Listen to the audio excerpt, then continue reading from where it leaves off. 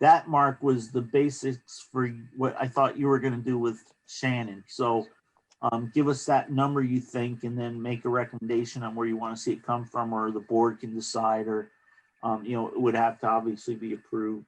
But I think that gives us at least a framework and kind of a placeholder. Well, I mean, we're going to have to put out another RFP.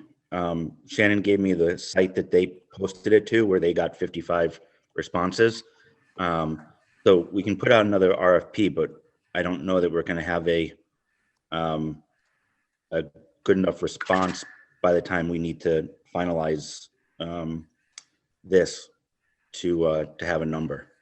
Well, you're going to have to come up with a number, because I'm not going to vote to put out an RFP, but maybe the rest of you will, until we actually know we're going to spend the money, because this will be the third time we've done it and haven't done anything. And, I don't know if people are going to continue to give us proposals unless we actually, if we at least have the money in there, then we're serious. But again, that's a decision. And also, again, this is just a placeholder. It doesn't have to go, it may not go in the warning. It has to be approved by a majority of the board, or, and then the number has to be approved too. So that's why I thought you guys are kind of working on, giving us an idea of what number should be in there. And then we could decide if we want to include that, and then how we want to pay for it. Yeah, I'll give you a final answer. I think we meet on March 1st or 2nd. Yeah. I still think that 30,000 is the number, but I'll give you something final next meeting. And we're going to meet March 8th, Mark, so that works really good. Okay, so it's not March 1st or 2nd? No, I thought we decided it last time to push the meeting off, because we weren't going to meet with Lori till the first week of March. Didn't we decide to meet on March 8th instead of March 1st? I don't know, the agenda says March 1st, so that's... Well, I know the agenda's not always right. That is true. I don't think we did decide on it, but that makes sense, Rich. I thought we discussed it, but I don't remember. Again, a couple things going on. There's that white stuff all around the sky that just drives me up a wall. Just a few things. Yeah. So anyways, is there any other thoughts on Article 11? So Mark, the big thing is a kind of a number that makes sense in there. Okay. We want a number we can work with, but also, not a number too high that's going to turn the voters off, or too low that, again, we don't have any, we can't do anything. Article 12 is any other business that may legally be addressed or open for discussion. And then Article 13 is the Australian ballot to choose the following positions. And in Dover, we have a 3-year term, and in Wardsboro, you have 2 3-year terms, but just one has got 2 years remaining. Kate, you get to run for office. Is this the first time? Yes, I believe so. Cool. Don't forget, you got to promise them a chicken in every pot, and you got to hand out bumper stickers and go kiss a lot of babies or puppies or something. I don't know anymore. I don't think kissing's permitted during COVID times. I think I'm okay. Oh, well, you can blow them kisses or something through your mask. So, anyways, is there any other things on the agenda? Is that a good first run through? Does anybody have a real issue with anything? Thank you, Mark. Okay, so why don't we'll Great job, Rich. Thanks. Well, you're welcome. It's not a great run through. Like Mark said, I had 2 number 10s, but I like number 10, Mark. I do too. So anyways, I think we'll start with that, and then next meeting we'll be able to fill some numbers in and also get a better feel. Maybe the legislature will make some more decisions, or maybe we'll know how much more COVID money's coming in.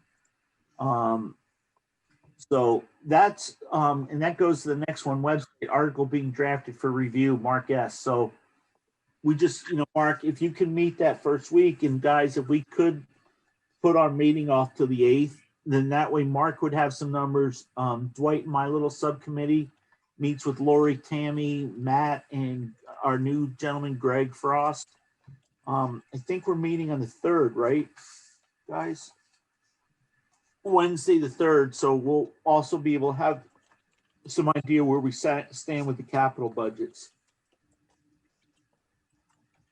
So is there any other new business anybody has? Okay, I'm sorry, what is the subcommittee that you're going to meet with? it was the capital budgeting subcommittee, right, Dwight? What did we call it? Perfect. I thought it Capital was Building operational expense. Subcommittee. What's it called, Mark? Capital Building Subcommittee. Oh, Yeah, okay. okay. That was But we're wrong also there. gonna do the transportation one too. Okay, are we all good with that? Any other new business for anybody?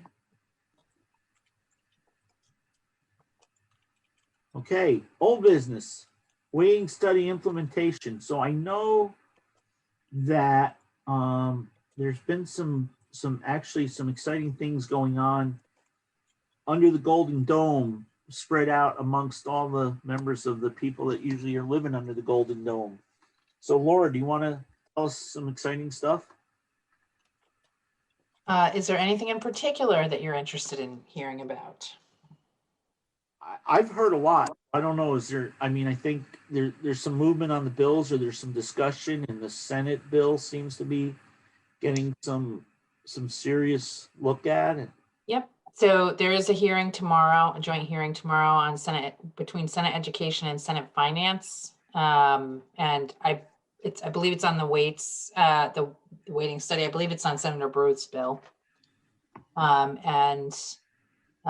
believe Vicky Capitani is testifying, as is someone from the Winooski School District and Dr. French. I don't know if there are additional folks testifying. There have been, so that is happening tomorrow.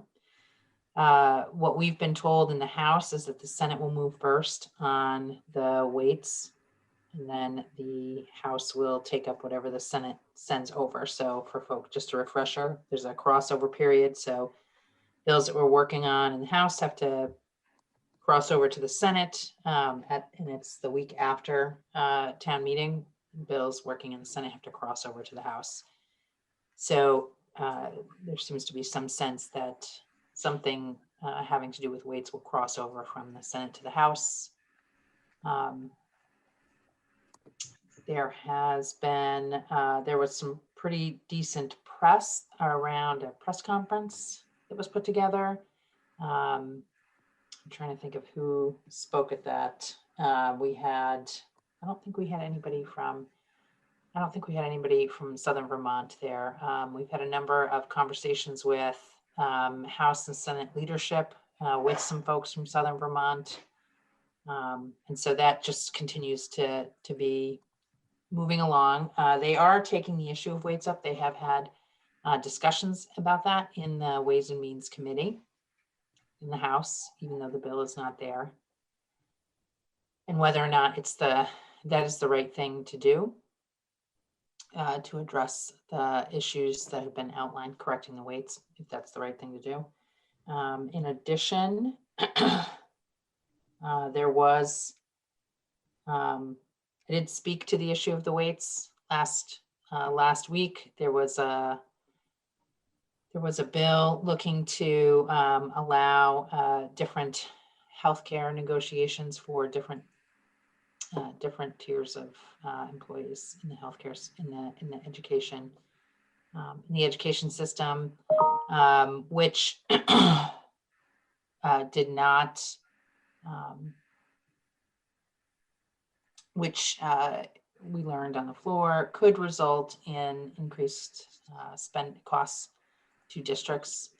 And so, I pushed on that as to whether or not there had been any consideration given as to how that might affect districts that were underweighted.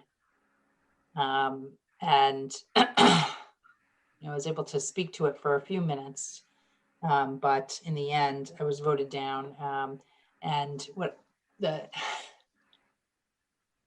because it was a labor bill and not an education bill, even though we did talk about the fact that the funds were coming out of the same bucket. So it would be my intention to continue to highlight anytime we are increasing spending without addressing the weights, and to ask if that has been considered.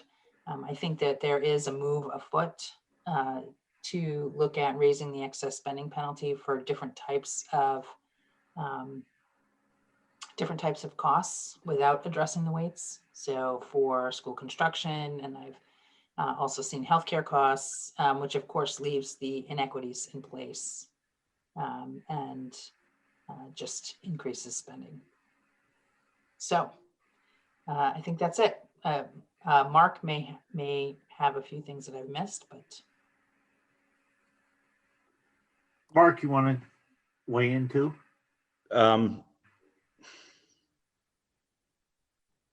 Probably shouldn't, but I will. There, the Speaker of the House has seems to have committed to doing something. The pro tem of the Senate has not, at least this session. She's saying that as of yesterday, I think, she's saying that she's expecting this to be a 2-year process. So I'm going to put a call out there for people to contact Becca Balint and let her know that this can't wait another year, that we need to act on it. A week ago, she wasn't going to do anything this session at all. I sent her a couple really long emails, which helped move her, along with a bunch of others, that emails from people on the coalition, to help move her to doing something, which is when tomorrow's joint meeting was got scheduled. Now we need to push her to do something this year.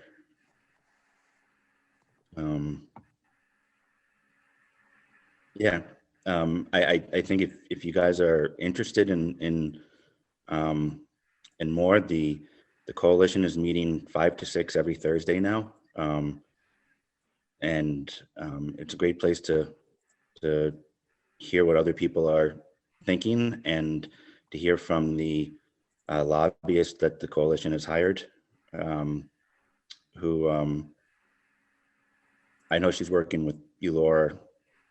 I think she's also working with McCrasson on stuff. So I can send you guys a link.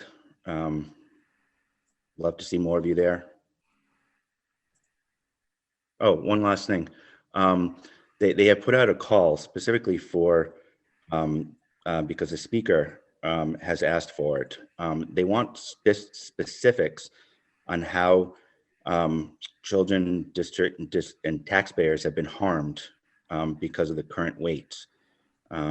So if you guys have any of those, let me know. I can put them all together and send them on to Maggie.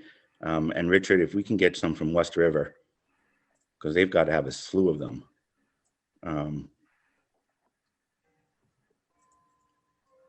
That's it. Richard, Yes. can I just add 1 more minute? Oh, come on. A politician just asking for a minute. You can have 5 if you want. I'm not going to take 5. So I do think that there is hesitancy to really push this issue this year, although I think there is more understanding now than ever that this issue has to make progress. I do want to note 2 things that I think are really critical. One is that the Joint Fiscal Office, the education analysts, we had one that was out on leave, and the one that was still there has taken another position. The one that was out on leave is about to come back. And that is an incredibly serious shortfall for us in terms of the legislature being able to cope with a change like this. That is who would be modeling for all of the legislators, what the changes would look like, and helping to walk through, costs and impacts. I did get some of that work done before folks left, but the detail there's still a lot of detail to be moved forward. So With that, and also with Secretary French, is he has been testifying lately that this will be exceptionally difficult for the AOE to implement this year. I don't think that the implementation, as I've said to you before, is really that difficult, but our education system, as certainly our administrators, I think, and superintendent would tell us, is under enormous pressure, and that includes the AOE. So I would not contradict in any way that it's important to reach out to all of our legislators, as Mark has encouraged. I know that Senator Ballant does understand the issue, which is important. I know she understands the issue. That is really important for us. So helping her to understand, what, where the issues are, et cetera, I think is helpful. We do have a hearing tomorrow, which is a very big deal. And as Mark stated, actually hearing from some folks, I think, helped to ensure that that was the case. So I want to make sure that we understand, we just understand the difficulty that we are all having, that our staff and administrators are having, that is felt at the statewide level around education. I don't find that to be a reason to delay, but I do find it a reason to be, not super, to try and be understanding in this, and gentle in our words as we're pushing. So.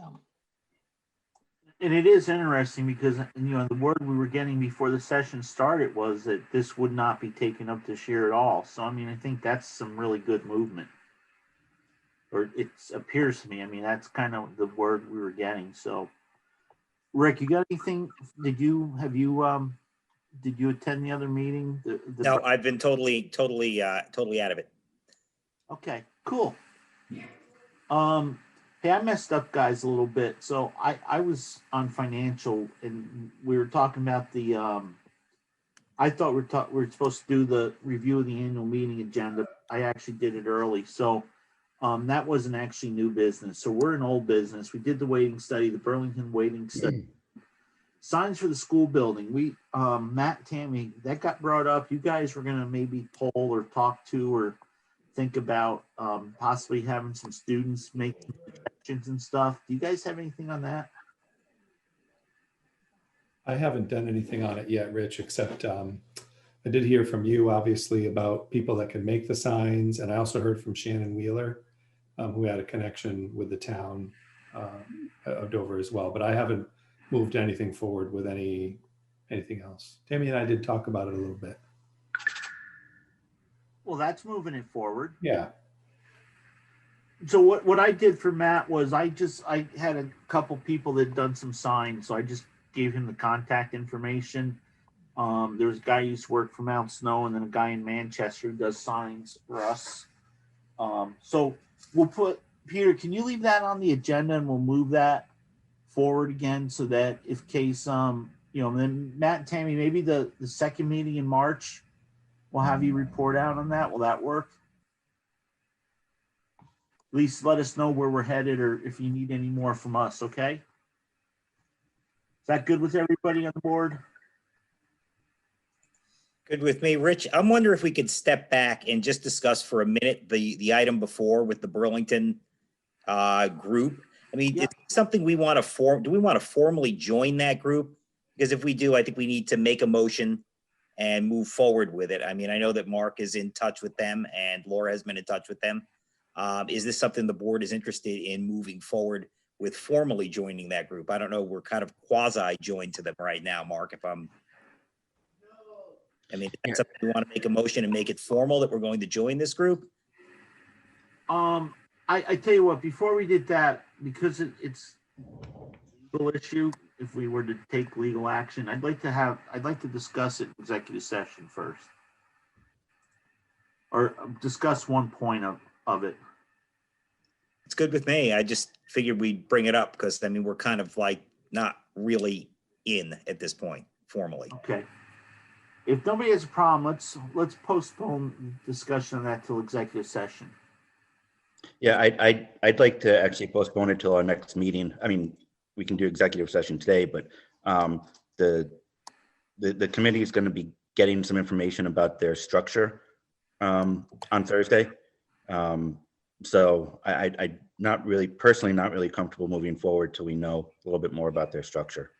Well, and then the other thing I have to bring up is something that I think we may have to get some information on too. So maybe that'll give us time to get that information. So Rick, that was a good point. Thank you. Good, thank I'm sorry, that was about the coalition, is that right? Right. That was back to the Burlington Waiting Study Implementation Group. Thank you. Okay. So you guys all good then with the old business? Did I miss anything we were supposed to do? I don't see anybody. We're not going to discuss the annual meeting in person or not until March meeting. I'd like to put that off because we don't have to make a decision and we still don't have all the information anyways yet. So unless somebody really doesn't agree, I think we're better off to wait. That way we can, make the decision when we have some more information, see what's going on. I mean, numbers seem to be doing a lot better with COVID. Again, Vermont's down. I didn't see today's report yet, but we're down under, I think at one time we're at like 1.5% positivity rate where we were at 4 or 5. And so, I think 15 or 16% of the population's vaccinated already. So I think we're doing better than they thought we were going to do. But again, who knows, because you got those new strains. So I think if we can give it a little bit longer, we can make a better decision. Plus, we told people we wouldn't make the decision. And I think that's why, like, Andy didn't come tonight and Dr. B and some other people. So if it's okay with everybody, I'd like to put that decision off. Everybody good with that? Yeah, I am getting questions as to when we're holding our town meeting. Well, the town meeting is that's a select board. That's been. I understand. That's why. Well, you probably couldn't see. I used air quotes when it was off camera. So people are wondering when we're going to do it, which is why the only reason I asked. Okay. Yeah. Do we need to decide when it's going to be before we decide where it's going to be? Is that how we're going to do it? Well, I think the logical procession should be if it's going to be a live meeting or a ballot meeting, because if it's going to be a ballot, you don't have to decide where. You just have to decide when. If it's going to be a live meeting, you have to decide when and where. So that's like when Andy started asking last week about, are you going to mail out ballots or not? I'm like, I think that's putting the cart before the horse. Let's decide if we're going to do it by ballot first. And if we're going to do it by ballot, then we can decide whether we mail them out. So I'd still like to postpone that decision because I would really didn't put together for that right now. And I think, we're going to have to get an agenda together. And then if we do decide, I think our drop dead date we talked about was Andy needed to meet with the select boards on March 17th. So if we can wait till the 8th and make a decision then, and if we decide to do a ballot, that gives Andy time to get ballots together and we could vote sometime. We could have a ballot vote sometime in the middle of April, or we can have a live meeting sometime after that middle of April date also.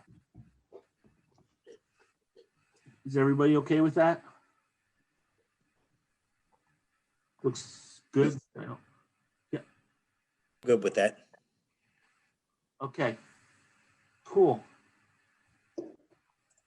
So under new business, we did get a 2-page written principles report. Matt or Tammy, is there anything that you want to add to that you didn't put in the principles report, or any late breaking news? No. How was the first day of vacation? Come to a meeting anyways, Snowy. right? Snowy. Does anybody from the board have any questions on anything? I don't want to have them reread the principals report, but anything you saw in there that you had a question or concern or thought about? Go ahead, Mark. In regards to the winter benchmarks, the changes in numbers, are those from fall benchmarks or from last? They're from fall bench. Okay. I don't think you ever gave us the numbers from fall. Did you? Can you at some point? So we have the fall numbers there as well, where it says moved from, that was the fall number. The first number Oh. is the fall. Okay. Second number is the winter. Yep. I'm gonna shut up now. But we didn't say what it moved from, so excellent point. Sorry about that. You all set, Mark? I am, yes. Anybody? Oh, go ahead, Kate. I have a comment that this week, doing school vacation week on the non-president's holiday week is kind of a really neat thing. And I think this is the first year we've done it in a long time, but I'm looking forward. I'm taking some time off at the end of the week to being able to enjoying our area without a huge population. So especially in a year like this. Good point. Yeah, that's great feedback, Kate. I'll pass it along. Thank you. I gotta tell you, Kate, I've been to some board meetings. I think Laura can remember where there was huge arguments about when we took winter break. And I don't know, Rick, if you had them in Wardsboro before, but you know, we try to do it the same week as everybody else, and the parents are upset because they had to work, and you know, and then we try to do it the week after, and other parents are upset because they had friends and family they wanted to have their kids to spend time with. And it's that, and like transportation, you can never make. It's like 50% of the people you make upset and 50% of the people you make happy. So it is such a tough thing, but that's a really good comment. So thank you. We did the first review of the annual meeting. Does anybody else have any new business?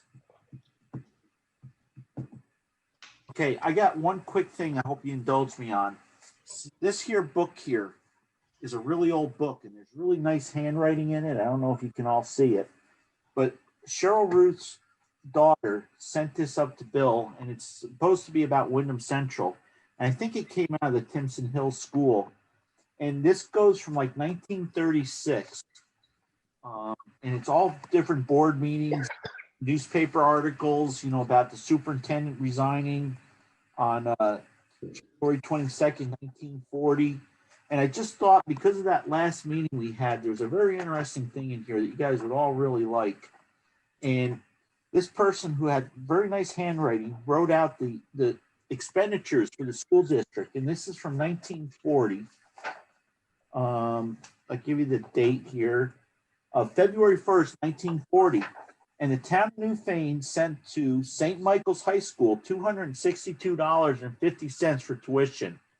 So we talk about separation of church and state and how, you know, things have gotten so much worse and that line's been so blurred, but it looks like you could send public money to private parochial schools back in the 40s, because they also made they made a payment to Mount St. Joseph's Academy and Mount St. Mary's Academy. One was for $75 and one was for $37.50. So the other thing I wonder is, what was tuition back then? I wonder if it was $37.50 per pupil.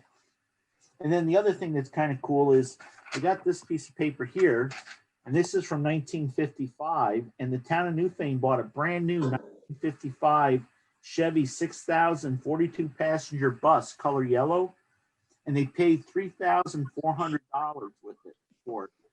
So I think the price of buses have gone up a little, Matt, but if you can find a bus for that kind of money, we'll promise to give you the best raise ever. You can probably get the driver's seat for that. We'll buy two. 2 seats, the drivers, and one in the back. No, two I buses. just thought that was kind of cool. So anyways, moving on, if there's no other new business, thank you for indulging me for a few minutes.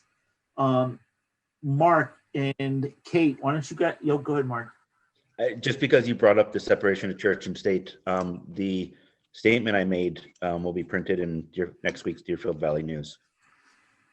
Okay, I promise I won't buy a copy of it. I've never have for years, so I go online and read it. So we'll see your name in lights, buddy. Can you and Kate move us now on we got that some policies? Yep. Kate, you want to go? You want me to take it? So the first I'll take the first one and you can take the second one. Okay. So First policy is the C5 policy for firearms. The VSBA says that it is a required policy. So it was updated by VSBA on November 18th of 2020. So there's been some updated references, some cross references have been removed, and then no other changes are recommended. So we're just recommending that we put it as a date reviewed as February 22nd, 2021. Want to make that motion, Kate? I make the motion that we mark this policy as date reviewed. Second. Okay, so I have a motion by Kate and a second. Kate, you got to speak to it already. You have any other comments? No others. Mark is a seconder. Any comment? No, there really was no changes. Okay, any questions from the board or public? Well, there's no public. Any questions from the board or Tammy or Matt? Or Rich down there at BCTV? I'm all set, thanks. Oh, you're welcome. Got you to talk again. We should keep a scoreboard, Rich. Okay, if there's no comments, all those in favor signify so by saying aye. Aye. Aye. Aye. It appears as though the ayes have it. The ayes have it. So Matt and Tammy, you guys make sure you mark that for us. So C6, participation of home study students, Mark, you gonna do that when I take it? Yep, this was another one with really no change. It was updated by the VSBA last October. They updated a couple of references from the Vermont State Board of Education and removed some cross references. But other than those kind of administrative changes, there's no content changes. And we reviewed it with Matt, who felt that they were good to maintain it. And that's the recommendation that the committee is making. So I move that we mark C6 participation of home study students, date reviewed, today's date. Okay, so there's a motion. Is there a second to that? Kate will second that. Okay, so Kate seconds it. Mark, you spoke. Anything else? Nope. Kate, you have anything as a follow-up? Nope. Anybody from the board? Any questions, public? Nope. Nope. Hearing none. You ready to vote? All those in favor say aye. Aye. Aye. Aye. Aye. It appears as though the ayes have it. The ayes have it. It's a unanimous vote. So C6, Matt and Tammy, again, if you can just mark that for us reviewed. I'm sorry, I had one other thing quickly from to discuss under principal's report. So last meeting, we talked about the newsletters that go home, and Tammy, I guess you guys actually do like a newsletter every so often, and they're available online. And then Matt, you just send stuff out when you need to, more or less.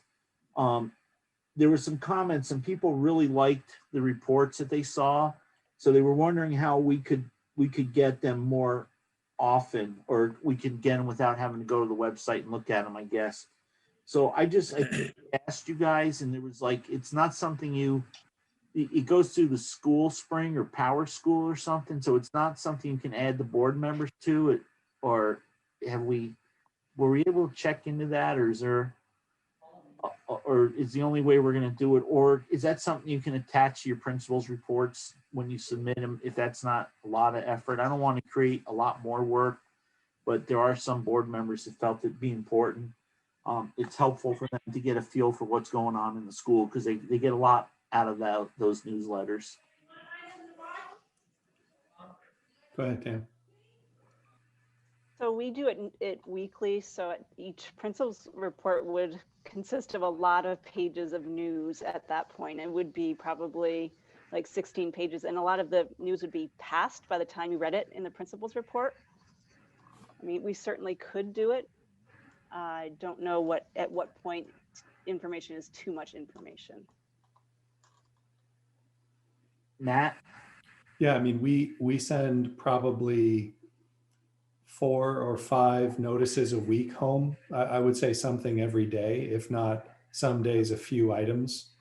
I did find we can add a custom list in Swift so that we could choose to add a list of emails that is not in PowerSchool. There is a way to do that. It's not very hard. So we could do it that way. And in this case, on the principal's report, I don't know if you noticed, but I put 2 links in there. One is to the IB portion of the Dover School website that we've been poking away on and trying to update. But the IB newsletters, which are monthly, are available on that website through the principal's report as well. So I guess it's just a matter, like Tammy said, do you want us to make custom lists and add you to everything we send home so you see it all? Or what's your level of saturation? Okay, so what do you guys think on the board? Kate, I'll pick on you because you get it all anyways from Wardsboro. How much will I actually read? Is that the real question on the table? How much will I read? I promise I read the Wardsboro ones every week. I read them on Friday afternoon, like after Tammy and Jen send them out. So I don't know. Matt, it sounds like you guys are sending out more communication on a smaller bites on a more regular basis. More frequently, yes. Smaller things more often rather than one large thing. Yeah, I would read through that stuff, but I find it really interesting. So that's my take. I would read through it, but I think keeping it simple and like just adding us to the Swift if that's possible. Obviously, I already get the Wardsboro one, or just maybe reminding us of the links in the reports every month or something like that, or doing something of that nature where we could you just throw in the reports to, hey, for more recent news from the classrooms, or maybe if like in the report, if you just take and highlight some of the things that are going on in the schools based on all the data that you've compiled in the last month, that might be interesting too. Hey, Laura, go ahead. And then Mark, I'll get you after Laura. Laura cut in front of you in line, actually, Mark. She was down here, now she's there, and she moved you over one. Actually, what I was going to say was that Laura had her hand up. Oh. Go ahead, Laura. Yeah, I love to be copied on that stuff. I'm going to say that I may not read every bit of it. I think it's good for you all for us to have that. I think, we have to be careful about the temptation as board members to, when we're getting those types of communications to, provide instant feedback or dig in there, and just remember that our role, that we're receiving communication, it's helping us, and to go through the chair if we have an issue or need clarification, talking to the administrators. But that's the only thing that I worry about in doing this. But otherwise, I'm all for copying as many people as possible so that we have people all acting on the same space. Thank you, Laura. Go ahead, Mark. So just speaking for myself, I don't and haven't had kids in the school. So my connection to the school is the school board. So to get this additional information is really helpful for me. If we can be added to that Swift list, that'd be great. Dwight. Let me figure this out here. Yeah, for me, I guess it comes down to who the newsletter is geared toward. And I appreciate what you guys are all saying. I definitely used to read it every week, enjoyed it, but I always felt like it was geared towards the parents because you knew when the next, what was going on that week in the classroom, and you knew when the next basketball game was going to be, or whatever was happening, or the next event coming up. For me personally, I don't really see the need for me to have it anymore. I'm perfectly happy receiving the principal's reports every month. That kind of gives the board the information that they need. I certainly would agree with Laura about the need not to interject, getting this information and kind of giving feedback on these things where it really isn't our place. So maybe that temptation is too great for some people. I'm not sure. So I'm not sure if that answers or something in there, but that's how I feel. Rick.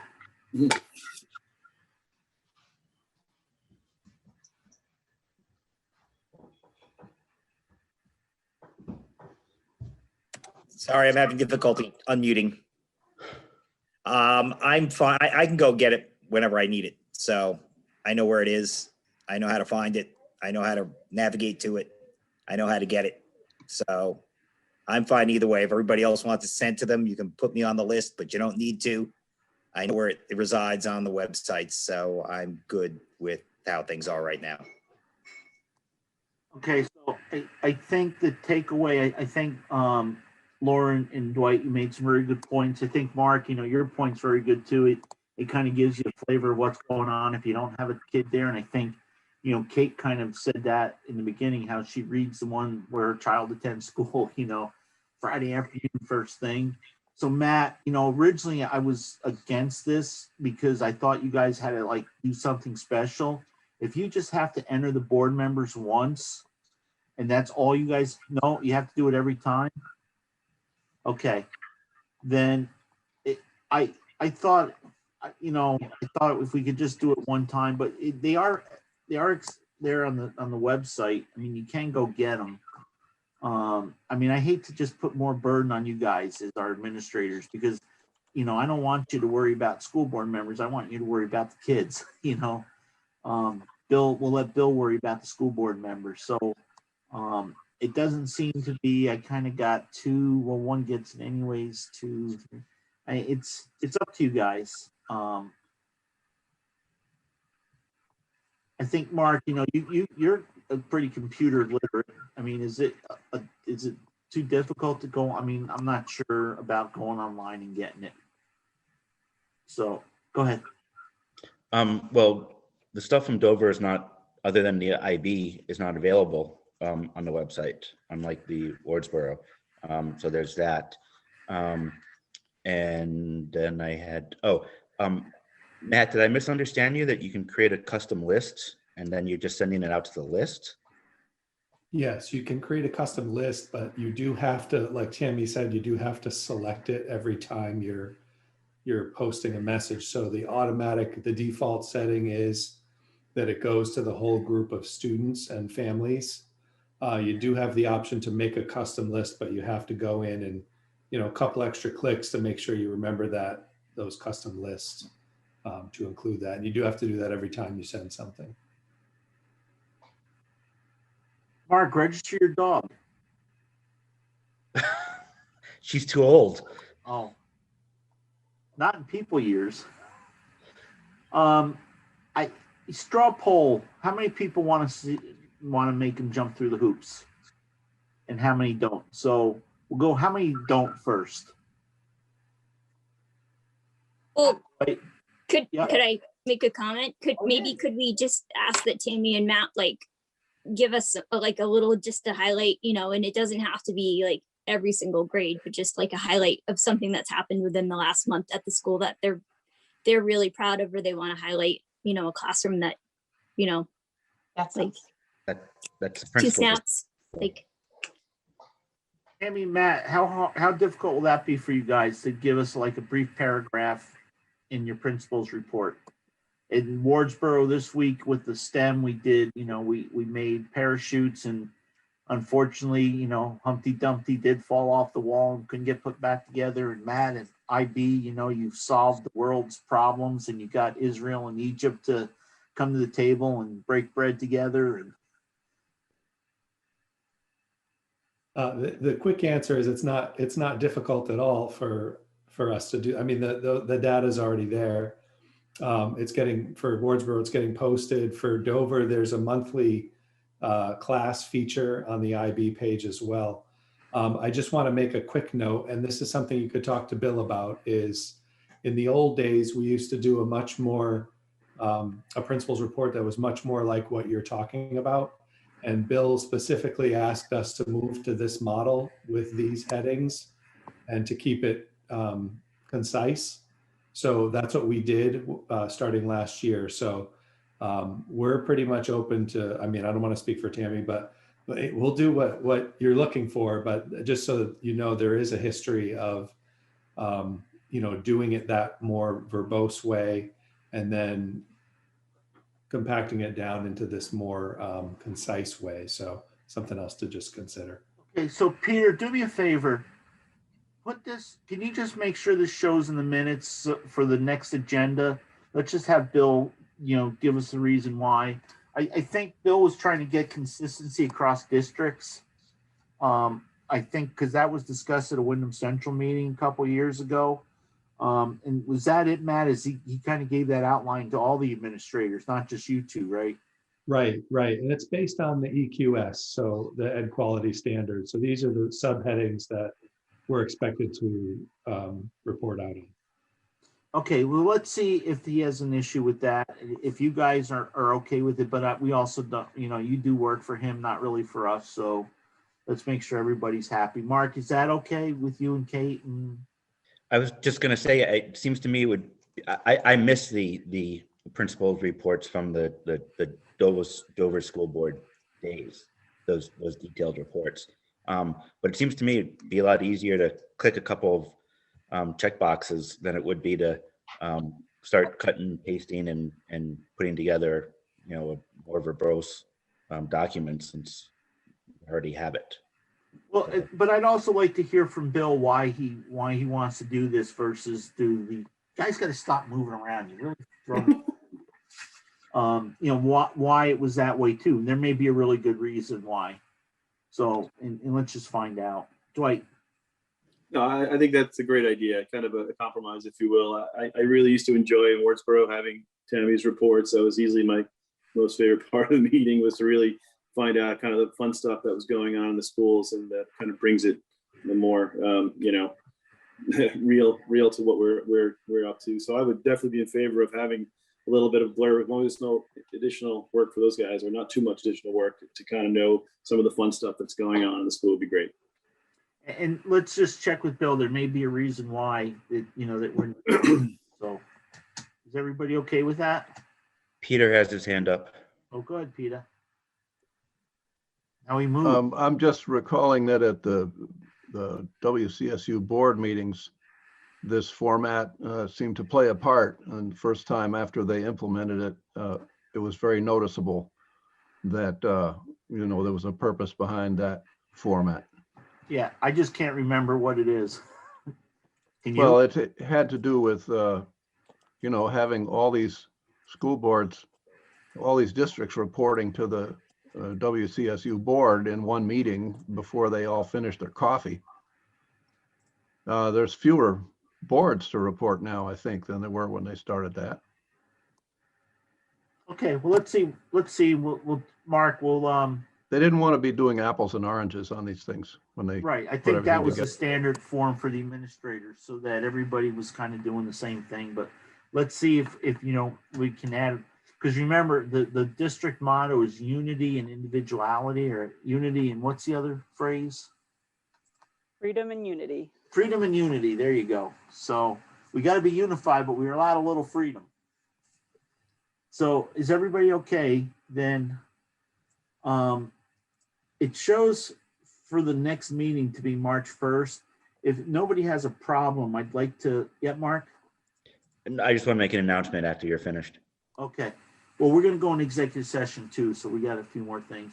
But just in case Rich and Peter didn't want to come back.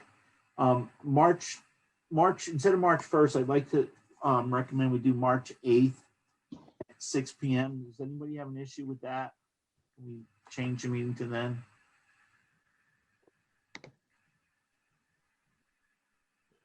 Kate, you good for that? Rick, 8th works. Rick? Good with me. Mark? I'm fine. Dwight? Yeah, that works. Laura? Good. Okay. So why don't we do that? There's some subcommittees. So there is going to be the building subcommittee is March 3rd from 9 to 11 a.m.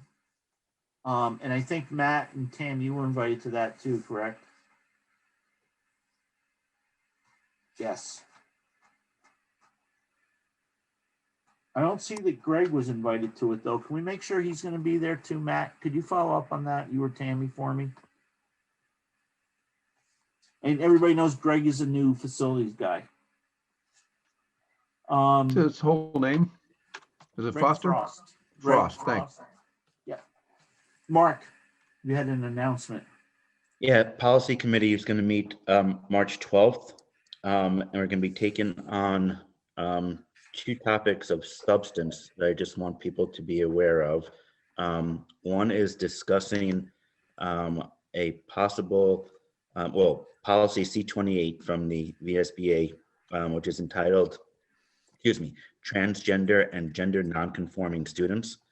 And the other is we're going to be discussing the residency affidavit with Jennifer and Lori, probably that day, although that may get postponed to a different day, but it's going to be a topic we're going to be taking up. Okay. Well, thank you guys. And that's good that you're getting those done because, the policy book is something that a lot of times, a lot of boards just, they do it once and it sits there and never gets looked at again. So I'm glad that we're able to keep up with that. Okay, I have two executive session items. One's a legal thing and one's a personnel issue. So if I could get a motion to move into executive session for legal and personnel. So moved. So a second. I'll second. Okay, motion by Mark, second by Kate. All those in favor say aye. Aye. Aye. Here's votes unanimous.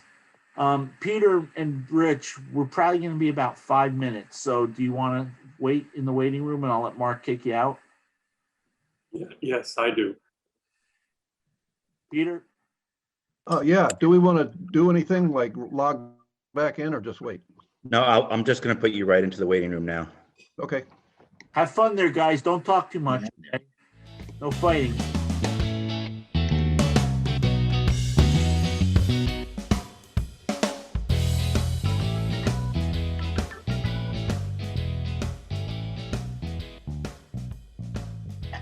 By unanimous consent, Peter, we're out of executive session at 7:43. And on the legal issue, we're going to do some more research and discuss it at the next meeting. And the personnel issue, we're going to ask the superintendent to keep us apprised of the personnel issue.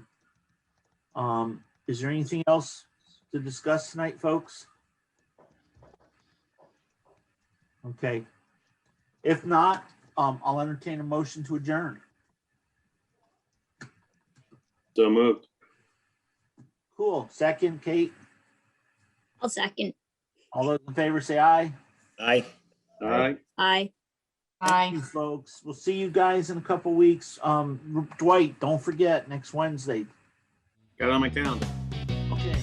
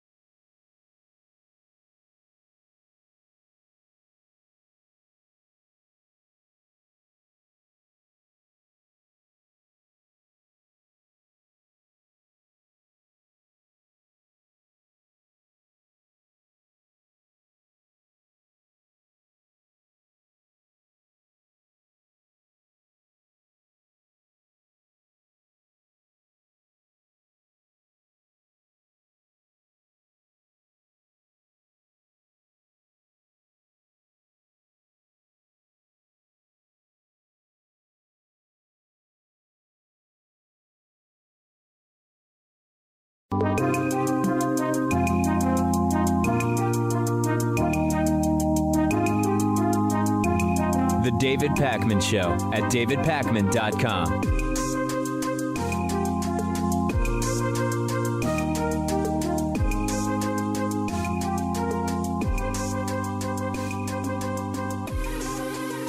Okay, it is time for a weekly coronavirus update. I think weekly is sort of the right timing to do these. We're now not really following day-to-day data, but more looking at things week over week and looking at trends and changes to cases and deaths and vaccinations. So let's jump right in. Things are still looking continually better. They're looking better than last week on average, but there's now sort of a word of caution about some of the last few days of data. And again, because we're looking week over week, I don't think we should read too much into it now, but I'll explain momentarily. From the standpoint of coronavirus cases are now down 72% from their average peak, which took place on January 11th. On January 11th, our 7-day average was 255,000 new cases per day. When we think back to June of 2020, when Dr. Fauci said, if we're not careful, we might get to 100,000 cases a day. And many deniers said that'll never happen. And we got to 100,000 and 150 and 200, and we were averaging 255,000 new cases a day the week of January 11th. We are now down from that peak by 72% decline in new daily cases to about 70,000 per day. But, and here's that word of caution, the decline has leveled off in the last few days. And there was even a slight average day-to-day uptick yesterday. Now, a lot of people have been asking and emailing me and tweeting to me, is this an actual reversal? Are cases now going to go up? I don't think so. I think it's possible that if indeed the vaccines are shown to be ineffective against the primary variants, that in a couple of months, cases could actually start going up in earnest. I don't think that that is going to be the case, but that's not what we're talking about now. What is going on right now is that because of the terrible weather in much of the country last week, testing and reporting of cases was slowed down.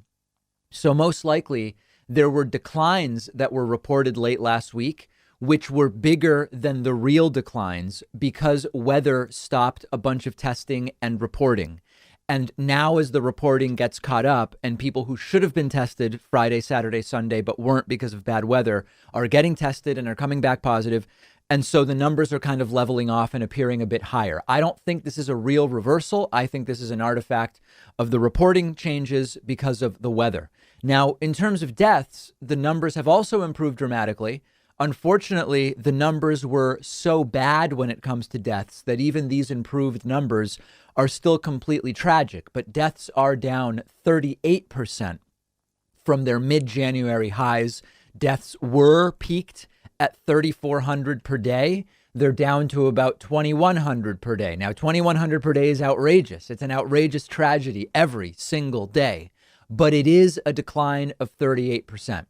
And similar to cases, a small uptick in the last couple of days, also believed to be because of lower reporting due to the bad weather late last week, which is now recovering, and the data will sort of be shuffled around. And I think we'll be back to kind of normal day-to-day tracking within another 48 to 72 hours. We'll know in the next 4 to 6 days whether there really is a reversal here, cases and deaths leveling or even going up a bit, or whether this is just a reporting artifact and cases and deaths will continue down.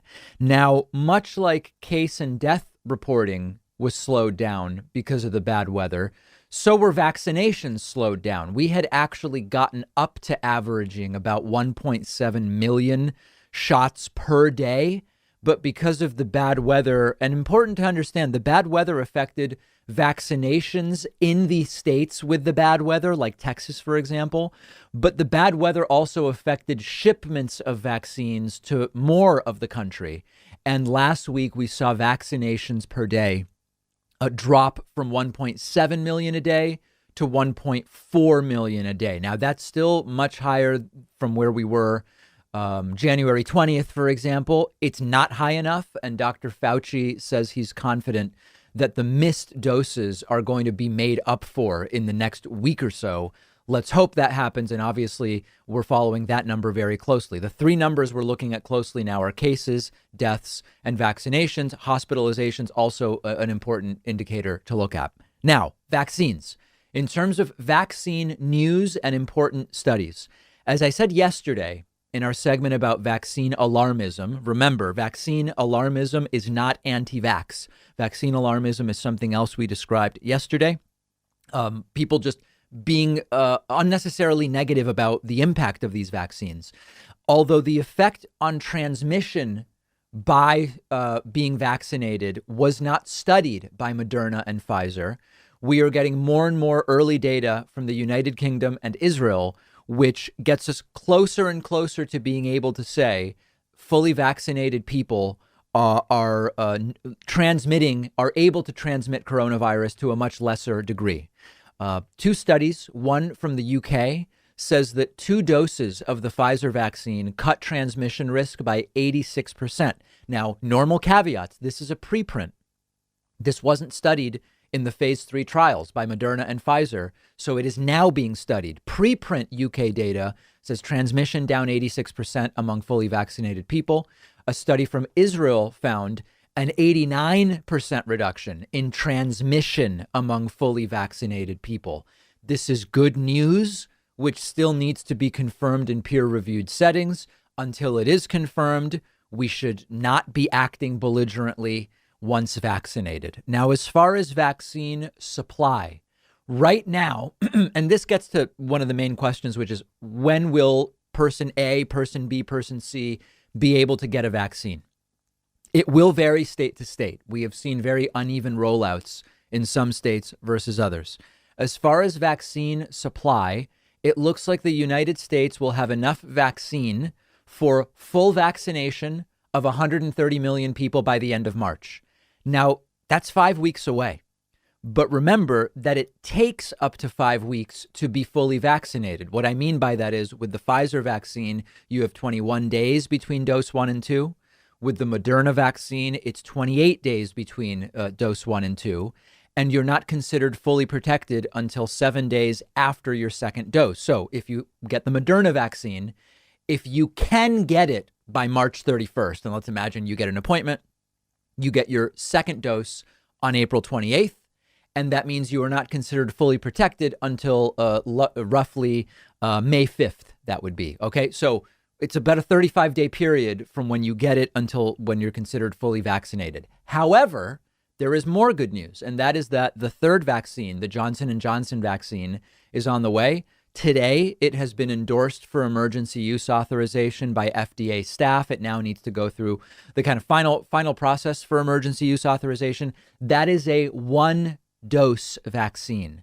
The good news is 1 dose makes logistics far simpler, and X number of doses is good for twice as many vaccinations, right? If you have 10 million doses, but everybody needs 2, you can vaccinate 5 million people. If you have 10 million doses and people only need 1, you can vaccinate 10 million people. The cautious possible downside on the J&J vaccine, supply is unclear. And I think we'll just leave it there because unclear is basically tells you everything we need to know. We just don't know yet how much supply of that will be available, how quickly. So I think where the facts lead us is to continued cautious optimism. As far as variants go, we'll be interviewing Dr. Eric Topol again soon about the effectiveness of these vaccines against the 3 most prevalent variants. That's a topic of concern right now. It's looking okay, and we'll have more information about that soon and in our interview with Dr. Eric Topol. All right, this is something very different that I'm going to do, and let me know if you think that this is interesting for the show and whether this is instructive.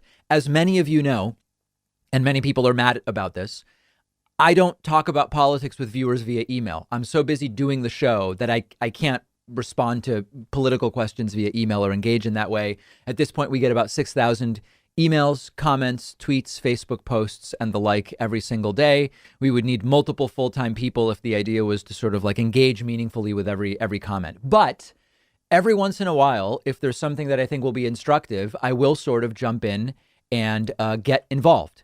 And indeed, I received an email yesterday morning from an anti-vaccine individual spouting conspiracy theories, and I decided to engage. I decided to actually let's see where they are getting their information. How did they come to hold the beliefs that they have?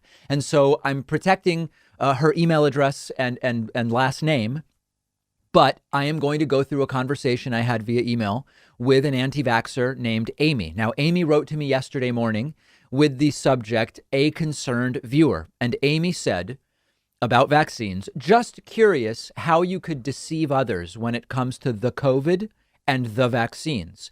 I'm well aware that you know it's all a scam and the so-called vaccines are causing deaths." Now, there's probably 5 things there to look at.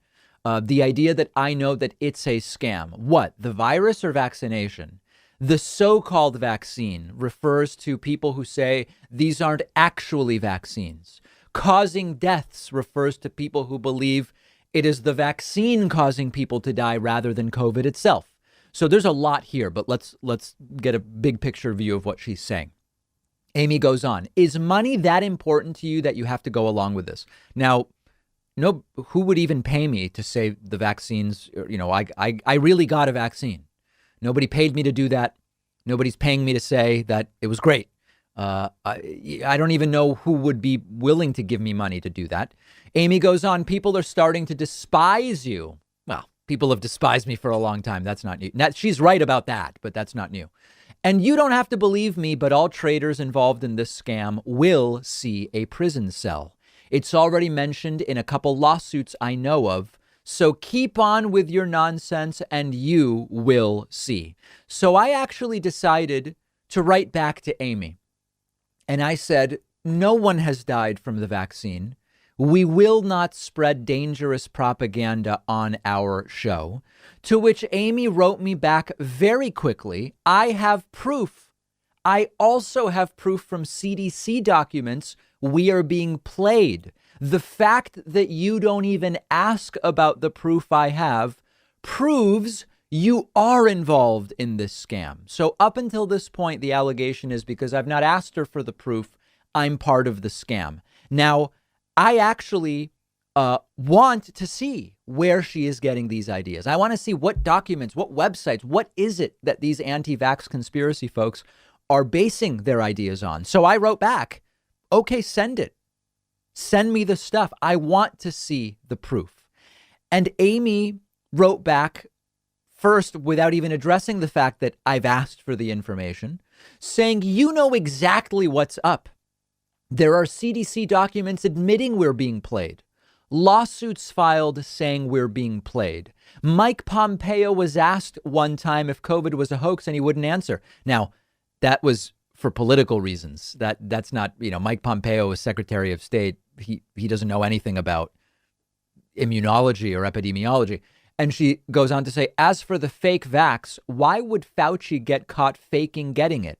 I have that proof too." This is a conspiracy that Dr. Fauci pretended to be vaccinated, but that he wasn't really injected. And then she finishes her email by saying, "There's all kinds of death reports and the list of proof goes on and on. You do know all this." Now, of course, I want the proof now. So I simply wrote back to Amy, "Please send me the documents so I can review them, lawsuits and documents."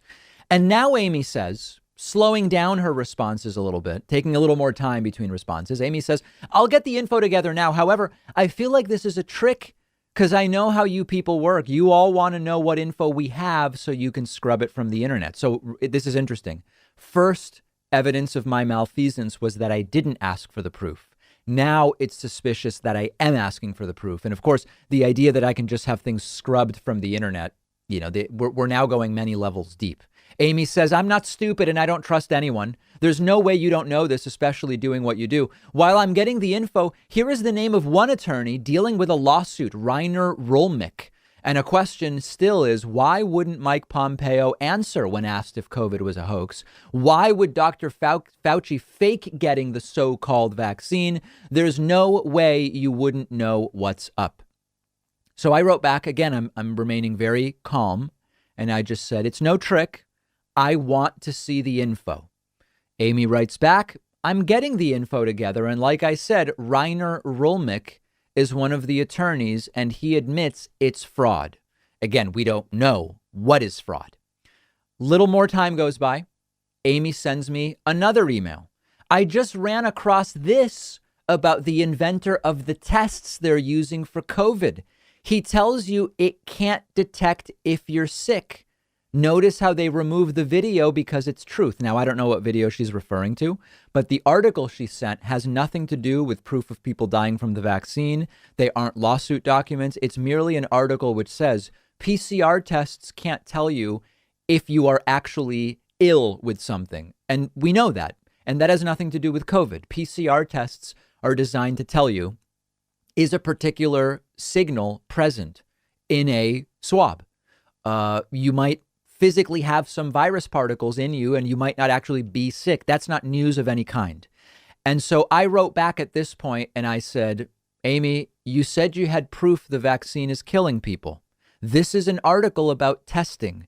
Can you send the articles you mentioned about vaccines as well as the lawsuits? And I never heard from Amy again. Now, there are certainly some anti-vax conspiracy theorists who would have things to send me. And if they did, I would evaluate the sources. In the past, they're very disreputable websites, natural news type sites and things like this. But this is a great example of the types of thinking we're dealing with, where me wanting the information or not wanting it, both are part of the conspiracy. Finding the videos she's referring to would be proof of the conspiracy. But if she can't find them, that's proof that someone removed them in order to cover up the conspiracy. And so I think the takeaway for me is, obviously, this took an hour out of my day. It's not plausible to do what this is a retail strategy to disabuse people of these notions. Now, because Amy ultimately couldn't find any of the things she said she was going to send me, did she change her views even? Probably not. What I did probably didn't even change her views. And this really goes to the difficulty in dealing with this type of conspiratorial thinking. We've done interviews with experts on conspiratorial thinking and conspiracism, and they pointed to the same thing. Let me know what else maybe we can learn from this, but certainly an illuminating moment in illuminating just how much of an uphill battle this is. And I'd love to hear from you. You can find me on Twitter at @dpacman. The David Pakman Show at davidpakman.com.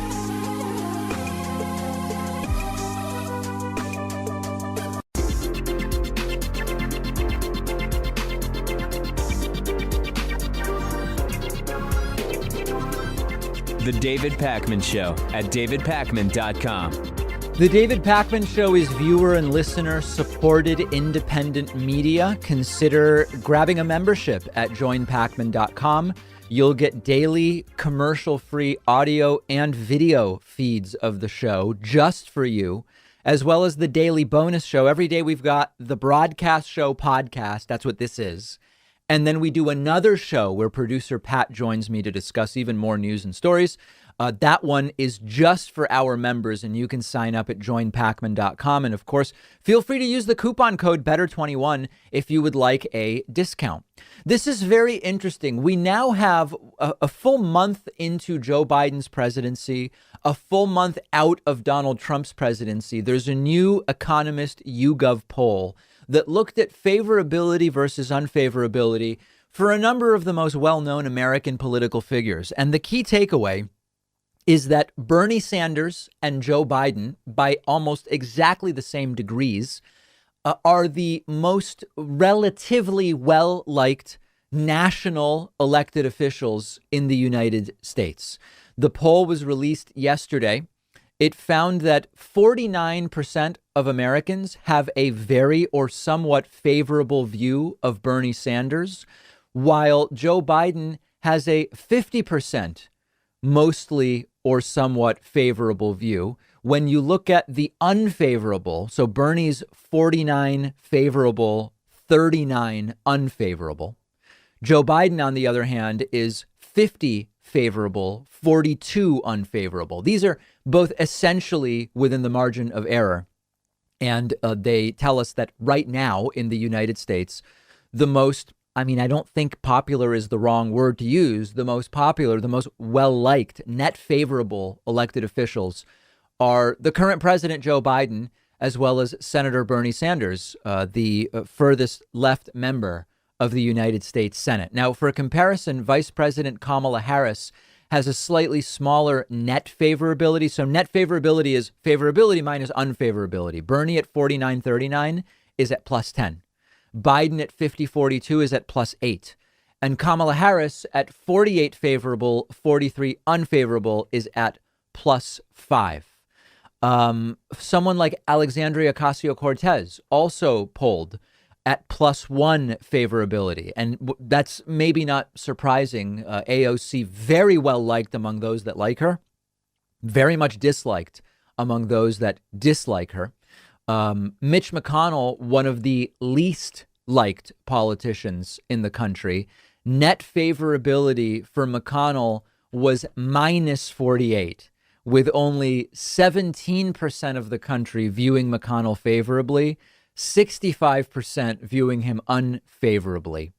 Joe Manchin, -11. Joe Manchin, the most conservative member of Senate Democrats, among the Democratic members of the Senate, the most conservative. And these are very interesting numbers for a few different reasons. When Donald Trump was president of the United States, he never reached 50% approval. Now, approval, remember, is different than favorability. Trump never reached 50% approval and left office with the lowest approval rating in the history of the polling era for any president.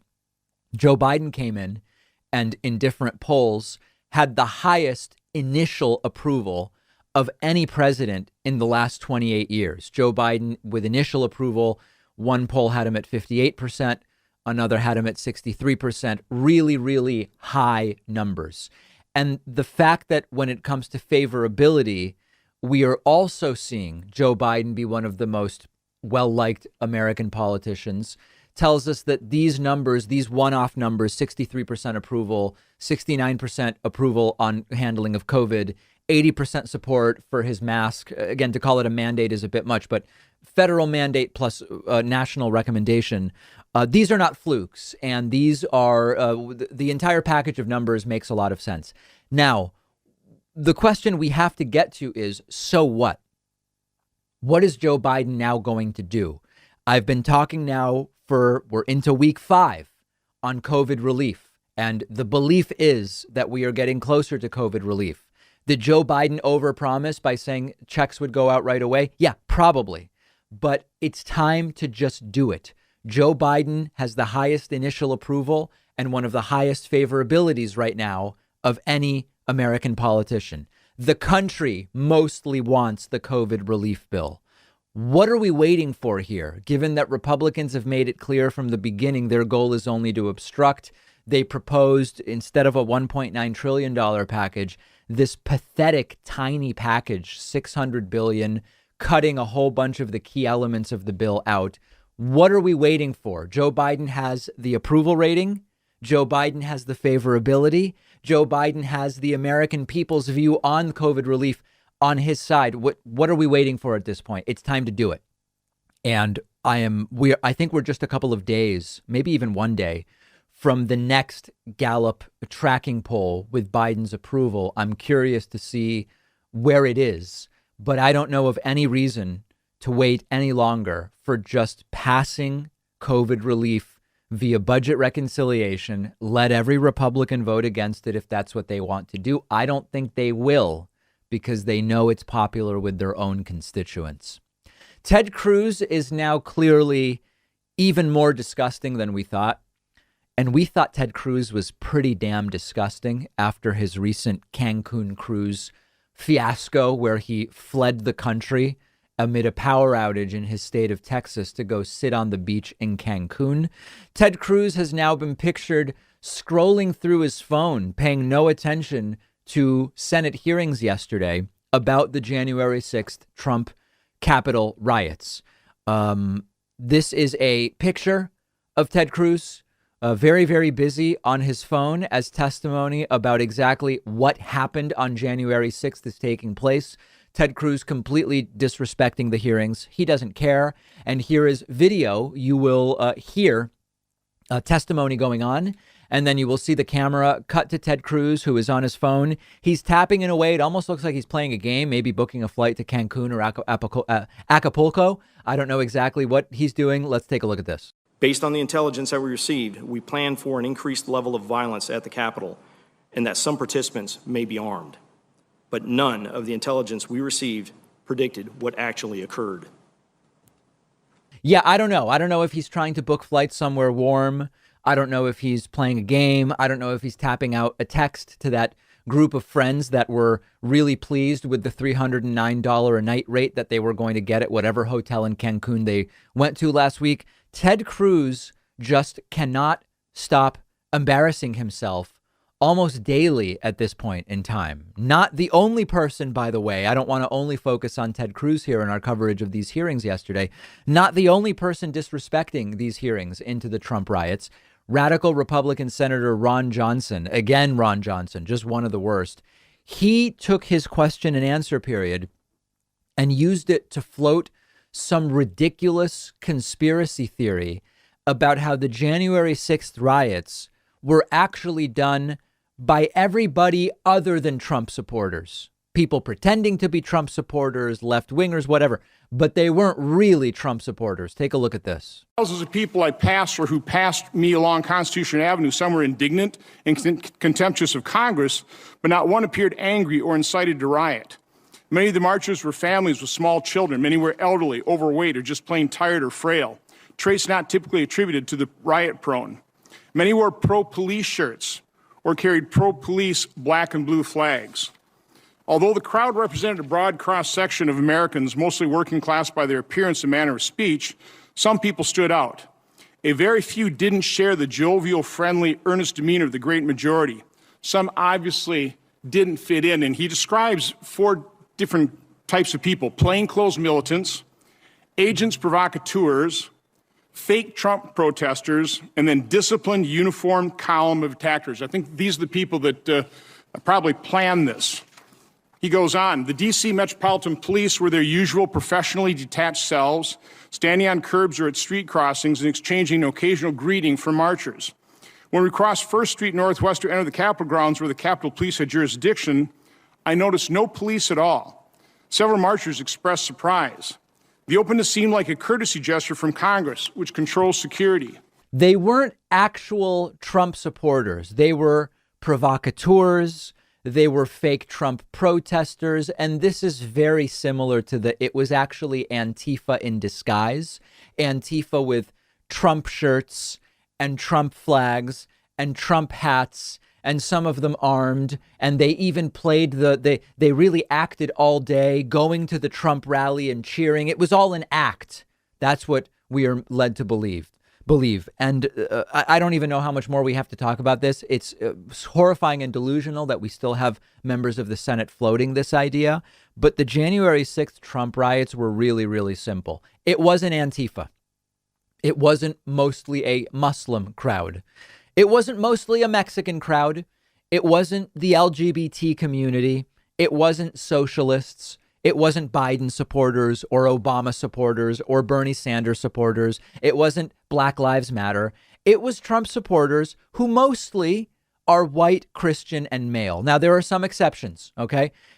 It wasn't most white people. Most white people weren't Trump rioters. It wasn't most men. Most men wanted nothing to do with the riots. It wasn't most Christians. But those who were there were disproportionately men, white and Christian, but most importantly, they were Trump supporters. That's it. No more conspiracy theories, hypotheses, or wild speculations are needed to determine who it was that was there on that day. But Ron Johnson doesn't care, and he's going to keep it going. And we'll have more coverage from yesterday's Senate hearings about the Trump riots on our Instagram page. You can follow us on Instagram at David Pakman Show. The David Pakman Show at davidpakman.com.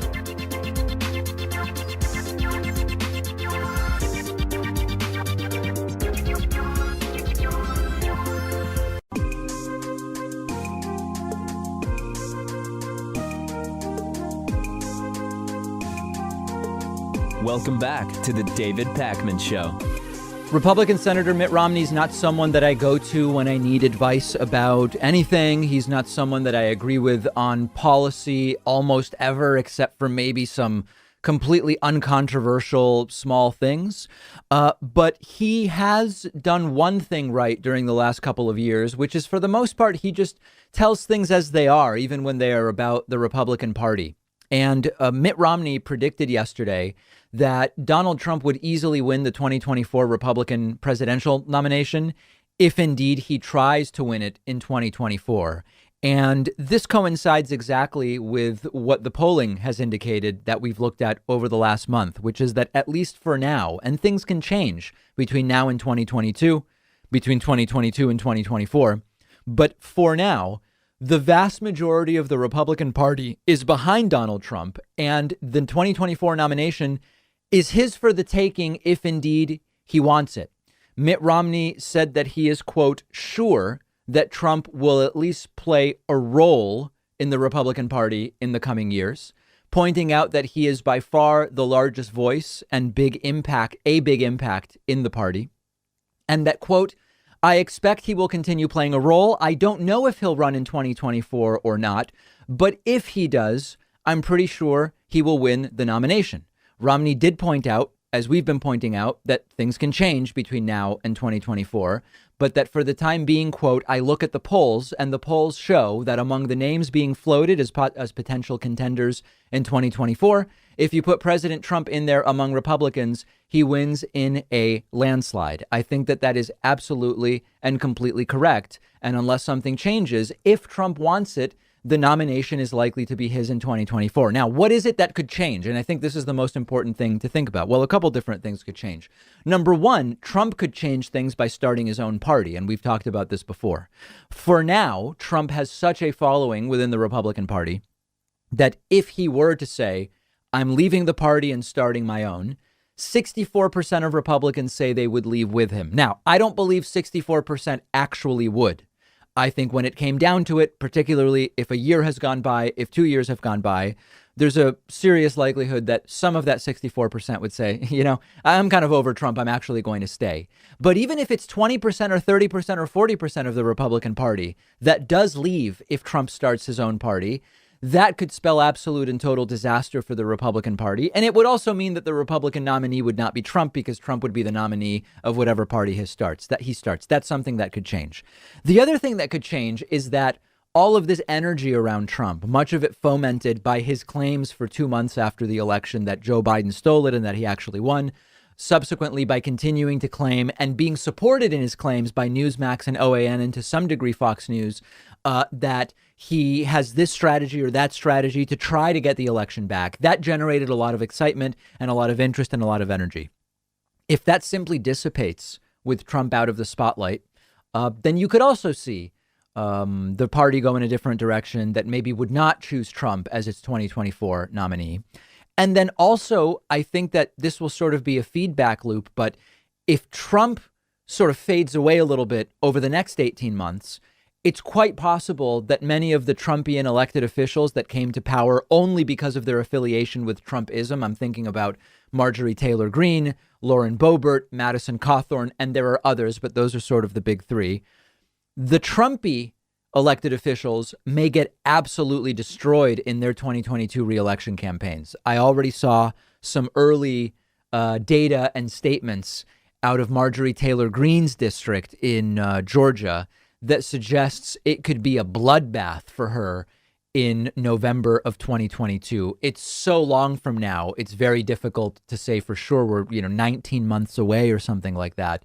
But if the Trumpy elected officials get crushed in 2022, that may kind of continue this decline of Trumpism within the Republican Party. But Mitt Romney is completely right. As of right now, Donald Trump would easily win the Republican nomination. And, we talk about areas in which Democrats and Republicans are too similar and areas in which Democrats and Republicans couldn't be more different.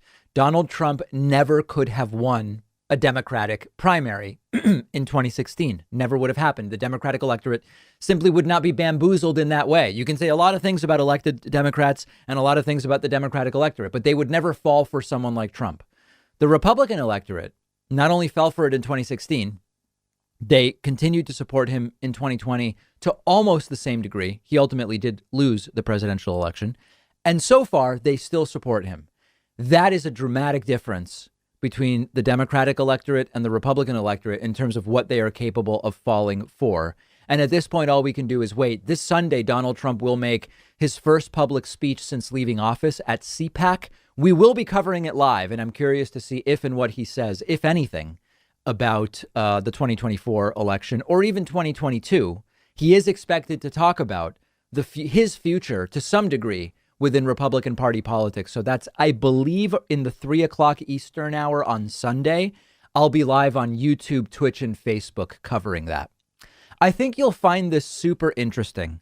The term gaslighting has become very tainted by a movement on the right to claim that the use of the term gaslighting is in and of itself some kind of ruse. Now, the truth is that gaslighting is a real thing. Sometimes the word is applied correctly and sometimes it isn't. But generally speaking, gaslighting is a form of psychological manipulation in which a person or a group covertly sows seeds of doubt in a targeted individual or group, making them question their own memory, perception, or judgment. So simply lying about something, telling a lie, it doesn't really rise to the level of being gaslighting in spirit or even by the letter of what it is. There has to be some kind of more calculated manipulative intent. And last night on his Fox News program, host Tucker Carlson casually claimed that he and his team weren't able to find any evidence that QAnon and Q even exist or that they have a following or that they're a thing. And part of the reason he says that he doesn't believe they exist is that he didn't find an official QAnon website, which, of course, if you know anything about QAnon, you would understand, well, they don't have a website. If somehow you're not aware of QAnon, I envy you. QAnon is a disproven right-wing conspiracy theory, which claims that there's a secret cabal of Satan-worshiping pedophiles running a global child sex trafficking ring, and that they plotted against Donald Trump. Sometimes Hillary is involved, sometimes not. And that Donald Trump was sent to be president to root out these horrible people. Supporters of QAnon include white nationalists and other far-right extremists. And of course, they were major supporters of Donald Trump. And they were big players in continuing to sow the false stories of so-called voter fraud and election fraud in the time after the 2020 presidential election. Now, the people who believe in this stuff and support Trump through it definitely exist. They're obviously wrong on the facts. But Tucker here says, we can't find any evidence that this is even a thing. And this is a perfect example of gaslighting. Let's take a look at the video. So it's worth finding out where the public is getting all this false information, this disinformation, as we'll call it. So we checked. We spent all day trying to locate the famous QAnon, which in the end we learned is not even a website. If it's out there, we could not find it. Then we checked Marjorie Taylor Greene's Twitter feed because we have heard she traffics in disinformation, CNN told us, but nothing there. So Tucker learned that QAnon doesn't have a website. Well, we knew that. He says he couldn't find QAnon nor any evidence of disinformation posted by Marjorie Taylor Greene ever.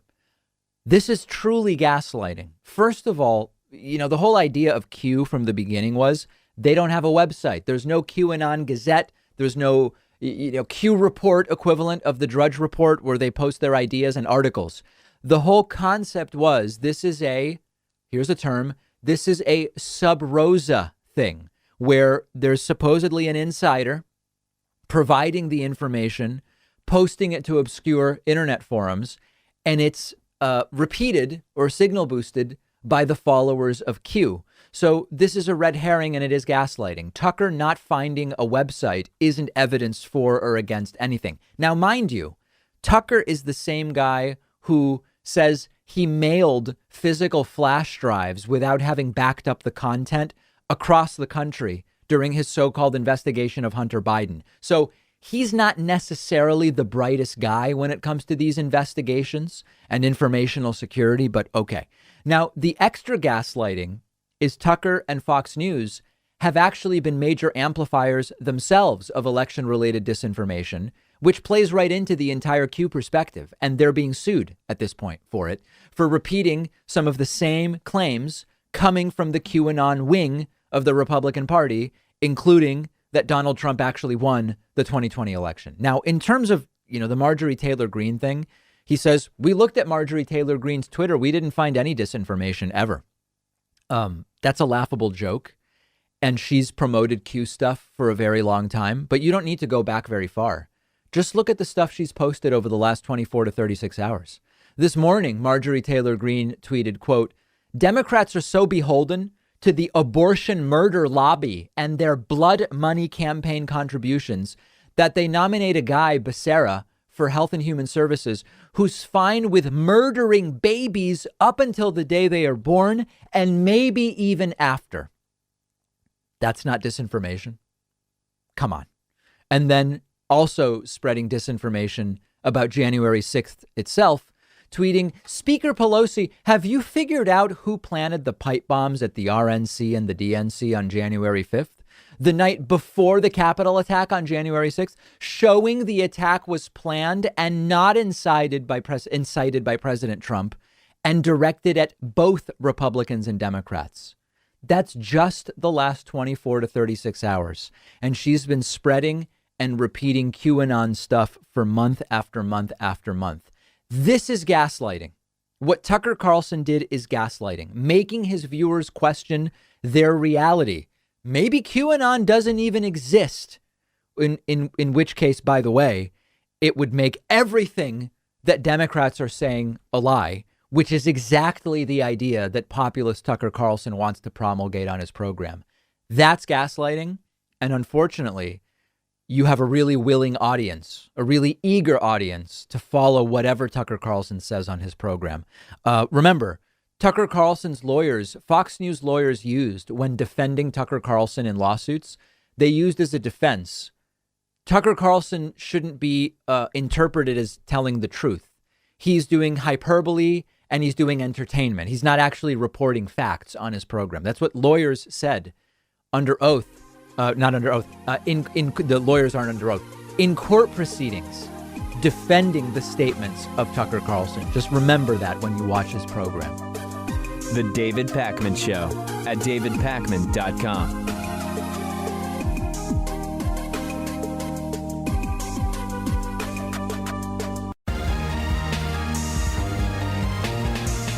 The David Pakman Show at davidpakman.com.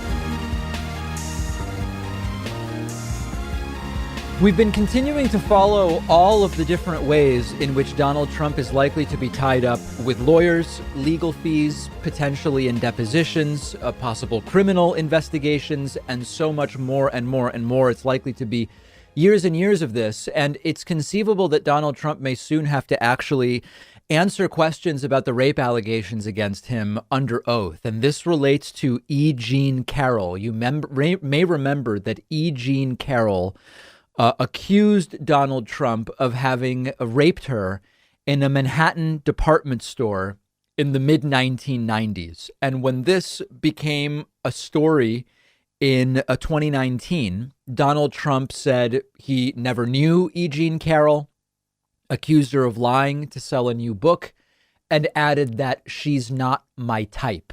Well, now her lawyers have filed a defamation suit against Donald Trump. And in fact, they filed that suit some time ago, but not much was happening, partially because Donald Trump was still president of the United States.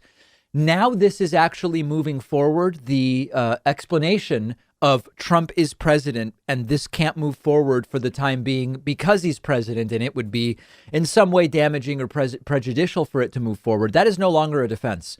And E. Jean Carroll's lawyers are looking to depose Donald Trump in this defamation suit. And an attorney for Trump is not returning requests for comment about this particular case, but it is conceivable that in the next, could be 6 months, could be 12 months, could be 18 months, Donald Trump would actually have to, under oath, answer questions about the alleged rape that E. Jean Carroll says took place. This is not the only case in which Donald Trump may have to answer questions under oath about an alleged sexual assault that he's accused of. There is a similar defamation lawsuit from Summer Zervos. That's, again, a name that may ring a bell. She was a contestant on Trump's reality show, The Apprentice. And back in 2016, Zervos also accused Donald Trump of sexual misconduct, saying that it took place in 2007 initially, when they were at a meeting in New York, and then later he groped her at a California hotel when they were supposedly meeting to discuss job opportunities. Trump not only denied that, but also said Zervos is a liar. And so Zervos sued Donald Trump for defamation in 2017. Similarly, that did not really go anywhere because Donald Trump was president at the time. And there is, again, the renewed belief that that may indeed be moving forward soon. Now, legal experts have said that the idea of the interference that the Justice Department ran for Trump on a lot of these cases while he was a president is unprecedented. And that is not the way that any other president has been treated while in office. But that, while still academically interesting, is in the past. The question now becomes, are these cases going to move forward? And is Trump, even as a former president, going to be compelled to be deposed? And we don't know the answer yet, but it will be extraordinarily interesting to follow and see. Now, if you just zoom out of this for a moment, it is truly another indicator of the two-tiered justice system that we have, that Donald Trump, it's not even at this point that Trump hasn't been held accountable for any of the things that he's done. They've not been adjudicated, right? Even if you believe that you're, and as we all should, that you are innocent until proven guilty, there's no adjudications that are even on the table because Donald Trump has been able to avoid even responding to these claims. Donald Trump has not been deposed when it comes to these complaints. And he's not been put under oath. He's not even had to step foot in court for anything. So it's just another reminder that there really are two justice systems, and that having power, having money, having friends in high places, having obviously being in the most privileged position of power that one could arguably be in the world as president of the United States, laws only matter if there's somebody willing to enforce them. And one of the things we learned big picture from the Trump presidency is that the systems that the founding fathers put in place as checks and balances to a president, for a president, against a president, relative to a president, arguably weren't strong enough. Because as soon as you had a president willing to ignore and to flaunt his power and to flout the norms and checks and balances, nothing happened. Now, you could make the case, well, the problem isn't the system. The problem is that Trump had the Republican Party willing to help him avoid consequences. Well, then that's just part of the problems with the system. The system should be, the checks and balances should be robust enough that you don't have to depend on a weaponized, friendly Republican Party to keep a Republican president out of actually having to face the allegations against them. So that's the way it is. If you have money and if you have lawyers who can just tie things up with paperwork, you can burden just about any system endlessly and keep yourself out of harm's way. And as we see, you come at Trump and then he may sue you. And then if you try to sue Trump for defamation, then he'll just figure out a way to avoid being deposed. And a lot of this, hopefully, was only because he was president. We will see. We will see. I'm not like super optimistic, I have to say. We covered, I think it was 2 weeks ago, the very healthy incomes of Jared Kushner and his wife Ivanka Trump while they were working in the White House, earning some $400 million or so between the two of them. Again, remember, while they were advising Donald Trump on policy and Ivanka was meeting with world leaders, sitting in for the Secretary of State. We now have income data for Donald Trump. And Donald Trump is, and this is the key word, Donald Trump is admitting to making more than $1.6 billion in revenue and income during his 4 years as president of the United States. That's roughly $400 million per year. This is based on a review by CREW, Citizens for Responsible Ethics Watchdog. I doubt that's what it is. I always forget what CREW stands for, but they're a very good organization that has reviewed Donald Trump's financial disclosures. And Donald Trump very publicly took credit for and bragged about donating his salary, $440,000 a year, I believe it is. But that ended up representing less than 0.1% of the revenue and income that he has disclosed during his presidency. So really no big sacrifice. And I think that there's a couple of different stories here. On the one hand, Donald Trump's presidency did significant damage to his brand reputation. Lots of things removing the Trump name from them, buildings, condo buildings, etc. Donald Trump's hospitality revenue down dramatically. Many of his hotels, even before the pandemic, doing not well. The pandemic has only accelerated that, of course. But at the same time, you have to understand that there are all sorts of other sources of revenue for Donald Trump, including licensing and other properties that Trump has an interest in, but don't have the Trump name on them. Many people may not even know that they're necessarily Trump-affiliated properties, golf courses, and so many other things. Some of these are in Europe. We know, of course, of Turnberry and Aberdeen in Scotland, two of Donald Trump's golf courses there. And this has been a very profitable presidency for Donald Trump. Donald Trump and his family repeatedly said, we're sort of taking we're taking a hit here. My life was great before being president. And, I was making all sorts of money and I'm separating myself from all these businesses and all of this stuff. Made a big show of putting a big stack of papers in front of him during the transition period in 2016, claiming that he is going to be disassociating himself from all of these businesses. Well, turns out that he still earned a ton of money. And what this really makes me think of is the stunning hypocrisy with which right-wingers can honestly say, Bernie has $1 million at nearly 80 years old and after earning six figures for decades as a member of Congress and now the Senate. Bernie has $1 million and 3 houses. Donald Trump earned $400 million per year while president of the United States. Jimmy Carter, when he was president, severed ties with his family's peanut farm to avoid even the possibility of the appearance of the perception of impropriety. And Donald Trump made $400 million per year, and you hear nothing from his followers. It shouldn't really surprise us. And then the last thing is, as of course with Trump, he's admitting to $1.6 billion while president. How much else is there?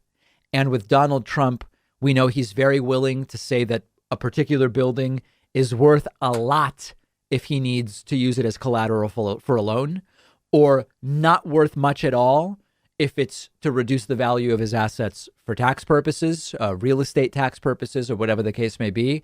Donald Trump is admitting to $1.6 million in income and revenue while he was president.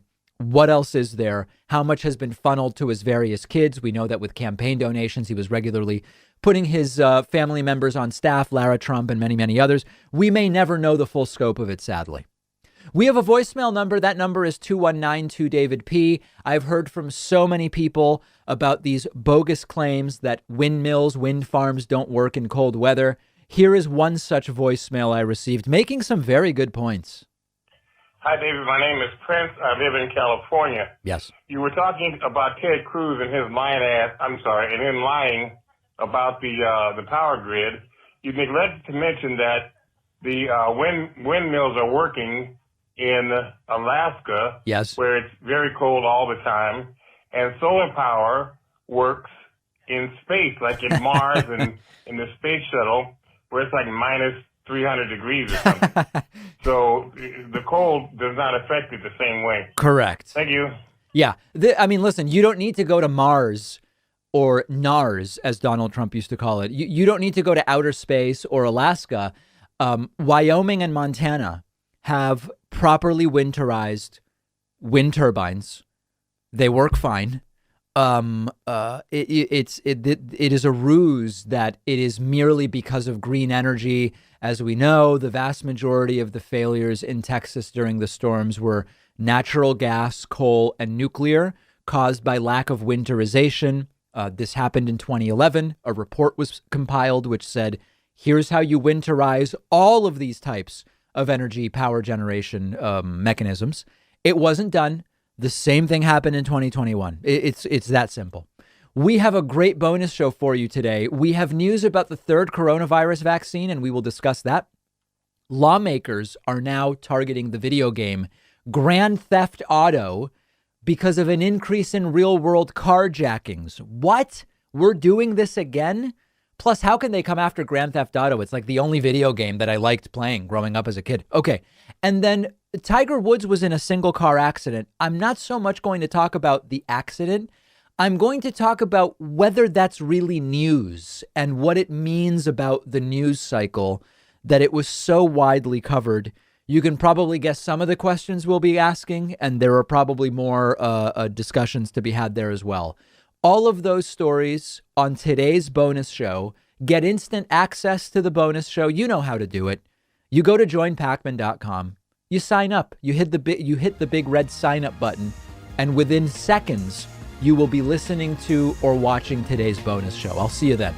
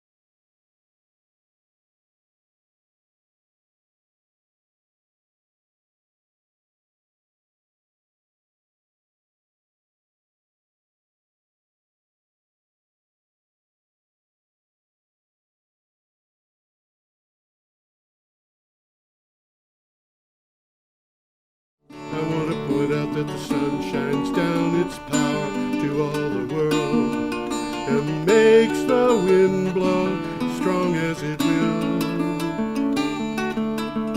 I want to hope gentle rains can fall upon the land, so lovely earth can stay lovely still.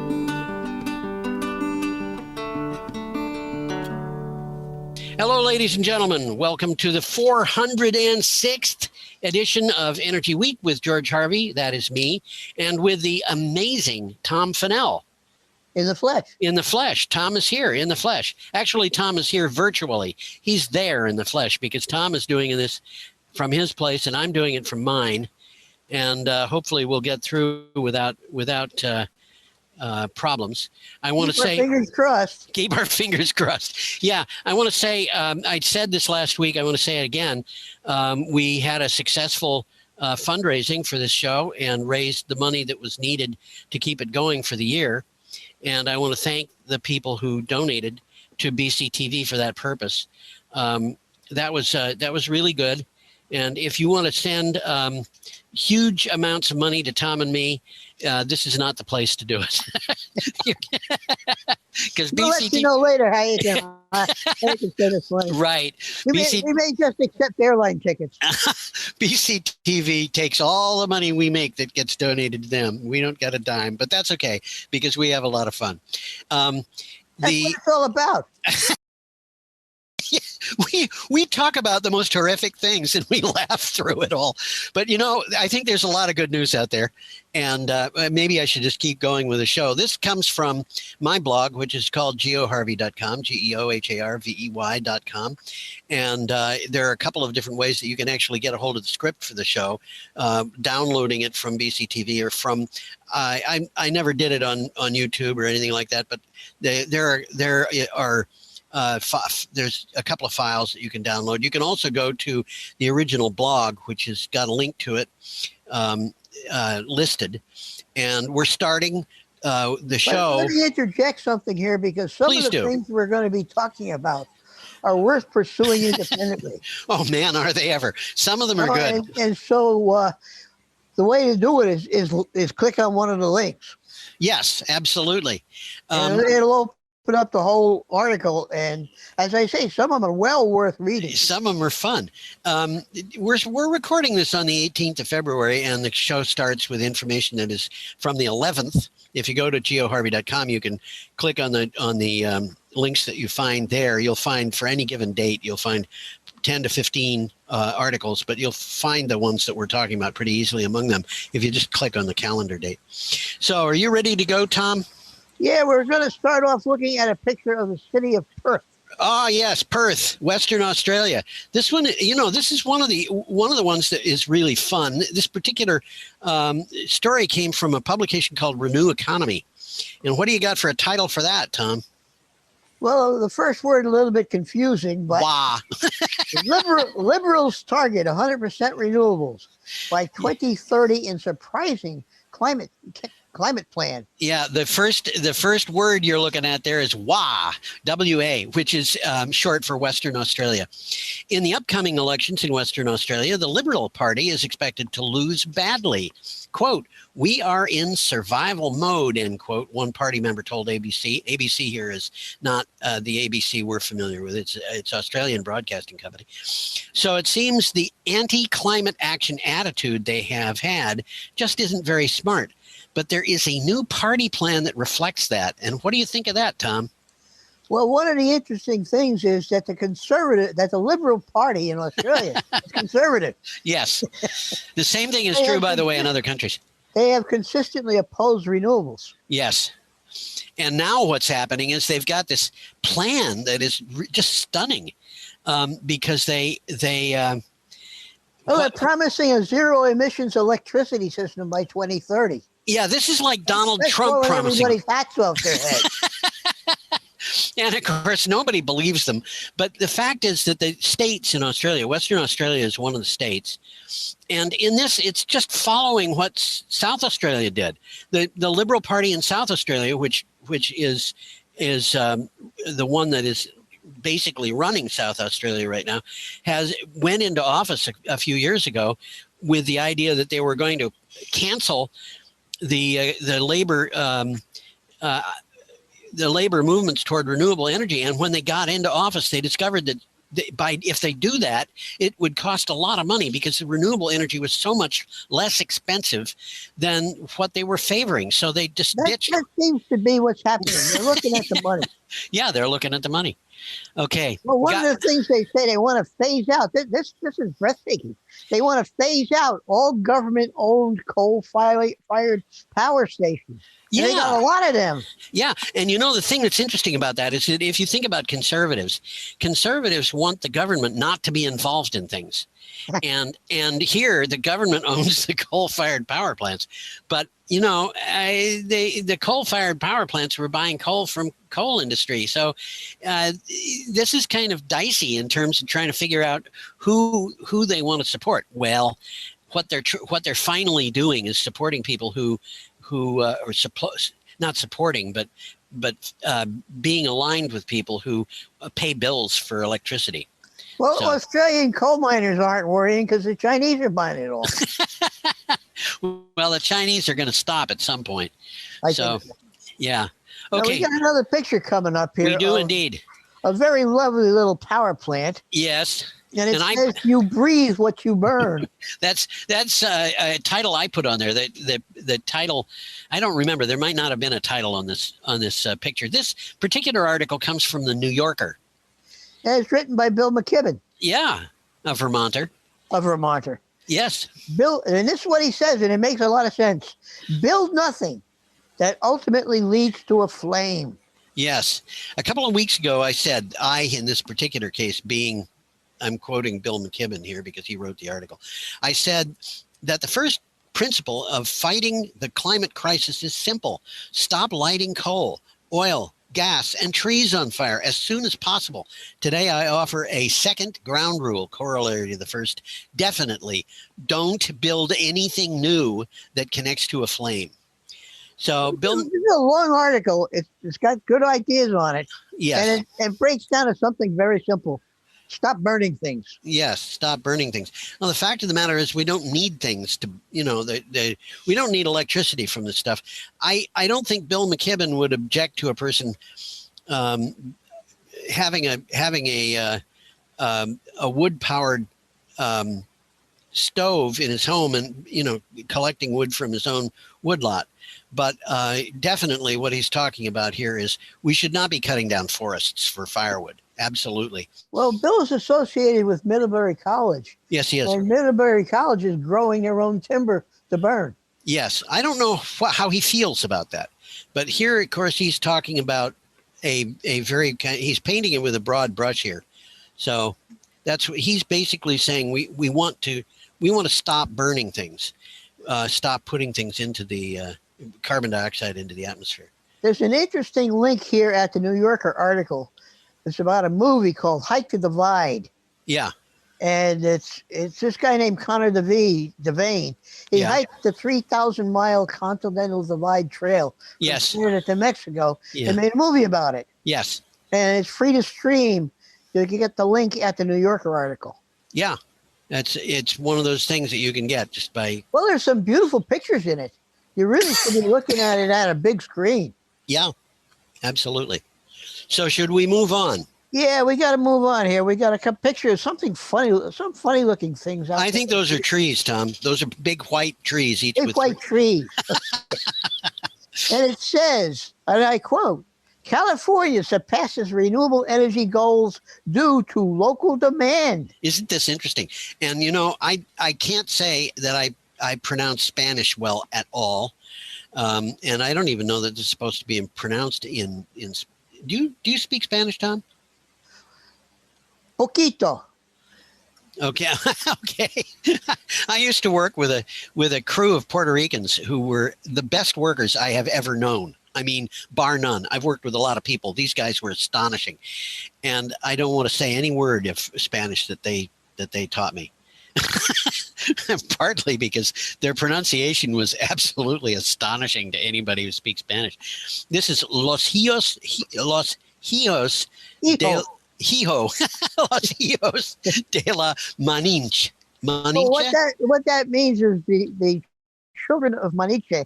Okay. And that is a reference to the native peoples of Mexico. Oh, okay, fine, good.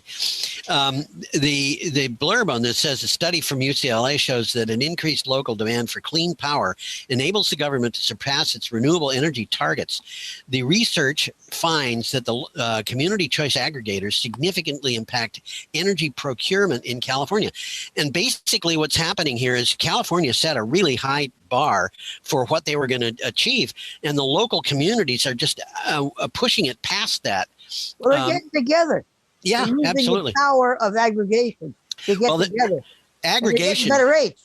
Yeah, aggregation is a very important issue. And I don't know when we're going to do that in Vermont.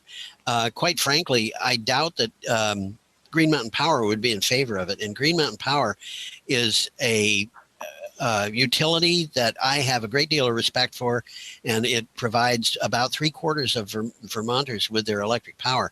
But community choice aggregation means that a community will sell power. A community will buy power on behalf of the people in it. And sell it to its residents. That's right. And it means that you can get 100% renewable electricity at a lower cost than if you're buying normal electricity through the grid. I think they're doing something like that in nearby Massachusetts. Oh yeah, they are. Absolutely. There's no question about it. Sorry about that. I picked up the wrong mouse. And we've got a society that's actually run by rodents. Did you know that, Tom? Make sure when you pick up the mouse, you pick it up by the tail. Huh? Ah, okay. All right. Should we go on? We've got another picture also of those same trees. Is that what they are, huh? I think it is. We're up to Friday, February 12th. Well, it asks us a question. Are renewables the cheapest new source of power? Australian Associated Press has asked this question, and those wind turbines, by the way, are in Australia. Isn't that a pretty countryside? Yeah, it is. It is beautiful. It doesn't. If you showed me that, I would not say that's Australia. But of course, Australia's the mountainous areas in the east are quite green. Well, Australia's a pretty big place, and it's quite diverse. Yeah, well, that's true. After a politician said he thought renewable energy was the cheapest source of new power generation, Australian Associated Press fact check took a look. It found that renewables are the cheapest form of new power generation, even when accounting for the cost of firming based on reliable evidence. Now, firming here means that if you've got wind power and solar power and a little bit of hydro thrown in, that's not going to be firm because the sun doesn't always shine and the wind doesn't always blow. And every time I hear that, I feel like shouting because it's got a little standby power. You need a little standby power. And it's not just a little standby power. It's a lot of standby power, which means that they're taking the solar power and the wind power and putting it into batteries. But when they do, they've got a system that can work 24/7. And by golly, he's saying, even when you've got that whole thing together, it's still cheaper. And well, the bottom line is that it is true that when your operating costs are factored in, renewables are significantly cheaper than gas or coal. Yeah, absolutely. And that is something that is going to be catching up with people in the very near future because it's already true in almost all the United States, and it's true in most of the world. And, we're seeing the world switching away from fossil fuels and toward renewables.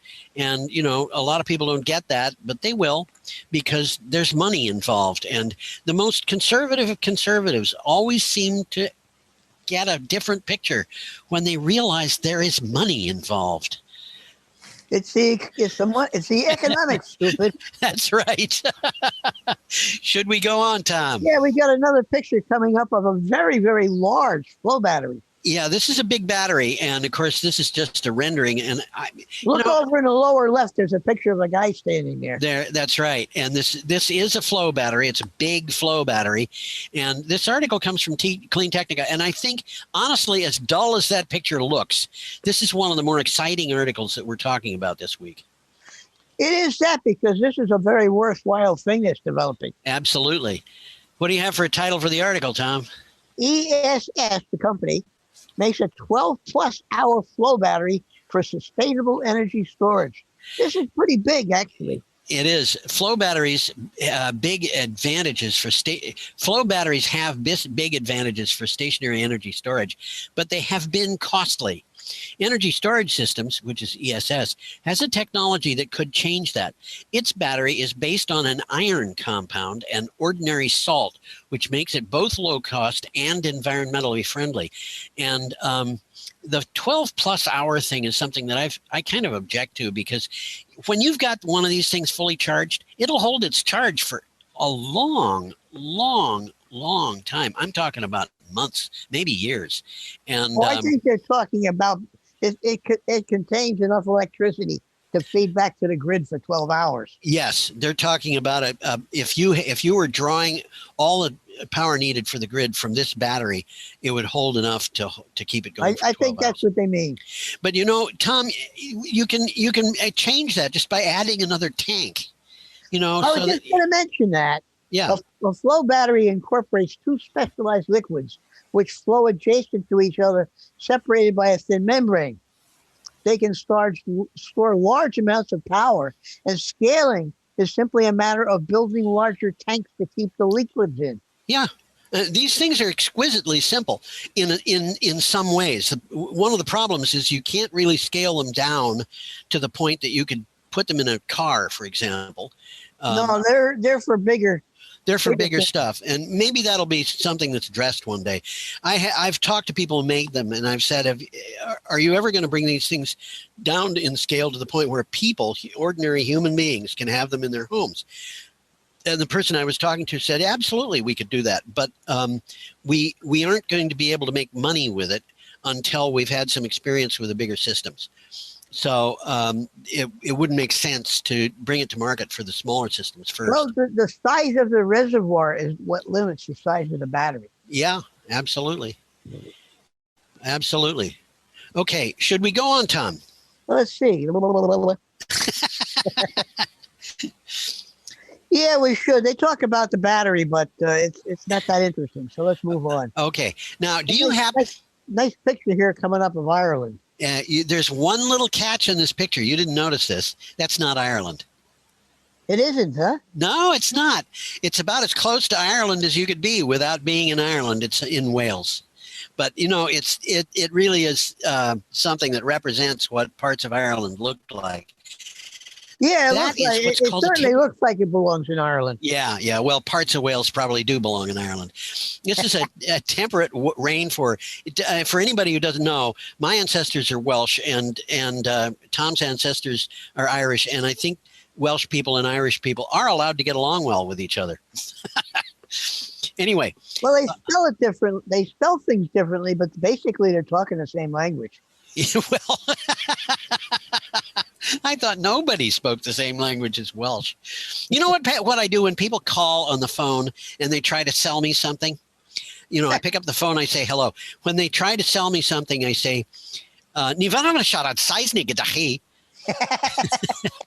which means I'm not going to talk with you in English. But anyway, yes. What do you got? Well, you're going to talk. I guess it says, "Can Ireland return to its former wilderness?" Yes, and this I thought was a really good article. I enjoyed it. There's a lot of good pictures in this article. There's a lot of good pictures in the article. Once 80% of all Irish land was covered by native trees. Now that figure is just 1% because of farmland dominating it. Rewilding is the process of returning human-altered land to a more natural, ecologically rich state. Rewilding could also act to counter climate change by building ecosystems that lock in carbon. And I found this article and a couple of others that kind of went along with it. That's going to be awful hard to accomplish in Ireland because everybody in Ireland now farms. Yeah. I mean, I stayed over there at a real estate agent's place. I stayed a cabin on his property. And he's got about 12 acres set aside for cows. Yeah. And a guy comes in every day, a third party comes in and milks the cows every day and goes on to another farm. Well, you know, they're very diversified over there, and like I said, everybody farms to one extent or another. yeah. The way they're doing a lot of this rewilding, though, is they're using extremely small plots of land. These are plots of land that are kind of lying off, in some corner someplace where the cows. So they got a little forest in a quarter of their land. That's right. If you look at this photograph, you can see this is not going to be a place, even if it were clear, this is not the kind of place cows would be grazing. The cows might walk along or something like that, but they're not going to graze at the edge of a bluff. Well, it doesn't look like much grazing. It looks more like moss. That's just moss, yeah. Although I think if the trees are out of there, it might go to grass. But this is it's a kind of a beautiful system. And, well, let me say. Well, you're going to read something about it anyhow. Can Ireland return to its former wilderness? Yeah, I already read this, Tom. Oh, you read it? I did. Yeah, that's okay. Well, Ireland was once a wilderness of temperate rainforest and pristine bogs. Yes, pristine bogs. I love that term, pristine bog. Let's go out and find a pristine bog. Well, today, unfortunately, the Republic of Ireland has the lowest forest cover of any country in Europe. Yeah, who'd have thought? The Emerald Isle. Yeah, they call it the Green Island, but it's not.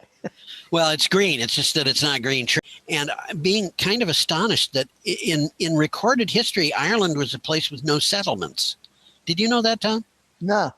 They didn't have any towns. This is what, the people at the time said. They said it was entirely people living out in the land. And it was a very different place from well, certainly from the continent, but also from Britain. It was just a very different place. And I think it was the Vikings who built the first towns in Ireland. Who knows if that's true. I think it was the Vikings who did. I think you're right there. Yeah, but who knows? This ancient history stuff there's a lot of it that I feel confident. All of the coastal towns in Ireland were founded by the Vikings. That's easy to believe. Dublin, we're talking. Yeah, absolutely. Yeah, everything else is beyond the pale. Yeah. That's the word they used. That's the word they used. And what is the pale? It's basically a very big fence. Yep, exactly. And everything beyond the pale was wild. Yep. I have never been in Ireland. I've flown over it, and I've lived in Devon. And I have to tell you that Ireland from the air looks a lot like what I would expect Devon to look like. Because I wouldn't be surprised if they're not mirror images of each other. In Devon, they have farm fields that you cannot get to except using a stile, which means there's a wall around it, and you have to get to it by stepping up a set of little stairs. They have them in Ireland too. You got to walk over the wall using a set of steps. Now try this out for size. They graze sheep in those little fields. Yeah, they do. How do the sheep get in and out? I asked a farmer. He said, "Oh, we carry them." Really? I mean, this is... Yeah, I believe it. Absolutely. This is not agriculture the way you think of it in this country. So should we go on, Tom? Yeah, we got an interesting picture here of a Vestas wind turbine. This was fascinating. I was, I keep getting blown away by these things. This article is from Clean Technica. Well, it keeps happening. It's only going to be good for about a week. But Vestas unveils the world's most powerful onshore wind turbine. Offshore. This week. Yes. Offshore. Yeah, I'm sorry about that. That's okay. I will excuse anything you say, Tom. Vestas, the Danish wind turbine company, announced that it has developed a new offshore wind turbine designed specifically for use in typhoon-prone areas.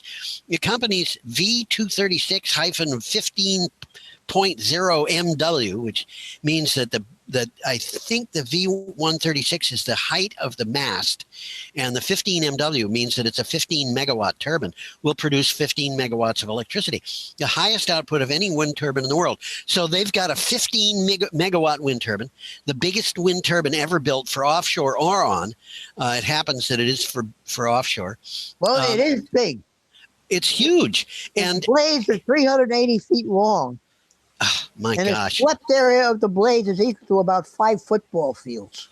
That's so. This is like a fan that's 5 football fields across, and one of these things would power Brattleboro.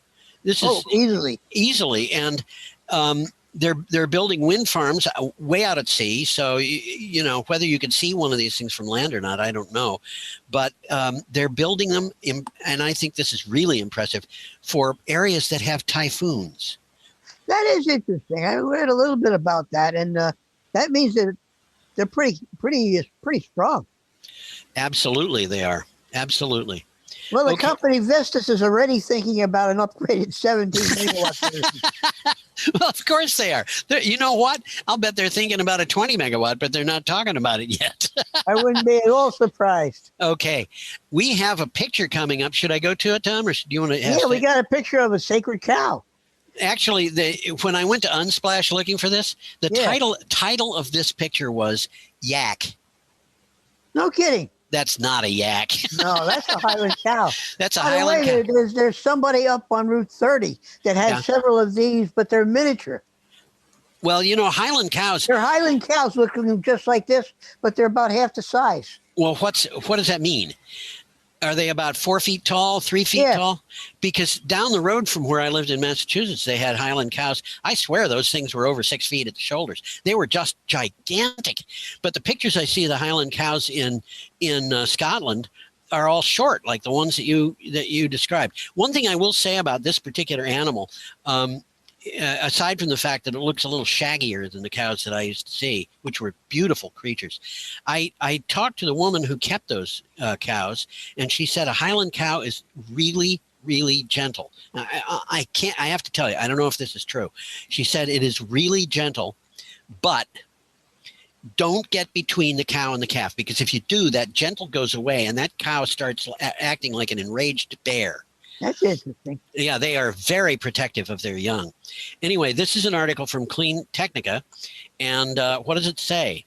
Sacred cow documentary makes an argument for better meat. Would you eat that creature?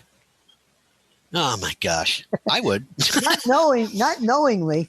Yeah. The documentary Sacred Cow is the name of the documentary, explores the ways that ruminants and well-raised meat can play an important role in solving our climate crisis. Really? The film argues that the real threat to our climate and health is an industrially processed food. Bingo. And cows have important benefits. I have seen this same argument appear in many places, and it very often sounds like, these animals were designed by nature, and nature has got a niche for them, which is in many areas. Cows and buffaloes and bison and things like that are really kind of needed to keep the soil in good shape. So I don't know. I think. Well, go ahead. We've turned this process into a moneymaker. We have indeed. Modern farms, according to the article, are vast, lifeless monocultures where soil is continuously eroded and pumped full of fertilizers and chemical pesticides. I couldn't have said it You see that better. happening in Vermont right now. Yeah. Up in Lake Champlain. Well, I always tell people, if you look at what's going on in a conventional cornfield, basically what it is an ecological desert where nothing there but corn. Absolutely. And the soil is a toxic waste dump because of all the junk. You've got insecticides and fungicides and herbicides and anthropicides. I don't know. Maybe they're killing people. After a while, there's so much of that garbage they can't use them anymore. Yeah, there was a guy who was across the river in Hinsdale who I think he said that he had to spend 3 years growing non-food crops to make up for the destruction of the soil by the fact that it had been used too extensively for corn. I can believe it. Absolutely. Yeah. Okay, more on that. Now let's move along here. We got a picture of Cruachan Dam in Scotland. Well, by golly, you know how to pronounce Scottish. Okay, and this article comes from Clean Technica. Utility scale batteries and pump storage return about 80% of the electricity they store. Yep. In 2019, the U.S. pumped storage facilities operated an average monthly round trip efficiency of 79%, and the utility scale battery fleet had an average monthly round trip efficiency of 82%, according to data from the Energy Information Administration. And I of course, wasn't expecting it to be more. yeah, I think I would have too. And I think I have read higher figures. But of course, what they're talking about here is even with the lower figures, this is important. It means that there really isn't very much electrical energy lost when you store something.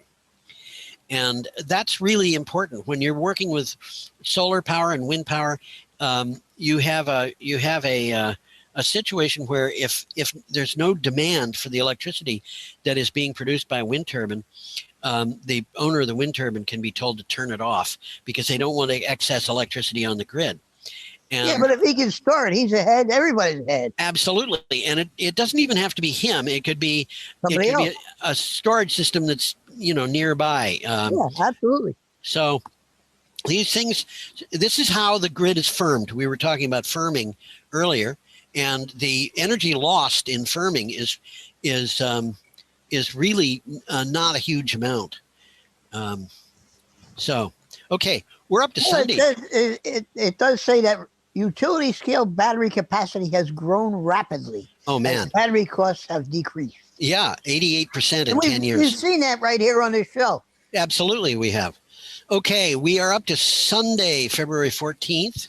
With another one of those weird trees. Yeah, there you go. That's a pretty picture, I think, don't you? That is nice, yes. Yeah. Well, this is from the Motley Fool, which usually is pretty good. Yes, and this particular one, this is why the liberals in Western Australia have started moving in the direction of renewable energy, and this is going to happen in the United States, and I think it'll happen in the next 4 years. And when it does, it's going to be an interesting thing to see. As you said, it's from Motley Fool. What do you have for a title for the article? Well, the company here, Brookfield Renewables, sees an opportunity worth over $100 trillion. Trillion with That's a more T than I here. earn, man. I got news for you. That's more than we earn together, you and I. Not by much. Not by much. Well, we could. I can't even imagine owning $100 trillion in monopoly money. No, you're right. It would take up more than a whole apartment, I think. Yeah, I think it probably would. In Brookfield Renewables' fourth quarter conference call, CEO Connor Teskey spoke of reducing CO2 emissions and a sustainable future. He said, advancing the transition to a low-carbon future will require substantial capital in excess of $100 trillion over the next 3 decades. Now, that money's going to be spent. Well, Motley Fool basically advises investors. Yes, it does. That's where they're coming from. Yeah, that's where they're coming from. And that money is going to be spent partly because we have to deal with climate change. But even if you don't believe in climate change, it's going to be spent because all of the coal and all of the natural gas and all of the nuclear plants we've got are going to have to be replaced in any event when they get to be old enough that it's time to replace them. They're going to have to be replaced. Before that, just because it's the economy, stupid. Absolutely. And when they get replaced, are they going to build another nuclear plant to replace a nuclear plant? Not at the price it costs now. No, not at the price it costs now. It might happen if somebody can come up with a nuclear plant that can compete with electricity at 1 cent per kilowatt hour, because that's what they're going to have to do. The NuScale is a company that has nuclear plants that are what they call the small modular plants. And they talk about how their plants would be competitive. But to be competitive, they're not going to have to be competitive with the prices that get quoted for solar power that are 4 years old. They're going to have to be competitive with prices of solar power and wind power 10 and 15 years from now. And honestly, the prices of solar and wind have been going down constantly, just the way the prices of computers have. And for the same reason, it's because the more of them we make, the better we get at making them. And the word is plummeting. Yes, that's right. And 15 years from now, I don't know what's going to happen. I've already seen places where electricity under certain circumstances is available for free.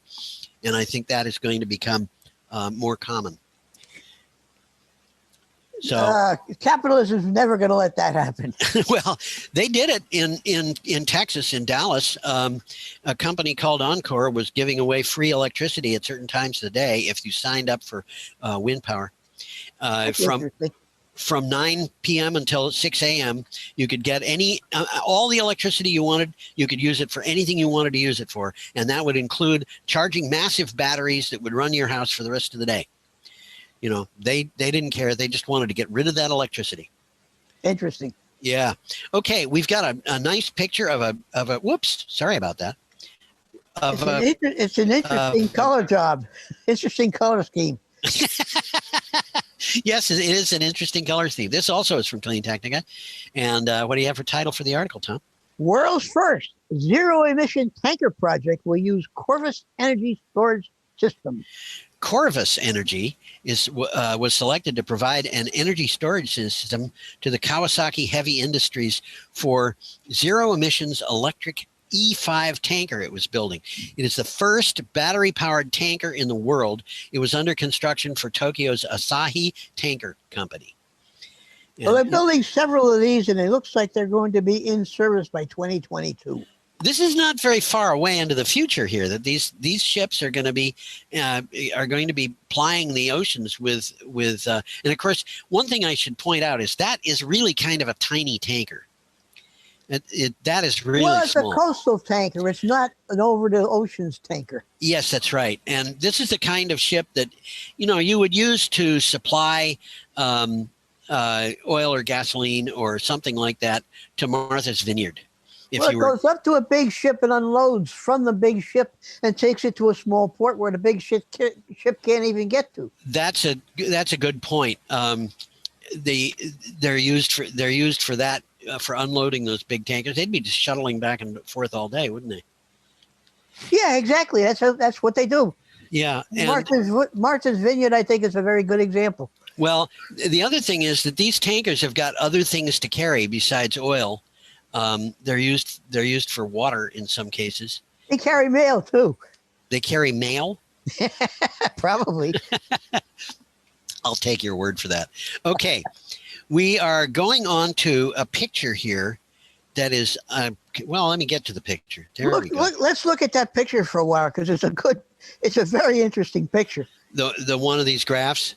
Yeah. It was not shaped very well for a television screen. But, unfortunately. Yeah, unfortunately. But here you see 4 different categories: residential PV, commercial rooftop PV, utility scale fixed tilt PV, and utility scale one-axis trackers. We're all doing the same thing, just a little bit differently. Yeah, and what you're seeing is the prices as they go from 2010 to 2020, and in every case, this is the price of the equipment. If you take the utility scale PV in the lower left corner of those 4, you're going from $4.75 per watt to 94 cents per watt, which means you're dividing it kind of by about 5. And this is just what's happening to the cost of photovoltaics, and it's the reason why the price of electricity is going down so much. But having said that, let's look at the article. What do you have for title, Tom? A decade of cost declines for U.S. solar PV systems. Yeah. The U.S. National Renewable Energy Laboratory published its U.S. Solar Photovoltaic System and Energy Storage Cost Benchmark Q1 2020. I'm sorry, I couldn't say that without taking a breath. Documenting a decade of cost reductions in solar and battery installations across utility, commercial, and residential sectors. We didn't even see the battery prices here, but they've gone down almost 90% in that same 10-year period.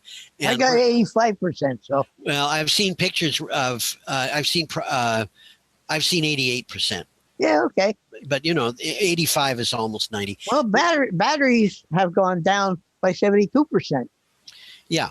Well, I'm sorry. PV systems have gone down by 72%. So basically what you're seeing is that something that cost $1 million today would have cost $8 million 10 years ago. And the result of that is a huge reduction in the one thing that drives the price of solar energy, and that's the initial cost of putting the thing up.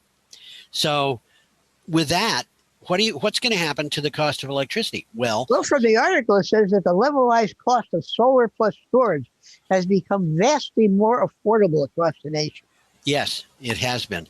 Okay, we should keep going, Tom. I didn't realize it, but we are a little behind schedule here. We got more of those funny looking trees. We do indeed. Let me get that up. There is offshore wind farm. This is an Ørsted wind farm, and the article is from Renews. Offshore wind adds 8 gigawatts in, quote, stellar 2020. And what's a gigawatt, Tom? A bigawatt. Bigawatt. Global offshore wind capacity installed in 2020 exceeded 8 gigawatts, beating previous records, according to research from the Renewables Consulting Group. RCG's database found the total capacity of offshore wind added last year reached 8,370 megawatts, which is 8.3. That's worldwide. That's worldwide. The previous record had been 6.438 megawatts. That was set in 2018. Those figures are just going to grow, and they're going to grow rapidly. And part of the reason for that is because many gigawatts of offshore wind is scheduled or under development for development in the American. We haven't even touched, we haven't even broken the surface. Barely started. Do you have more on that, Tom? We really have to. Well, global offshore wind will continue its extraordinary growth. Yes, indeed. Now we have more pictures of wind turbines, and they're not highly visible. No, they're hiding way in the background. This is from South Africa. This is from South Africa, from a publication called Construction Review. And what do you have for a title for this? South Africa to launch 3 qualification cycles for productions of 6,800 megawatts. That's almost 7 gigawatts of renewable energy. That's bigawatts, baby. Yeah, that is. South African government is to launch 3 qualification cycles for a total of 6,800 megawatts of renewable energy. The first is expected to start in February. It will seek proposals for 2,600 megawatts of solar power and wind power. And South Africa has been really suffering from power outages for years, and they've been trying to figure out what to do about it. And a lot of the people who are in high positions there have wanted to build nuclear plants and things like that, and they just can't make sense of how to move ahead. The unions that extract coal and burn it, and the people who own the mines and so forth, really want to prevent renewable energy from going forward. Well, coal is about 80% of the country's mix right now. Yeah, and it's just they're really kind of suffering because they can't quite figure out how to get it all together. It's politics. It's politics. It really is. It's just politics. So the good news is 24 gigawatts of conventional thermal sources, especially coal, are likely to be commissioned within the next 10 to 30 years. Commissioned or decommissioned? Decommissioned. Decommissioned. Okay. Oh, did I say commissioned? I'm sorry. I thought you did. Maybe They're taking them out of service. Well, they're running out. They're reaching the end of their service period. Yeah, and it just doesn't make sense to replace them with the same kind of stuff that was already there. Not at all. Okay, I'm going to go to the next item. We got another one of those funny looking trees in Scotland. This one is growing. This is what's called a near shore wind turbine. It's not quite offshore, but it certainly isn't onshore. This is near shore. And this particular article is from Renews. The UK renewable energy sets a new record in 2020. Well, isn't that astonishing? It does that every year. Last year was a record year for renewable energy in the UK. Almost 42% of the country's electricity, according to research conducted for Drax Electric Insights. Clean power generated for the first time more electricity than fossil fuels, which accounted for 39.6%, the research said. And that's kind of impressive. Well, an interesting thing had me going here. It says it means that electricity used in homes, hospitals, offices, and factories could even be carbon negative.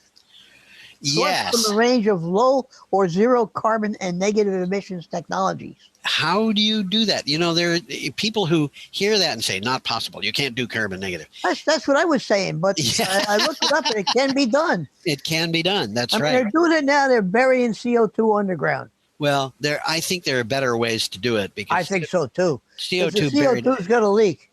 Yeah, it's going to leak sooner or later. All they got to do is turn it into limestone. Well, yeah, and actually, if you think about it, they could build things with the limestone they make it into.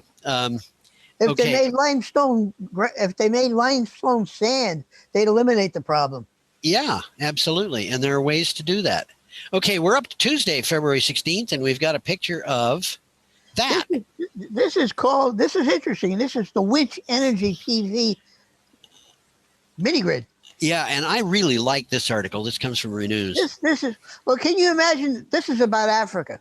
Yes, it is. And they're talking about underdeveloped countries. Yes, and they're putting these things up all over the place. Yes. It's and like I can imagine every one of these things is going to develop a town around it. Well, they're putting them up in places where they're kind of are villages already. And yes, they would be a strong attraction to that village for people in the countryside. And, you know, this is something that it really bothers me sometimes, the way people think, because, you know, again, the people who supported Donald Trump would say we should make America great. America should be first. There are other people who would say, but look, we could give those people in Africa stuff like this and it would improve their lives. You know, if the United States gave these things to Africa, it could make America great, because it would mean that all of the people who benefit from those things would suddenly become customers. Absolutely. And right. There is something to be said for being intentionally philanthropic, and people should think about that. I think, even if you don't, think you're right. Absolutely. Yeah. Okay. Do we have a title for this? We do.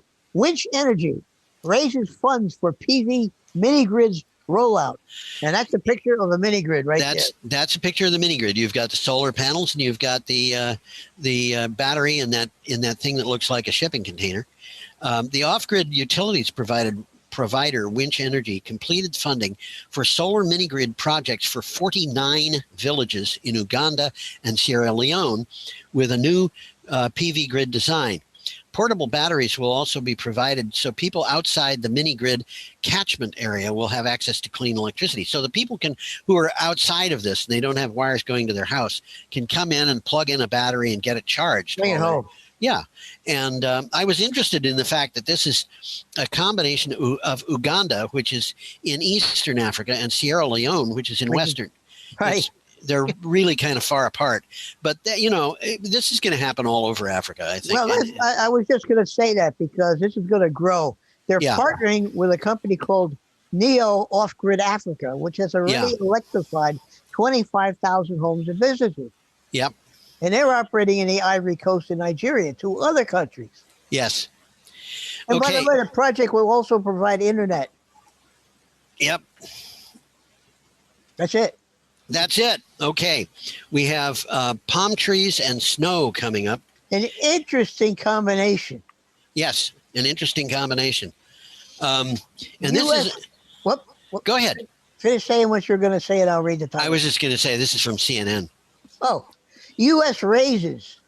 oil rises above $60 as Texas gets pummeled with ice and snow. And, you know, in the last couple of days, I cannot even imagine telling you how many articles I've seen about this thing that's been going on in Texas. This is just the first article that, you know, that we're seeing about this. A rare bout of winter weather in Texas helped move U.S. oil above $60 a barrel for the first time since January of 2020. Weather knocked power out in much of Texas, and oil refiner Motiva shut down its Port Arthur manufacturing complex, the largest American oil refinery.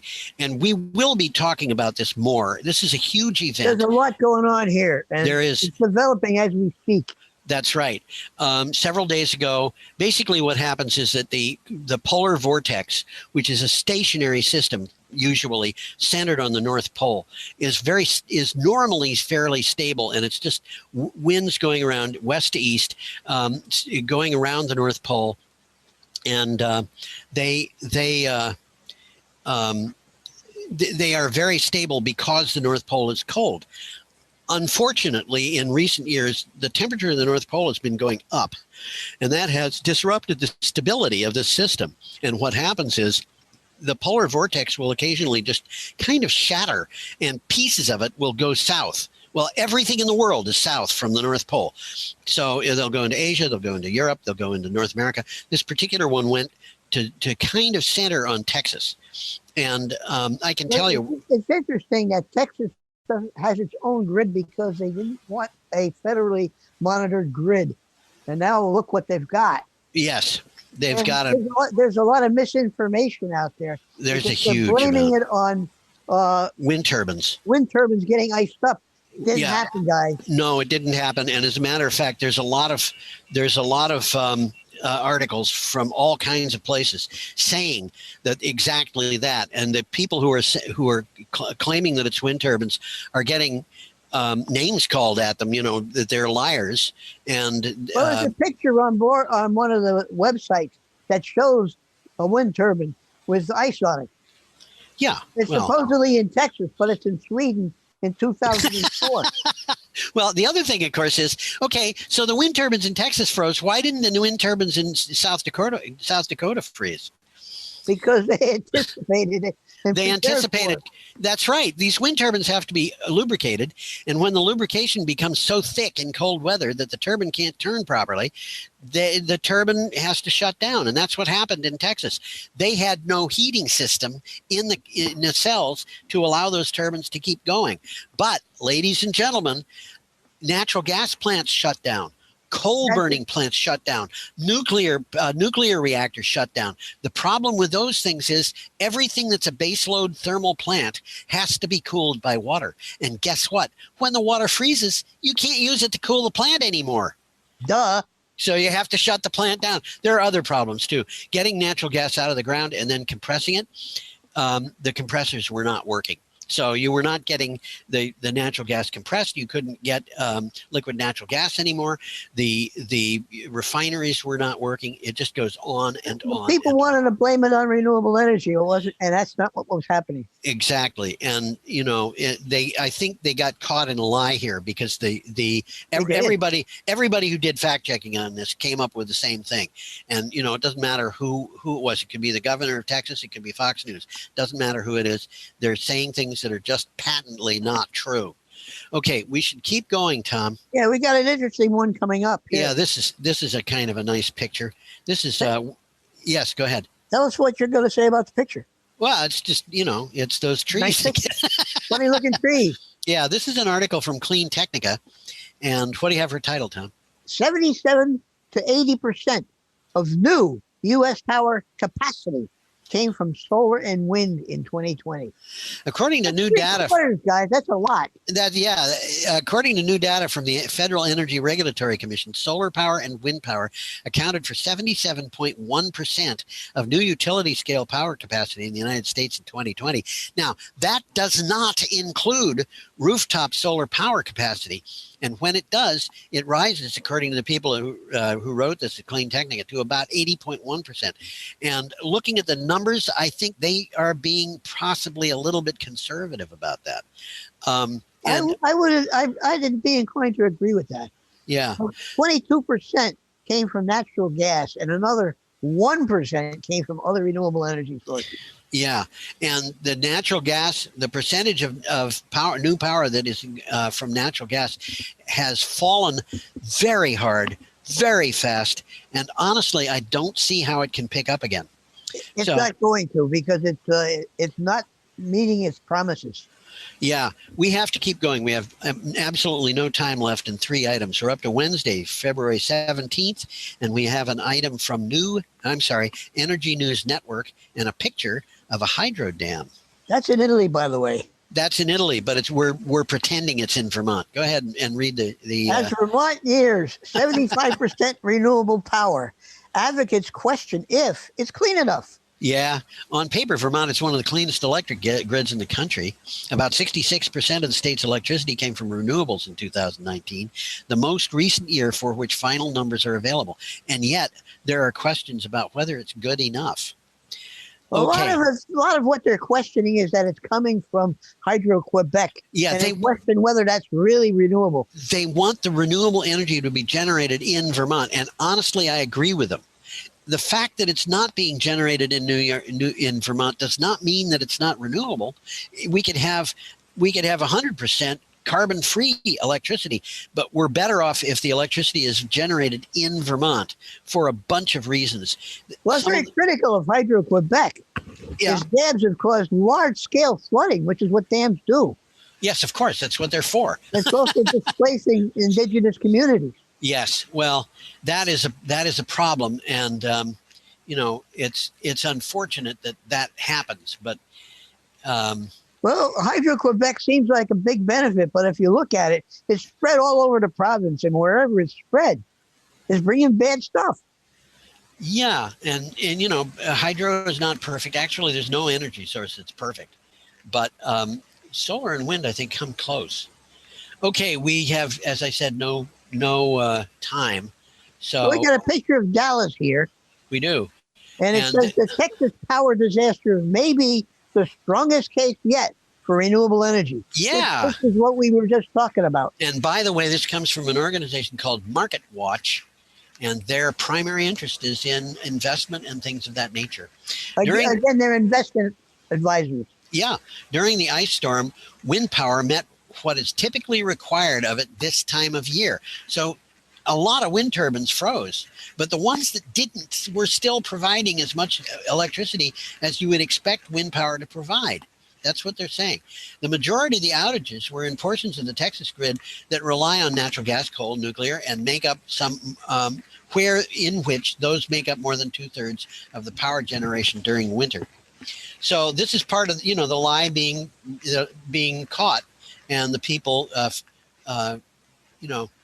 Well, what they should be saying, and we've talked about it on the show, weather-related power outages are increasing across the U.S. as climate change produces more extreme storms and temperatures. Yeah, and the extreme storms are a serious problem. Absolutely. And because they are getting worse, and they're getting worse fast. Okay, our last item is from Clean Technica, and here we have the ship of the future. Does this look? This is neat. It's a windjammer. It's a windjammer. It's a 4-masted schooner. I've never seen masts like that before, but it's a new concept. I mean, it is. They didn't. This is going to happen. Something like this is going to happen because the wind blows for nothing. Yes, you can get cargo across oceans for almost zero cost using wind. Yeah. What do you have for a title for this? This is from Clean Technica. Michelin, the tire people, picks a French startup, Neoline, to offer carbon-free shipping. And there's a picture of a carbon-free ship. Yep. The Michelin Group recently signed a transport commitment with Neoline, a French startup that provides decarbonized shipping services.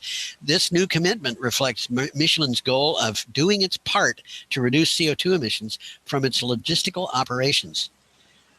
Now, we talked about this before, but we showed different kind of sails. Yes, we have. Yes. Cylinders. Yes, that's right. I think we're going to see more of this kind of thing. We'll see a bunch of different designs. It might be that 2 or 3 different designs all wind up being used, but what we're going to have, I think, is going to be a lot of ships are going to be going to this.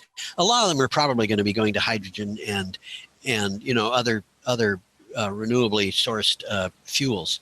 However, it's time to go. As much as I hate to say it, we want to have everybody have a perfectly lovely week. And I am waving, and I'm sure Tom is. Absolutely. And we hope that you come back next time. So, bye. Bye.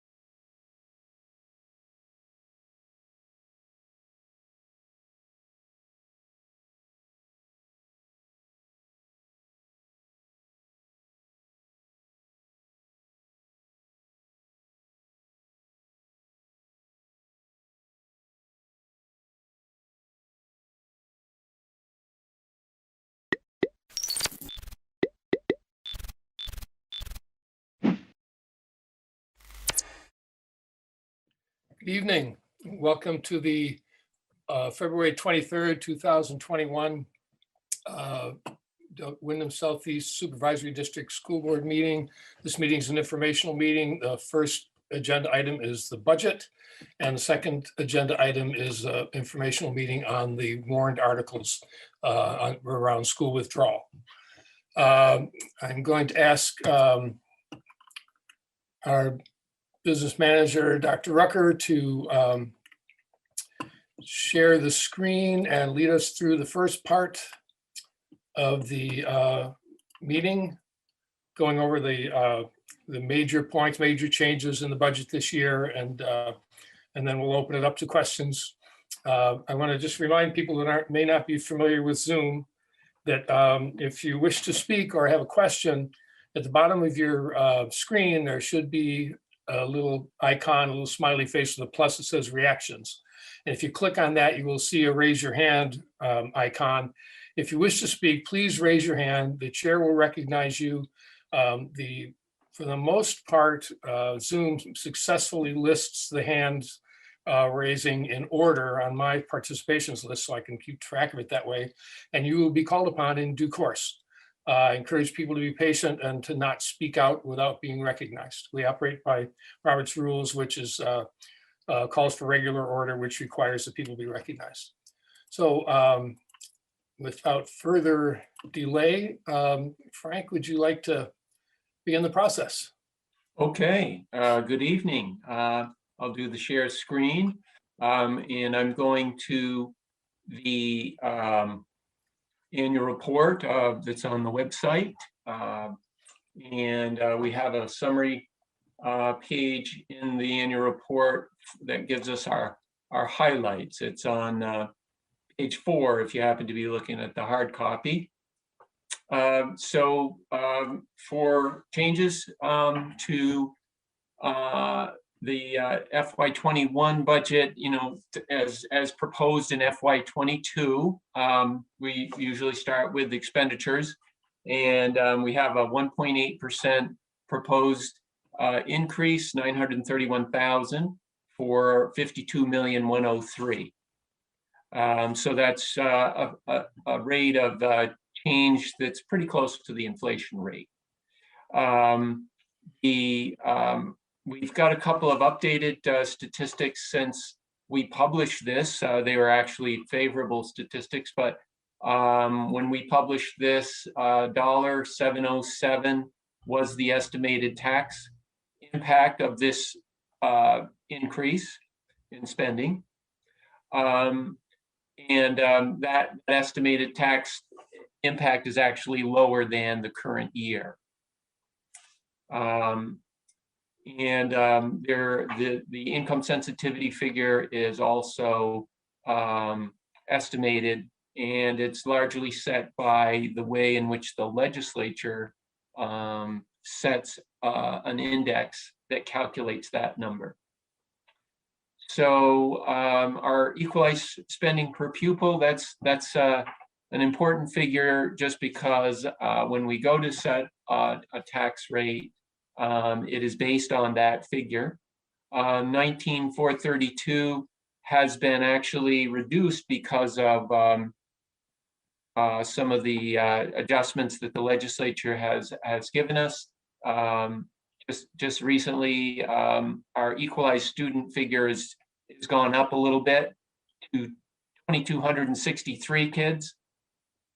And that reduces this figure here, the 19,432 down to 19,393. So those are favorable trends. And again, this proposal is projecting a tax rate that is lower than the current tax rate. And that is, I am talking about the equalized homestead school property tax rate.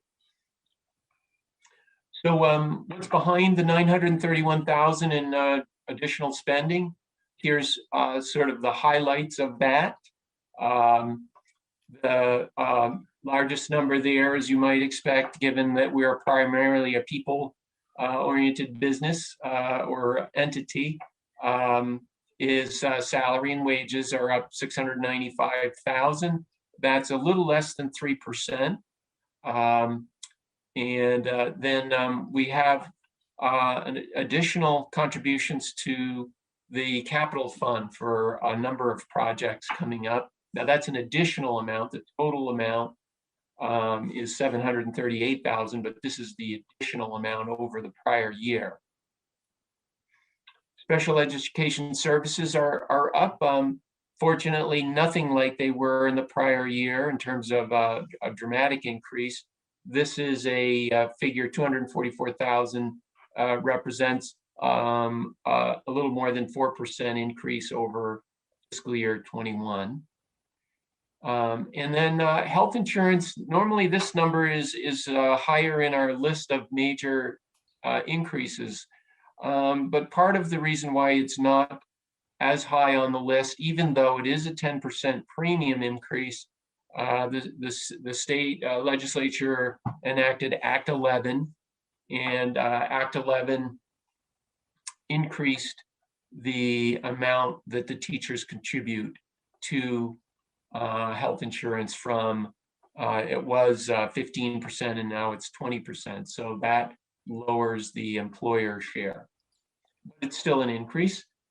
So those are increases, and as you can see, these changes to the budget are greater than the 931,000 that we are proposing, and the reason for that is that we do have some reductions in the budget. The largest one is our regular ed outside placement, student placements to private providers. We're working hard to obviously always retain as many children as we can and educate them within our schools. Favorable, nice to see the workers' comp premium down substantially. That's both as a result of a bid process, but also favorable experience, or lower claims. And then another decrease associated with the bond debt, and 2 more years we'll see a massive drop there, assuming we don't have to replace the borrowing to that extent, and there's no indication that we would. But this is the normal reduction in the amortization schedule for interest. But I'm referring to a $1.6 million principal payment for the bond that was issued in 2003 for the major BUHS campus addition and renovation project. That matures in fiscal year 24. So fiscal year 25, we would expect to see a major reduction there.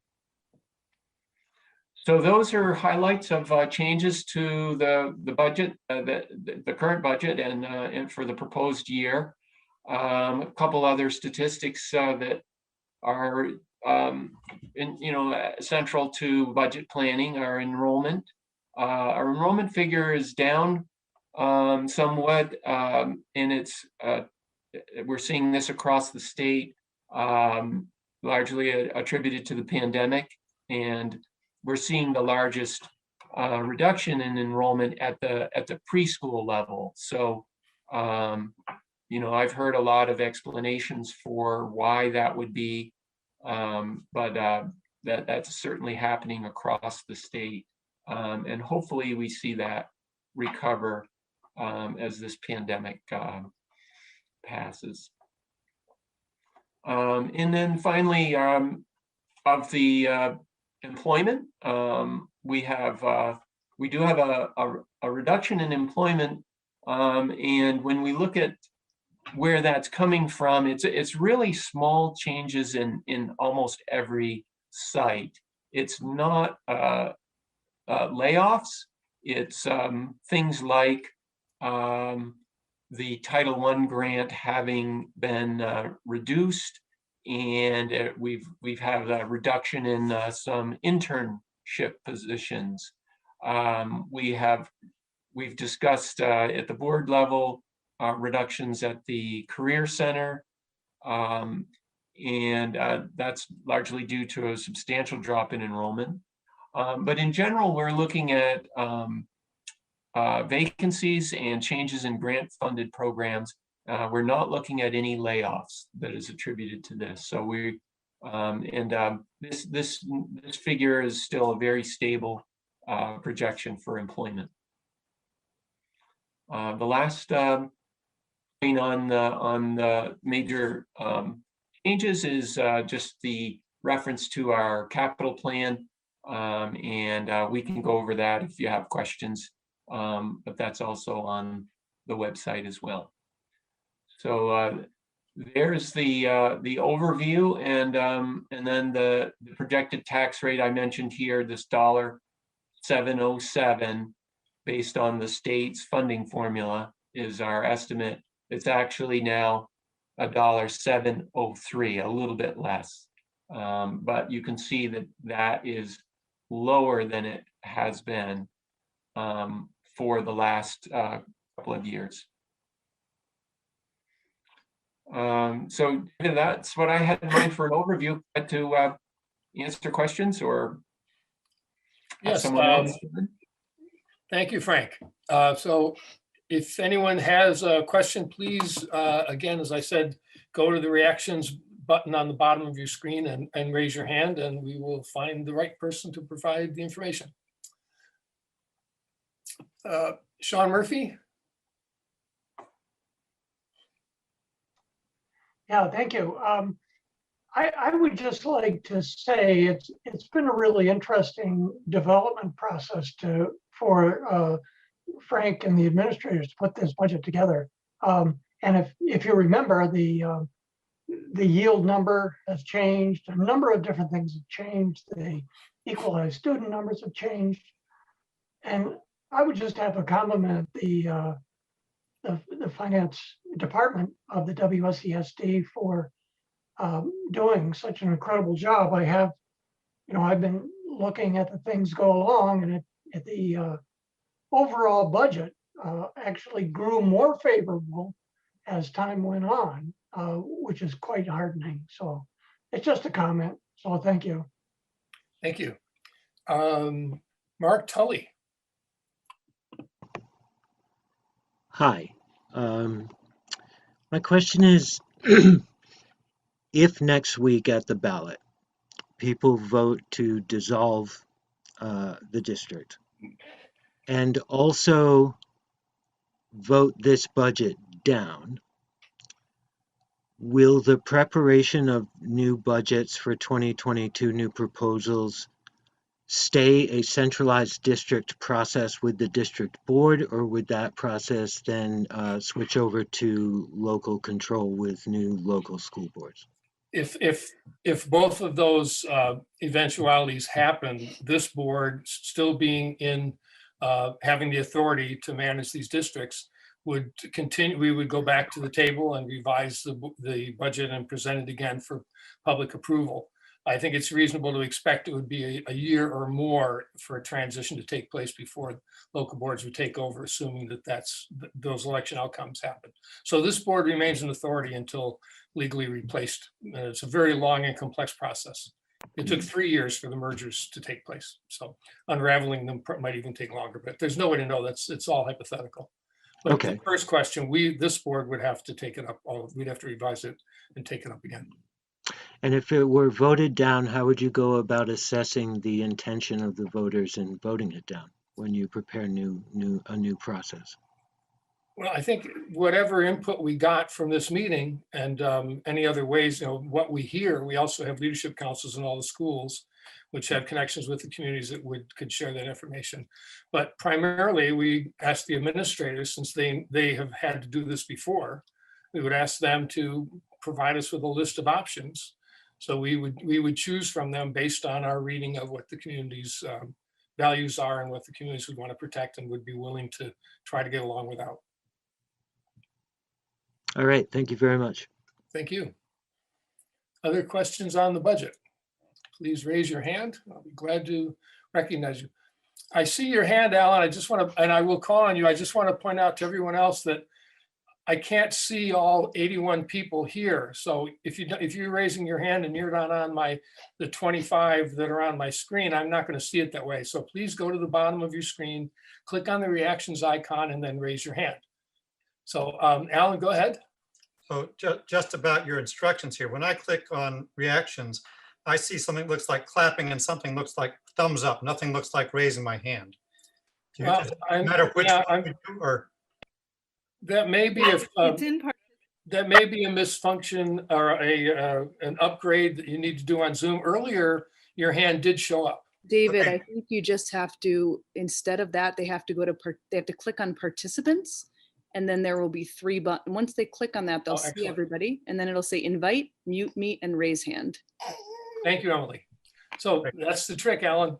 Okay. Click on participants. I have another question though. Yes, go ahead. It's more to the budget. In the past, as a voter in good standing in Putney, I would receive a town report which had the school budget and lots of information about the school in it.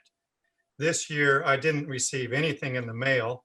And obviously, it sounds like if I had been with it enough, I could have gotten all the information that I got last year by looking at your website. But I'm wondering what the school is doing to proactively encourage people to find out the information that they used to get by reading their town reports. My understanding, and it's not formal, is that the timing of the school district postcard was after the Putney information about how to get your ballots went out. But Andy, do you have any factual or solid understanding of why that worked out the way it did? Other towns got a notice to order that they needed to ask for both ballots. No, I think, Frank, do you recall when the town reports were submitted and distributed? Yeah, so Barb had the printing done shortly after the board approved the budget. And the annual reports are actually distributed to the schools and the town offices a couple of weeks ago. And if you are looking for a hard copy, and if the hard copies are out, you can always call central office, and we can make arrangements for more to be distributed. So the school district annual report, it's this thing here, and it's very similar to the reports you were seeing, Alan, in the past. This one happens to be a 96-page report. It includes the CPA audit as well. And the financial reports in the annual report are more on the summary level. So if you want to get into the line items for each budget spending account, that report is also available. It's online now. It's a 150-page report, but you can go into that report. There's a table of contents in the summary of this annual report that tells you what page. You know, if you're looking for the Putney school, the central school, you could pretty quickly navigate through that resource. That 150-page report, we also are making it available for anyone who makes a request. So again, Barb Norkowski at the central office is prepared to distribute those as requests come in. We just didn't want to print up a tremendous amount of documents and have them not utilized, but we can do those very quickly. So I guess I just want to say, which I've said to many people over the last couple of years, my big fear of having this union district is that the voters will be less involved. And I would strongly encourage the new board that's elected next week to work very hard on getting as much information as possible to voters ahead of next year's town meeting. Thank you. Thank you, Alan. Jody Normago? Hi, David. Thanks for taking my questions. I just want to say before I ask a question that your annual report only came to our town office Friday. So it really isn't 2 weeks away or anything like that. It's just happened. What I'd like to ask Frank, I guess, is what is the proposed tuition rate at the high school, and what is the rate that we are paying as a member of the high school? Okay. So the tuition rate for fiscal year 22 is 16,500. And, every public school announces an elementary and a secondary tuition rate by January 15.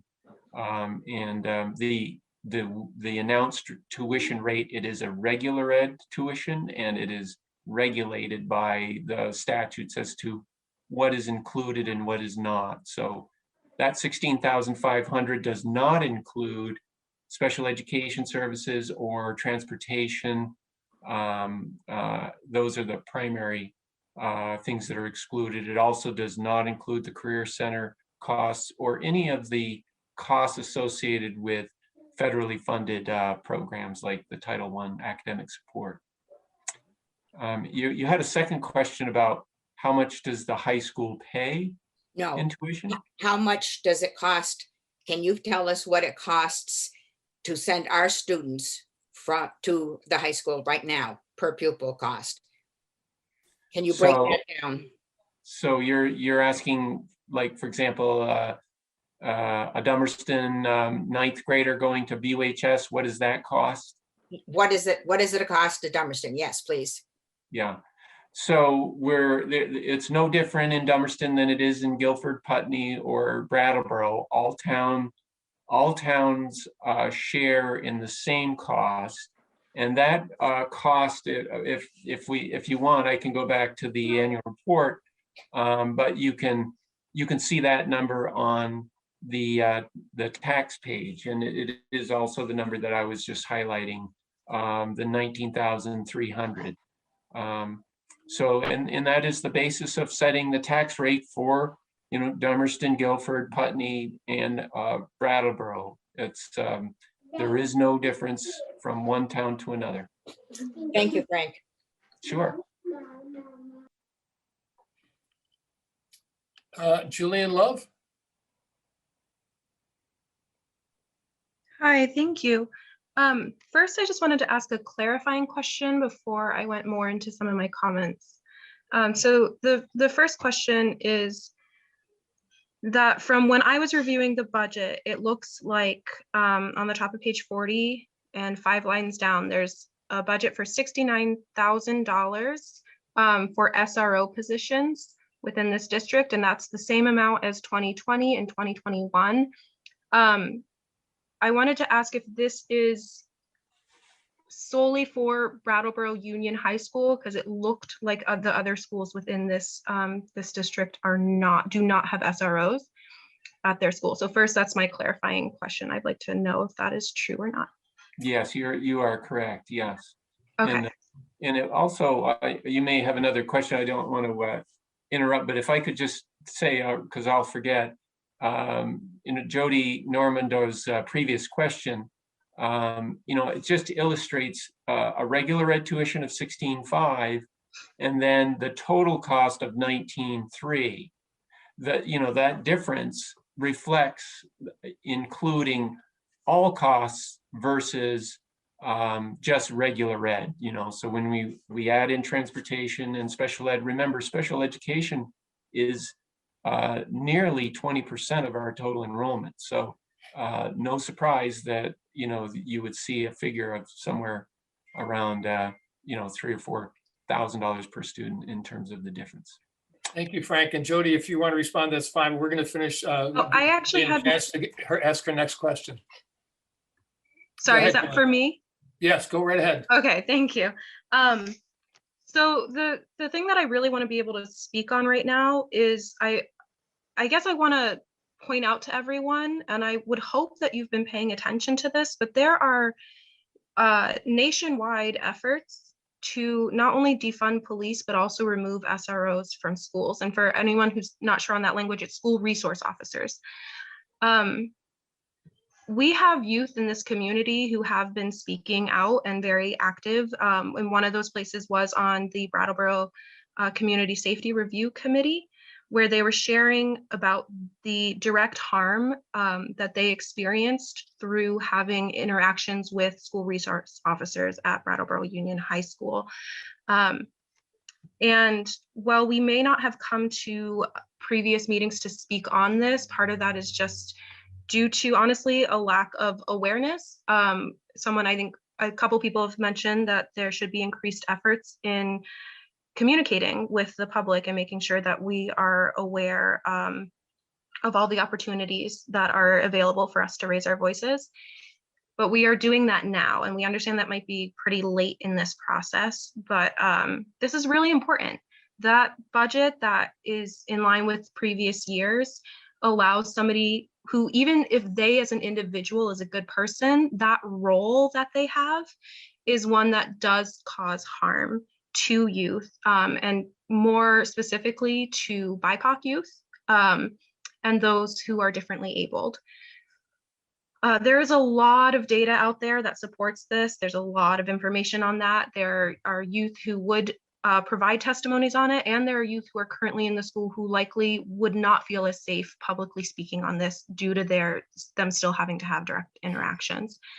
So I want everyone to be aware of that and know that youth will be continuing to speak up on this, not only here today, but in the future if the school board does dissolve and it becomes more localized.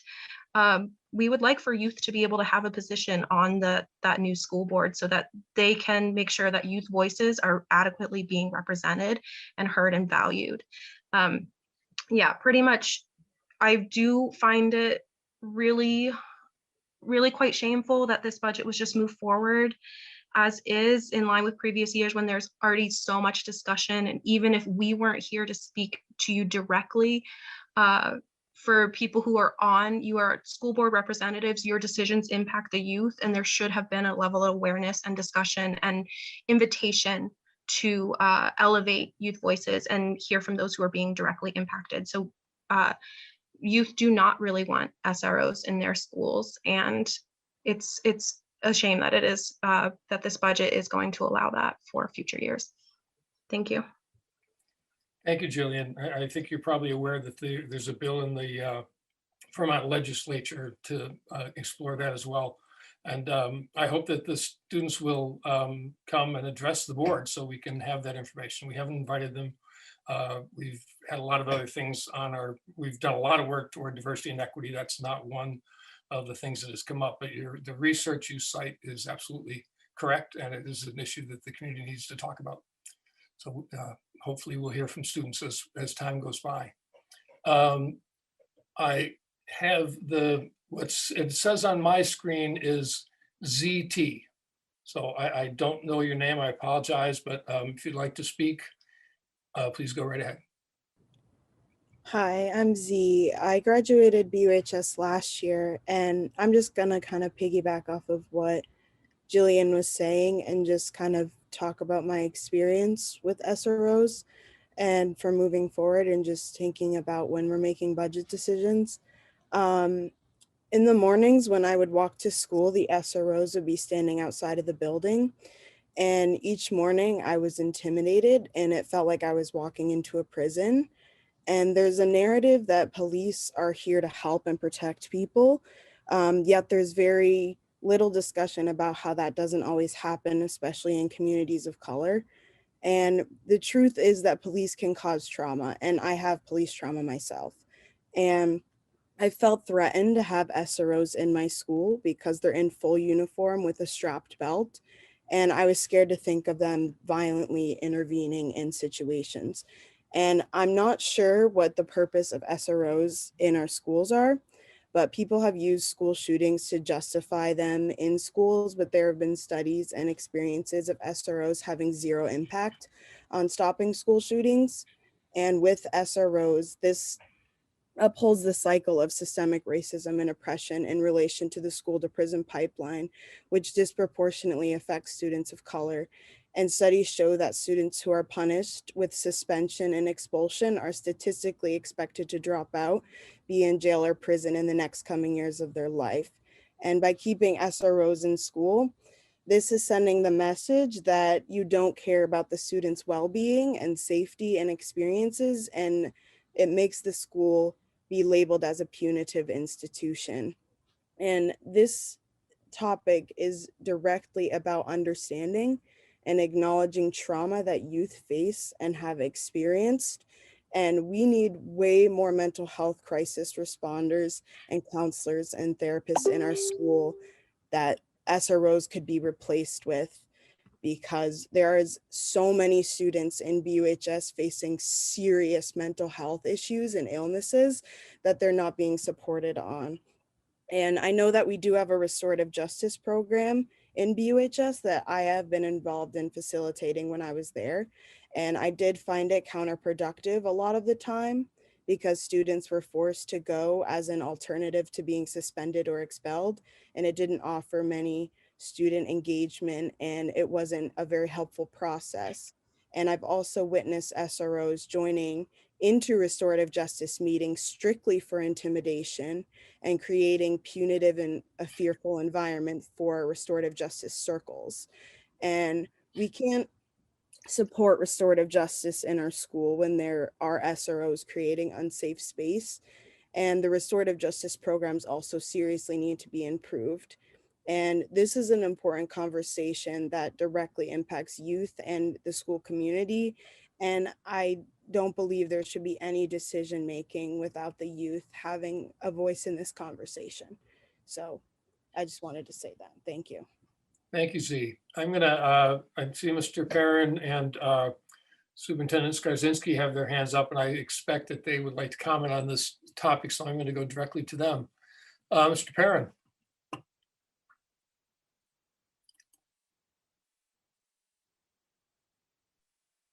Our SRO program at the high school is certainly an anomaly in the nation.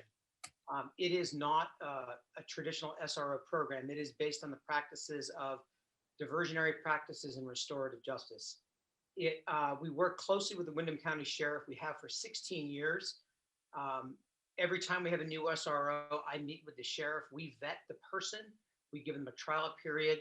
We make sure that that SRO placement is one that is somebody who is not going to seem intimidating to students, somebody who the students can relate to. And for several years, that person was then Deputy Anderson, who's now Sheriff Anderson. We rely on that relationship with the sheriff and with the deputy to make sure that they understand the supportive stance we're looking for in the SRO. It is true our SRO is in the public spaces in the school. They're meant to welcome kids, not to intimidate. It is not true that the SRO is out front every day. They rotate by design where they are. Different mornings are at different places in the building, depending on where they're needed. Also depending if they're meeting with people. Our SRO is an integral part of our school community. They work closely with our counselors, nurses, and case managers for IEP and 504 students. They know many of our students and their parents very well. They routinely reach out to parents to help them navigate social services.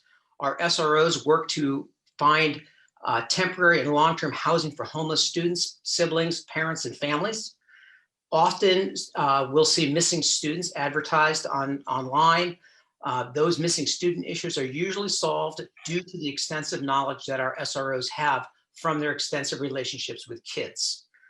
They know where students might go, they know where they're going to turn to, and they coordinate very closely with other law enforcement agencies to return people safely to their placement or to their family. When a student commits a criminal offense on campus, our SRO works with the family to chart their next steps. It is not a punitive approach. They advocate with the state's attorney to craft restoration, restitution, diversion, and appropriate counseling as needed. They serve as an informal legal resource for the administration at BUHS and BAMS as well. We often have informal discussions about cases to get a sense of possible avenues that we can use to support our families. I have a great respect for the Brattleboro Police Department, and they do a stellar job working with our students. However, they do lack the history and relationship that an on-site school resource officer conveys to our community. Our SRO works incredibly hard to get to know our students. That familiarity is critical when we have a student who's escalated. They work very closely with students in trauma. They work very closely with students who escalate easily. And they also work very well with students who live in dangerous conditions to make sure they remain safe in school and outside of school. There is an unfortunate stereotype of SROs and SRO programs that BUHS does not represent. Vermont is a small state. Data gathered nationally does not bear on Vermont and our results with our SRO program. In a restorative justice, our SROs are not forced in. They do not go uninvited. They are there at the invitation of the victim. They are there at the invitation of the facilitator. When in a restorative process, our SROs simply serve the same role that an administrator, counselor, or other adult serves in that meeting. They are there to share the story. They are there to help craft a restorative process that the student can return to school. The number one role of our SRO and their number one goal is to keep our kids in class. I do note that Sheriff Anderson is present. I don't know, Mr. Chairman, if you'd like to let him speak as well. I'll leave it up to you. But I know there's a lot of controversy about SROs. I would urge people to talk to me, talk to Sheriff Anderson, talk to Superintendent Skarzinski before you pass a snap judgment on our program here at BUHS. Thank you. Thank you, Steve. Andy, your hand is down now.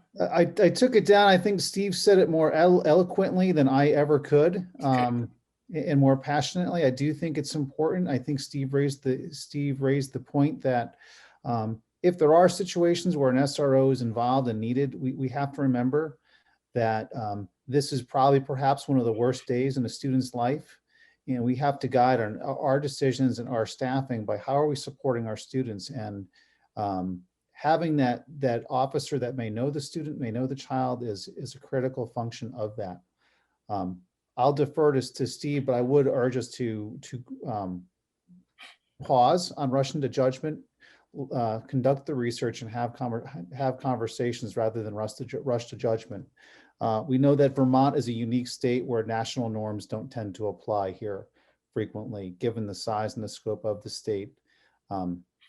And so we have to make sure that we're not necessarily taking national norms and national trend data and applying them in totality to the state of Vermont. Thank you, Andy. I'm a little bit, what I'm going to do is let people speak. And I noticed that Ann Schroeder has your hand up, but I need to see it on the screen too, so you can get in the row. Okay, on the bottom of your screen, there, it's on check for participants, click on participants. And okay, you got it right. Great, you're not next though. So I just wanted to clarify that. Now we're talking about, we're getting public response and public input on our budget. And I am not gonna stop this conversation because it does relate to the budget, but it also, obviously there are 5 people in line, all of them, I believe, probably want to address this. So I'm gonna go down the line as they came, and Sheriff Anderson, I'm trying to respect the order rather than ignore your input, which I'm sure will be valuable.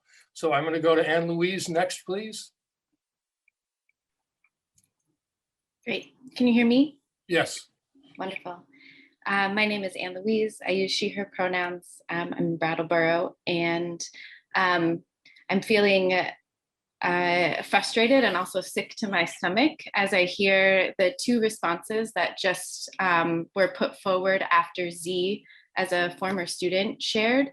The asking to not make snap judgments and not kind of make assumptions based on the national research. You've just heard an example of someone who is willing to be vulnerable and name their own experience.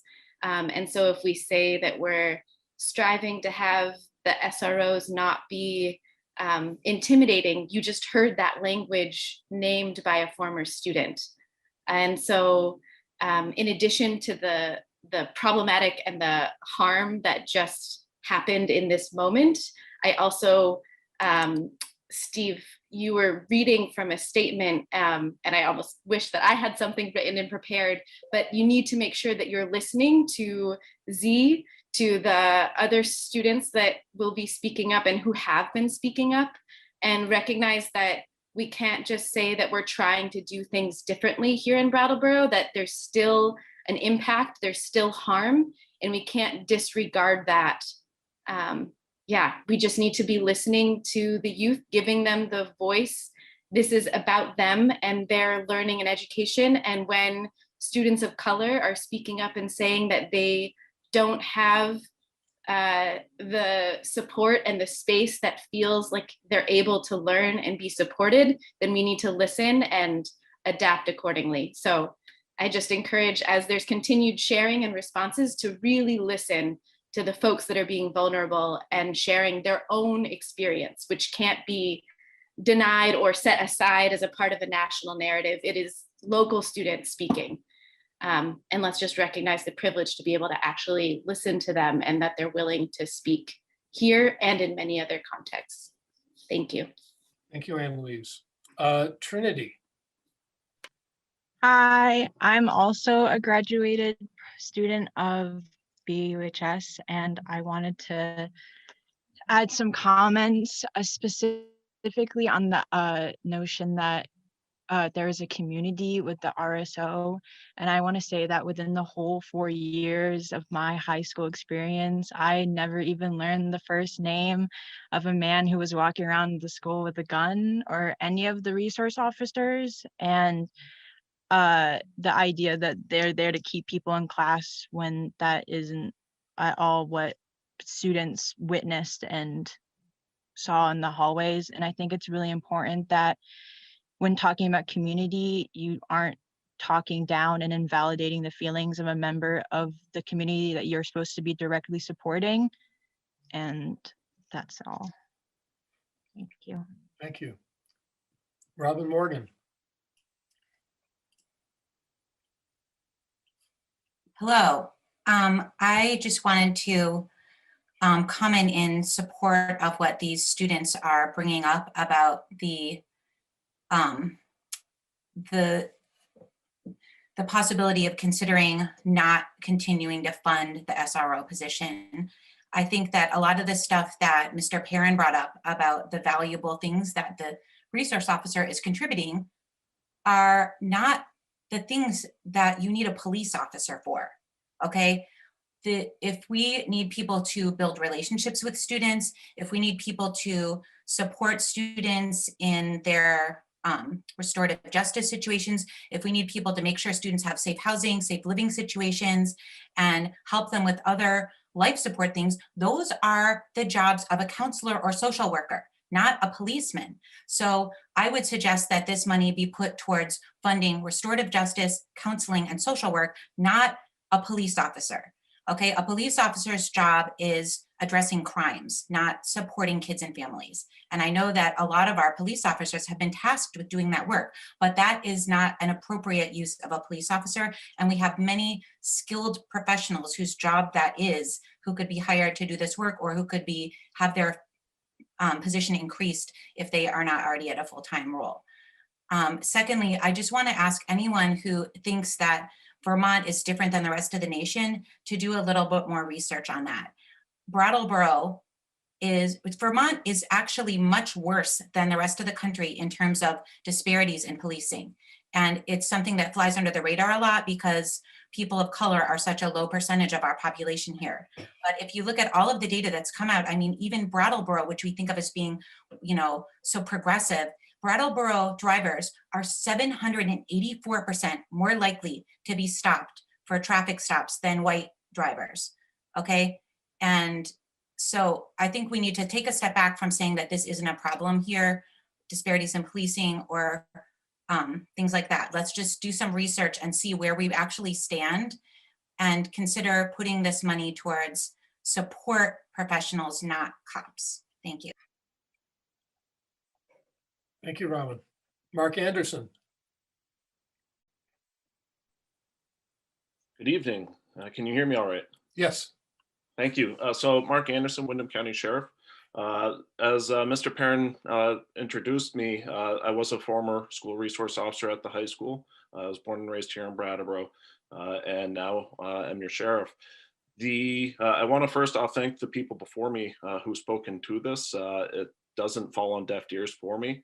When I consider the school resource officer position, there's a lot of powerful work that I think is performed. And when we look at a school facility, I think it's appropriate to look at it as a microcosm of our community.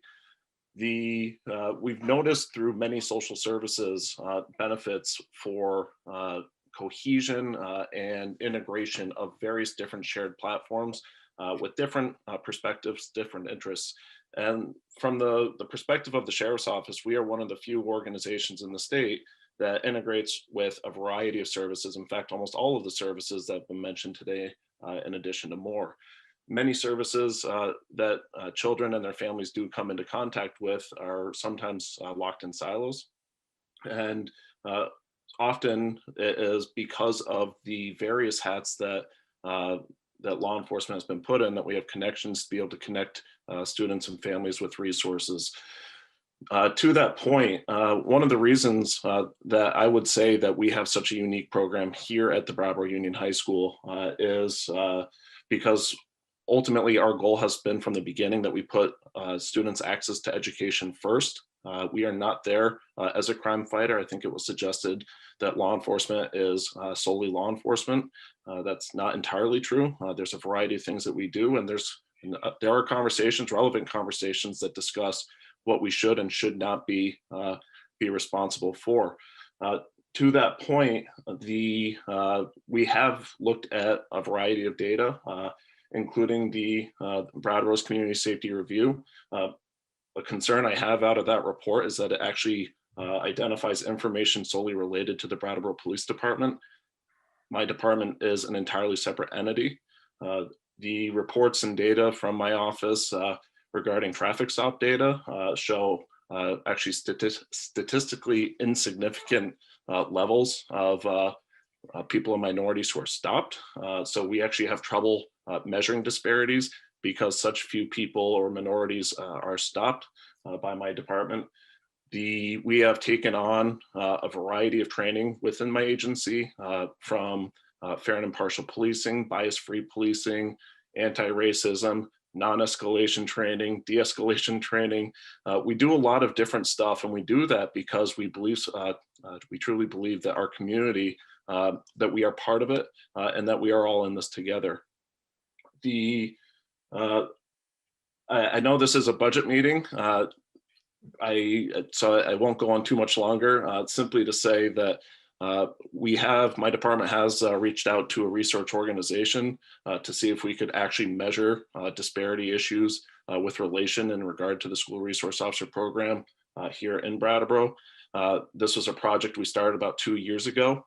And the problem that we recently learned is that the data regarding disparities has been so small that they don't feel that they can actually measure this. So my department is going to be meeting with them in the near future to actually work out a way that we can measure this. And I'd like to invite that conversation at another time where we can discuss what should and should not be done with the school resource officer program rather than discuss it in this budget meeting today. So I do invite people to that in the future. I don't have a date for when that will occur. I'm happy to answer questions about it, but thank you for the time. Thank you. Bethany Ranquist and then Ann Schroeder, if you'd like to speak, you'll be next. Great. Bethany, go ahead, please. Hi. I appreciate what everybody's saying, and I appreciate this conversation. I do think it's budget related, as this is an item in the budget, but I also think that this clearly is a conversation that needs a lot more in-depth looking at and discussion. So I would encourage the school board to continue having this on the agendas going forward, but I also would really like to see this continue this evening as long as needed. My comment or my thought about this is that I think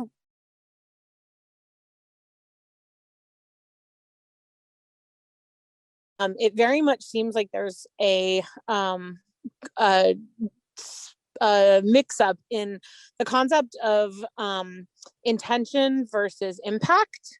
And I think that there's definitely good intention on the part of, I want to assume that there's good intention on the part of the school and, and the sheriff's office and all involved in, reasoning for why there needs to be SROs.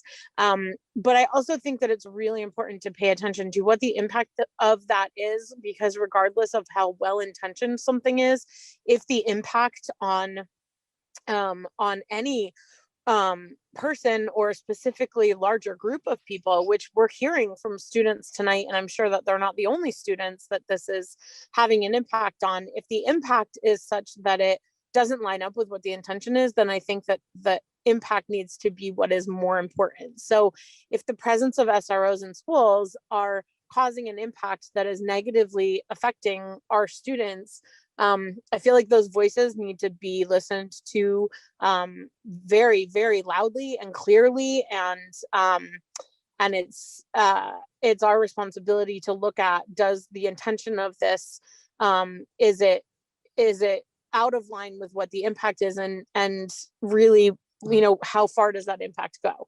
I think that's really important to keep in mind, and I say that specifically because I want to say that I really want to believe that nobody is putting SROs in school because they want to create a situation that is, negative for students. I believe that the intention on the part of the school, on the part of, any of the administration, on the part of even people who vote for the budget, that the intention is that they will help with safety of the school. I just think that as soon as we hear that there is an impact that is counter to that, it's our responsibility to listen to that and to take any and all steps possible to make sure that that impact stops happening. Thank you for the. Thank you, Bethany. Ann Schroeder.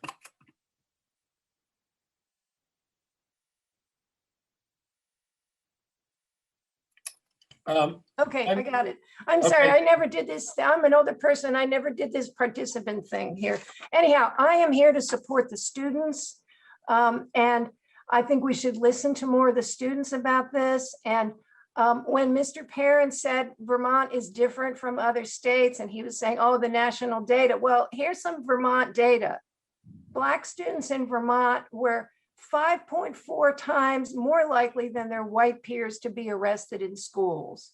And it's not just affecting people of color. Students with disabilities in Vermont were nearly 2 times more likely than their peers without disabilities to be arrested in schools.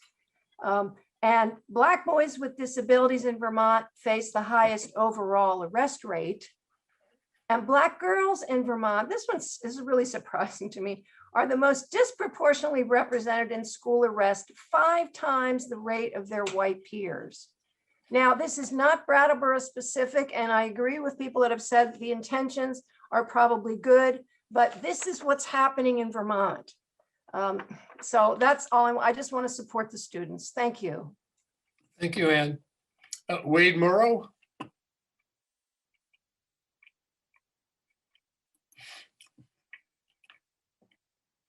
You'll need to unmute, Mr. Morrow. There we go. Yes. I want to echo Alan Blood's concern about the lack of information in regard to the upcoming votes, both a week from now and in terms of the school district itself.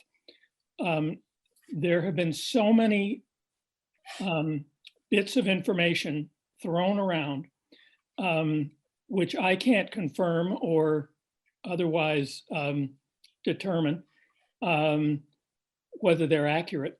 And I truly am embarrassed for the school board in terms of the lack of communication that's gone on in all of the towns. Putney is certainly one of them from our point of view, but not the only one, of course.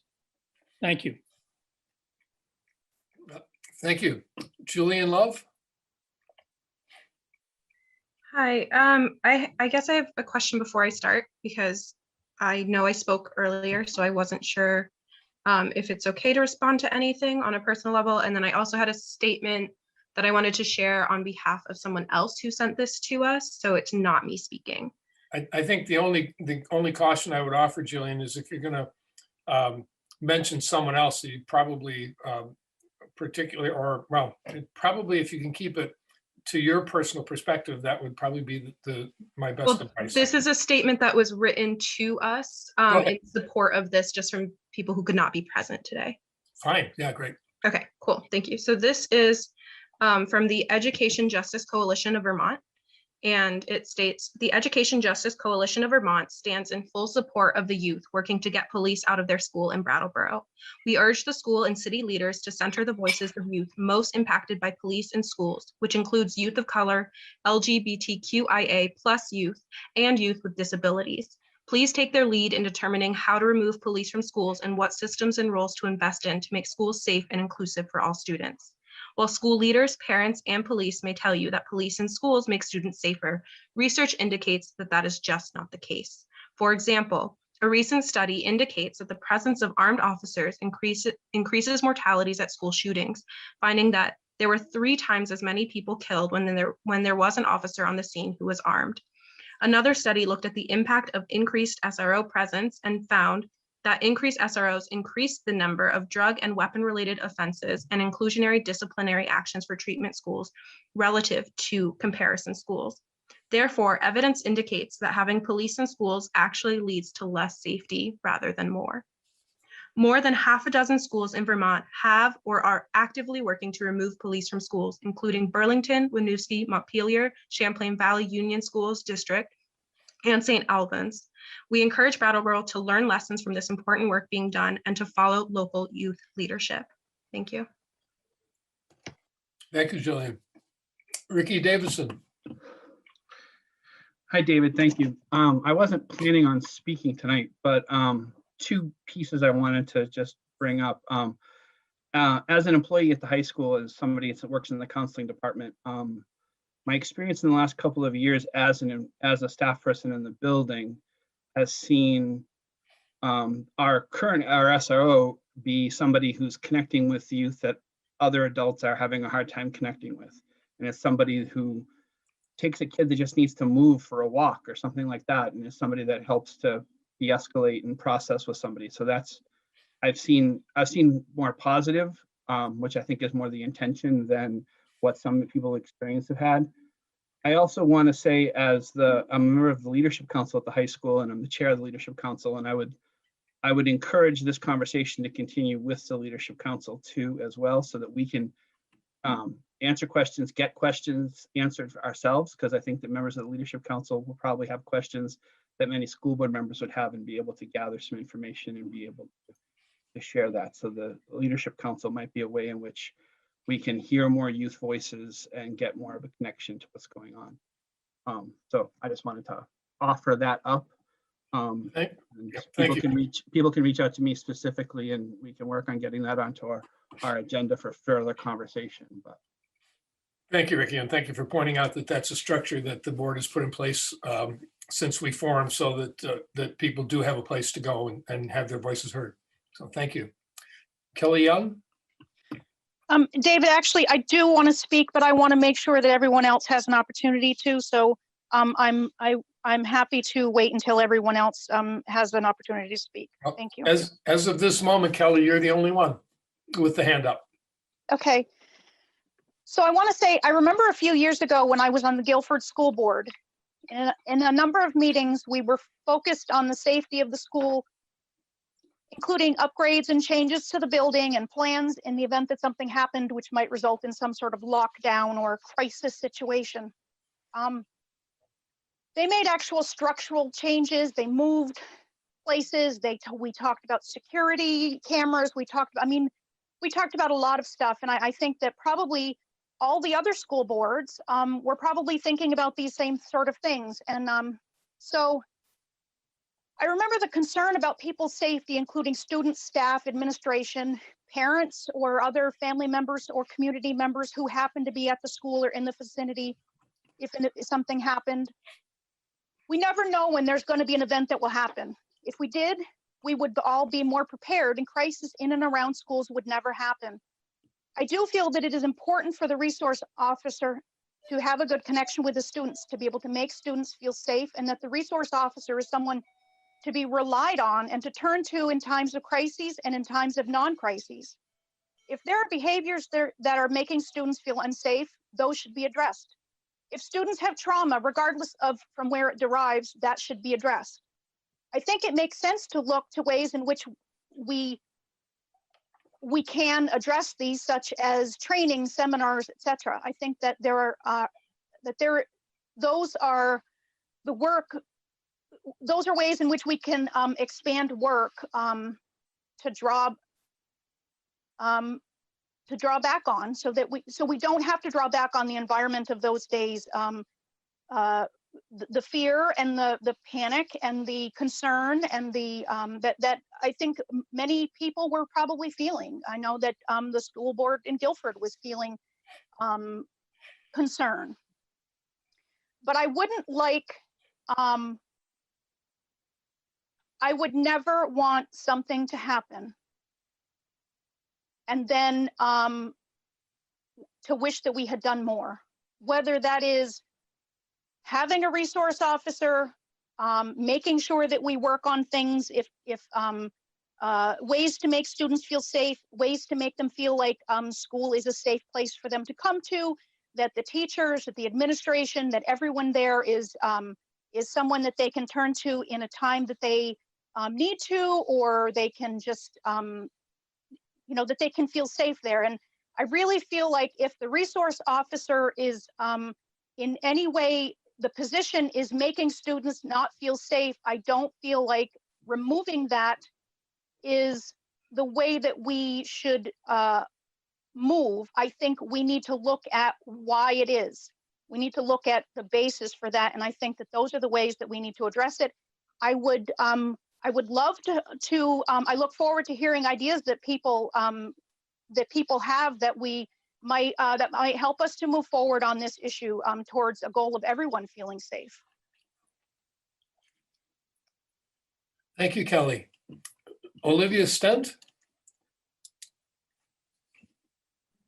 Hi, my name's Olivia, obviously. I am an alumni from BUHS, and I just wanted to add again that the fact that there have been current students, I am an alumni, so I can vouch for them, that who have already spoken, have already raised their concerns that yes, it's not if students are feeling unsafe as a result of an SRO, it's a matter of fact that is happening right now and that has been happening. So I want to kind of emphasize the language that we're using, that it's not if, this is a matter of fact.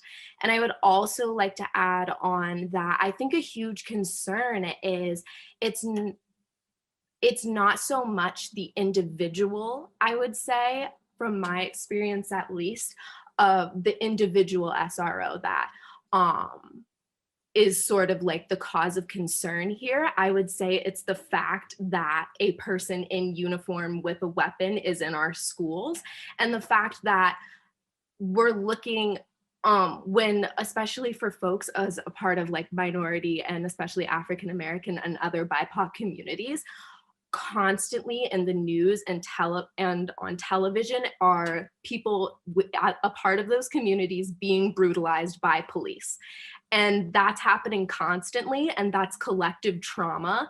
And having someone who is a police officer in schools is already going to make someone feel unsafe when they're used to people from their community being brutalized, and then those officers not being held accountable ever. So I think that's worth understanding, that it's not so much that you can ask one officer to act differently or exhibit different behaviors. It's the fact that they are a police officer in a school, and police have always been used to oppress and brutalize Black folks in this country. So I think that should be really understood when we're talking about where this fear is coming from and what the impact is. Thank you. Andy? Well, David, I was going to suggest, it's clear in the conversations that a broader conversation is really warranted. And there are passions on all, within all these, within the multitude of positions. I'm incredibly appreciative of the students that came to speak and the graduated students that came to speak. Their eloquence and their description of their feelings in the topic is absolutely, while it's painful to hear, it's something that we have to listen to and we have to respect their voices. I would encourage that perhaps the best solution at this point would be to plan a broader conversation and find a way to have a facilitated conversation on this particular topic. Whether we conduct that through the leadership councils or the diversity and social justice or the board social justice and equity committee or a larger conversation, I think it might behoove us to have a broader conversation where we can have a dialogue and a broader forum on this particular topic. It's clear that we have student voices that want to be heard on this. We do exist, and we do exist in service to our students and families. And we balance that with making sure that we're providing a safe environment for all parties involved and making sure that everyone can receive the best education possible. So I would suggest that, maybe you and I could perhaps talk offline at some point to figure out a way that we can have some level of a forum on this and have a broader conversation to encourage the voice to have a positive solution moving forward. I welcome that idea. That's a great idea, Andy. The only thing I will add is that we'll talk about it, and I'd like to add a couple of some of the student voices as well, because their consciousness of the impact or the effects of these of this situation is just deeper and fresher than ours. So having them in on the ground floor of the conversation, I think, is warranted. There's another hand up. As I said, I'm not going to stop this conversation. But we do have a budget to respond to more if there are more questions, and we also have a second item on the agenda, which is public information about the warning articles around school district withdrawal. So having said that, Victoria. Hi, yeah, I'm actually probably jumping ahead a little bit in your agenda because I'm interested in talking about those ballot questions. But before I do, I just want to say thank you to all of the students who bravely spoke up today. I think it's a testament to the education that you received and also just how empowered you feel as youth. So thank you for that. And I do think more conversation is necessary, and something I would love to see is representation of students on the school board, and if we continue as a unified district, on the leadership councils, because actually attending a meeting and actually being part of one of those groups is really quite different. And I think it would send a really strong message to show that you do care what students think and what the student experience is if they do have a seat at the table. So with that said, one of the things I would love to hear, and something actually my family and my neighbors are talking about, is why is withdrawal from the district even on the ballot now? It feels a little premature. It doesn't feel like we've got a lot of data. Can I ask you, Victoria, can I ask you to hold? I'd like to ask you to hold it for that part of the agenda. We have a whole section of the agenda to deal exactly with that. Okay, all right. And we may move immediately to it. There may not be any more questions about the budget, but I'd like to try and finish that up first. Sure. Thank you. Bethany? So I had a couple of questions about the budget, but I'm hesitant to ask them because I want to make sure that there's nobody else that needs to speak to the SRO questions. So I can ask them, but if other hands go up that need to talk about SROs, I'm happy to have my questions shelved and come back to you after. I don't need immediate answers to them. So I just want that really clear. My two budget questions. The first one was, I think that I heard Frank say that teachers' health insurance went up this year from 15% contribution to a 20% contribution. And I'm assuming that that is a union issue and not a localized one. But I was just wondering if we could get a little more information about that, because I feel like of all the years for us to expect teachers to pay more for their health insurance, the middle of a pandemic is not. I'm glad to provide that information, Bethany. The legislature last year. my question without you interrupting. I'd like to finish and then go ahead and say what you need to, but can I just finish my question, please? Go ahead. I'd appreciate the chance. Thank you. I would just appreciate the chance to finish saying what I'm saying, and then you are welcome to respond. My other question is, I also would like to know about whether or not, I don't think that I heard it mentioned, but I also would like to know what the numbers for this current budget are based on, because I know that there's a large number of students who have become remote and also potentially homeschooled as a result of the pandemic. And I'm curious if or how that will affect either this budget or in a positive or negative way. Is this based on last year's enrollment? Is it going to be based on this year? And how are we thinking that might be impacted going forward if parents who didn't used to homeschool have decided to homeschool and don't send their kids back because they've decided that it's fun to keep them home? So I'm just curious where that falls. Now I feel done. So if you'd like to respond, you're welcome to, and I appreciate you holding your thoughts until I was done. Yeah, the question about the increase in the benefits was not, actually the union was involved in a negotiating process. And I think they prevailed, but the legislature nonetheless put us all the school districts employees into one pool, and everybody pays the same thing. They set up a uniform system across the state. So we were removed from that process, and it had a negative fiscal impact on our staff, obviously. The question about the homeless students, I'm going to pass that on to Andy and Frank. I have some information, but I'm sure it's not as valuable as theirs. Frank, I'll defer to you on the equalized pupil count and the homeless students. Sure. As far as what the basis of the fiscal year 22 budget was built on, it always starts with the core programs that are required by the State Board of Education to be provided. And as most folks know, whether we have the same number of students coming back, or if it's up 3 or 4% or down 3 or 4%, generally that's not going to change the core programs that are required to be offered to our students. So when enrollment changes dramatically, then we do need to look at whether or not we can sustain those programs.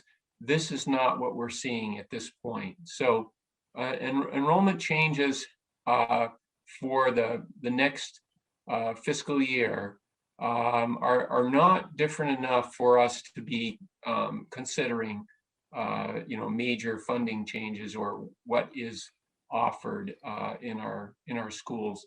Budget is always developed based on a sense of student need and obviously what the State Board of Ed requires public schools to provide, and then all the input that comes through leadership councils and community input. So I know that's a general response to your question, but I do think it's relevant. Thank you, Frank. Bethany? Yeah, I just wanted to throw in, I heard both you and Andy use the word homeless. I did not say homeless. I said homeschooled. So students that are homeschooled as a result of the pandemic and are either going to continue as homeschooled once the option of remote is no longer. That was my question. It did not have anything to do with homeless. So I just wanted to make sure that that word got changed when you were answering, in case it changed what your answers might be. And thank you, Frank. That was a perfect explanation. I really appreciate the very clear answer. Thank you for clarifying that for me, Bethany. I apologize if I misspoke. Thank you. Any other questions on the budget? David, if I could, yes. In Bethany's clarification, and yes, Bethany, I did understand you were referring to remote and then homeschool. But yeah, I do want you to understand that the number of students in that category, and you're absolutely right. Statewide, that has been quite a change under this pandemic. But even though it's quite a change, the number of students in our Windham Southeast School District region does not warrant a program cut or addition. We know that there will be a number of strategies as a result of remote learning and this shift. And I know the administrative leadership team is working very hard with Superintendent Skarzinski to address the learning challenges that we need to address. But from a budget point of view, again, the core programs are being sustained in this, and we're very pleased to hear that there's more federal support for supporting our students in the next 2 years now, is what we're hearing. Thank you. Thank you, Frank. Before we shift to the next agenda topic, we've been meeting for an hour and 16 minutes. So we're going to take a 5-minute break. We'll go silent for 5 minutes and we'll be back at 7:21.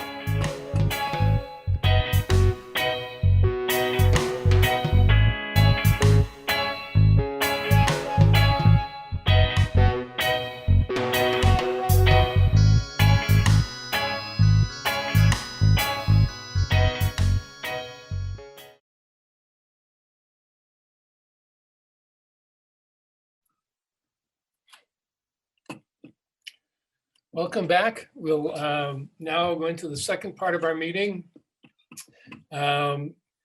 Michelle Green is going to take us through the document that was created by the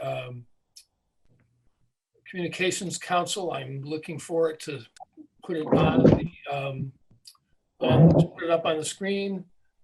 And I'll ask Michelle to take us through the document. I'll scroll up as you instruct. And we'll go right through start to finish, and then we'll take questions. Okay. All right, David, do you have a copy that's not the draft? Just because it's a little distracting. This is the most recent copy I have. Oh. If you have another, you can share it on your screen. Yeah, let's see if I can do that successful. Okay, well, I do. I'll stop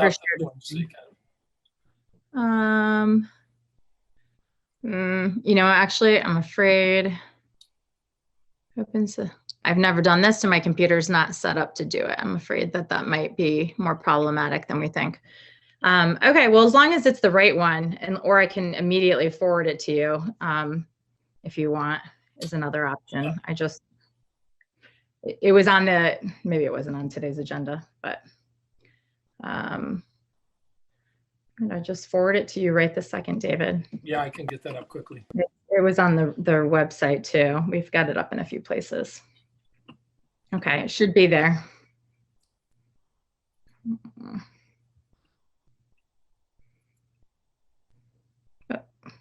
Oh, no, maybe I sent you the agenda.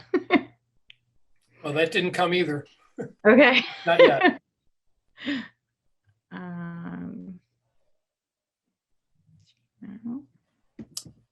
David Scholes, there we go. Yeah, we've now have this posted both under the voter information on our website, under the school board website, as well as on the front page of the WSESU, just so everyone knows if they want to follow along. Do you have it as an email? Yeah, it's up, and I'll have it for you in a sec. Thanks. Let's see.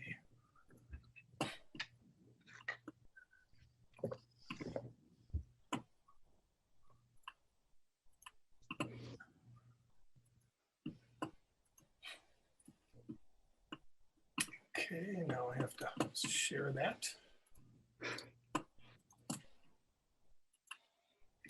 That should do it. Thank you. I'm glad you're in charge of the technology. Sure. Okay, so I'm just going to go through this, and we can stop at each section as we wrap it up to make sure there aren't questions, rather than pile everything up. So on March 2nd, each of the towns, Brattleboro, Dummerston, Guilford, and Putney, that comprise the Wyndham Southeast School District will be voting on 2 questions. The first question that each town will see is, shall the voters of the town of, so your town, shall my town authorize my town to withdraw from the Wyndham Southeast School District? So that is just for your town to leave the school district. And I just want to be clear about that because I know there was some confusion about if this, about what the ballot question was really asking. The second question, shall the voters of my town conditionally approve and ratify the withdrawal of the towns of Brattleboro, Dummerston, Guilford, and/or Putney from the school district if they vote to do so? So those questions are 2 different topics. You do not need to, your answers can be different. You can support your town staying in the district and still support community choice, for instance, and vote yes on one and no on another. And it's just worth noting that the second question, all 4 towns would have to vote unanimously yes to allow any town that voted yes on the first question that wanted to leave the district to forward that motion and have go to the next step. Moving down a little bit, Vermont State Statute 16 VSA 724 allows towns that have voted to form a unified district to vote to withdraw from that district. The WSESD is a state-formed district, and there is no law that allows state-formed districts to withdraw. So I want to just clarify this because it came in sort of at the last minute. The WSESD is a state-formed district, which most of us is a pretty way of saying that we were a forced merge district. The statute, the legal pathway that allows one town to leave a district specifies in that statute that it's towns that have voted to withdraw. I have screens popping up for some reason, sorry. And so we just want to be clear that the legal pathway, we want it to be transparent because this information kind of came out at the very last minute as we were ready to distribute this information. The legal pathway that we would be pursuing, a town would be pursuing if they wanted to withdraw, would be through that statute. And while it is not specifically stated that it applies to state-formed districts, it also doesn't forbid them from making that request. And so we just want to be clear that it ultimately does come down to a decision made by the Vermont State Board of Education. They have the final authority on how to interpret that law. The law existed well before there was such a thing as a state-formed district. So it would be premature for us to assume anything. And ultimately, it comes down to the decision of the State Board of Education if something were to move forward and be presented to them. So I think that's pretty much that on that section. If there's any questions, I'll just give it a moment.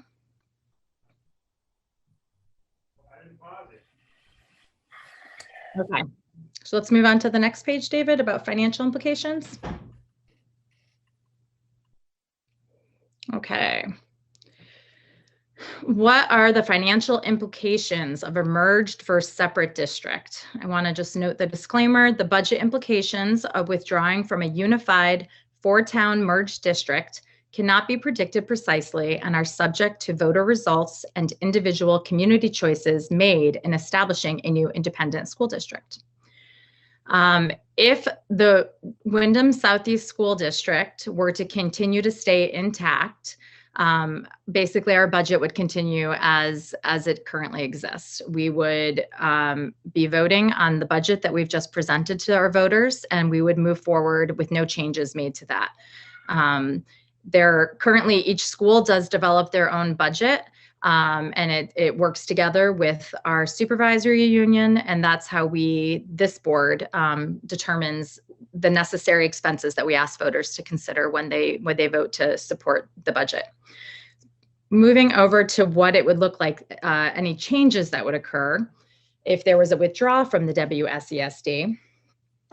If a town is approved to withdraw from the WSESD, the new local school district would remain part of the Wyndham Southeast Supervisory Union. School districts are responsible for expenses of the WSESU and contribute funds proportional to their use and needs. If a town is approved to withdraw from the Wyndham Southeast School District, it may take some time to untangle our districts, including from a financial perspective. Currently, the WSESD budget does have separate budgets listed for each school, and this may help to give a general sense of what the basic expenses and debts are for each school's operations. This budget will include building maintenance and capital improvements. It is anticipated that there will be expenses related to a town's withdrawal from the district. Among other things, these expenses would be administrative and related to the transfer of financial obligations and accounts from the merged district to a newly formed district. Any towns that withdraws from the district will have an increase in spending per pupil if they continue providing the same services and programs as are currently available under the WSESD. That's an important sentence. This would result in an increase to the tax rate for that town and possibly for other towns remaining in the WSESD, with smaller districts feeling a greater impact and increase in tax rate. And I just want to put out there where that statement came from. What we did was we took the current budget that is being that was just presented to voters, and we just looked at the numbers as they present right now as part of this district, and then we took the identical budget for each school, and it was reconfigured as if they were standing as a freestanding district, and those were where those comparative numbers came from. If Dummerston, Guilford, or Putney withdraws from the WSESD, Brattleboro Area Middle School, Brattleboro Union High School would no longer be part of their local district. Tuition would have to be paid by the school district that students resides in to attend a designated school outside their new district. It could be BAMS, BUH, or another choice that a new school board would choose to send their students to. If Brattleboro withdraws, the status of BAMS and BUH is unclear. So to be clear, that's if just Brattleboro were to leave the Wyndham Southeast School District. If the WSESD is dissolved, so the entire district no longer exists, and all 4 towns are independent school districts. Pending financial agreement, BAMS and BUHS will become Brattleboro schools. Outlying towns would pay tuition for their students to attend BAMS, BUHS, or as we said, another school designated outside of their own town and the grades they offer. In the event of total dissolution of the WSESD, again, completely dissolved, future school districts can collaborate to establish a union high school subject to voter approval. That process would look like the future school boards from each town working together, determining a union to present to voters, and all 4 towns would have to vote unanimously and agree, and then we could see a unionized high school district come back, so we'd have a regional high school again. But until that process was done, those schools would be designated as Brattleboro schools and considered like out of network, basically. Tuition students would not have a board representation or ability to vote on the budget of schools outside their local district. Tuition students are accounted for in a school district budget. However, if an incoming student was not accounted for when the budget was approved, there is no reimbursement of state funds, and the town is responsible to pay the tuition for those students. Okay, do we have any questions on the financial implications? Sean? You'll need to unmute.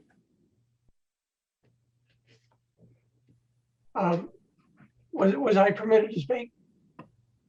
Yes, go ahead. Okay. I was looking at the bullet point that says that there will be an increase in cost. It was up sort of at the beginning of the page, or not at the beginning, but yeah, the anticipated the budget, any town that withdraws from a district will have an increase in spending. I was just wondering if we could get clarification about the state mandated cap on education spending.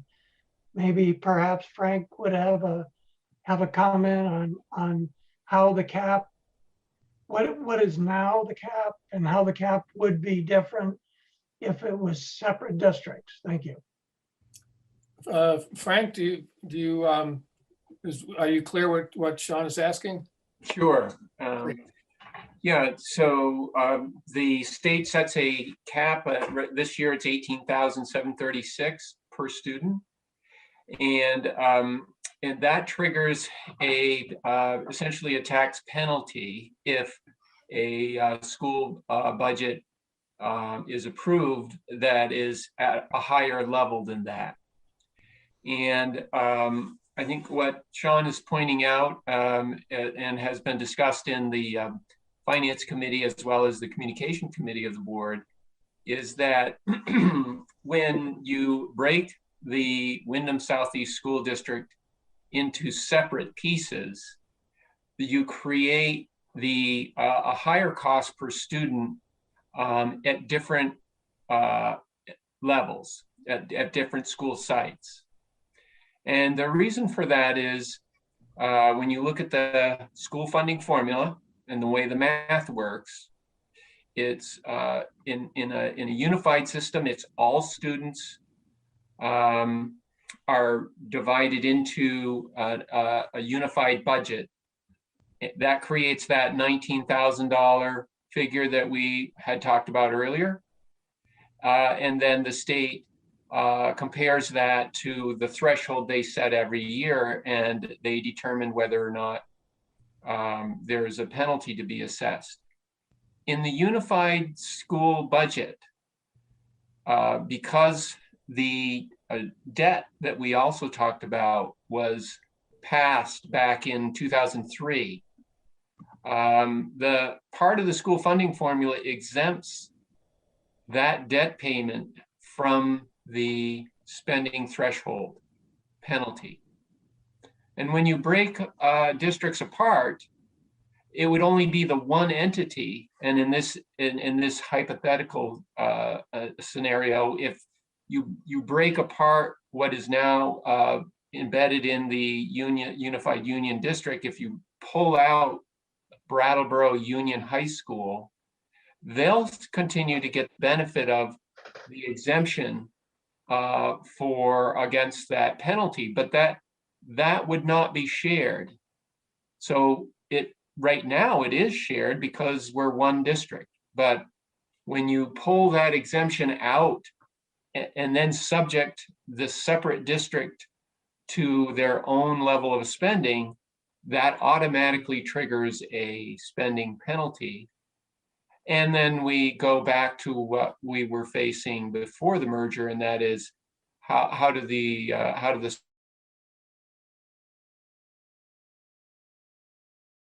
or programs so that they stay under the cap.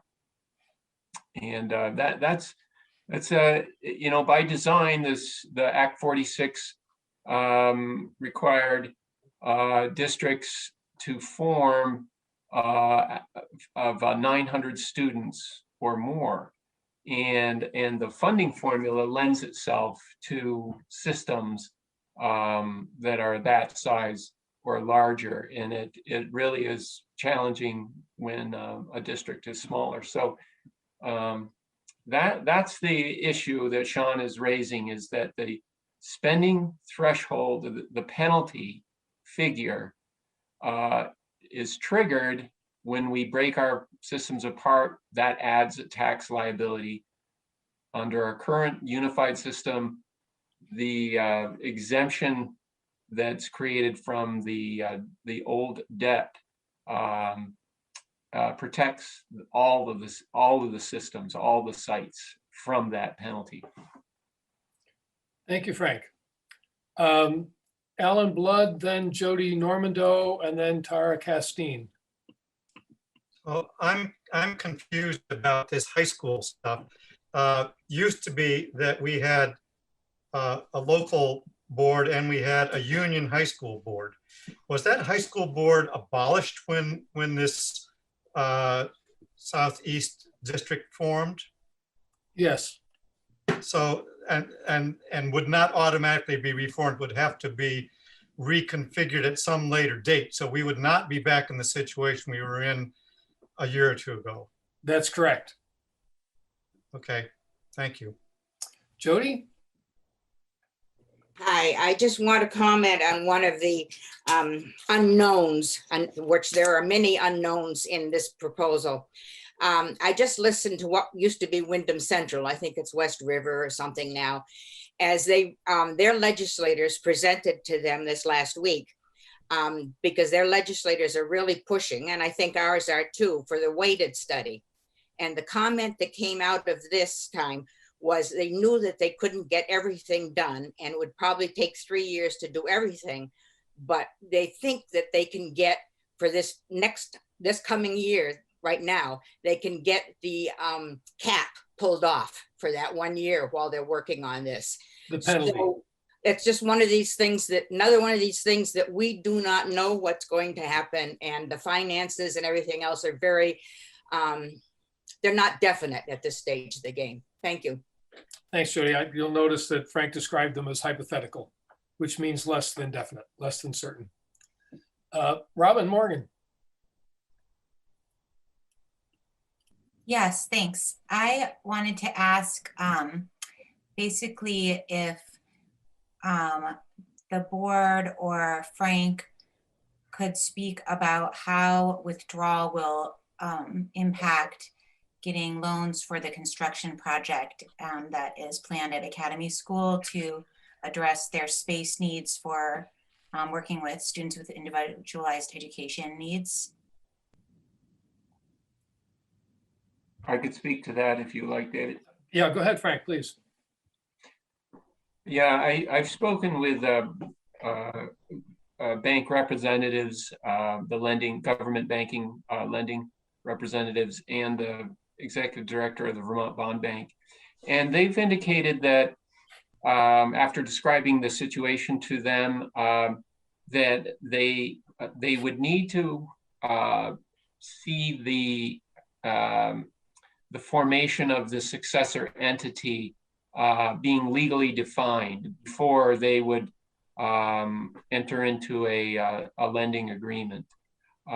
So unfortunately, that means that depending on if this moves forward, the lending event, if that's the way we go, is contingent upon either the State Board of Ed or whatever oversight agency makes its determination about the legal status. Because their bottom line was, if there's ambiguity about who is going to pay back the loan, then they will wait for that ambiguity to be removed before they enter into an agreement. And of course, that's a common sense, of course. So if there is a change in legal status of Wyndham Southeast School District after town meeting, then I believe it will take time, more than this spring term, that in terms of what we had anticipated moving forward in.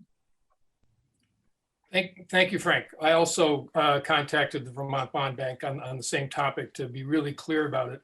And certainly they need to know who the counterparty is that they're going to be entering contracts with. There also is a process for districts that have cash on hand, which is us, for what he described as reimbursement resolution and statement of intent to pay ourselves back through lending after some designated time frame.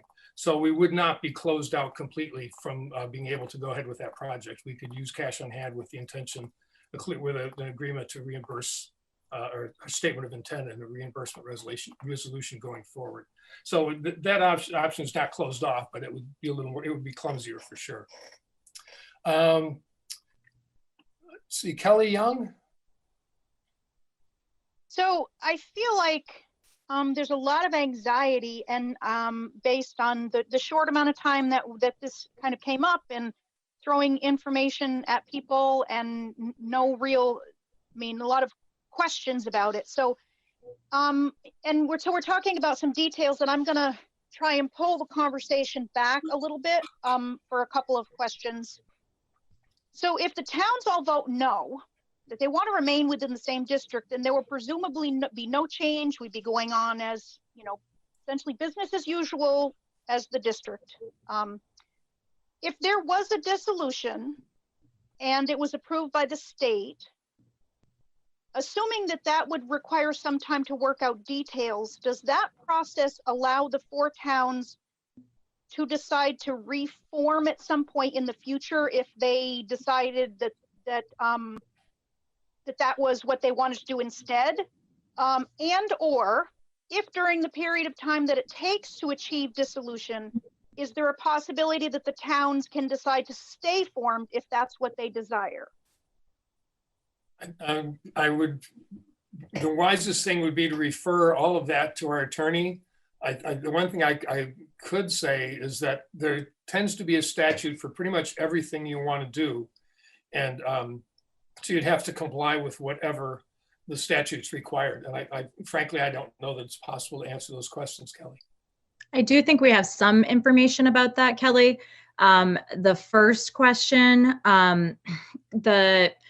it's the reforming an independent school district is a little bit different than the merging process. And so towns would vote and create a new school board. It wouldn't be a transitional board. It would actually be their next school board. And it would be, that would get them through a transitional period. In that time, their only authority, because the school would still be underneath the Wyndham Southeast School District, we would still be intact, is limited to creating a budget for that next school. And so the way that it seems to imply, I don't know if there's a way to, make an appeal or anything like that, but the implication is that the only authority they have as sort of this floating school board that doesn't have a school is to create a budget so that they can go ahead and become an independent school district. And once they were in that position, they would move forward and be able to make decisions, other decisions for their school. The second question, did you say, were you asking if the towns separated and then decided to come back together, if that was something that could happen? Was that your question? Yeah, that was more my, I mean, I feel like we are, I assume that the school board members as well are feeling the same thing that I would expect that many people in the towns are feeling, like, oh my gosh, we are sort of like short time period. We have to make a decision where this is moving very fast. And so what I was trying to just get an understanding, and I appreciate, David, your comment that really an attorney may have to answer this, but I guess I was trying to get a sense of whether our options are like sort of we're closed upon if this is the choice that we make. I just was trying to get a sense of whether I mean, I feel like when the towns made a decision and then the state said this is what you're going to do, even though it wasn't what the towns wanted, it took the towns were not given the choice. So now we've had a little bit of time as a formed district, and presumably if this did go forward, we would have a little bit more time working things through, and they would get maybe hopefully more of a sense of what a formed district would how it would represent the towns and be good or negative or whatever it is, and so they could make a better comparison. I feel like people are maybe having a challenge making a comparison to decide what they want to do. And I could be wrong, but I think, and so I'm was just trying to get a sense of whether if they make this decision, if their options in the future, if they then say, actually, we really appreciated being together as a district, and we would like to reform, or whether in the 4 towns or a couple towns or however it was, but if they had the options to make that choice in the future, if they felt that was going to better serve their towns. Thanks, Kelly. Again, I think obviously towns can always petition their select boards to have a revote. As far as the rest of that, I think it would be very difficult to be clear. Sean? Okay. Thank you. I've been studying this Wyndham Southeast School District preliminary homestead tax rate form quite extensively. And one of the things I notice on that is the equalized pupil number that Frank referred to earlier of 2,263 students. So I was wondering if there could be some input from I guess it would be from Frank, on the volatility of the equalized student number as a single district as opposed to a unified district. The administration is interrogated. Sure. Yeah, that's something that was very familiar with the individual school boards prior to the merger. In that, for example, in Guilford, if you have a 120 student student body in grades K through 6, and you had let's say a 10 student variation from one year to the next. 10 students is not so much that the school board is going to be able to, say, lay off a classroom teacher. So you're going to generally keep your same staff and your same cost structure. But if you have a change in enrollment, and we have seen those numbers like that, somewhere between 8 and 10%, that goes directly to the tax rate. So variations in small school enrollments have sort of exponential impact on the tax rate. And I say exponential because if it pushes the school budget into that penalty zone above the threshold, then that's what makes it exponential. It's you add a dollar for every dollar that you spend over the cap, and unfortunately, that is common in schools where you have a community of less than 200 students.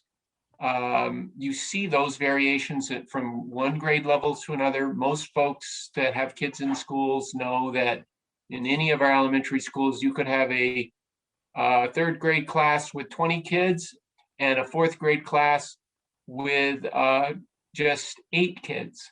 And that, when you're a small school, you can't share grade level teachers to smooth out that variation, and it really spikes the tax rates. In a larger system like the Wyndham Southeast School District, the unified system, when you have 2,200 kids, we just don't see that level of change, 10% changes in enrollment. We see 1, 2, or 3% changes in enrollment, it just is a much more stable calculation as it relates to the school funding formula. Thank you, Frank. Bethany Ranquist and then Jane Guidell. And I would ask people please to put your hand down and remute after you've spoken, please. Thank you. Bethany and then Jane.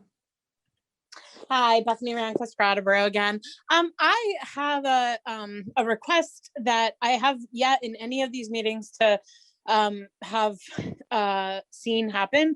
And that is, I know we've talked a lot about leadership councils and the lack of getting information from them and input from them for this, but I would really love to hear very directly this evening from the principals of the schools who are here attending this meeting on what the impact at their individual schools will be and their sense of the impact of this overall on the district, because I feel like aside from teachers, they're the biggest stakeholders in this. And I think that my understanding is they have not been encouraged to share their thoughts. And I would really like to hear that. I don't think there's any reason at this point, if we're hearing the school board members start to say what their thoughts are about this, I don't think there's any reason that the principals shouldn't be allowed to share their thoughts about how this would impact their individual schools as well as the district. So I know that I have seen a few of them on the participants list, and I would encourage them hopefully to be willing to share that. And I also would request that they have the ability and the space to do that without being stopped by a need for some sort of political correct reason, because I think that at this point we need to hear what their thoughts are. And any principals that would like to comment, this is a public meeting. Obviously, your questions are welcome. Bethany, would you please lower your hand? Thank you. Just put up your hands if you'd like to share your perspective on what this vote would mean to your school. You're more than welcome to participate. Jane, go ahead, please. Hi, so I teach at Academy, and I'm also a parent in the district at Academy. And I just wanted to respond to Kelly and other people who feel like this vote is rushed and you really need to make a decision now.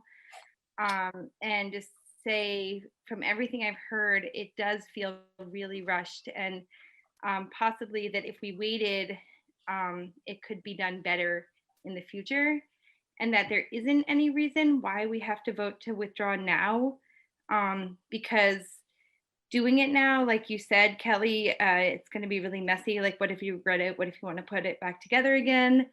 You don't like the outcome. So wouldn't it be nice if we could like take more time, gather more information, and just like really take the time to have people figure out how to do it the right way.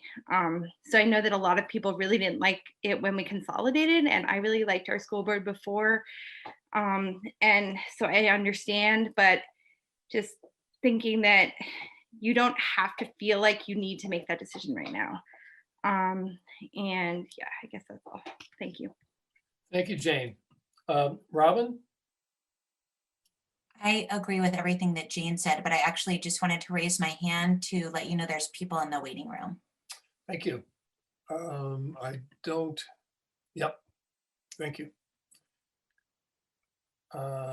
Julianne Giordano? Yes, hi. This is Julianne from Demerston. I'm afraid you're muted again, Julianne. Oh, I'm sorry. I don't know what part of that you heard. So this is Julianne from Demerston. So start over.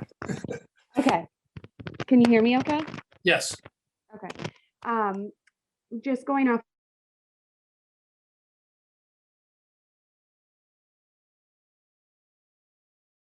sense of urgency and talk of a loophole that may close, and just confirmation that I also heard that response from legislators that that's not the case. And I'm wondering if anybody on the school board can speak to that. I can speak to the lack of clarity. The State Board of Ed did meet with legislators and asked for what was described as a loophole to be addressed by the legislature, which would potentially say clearly that state merged districts are not allowed to dissolve voluntarily. At the same time, there are two bills currently filed by legislators asking for legislation that specifically outlines the process by which state-formed merged districts could dissolve.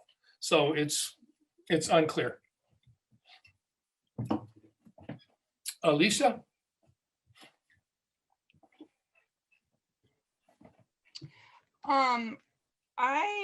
The last meeting had asked about what were some of the other reasons beside this loophole, because I was really struggling to see it as a loophole, because from the perspective that I was hearing and listening to the outcry of people, saying that this potentially has huge implications, I didn't feel that suing our state to dissolve a merger that the state had formed us in seemed it seemed counterproductive. And so you reviewed me to the January 5th meeting so that I could review that. And going off the question that was just asked before me, I contacted Jeanette White, and there's actually no legislature that is addressing how it was presented to the board was that this was crafted and that, you know, the terms that were used, I think that people were wholeheartedly believing that there was an urgency. And now that that's not there, and we're listening to board members even kind of discuss, like, in nice ways, how do we get out of this if the public didn't want it and if the town didn't want it? But everyone's saying, like, leadership wasn't consulted and this didn't happen and this didn't happen. And so what put us here seems so contrived that I think a lot of people are really struggling with that. And it just, I mean, that's a painful, you know, real loss of communication and trust within a lot of us that are already in vulnerable positions. And that's my position. And I thank everyone for the ability to be able to share that. Thank you. Ellen Rago? Hi, this is related to what Alicia said. Can you say more about the pending legislation that you mentioned, David?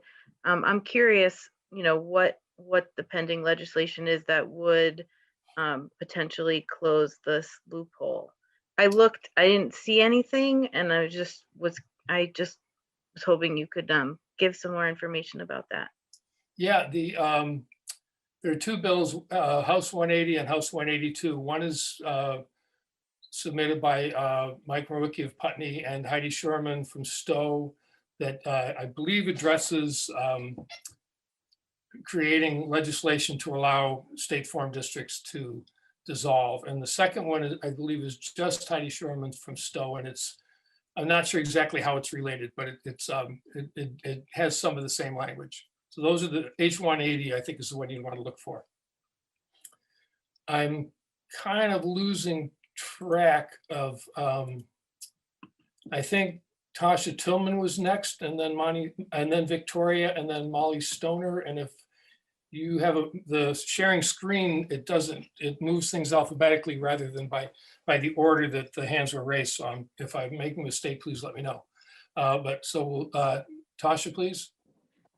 Thank you. I just wanted to mention that the thought of going to all of the great effort to dissolve, to then come back together potentially if that didn't really work out, would be a lot of time, effort, energy, resources, money, tears, blood, sweat, all of that for nothing. It's as if this merger could be compared to a marriage, and we've been in this marriage for less than a year in a pandemic. I don't think that's the time to really consider how have a real gauge about how things are going for you in your marriage is if you got married in this pandemic.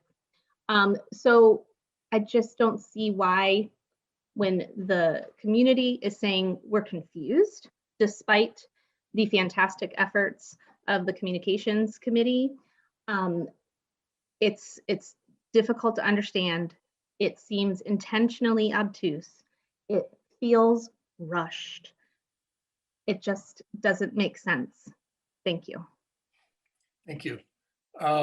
Victoria?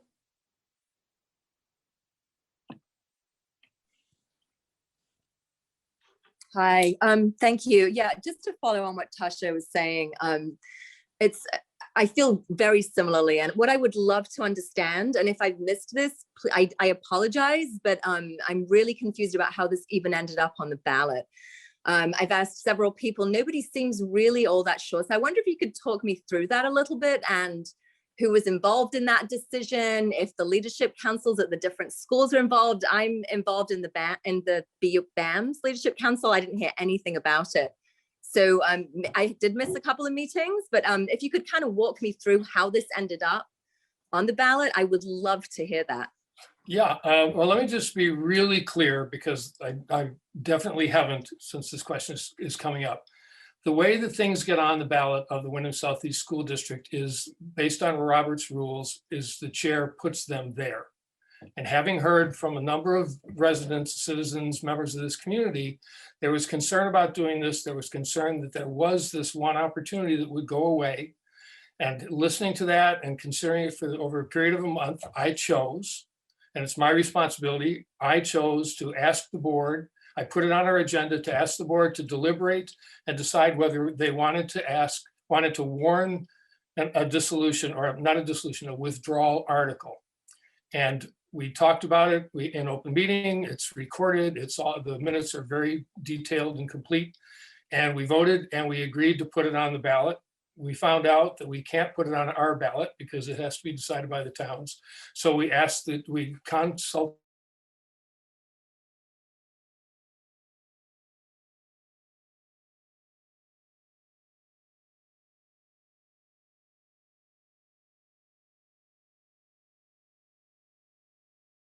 to your answer to Ellen Rego about H180 and Mike Mrowicki, because I was in a meeting with them on Saturday morning where Jody Normando is also there. So Jody, correct me if I'm wrong on any of this, but what Mike said in that meeting is that he had sponsored the bill and that but that he didn't see it going anywhere this year. He was saying that it's not being pushed at all, that the legislature has a lot of other things they're focusing on related to education. And I'm just kind of looking at my notes here. He said they're really focused right now on the COVID issues and learning loss and some kind of a moratorium on buildings in schools that I didn't really understand. And then I was asking specifically about the time frame of crossover, and they were saying that crossover has been set now for March 12th, and that's the point at which, if any bill was going to be considered for this year, a bill would have had to have been in the Education Committee, gone to the House floor, been voted on and sent over to the Senate by the 12th of March. And since it wasn't even being discussed in committee yet, he felt like it would be one of the bills that would be introduced but not go anywhere this year. That was Saturday morning. Who knows, things can change obviously, but I just wanted to add that because I was part of a discussion in which that was discussed. Thank you. So, and I also wanted to just say one other thing, which is I would love to hear from administrators, just because I feel like their professional opinion is so critical in this kind of vote. And I wasn't clear about why their voices weren't welcomed in the earlier meetings. And so I would love to hear from any of them if they're willing to do that now. Well, your wish is about to come true. You're going to hear from the Vermont Principal of the Year, Mark Spino. Oh, great. Thank you. Thanks, David.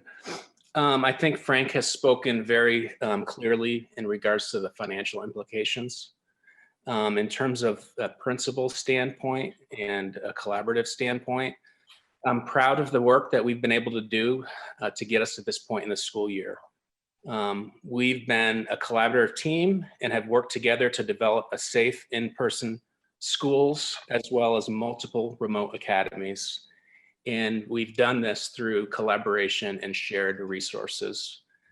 I think I speak for all of our principals when I say that we believe in playing nice with each other and putting the students' needs as the top of our priority. And I have a lot of faith in our collaborative nature of our admin team moving forward into the spring and for years to come. And I think we are a strong group. And this is a time where we need to work together and share resources on behalf of what's in the best interest of our students. Thank you. Thank you, Mark. Michelle, oh, there's Herv. Go ahead, Herv. Principal Herv Pelletier from Putney Central. Yeah, hi. So, whoops, sorry, I have my little blocker on there. There I am. So much like Mark just said, I mean, our interest in this is not necessarily to sway votes or to weigh in or to tell people how to vote, but rather to just reflect on our experience as a unified district. I can say, I think that I speak for all of us as principals, unequivocally the last year of programming that we were able to pull together after an exhaustive summer of planning would not have been possible had each school been trying to pull together programming on their own. It just simply wouldn't have.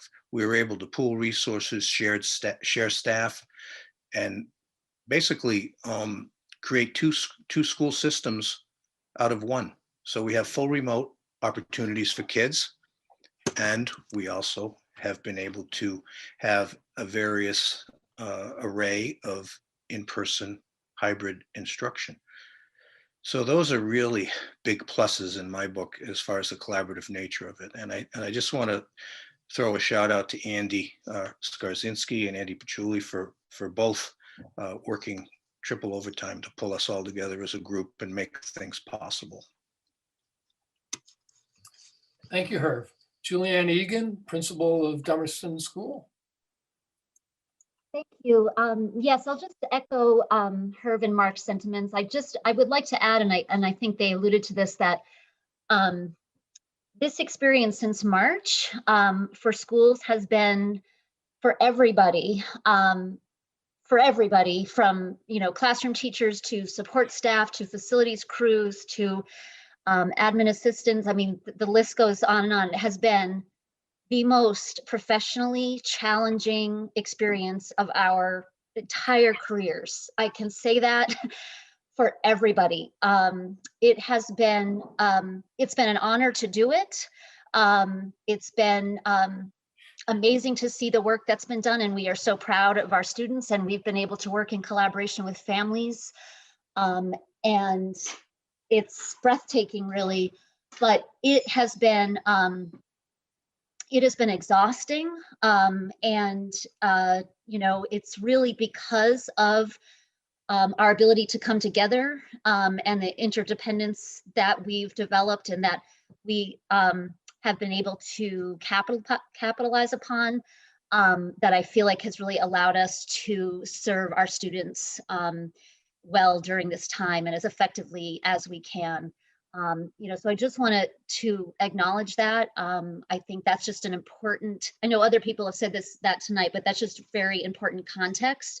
And, thinking about whatever structure, whatever, governing structure we end up adopting, we're in the context of a global pandemic, which has, is historic in nature, and it's going to be, it's changed our lives since March and will continue to completely affect the way that we're educating students moving forward in the recovery.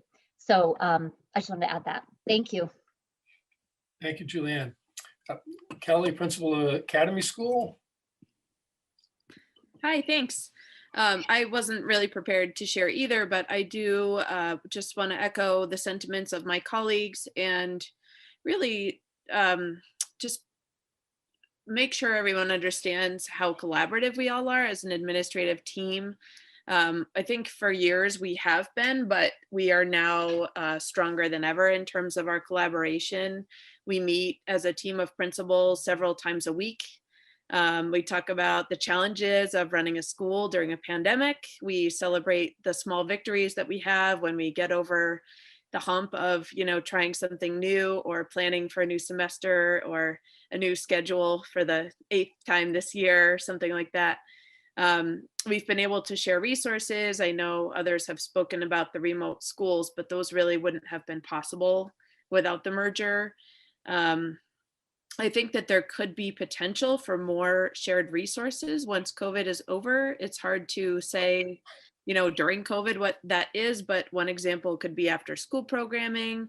There's a lot that I think we can offer as a united team.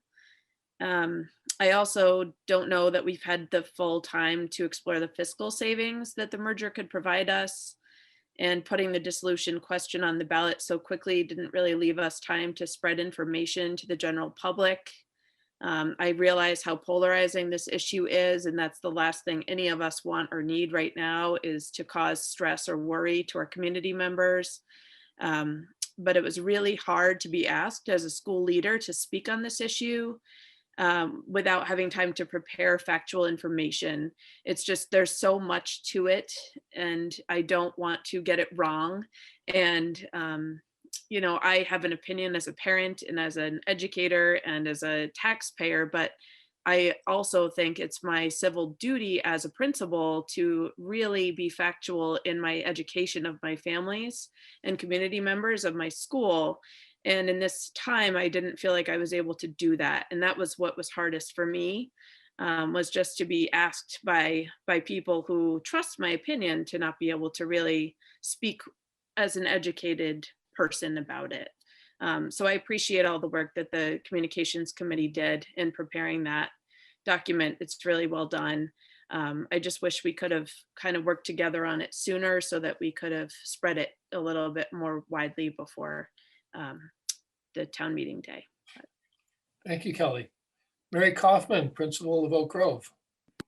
Hi. Yep. Thanks, everybody. And thanks, Kelly. I think that you said that really nicely. It's hard to gather all that information so quickly. But one thing that I want to always bring to the forefront is really what's best for the kids.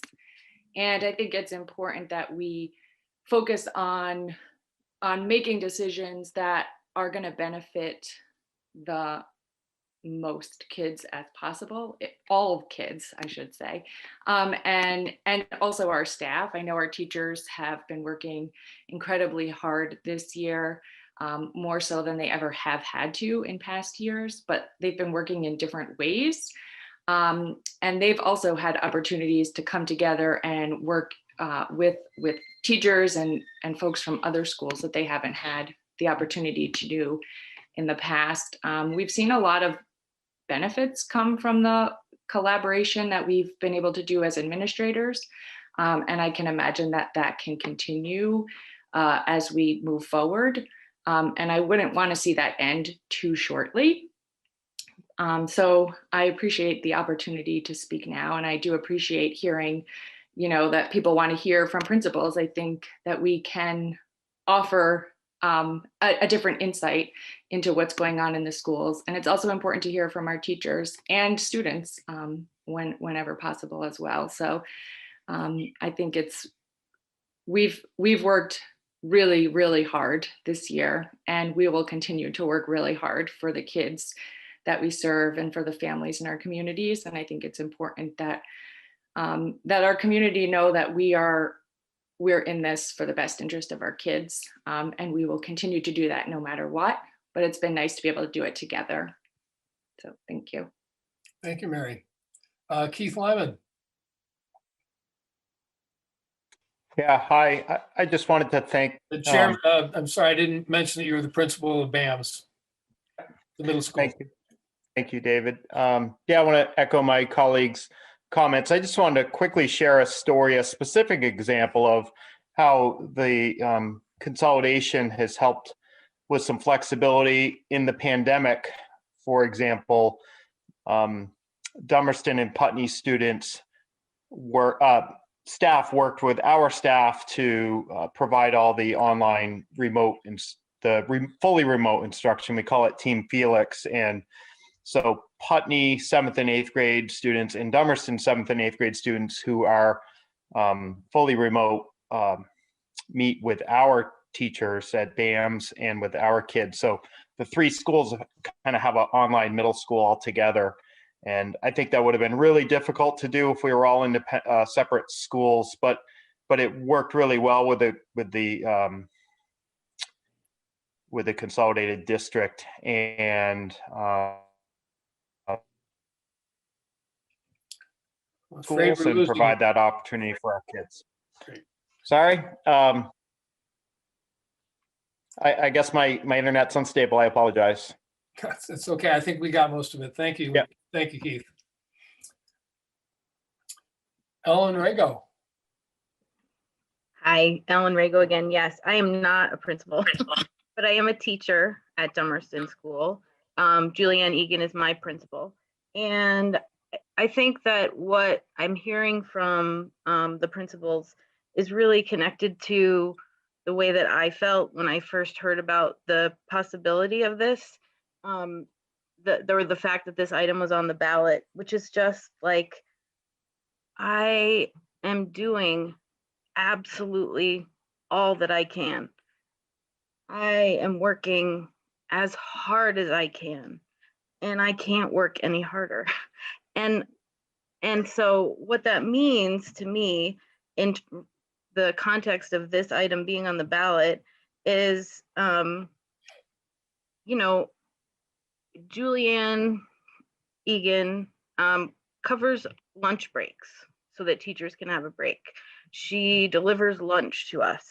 And so the idea that her efforts would be pulled away from anything right now to focus on either communicating around this or around, if this vote went through on working with a new school board and doing all of the work that entailed to, communicate with this new school board. And I mean, I don't know what that process would look like, and I don't know how much time it would involve for our principals, but I imagine it would be a time commitment. And just the idea that any of her time would be pulled away from the vital support that she's providing right now to students and teachers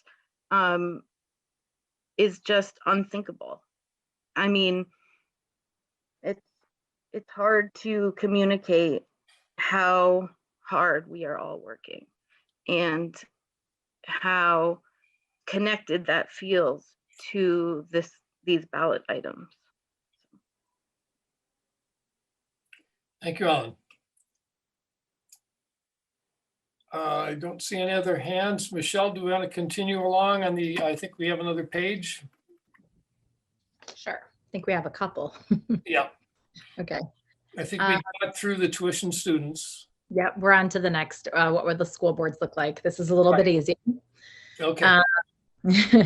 So currently our school board design is, we have 4 representatives from Brattleboro, 2 from Dummerston, 2 from Guilford, and 2 from Putney. This was determined in the Articles of Agreement and voted for by the people to have this configuration. The current board represents all students in the district, not just the town that they come from. And you can see there's a list of some of our subcommittees that this board has created. Withdrawal, if a town withdrew from the WSESD, they would elect their own new school board. Historically, that's usually looked like 5 people, but there's some flexibility in how many people represent their board. And that school board would represent just their own school district. Overall, school boards have the same responsibilities. So the responsibilities of this board would be held by the responsibility of a board overseeing 1 school versus 10 or 5 or 7 in the case of Brattleboro. So not much difference there. Moving down, how will the Wyndham Southeast Supervisory Union work? So the Wyndham Southeast Supervisory Union is combined right now with the Vernon Town School District and the Wyndham Southeast School District. Our 5 towns have always historically been part of this supervisory union and would continue to do so.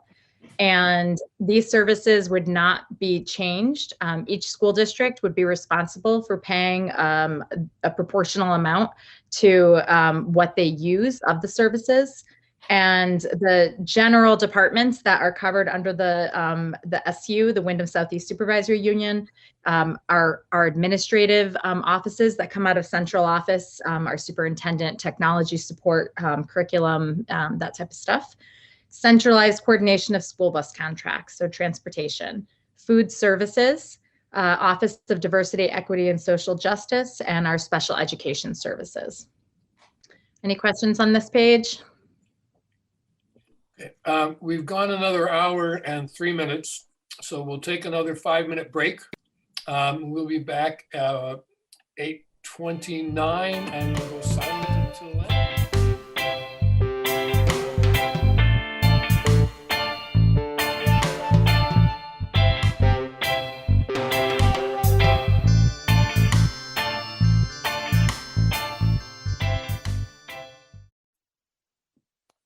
Okay, we are back. Michelle, you want to continue on our communities engaged with the school board? Sure. Thank you. Okay. Communities engaging with the school board when remaining in the WSESD. Attending meetings, the WSESD board meets twice per month. Currently, these meetings are operated remotely, but in-person meetings rotate through all schools in the district. These meetings pertain to the issues and decisions that affect all schools within the district. The superintendent provides an administrative report at each meeting, and principals report on individual schools routinely and as needed. Each school is represented by a leadership council, an advisory group for the WSESD board made up of school administrators, school staff, community members, and a WSESD board member. The leadership councils are intended to ensure community input in deliberations of the WSESD board and are still being developed across the district. Leadership council responsibilities will be guided by the council interest and include such things as providing input on budget and resource priorities, policies and procedures, board deliberations, hiring process, student learning goals, school community values, and community engagement.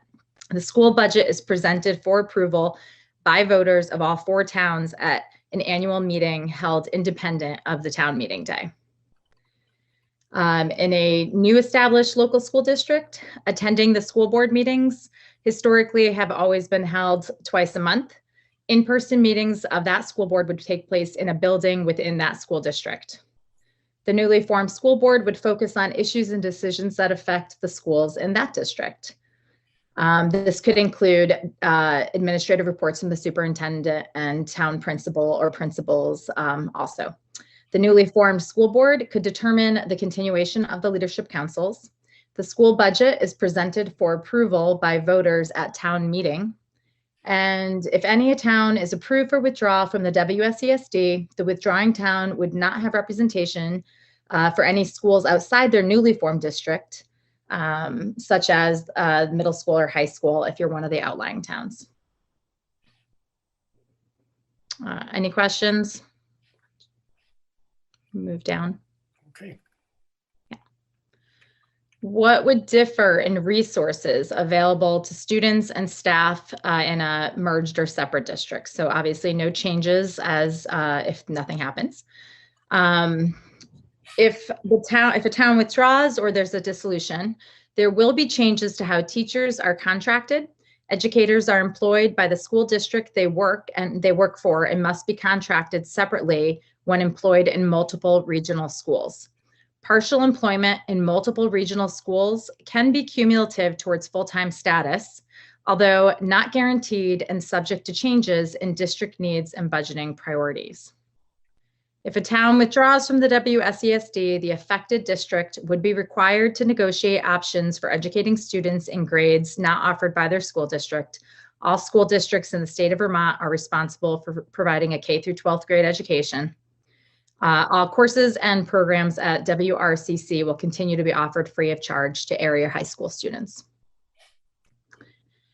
How does COVID-19 response change at our schools? Currently, the WSESD staff from a variety of schools have collaborated and worked with other schools across the district for staffing needs. We have remote staffing, remote students being taught in other schools and teachers teaching in other schools. Aid for COVID-19 related expenses is overseen by our finance office, and there are some shared resources. In the event of withdrawing, a town is approved to withdraw. Any staffing transfers between schools that are not in the same district would have to be individually negotiated between the district's educators and their union. Central office for the WSESU would continue to oversee securing of funding for aid for COVID-19 response and distributions of funds to each school district with minimal interruption. I think Andy clarified there might be a little bit hectic, but basically schools will still get their funding. Are we on a new page? Were there any questions? Yeah, Andy has a hand up. And Yeah, Bethany. I had an email from Jackie. Her computer crashed, and she was wondering if you could let her back in. Yeah, I just did let her in. Thanks. Gotcha. Andy. Okay. What happens after this vote? There are no changes if nobody votes to leave, obviously. If any town votes to withdraw from the WSCSD and all towns in the WSCSD vote to approve the town's withdrawal, the Vermont State Board of Ed will consider a petition for withdrawal from the WSCSD. If any town is approved to withdraw, the Vermont State Board of Education will hold a hearing to determine the new configuration of the remaining schools comprised of the WSCSD. The current vote pertains only to the withdrawal and approval of withdrawal for each town from the WSESD. The Vermont State Board of Ed determines eligibility and approval status. In the event a town or towns withdraw from the WSESD, the State Board of Ed will determine if the towns remaining should continue to form a unified district. Their criteria on that was, is it in the best interest of the state, the student, and the remaining towns that comprise that district? This could result in the dissolution of the entire WSESD, regardless of voter results on Article A. The WSESD and elected board members remain in place while individual school districts are established.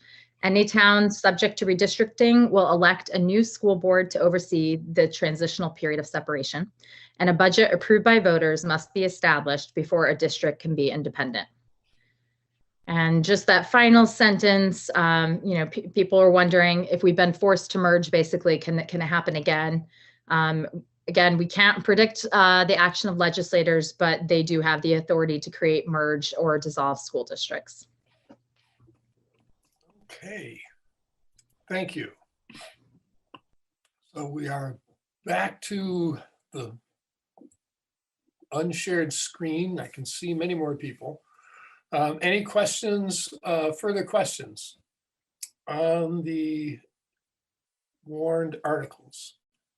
Bethany. Hi, I have two things. And again, David, if you wouldn't mind letting me say them first, that would be great. My first thing is I've noticed that a couple of times tonight and in previous meetings that if somebody later in the meeting tries to get in, they end up in the waiting room for a while.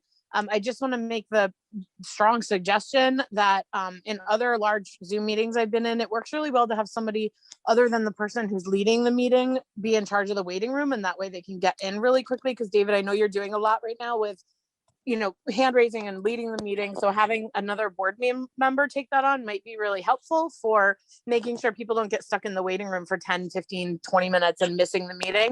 And then my second one is, Michelle, could you, or anybody else, just to get this louder for the people in the back, can we just cover that if somebody, and also just to clarify for myself, if somebody is out of the BUHS district, so let's say that one of the outer towns leaves and their students become like tuitioned to go to BUHS, that the people in that town do not have representation on the BUHS board, which would mean, and yes, all of these are big ifs because it depends on all the different steps to get there. But that would mean, as an example, that if something happens at BUHS and it is not a town that has representation, they would not have a say in what was happening. So let's just say, hypothetically, BUHS decides that they can no longer, for whatever reason, fund or support their theater program or their sports programs. And so they vote as a school district to get rid of some type of program like the music program or the football team, that a town that doesn't have representation in that district would have no say on that school board or no vote over those decisions. Is that correct? Just so that everybody understands what that means and that it's a bigger deal than just, oh, you don't get a say in day-to-day policy, but it's actually really big policies that could be impacted. It would be all policies, Bethany. If there's if you're not a member of the school district, you don't get representation on the board. If the UHS became part of the Brattleboro Town School District and the other towns did not reform a union district, then anyone tuitioning to that school would not have representation on the board. Other questions? Alicia.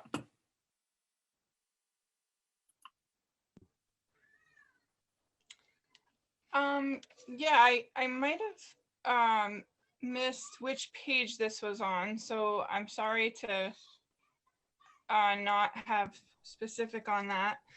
But I thought there was a wording that seemed different than one of the meetings that I had been at, and it was the last bullet point, I believe on the second to last page, that was in regards to tuition and tuition students that were not in that budget year. Is there any way that we could refer back up to that? Yes. Let's see if I can find it. In the event of total dissolution of the WSESD, future school districts can collaborate to establish a union high school subject to voter approval. Is that what you're asking about, Alicia? No, it's not. No. Sorry, I think it's a little further down. The next one says tuition students would not have board representation. Does that sound right? I'm sorry, it's hard for me to. No, it's okay. It's okay. We can. See where you're scrolling. Okay, well, let me start at the bottom because I think it'll be closer to the bottom than the top, and I'll just go through slowly. And if you can see it, just tell me the first 3 lines on the words on the bullet, and I'll stop right there.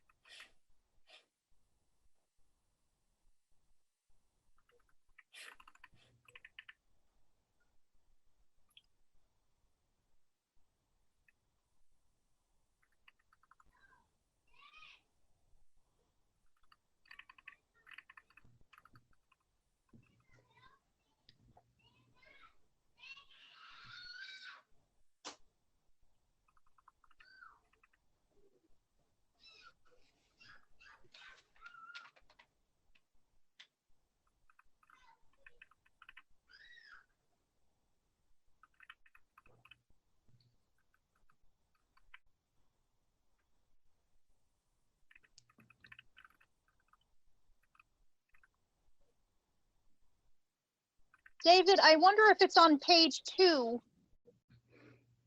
Well, the pages aren't numbered. There's a tuition students would not have board representation. Yes, I think that is the sentence. I'm sorry, I missed. No, that's fine. That's why we have this up. Started the sentence and then I didn't remember Yeah. it in the beginning. Yep, this one was not, and this is the longer extended version. And so this bullet point was not on the shorter page. So that might be why it looks new. Tuition students would not have a board representation or ability to vote on the budget of schools outside their district. That's what we were just talking about. Tuition students are accounted for in a school district budget. However, if an incoming student was not accounted for when the budget was approved, there's no reimbursement of state funds and the town is responsible to pay the tuition for those students. So what that means is that, that could be impactful, certainly if you're in one of the smaller school districts, if that was how it was reconfigured. If a student came in after the budget was approved, say a family moved in and they have, a 9th grader and an 11th grader, those students would still need to, they would enroll in a school and tuition would be paid and the school would have to provide tuition out of their reserves. It wouldn't be counted as, it wouldn't have been accounted for basically in the line budget. And Frank could clarify if I'm not doing a very good job being clear on that. Is that K through 12? I'm sorry to ask another Well, question. the tuition students comes when a town, on any grades a town can't offer. So for instance, Dummerston is K through 8th. So it would be, their tuition students would be to provide grades 9 through 12. Guilford they go up to 6. So it'd be 7 through 12. So it's the towns that don't have, and Putney would be 9 through 12, basically. And when was that added?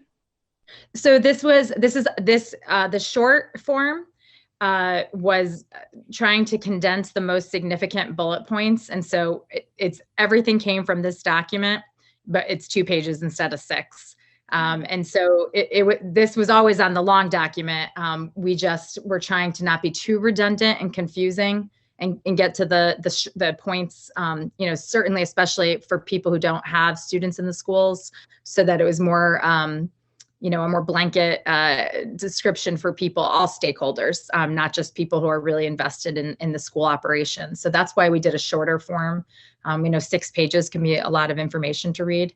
So that's why that bullet wasn't pulled over onto the shorter page. Mhm. Thank you. Yeah, thank you. Thanks. Eric, Lineback.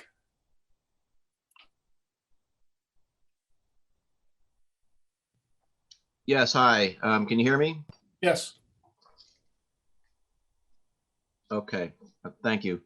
I have a question just about the language of Article 14 here.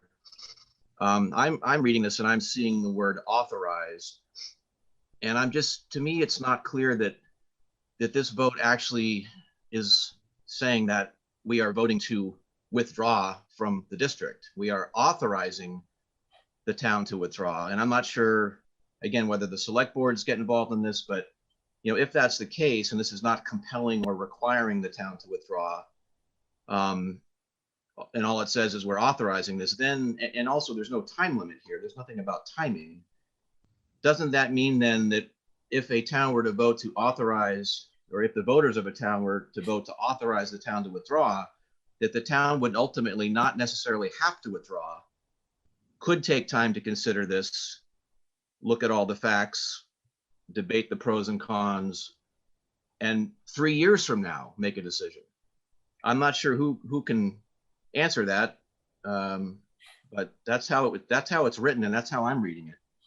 Yeah, authorized simply means that the town is authorized to withdraw, and then to do whatever needs to be done by statute after that. There is no time. There may be statute that says when that has to happen. I really couldn't.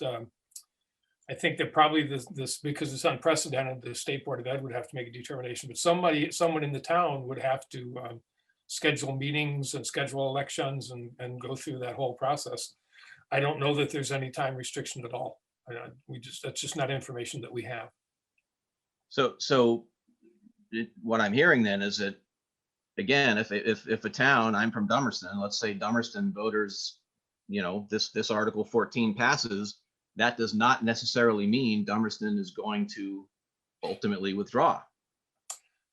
I don't know if I can't say. I think if what could happen is that voters could petition to have an item put on the town warning again, or have a special election, or ask the select board to do it, and have a special election again to decide not to withdraw.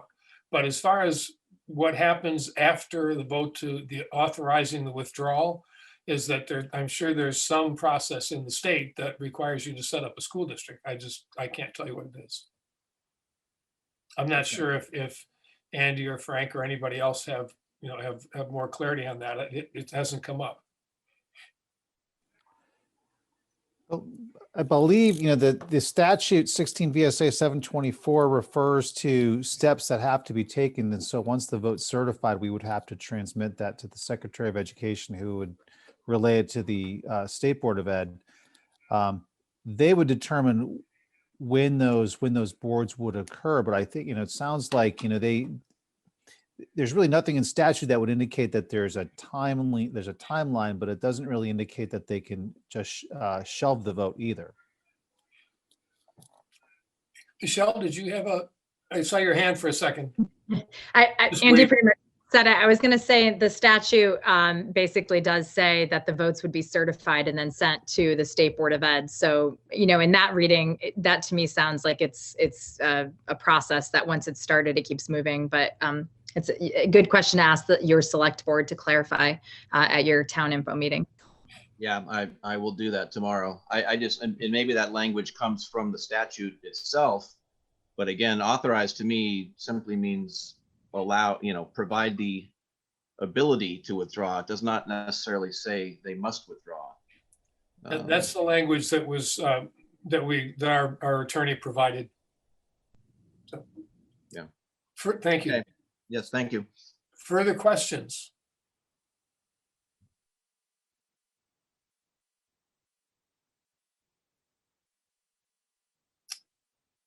Seeing none, could I have a motion to adjourn, please? Oh, I see one. Julianne Giordano? Yeah, I'm so sorry. I couldn't Okay. find the raise hand fast enough. I was just, and maybe I missed this earlier, but when it said that smaller towns may see a tax increase, I wasn't sure if there's any more specific information as somebody who's in a smaller town as to what that looks like, or if any work has been done by the finance committee. I know it's hard to project, I'm sure, but. There is, if you go to the WSCSD website, under agendas, you will find a document, I believe says comparative. Frank, what is it? What is it called? Comparative? It's a dissolution analysis. Dissolution analysis, yeah. And it's in the, it's down a couple of board meetings and it's in a whole list of documents. So just look for dissolution analysis and you'll find a side-by-side comparison of the merged district finance number, fiscal numbers, and then right next to it, each of the town schools and the high school and the career center. And it's important to note that on the top of each of those, it says hypothetical, which means that we are less than certain. It literally means less than positive.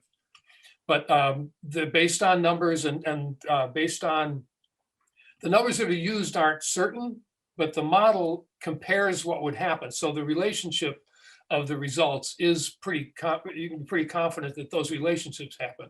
The exact numbers don't, but the tendency and in the broad sense, it's a pretty good indicator of what would happen.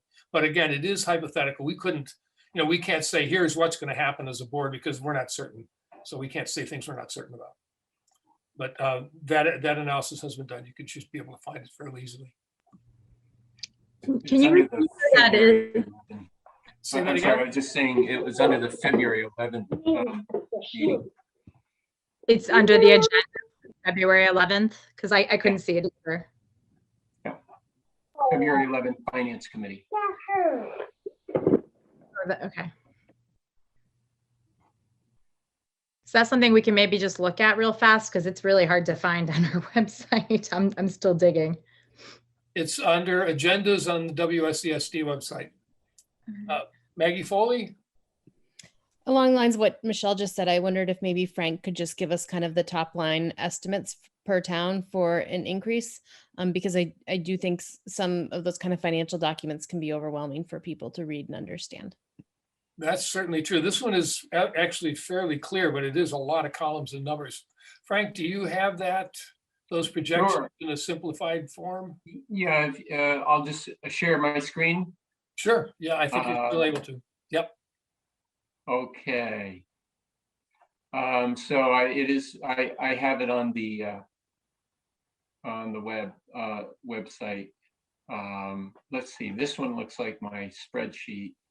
Yeah. So I wanna pull up one that's on the website. Yeah, so that it looks the same to you. So let me go back to share screen. And sure it is. Okay, so I was looking at some email. So when I go up to one of these,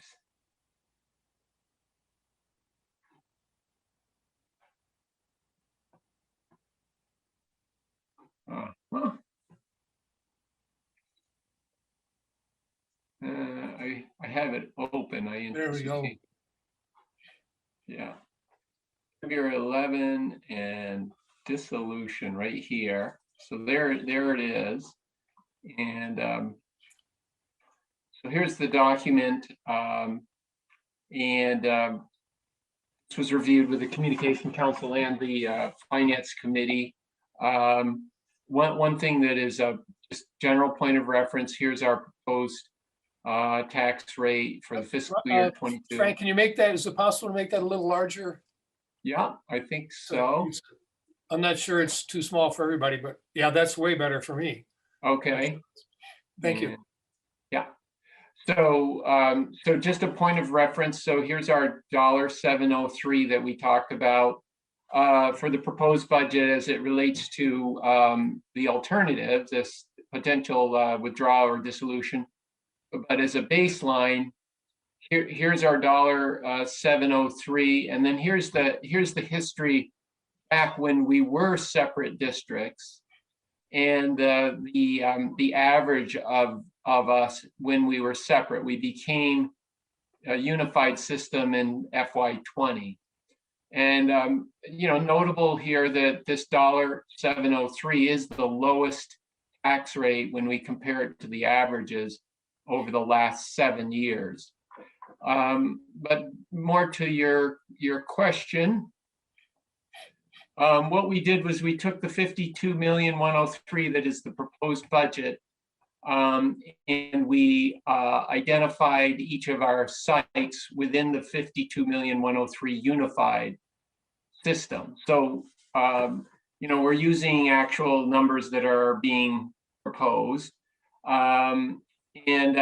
When you calculate a tax rate, you have to take spending, and then you take revenue that is not coming from the tax rate, and you subtract spending from revenue, and you get a number that is divided by number of kids.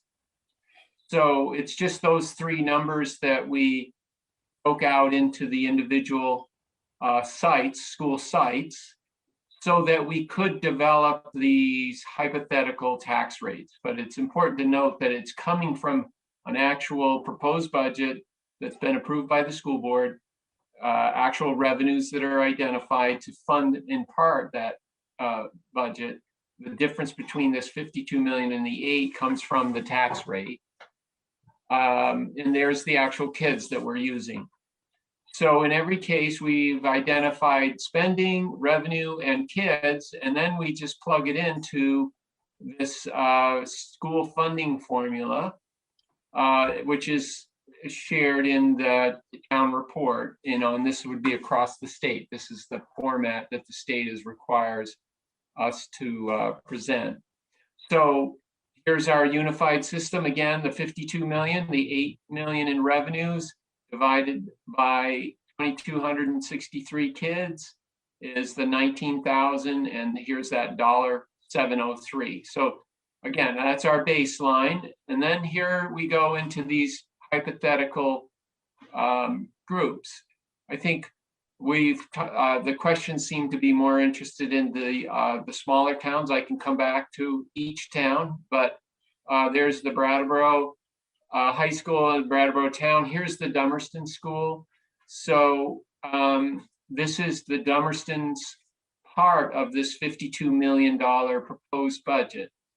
And here's Dummerston's share of the revenue. And most of that revenue is an assumed small schools grant. And that's the majority of that revenue.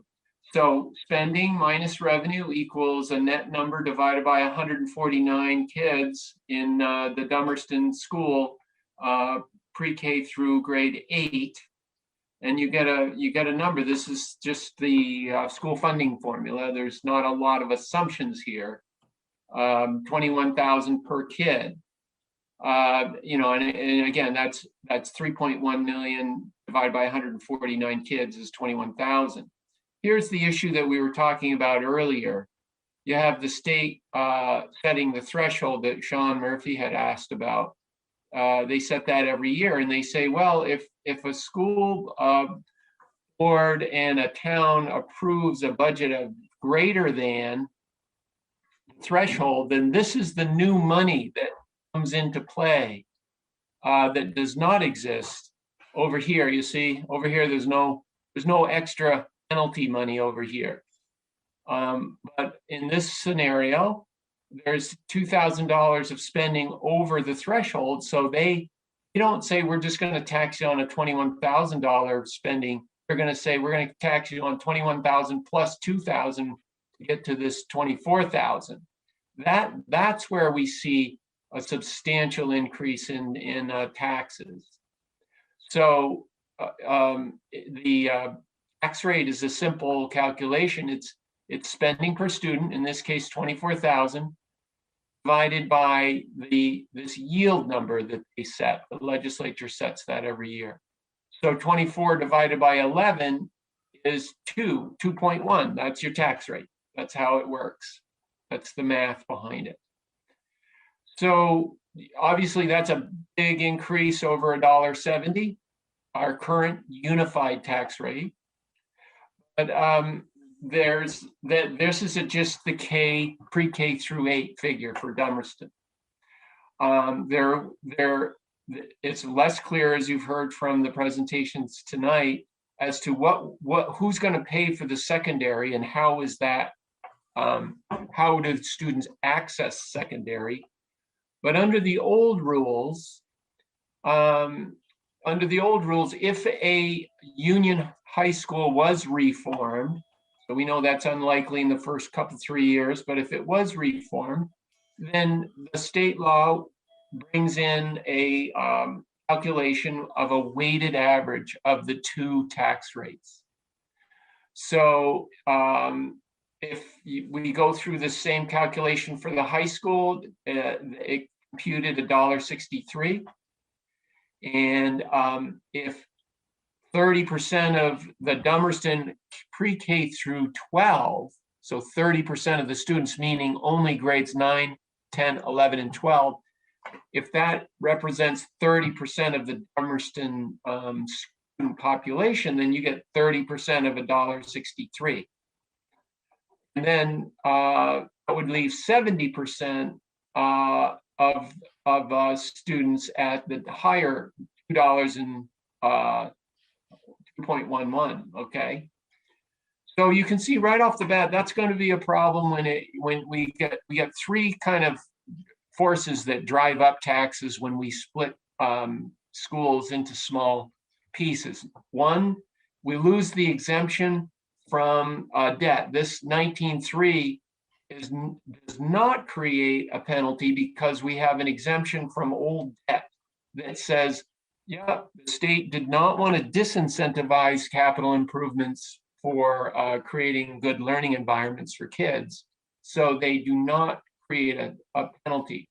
If you are not part of that district, meaning if Dummerston is a separate district, you lose that exemption. Plus you have a smaller group of kids divided into a spending number that creates a higher spending. So there's strike number one. Strike number two is you are now getting a proportional allocation of a very high tax rate and a relatively low tax rate for secondary, and it derives an average between those two tax rates of $1.93. So in this example for Dummerston, under what we know today in terms of equalized yields, numbers of equalized students, and spending at the Dummerston school site, we see the impact of a substantially higher tax rate. The math is the same for every school in the state. The school funding formula is designed to allow voters to compare school district to school district when it gets to an equalized tax rate. So here's the scenario for Guilford. I make a quick note here. We know that Guilford doesn't have 124 kids. I think they have closer to 115 kids, but the legislature froze the equalized student count. So this 124 is artificially high. And even so, it still creates this $20,000 spending instead of 19. Again, no exemption, so you have a penalty. So we would have an 11% increase for the pre-K through 6. When we come down to secondary, same $1.63. If this is the big if a high school was reformed and you had essentially an assessment here of $1.63. Guilford, having only gone through grade 6, gets a larger proportion of the $1.63, so their impact is not as severe. However, as I've had a conversation with the finance committee, if we plugged in 115 kids here instead of 124, and we didn't sustain the small schools grant, which I think is unlikely over time, this would be more like a 15 or 12 or 15% impact, just like Emerson. And that is the challenge for a small school. If you lose 5 kids, your tax rate is going to get spiked substantially. Here's the Putney scenario, 3.7 million. There's their revenues, 175 kids. Same issues here where they have a penalty that under a unified system does not exist. 12% increase at the local pre-K through 8. And then their share, again, small share because they go through grade 8 of the $1.63. So they see a similar impact. So this is definitely the design of the school funding formula. This is why Act 46 did occur. And the legislature has not changed the funding formula to accommodate the small schools. And if anything, they continue to debate eliminating the small schools grant that helps mitigate some of that effect. So that was our analysis, and Just a modern update to that, the pupil weighting study that was just completed by researchers centered at the University of Massachusetts, they delivered to the legislature, includes additional weighting for small schools and for rural schools, recognizing that it costs more. So there will be probably not until next year because of the complexity of the task, but in the next couple of years, the small school grants will be replaced by a different weighting system. 3 more, I see 3 other hands, Robin Morgan, then Tasha Tillman, then Bethany Ranquist. Robin? Thanks, David. I have a comment and then a question. First, the comment is, I just wanted to comment on those numbers that Frank was sharing to reiterate where he mentioned, because this was buried in a lot of explanations, that the numbers where these expensive elementary tax rates were ameliorated by a lower tax rate for the unified high school district would not apply to a town that is withdrawing from this district because they wouldn't be part of a unified high school district. So those other percentage of their kids that weren't in the elementary grades, that part of the budget would be tuition payments, not participating in a unified high school district. So the numbers on those documents, the final outcome numbers with like the CLA and whatever, is not accurate. The elementary tax rates are all that we can really say are sort of close to what they might be. Of course, we don't really know exact numbers because of what he said about the fact that we don't have the separated out student numbers of which equalized pupil numbers are from each town. So I just want to caution people that we would lose that tax benefit of the unified high school district that makes all of our elementary school tax rates a little bit lower. Our total school tax rates, I guess, a little bit lower. The question that I wanted to ask is specifically about students who want to go to a school that is not in their town for elementary. And I know that is a really rare situation, but that it is something that currently students are able, or families are able to petition the board if they feel that there's a special situation where they have a specific need to go to a school other than their hometown's school. How would that change if a town was to withdraw from the district? Andy, I want to ask you to respond to that, please. So we've allowed that in certain situations when there's a petition to the board or a request to the board for that. So there've been circumstances where that has taken place. In the future, students would not really be allowed that option to do so because they would have to attend the school in which their district is. The school in which their town is, which would be their district at the elementary level. Thank you. Tasha Tillman? Thank you. I'm going to pull a Captain Obvious here with a comment and say that despite Frank being the consummate content expert about budgets, it's very obtuse for an average voter to, number one, find that information on the website, and number two, digest it to make a fully informed decision and an appropriate vote. Thank you. Thank you. Bethany? Actually, that perfectly piggybacks on what I was going to say as well. That first of all, I have so much appreciation for you, Frank, for being able to even process that information and put it into a document, because my brain hurts just looking at it. So I'm so grateful that we have mathematicians who can do that for us. But my brain hurts kind of listening to that and looking at it. And I consider myself relatively okay with math. I'm concerned that, that there's a lot of people in our district who either can't access that information via internet access or can't access it because of language barriers. And we don't have a sign language interpreter on these meetings. So I'm concerned that there's not that option for people who might not be able to listen to what Frank was just going over. But also I'm just, my whole point in that is that I'm wondering if there's a way to make this a lot more accessible, similar to the bulleted point short document about the ballot questions, and perhaps just have a very, very simplified bullet point document that shows the estimated tax increase based on the information, and then direct people to the document that Frank just shared if they have more questions. But a basic, like, if you leave the district, this is the estimated, as far as we can figure it out, tax increase, so that we can just look at it very quickly and very easily, so that voters can have a better sense of it without having to find those numbers that are buried in a document that's buried on the website that might not be accessible to everybody to begin with. Thanks.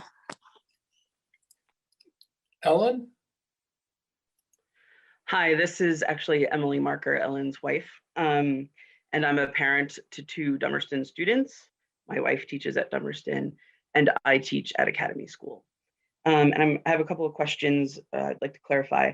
It's my understanding that if the school board wants to move something to the ballot of the select board, there's two routes. One, the school board votes on it and then it gets recommended. Two, the school board puts out a petition, which requires, I believe, 10% of the electorate's signatures. Is that correct? No, the school board doesn't put out a petition. If a citizen wants to have something on the ballot, they or a group of citizens, they put a petition together, and I'm not sure. I think it's 5. I don't know the percent, 5 or 8 or 10. I'm not absolutely certain. So the school board only has one route to getting a question on the ballot? Yeah, we have to vote to put it on the ballot. Okay. And that vote took place recently, I believe, right? Could you tell us what month that vote took place? I believe it was January 19th. It might have been later. It might have been the 29th. I think it was the 19th. Of 2021. Yeah. So it feels very irresponsible that that was the timeline that you moved with. I remember attending the February 16th meeting a week ago today, which is when the 2-page document was presented. And there were a number of school board members, majority of school board members, had not seen the document and were completely unaware of the facts in that document. And I already had my ballot in hand as a voter. And I know that there's different people attending, these meetings, and I just really want to make that clear to everybody that that's a decision you made, and I think it's very irresponsible. And I also wanted to share that as a teacher in Brattleboro, I feel so many benefits to our current merged district. And I see those benefits affecting my students every day. And no one asked me or any of the other staff at my school our opinions. No one's asked for information. And when I heard my wife Ellen speak to what it's like at her school, and when I hear the other principals talk about what it's like at their school, we are alive because we are working together. And that is my goal right now, is to stay alive and to keep my students alive. There are many parents on this call right now whose children I've had or currently have in my classroom, and I will try my absolute best to make sure they stay alive. But that doesn't, I'm eating my lunch sitting in my cinder block, one room kindergarten bathroom, sitting clothed on the toilet with the door closed, because it's the only place I feel safe, having come in from the wilderness where it's freezing cold and I need to sit down and eat my lunch, and there's nowhere else I feel safe in my building. And that's through no fault of the administrators at my school. Kelly and John are working so hard. And the idea that staff in my school would have to, for example, recopy the forms that we are required to fill out for reimbursement onto a different color sheet of paper, which is what happened when the district merge happened, blows my mind, because what we need to do right now is not die. And the fact that you folks decided to move this forward, or some of you decided to move this forward in January of 2021, in the middle of a global pandemic, when I am giving all I have to give, because that is where my heart is, to stay alive, is really insulting, and it feels incredibly irresponsible. It is not how I do things in my kindergarten classroom, and I expect better. And I just need to also, I mean, there are so many teachers with so many opinions about this who have not been asked, and frankly aren't even aware this is happening, because we are maxed out. My wife has not a drop left to give to my family at 3 o'clock in the morning when she finishes her plans. It's too much. Thank you.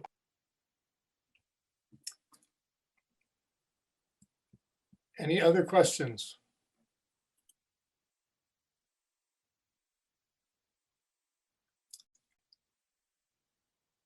Seeing none, can I have a motion to adjourn? Mr. Chair, Yes. there being no further business before this board, I move that we adjourn. Is there a second? Seconded. Tim, I think you did that? Yes. Yeah, moved by Ann, seconded by Tim to adjourn. All those in favor, please indicate by saying aye. Aye. Any opposed? We are adjourned. Thank you. Thank you everyone for coming.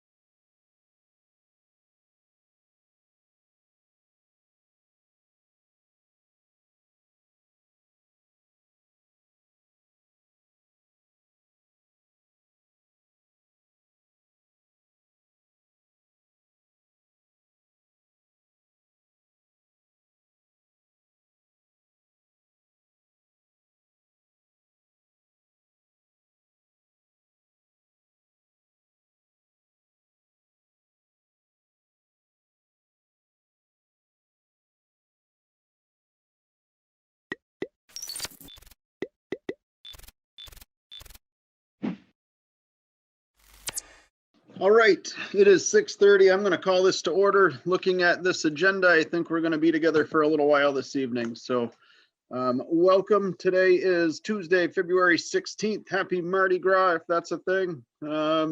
And additions to the agenda, I have none. Anybody else on the board have any additions to the agenda? Seeing none, chair's remarks, I have none. Open public comments on agenda items only.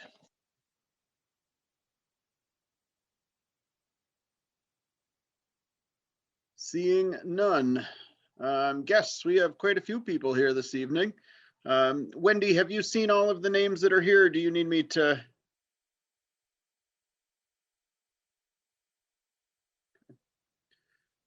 With that, I am going to turn this over to David Emery for another COVID-19 update.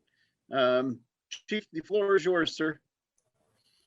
Well, thank you, Mr. Chairman, and welcome everyone. I come to you tonight to do a quick update. However, the governor's conference today extended the state of emergency for the state of Vermont for another month until March 13th, March 15th. The ironic thing is March 13th, 2020 was when the state first declared the state of emergency. So we will be a year into that state of emergency. So therefore, on emergency management plan, I think we should, as Vernon, continue to follow that same path, even though it probably isn't going to be something we're going to need, but it's a good avenue to have. And we've declared it a long time ago, and I think we should stay there. However, not much has changed since 2 weeks ago. We certainly made progress. There's a ton of people that have been receiving the vaccine. They starting taking registrations for the 70 age group. They're anticipating that to take on a life of about 2 weeks or maybe a little longer. And then they're thinking they're going to be bumping down into the 60 and 65 age group rather quickly. That's good news. The good news also is more vaccine has become available to the state of Vermont as of today. The bad news is there's more strains that appear to be coming out all the time. It appears there's 7 of them at this point.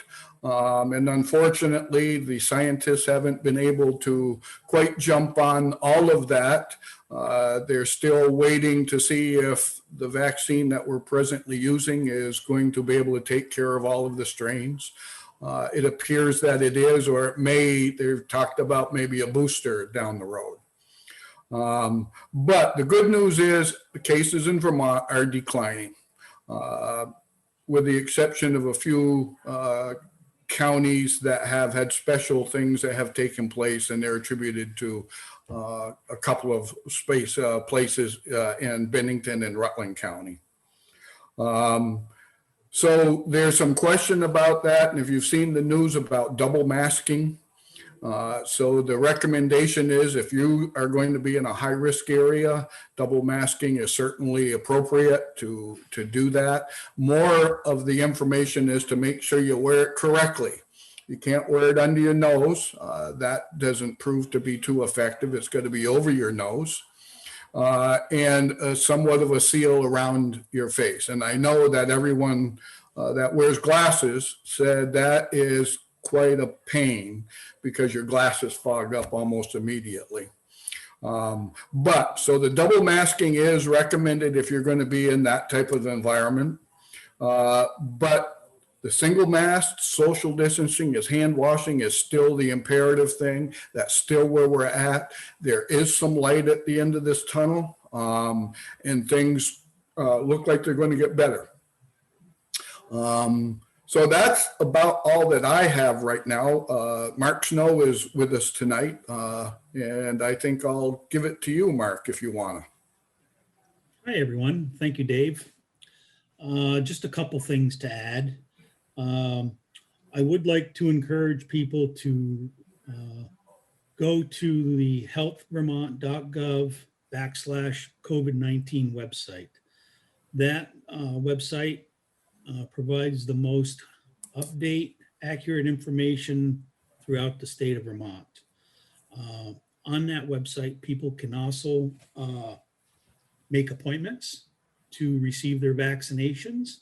They can also find out more information about testing sites if they feel they need to be tested. So I really do recommend and encourage people to use that website. The other method for making an appointment for a vaccination is actually a telephone number. There is a call center. I will provide that number for everybody right now. But again, if you need to use that number, you can find it on the COVID-19 website. And that number is 855-722-7878.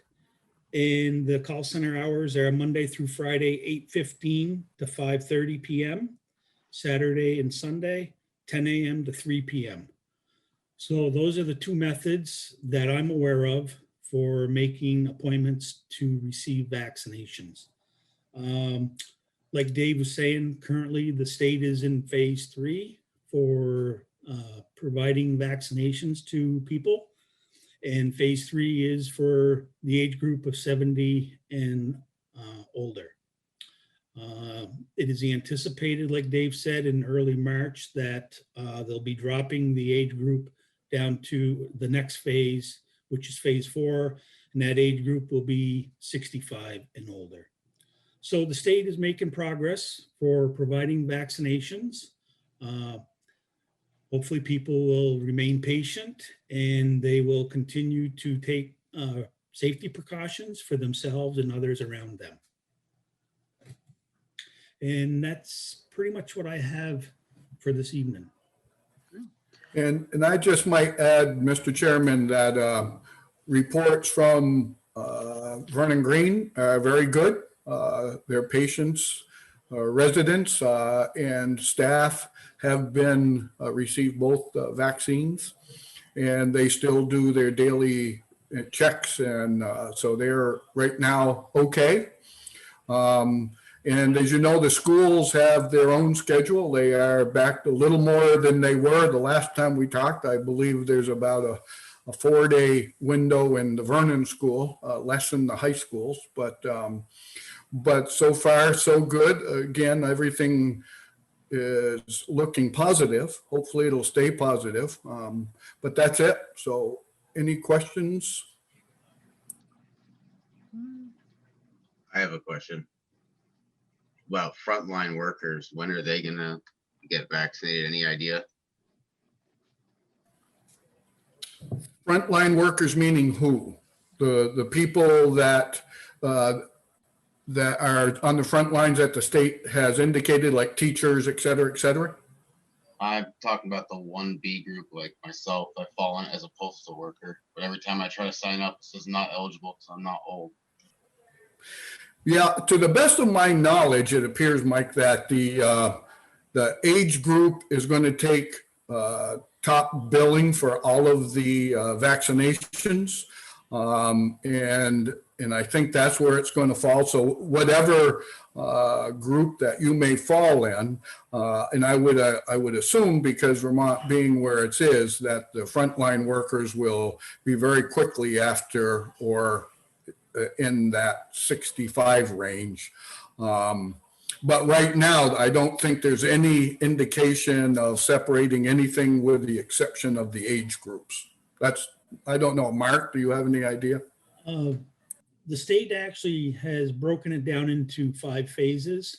What I mean by broken down is for providing vaccines to groups. Phase 1 was long-term care residents and staff, healthcare workers, and first responders. Phase 2 was individuals age 75 and older. Phase 3 is individuals age 70 and older. Phase 4 is individuals age 65 and older. And phase 5 is people with certain high-risk health conditions. Those are the 5 phases that are shown on the website. What I would suggest is if somebody feels that they're in a group that should be vaccinated sooner rather than later, then they should reach out to the call center to see if anything can be done. Thank you. I'll give them a call because I work in Massachusetts in different unions, so I don't have any Vermont support. Well, on the bright side, you're getting older every day though, Michael, so.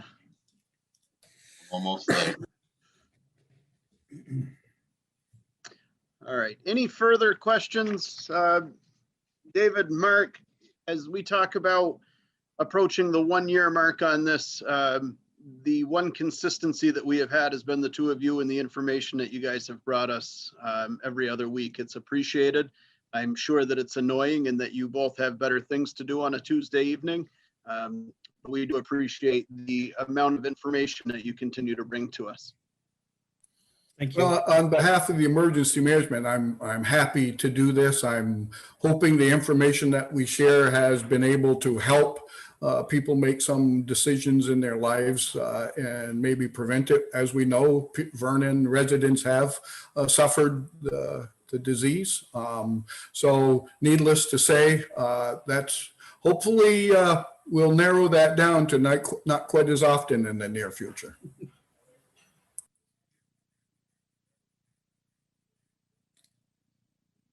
And I would just like to add that this is the reason why you have the officials such as emergency management director and other positions, as well as the health officer. That's what we're here for, is to help the community. Well, it's appreciated. So thank you very much. Seeing no further questions, we will move on to approval of minutes, starting with January 26th. The only correction that I saw on there would be putting interim with town administrator. And that is also the only correction that I had on February 2nd. So unless anybody has any additional changes, we could group those together. On the January 26th, page 2, when we were talking about replacement of the lights, I think we should add in the parking lot lights because it's not the building inside, you know, it's not the lights inside the building. So I think that would be good to add in. Right, got it. Anything else on January 26th?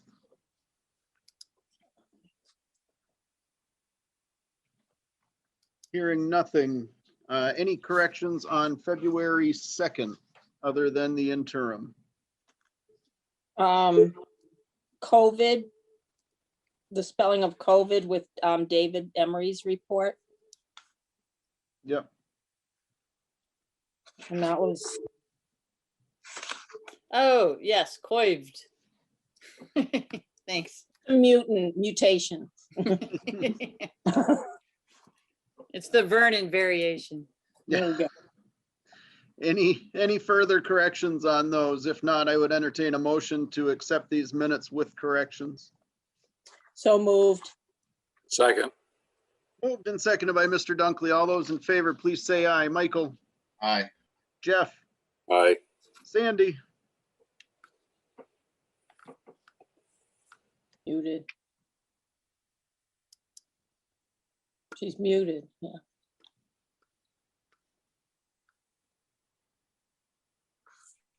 Aye. All right, Jean? Aye. And Chris is an aye. Next, we have the treasurer's report, please. Mr. Chairman, I move that we approve payment of the following warrant. 16T accounts payable, $50,012.09. 5S payroll, $8,174.40. And 6S payroll, $8,673.24. Second. Moved and seconded by Ms. Harris. All those in favor, please say aye. Michael? Aye. Jeff? Aye. Sandy, Aye. Jean, Aye. Chris is an aye.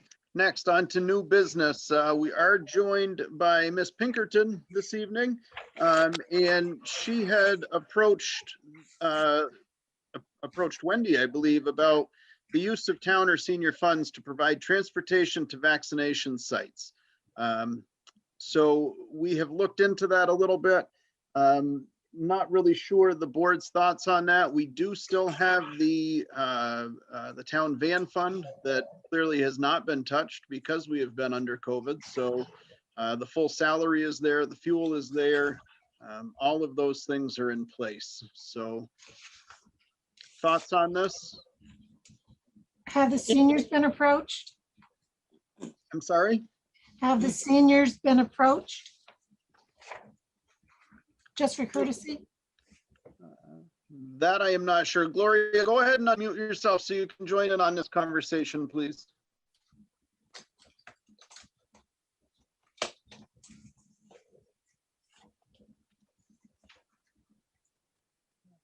Wendy, do you know if we've reached out to them at all? I don't know. I have not. So here's the thing, if this is what you're getting at, that is considered the town's van. And the seniors are very adamant about that. It's the town van. Anybody can use it. So I'm not sure what the reaching out to them Using their is funds. about. What's that? It was using their funds. The funds that were allocated for the seniors. Right. But Chris? You mean like the driver fee and everything? Like the driver fee and everything? What's happening here? Like me to answer questions that you would ask. What's happening? Mr. Chair? I'll be quiet. I'm not gonna say anything. I am so sick of Zoom. We have. Okay. Mary Lynn, I did hear you trying to chime in there. Gloria, I see we've got you unmuted. I'm here. I think your question about reaching out to seniors, we haven't yet do have the campaign, but we not wanted that until this was possible. But we do that in a very short time.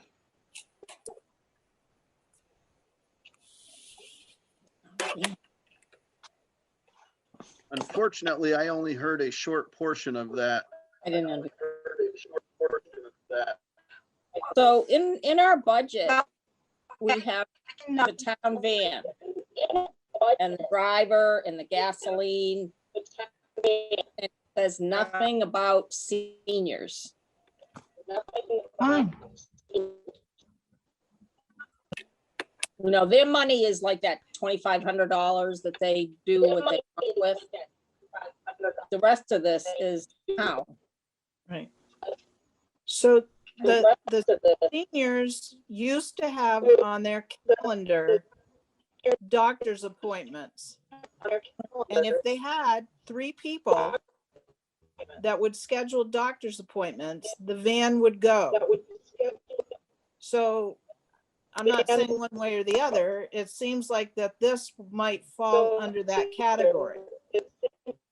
You could, I mean, it's a 15-passenger bus that they could space out to have the social distancing. Open a couple windows for ventilation like the school buses have to do. And then I would think that would be up to Rita. I mean, whether she felt comfortable driving or not. Right. And I mean, I would think that Mr. Emery and Mr. Snow would need to weigh in on that. But that's, I mean, they used to have that on the calendar, was doctor's appointments for the bus. So just out there. So I would like to, I think because when appointments set up, a lot of people willing to get so you're not necessarily going to have one right after another. So I don't know if I don't see that there would very often be more than one person who would have the need at a time.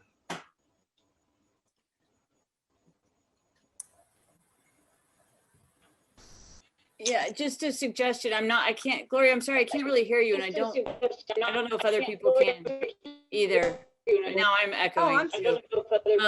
When I was emailing with Gloria, can I keep talking? Can you guys hear me okay? Yeah.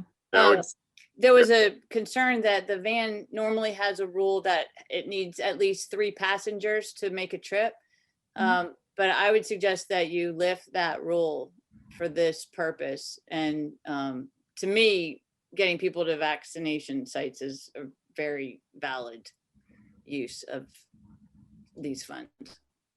I mean, David, I do see over there. I mean, we're also to almost March and none of that budget has been touched. So if we waived the 3-person limit, I still can't see how we're going to go over that budget line by the end of July.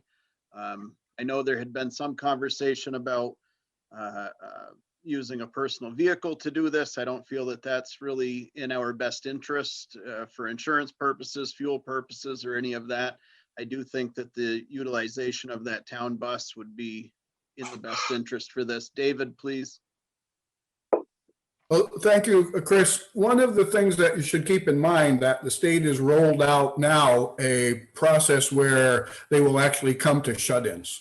So if people don't have a ride and they can't get in there, there's a high probability that they'll roll somebody down to take care of that. Rescue Inc. is in the process, has been contracted with the state to do that.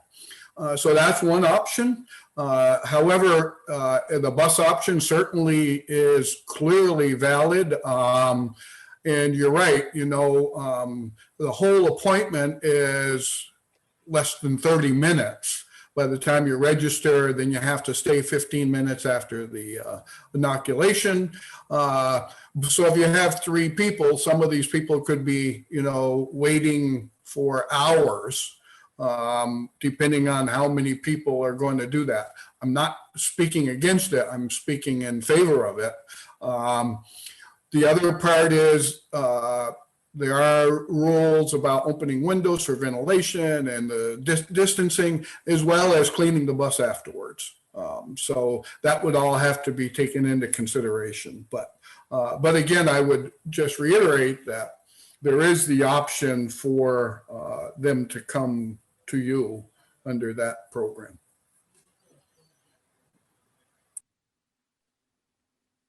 Linda, go ahead. We just had ours done and there was room in the registration room for 3 people at a time, evenly spaced. And there's plenty of room in the recovery area where you have to stay 15 minutes in case you have a reaction. And there were 3 bays that you actually went in and got your shot. So there is room. Maybe if the hospital knew the bus was coming, they might be able to make room for them. But I wondered if there were any funds with all this funding that the government's supposed to be doing, the federal government, to help, or in the state says they have funds to reimburse for cleaning and stuff like that. I'll weigh in on that, Chris. At this present time, they're very restrictive on what federal funds and state funds can be used for, and transportation is not one of them. I know that, and then there's a amount that you have to reach before it becomes reimbursable. So I know that Vern and Cindy's done a good job in doing the paperwork on those. And I know they received some of it back, but to the best of my knowledge, there's not anything in there for transportation. Okay. Any other questions, thoughts from the board?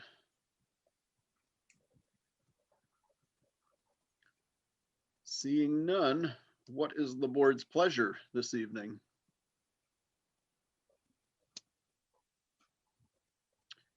I would like to see how many people really would take advantage of this before we just open it up for one person.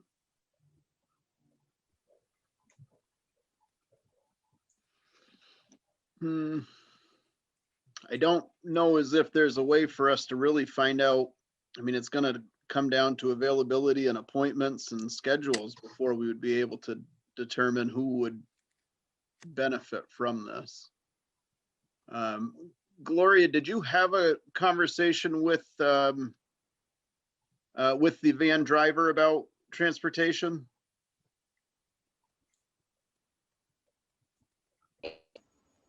Yeah. Actually mentioned, but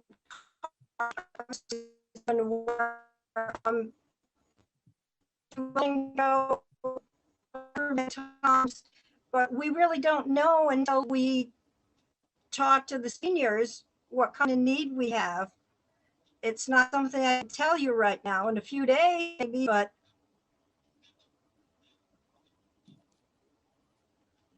can you hear me? Yeah. Yes. Can anyone hear me? Much better now. Yes. Okay. Much better now. So I'm wondering if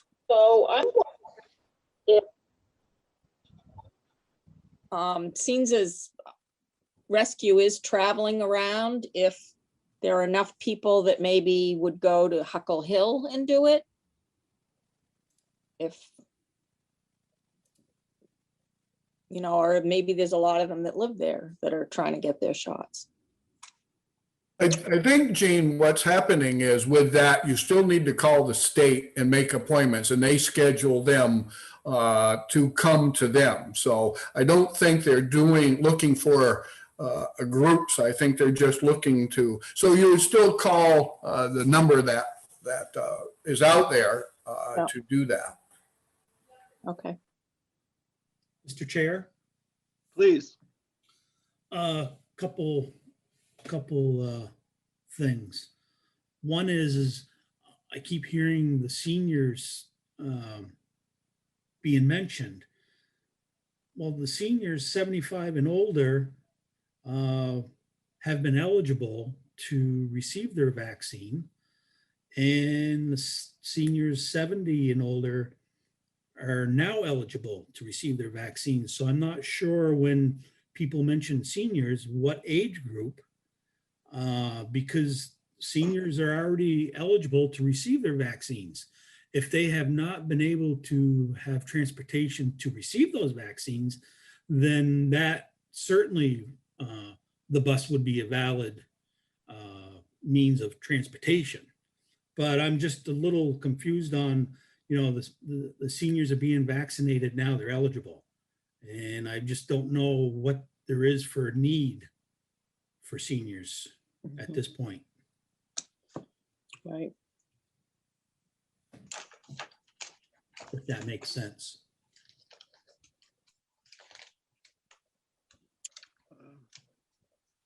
I'm open for any suggestions or thoughts from the board here as to what.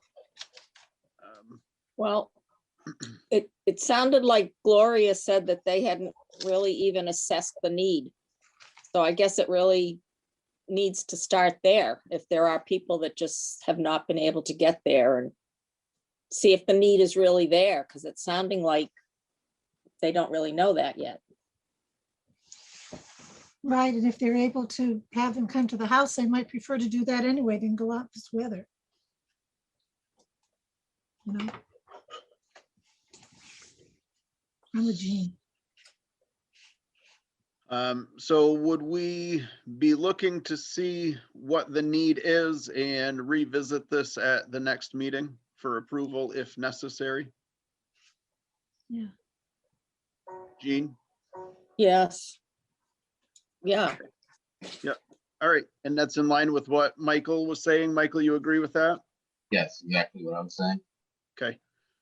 All right, so we will, Gloria, while you are still here, we greatly appreciate you bringing this to us. And with some more information, we would be more than willing to act on this. So please keep in touch and let us know what else you need and if the interest is there, and we'll happily bring this back to the table.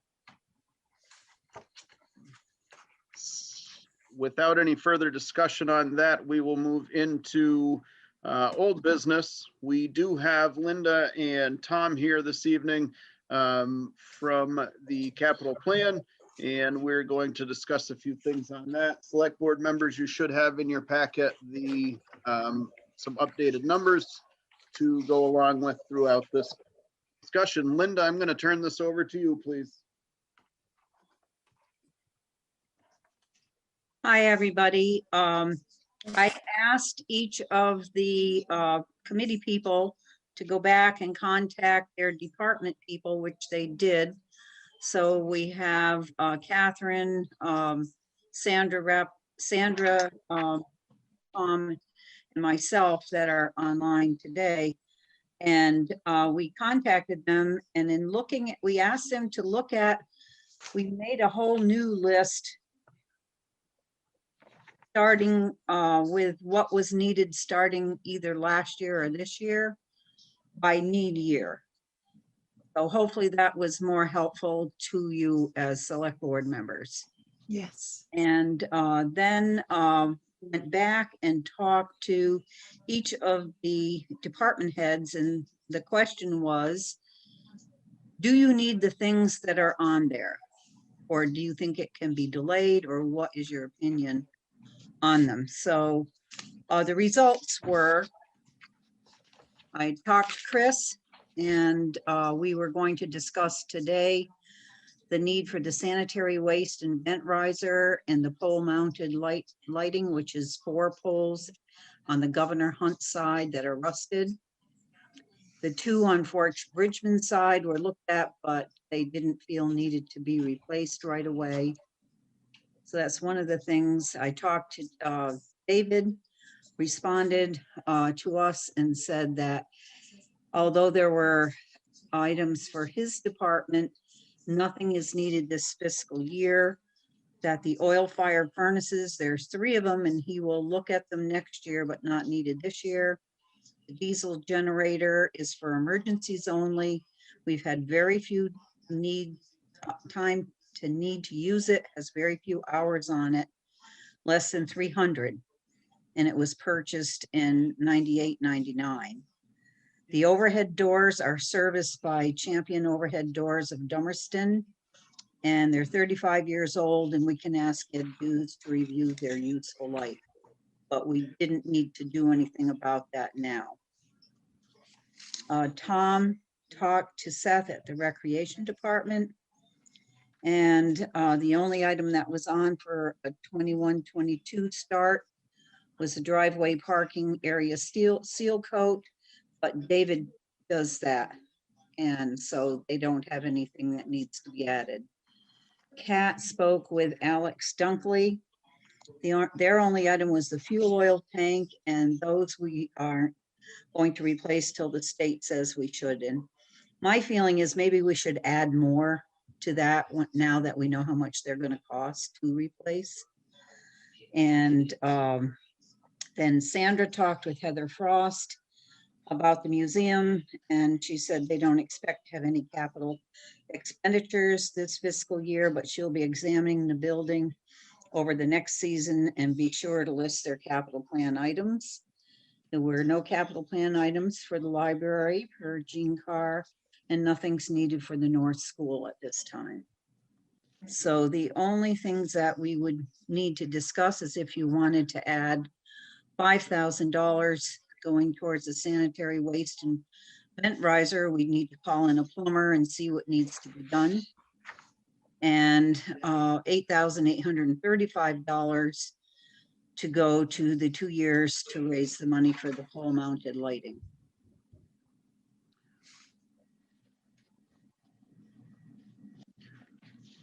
So the oil-fired furnace at the highway garage says it's a need year of 2020. I understand what David is saying, that it's not needed right now. And that's perfectly acceptable. I'm just, I mean, at what point do we put money in there? If he's going to evaluate that next year, then that really puts us out another 3 years with no funds in there if something should happen. And that seems like a risk to me. That's true, but I wanted to ask the supervisors how they felt about it. We could start adding something to it, since we don't have anything set up for the furnaces, or we could call somebody in to have them actually look at them and see what they say. A company that can evaluate them locally. I don't know how much that would cost. We already have some kind of estimates here from the engineers. Right, we do. And that's why we had it on there, because they have 11,000 for the oil fire furnace. And we were going to add half of that for this year and half next year, but David said he didn't feel we needed to. So I wanted to bring it to you and let you decide if you think that we need to add that on there. We Well, he wouldn't may not we feel wouldn't like be spending that money this year anyway, because it's a 2-year program. Right, and that's the point, in that if he Mhm. if he says he doesn't need it next year, but that still doesn't help us save for when we need it in 5 years, you know? How old is that system? Do we know? He didn't tell me how old he thought it was. But they said it should have been replaced last year. I think that there needs to be some funding put in there. Okay, so we could put 59, was it 59 and 59? I mean, if David is saying that he If wants he- to if he wants to reevaluate it next year, could we break that into thirds? Yeah, we could, you can if you want to do that. Or you could put 58.50 this year and 58.50 next year, 58.50 next year. I'm open for suggestions from the board. I'd go ahead. I'd go ahead and put 5850 this year. Next year, we don't know how old it is, but if it's fairly old, there are more efficient systems made these days.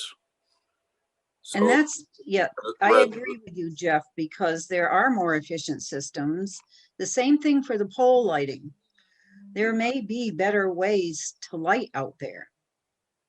You know, things have changed, Yeah, and more energy efficient. somebody come in and let us know what are the more efficient lights. Yes. Well, that was the estimate I got, was saying 6 new ones. And of course, they would be energy efficient.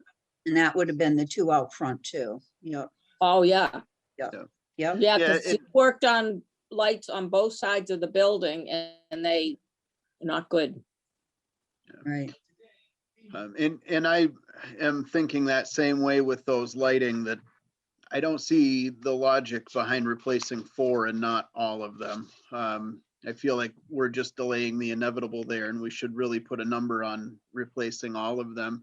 And to what you're saying, Linda, if there may not be a need for 6 of them, the newer lights may be brighter and better, and we may only need 4 for the entire complex. We're not sure yet. Exactly. Not knowing, I don't know anything about lighting, but a company who knows if there's more efficient way to light that area and what types of bulbs you'd use. And there's all different things. Agreed. Energy efficiency. So I think that we need to put something aside for that too, and we can still continue to work on maybe a better estimate or additional estimates on that. But I think there should be some funding in there as well. Jean, what did you have for a figure? Because I don't have that with me. Okay, so, and actually, this estimate has already died. Yeah. $9,175 was, that price was good for 7 days. So you go a couple years down the line, you'll be more than that. You know, you'll be over 10,000, I'm sure. So would you like to put 5,000 in this year?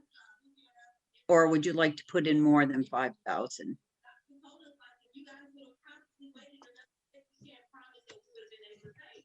Let's start with 6,000 unless there's an objection. Yeah. I agree. Okay.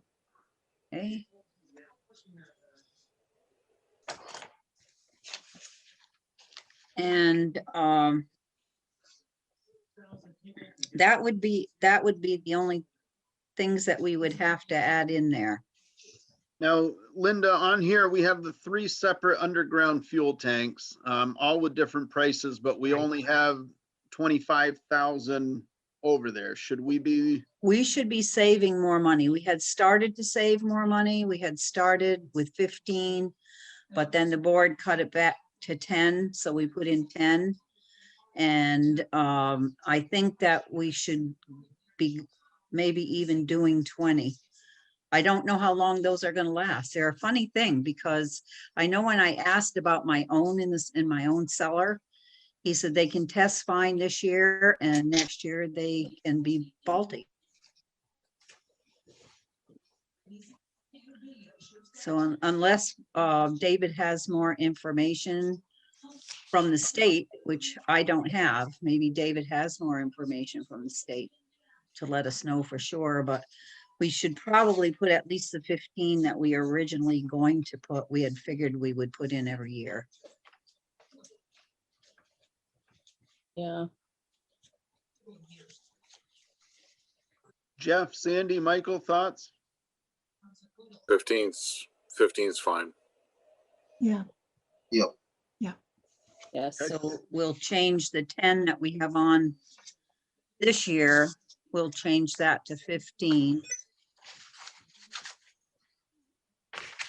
And then the sanitary. I can add the 5,850 for the furnace, the 6,000 for the lighting. And I really don't, as I discussed that with you, Chris, I'm wondering if that's like that pipe that I have running out of my bathroom to make sure there's no fumes coming from the septic area or whatever. I really don't know what that is. Does anybody know what that is? Well, would it have anything to do with the mound system? Because that's what we're on here at the town office building. It may very well have to do something with that. Did Mark leave? He would probably know about that. He's gone, I think.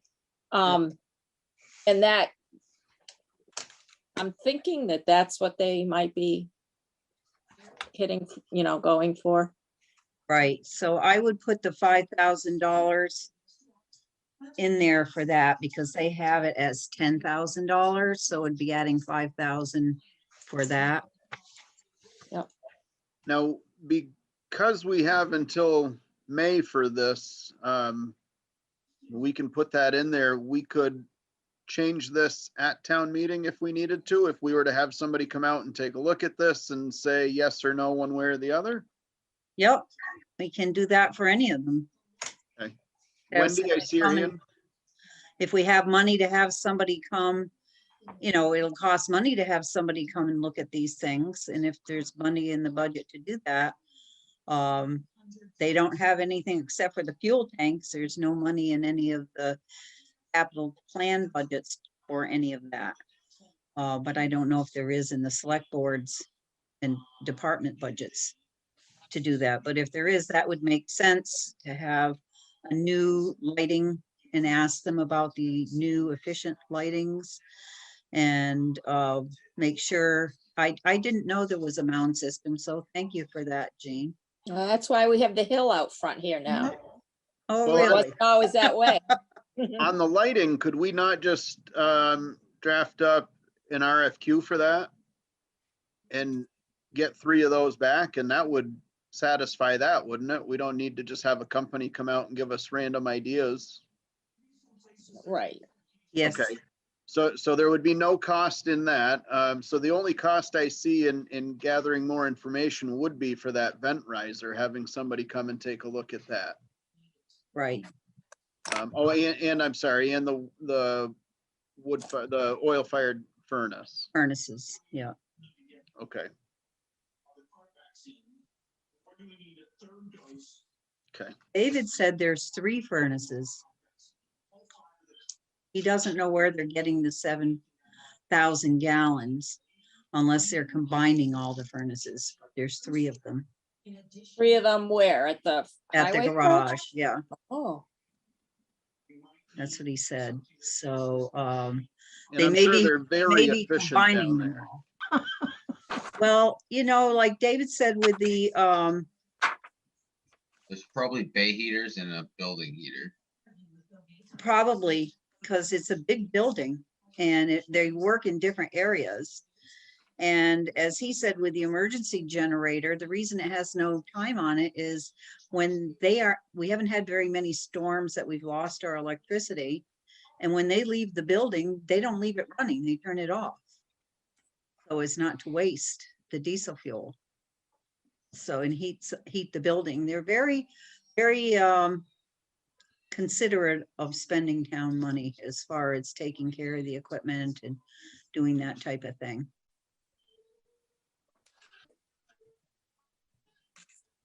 Any further thoughts or discussion from the board on these items? Chris, if the bids for the lights came in at less than 10, could we take it out of the emergency? We really need to get those lights fixed.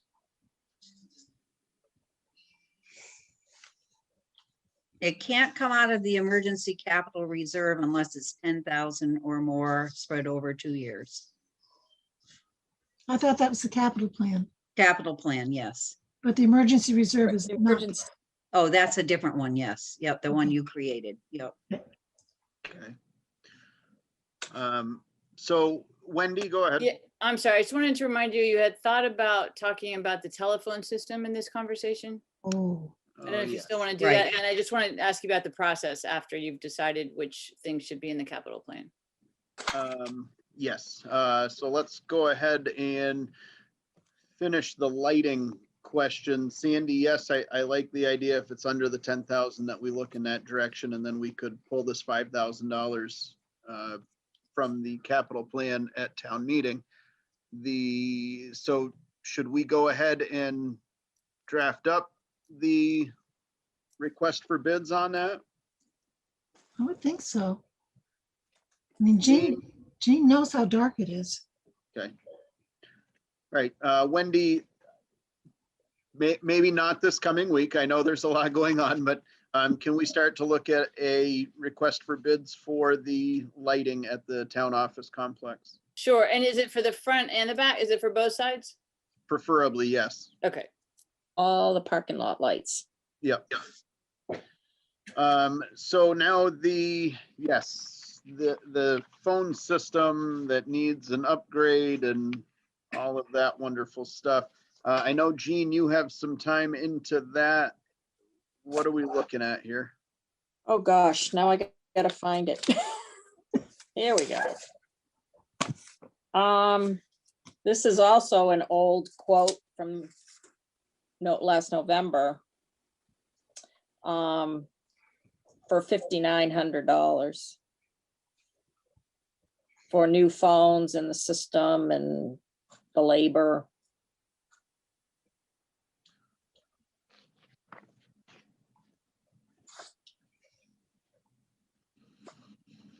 So I don't think that's, ever gonna be a capital project. Okay. All right, well, I guess that won't be going in here then.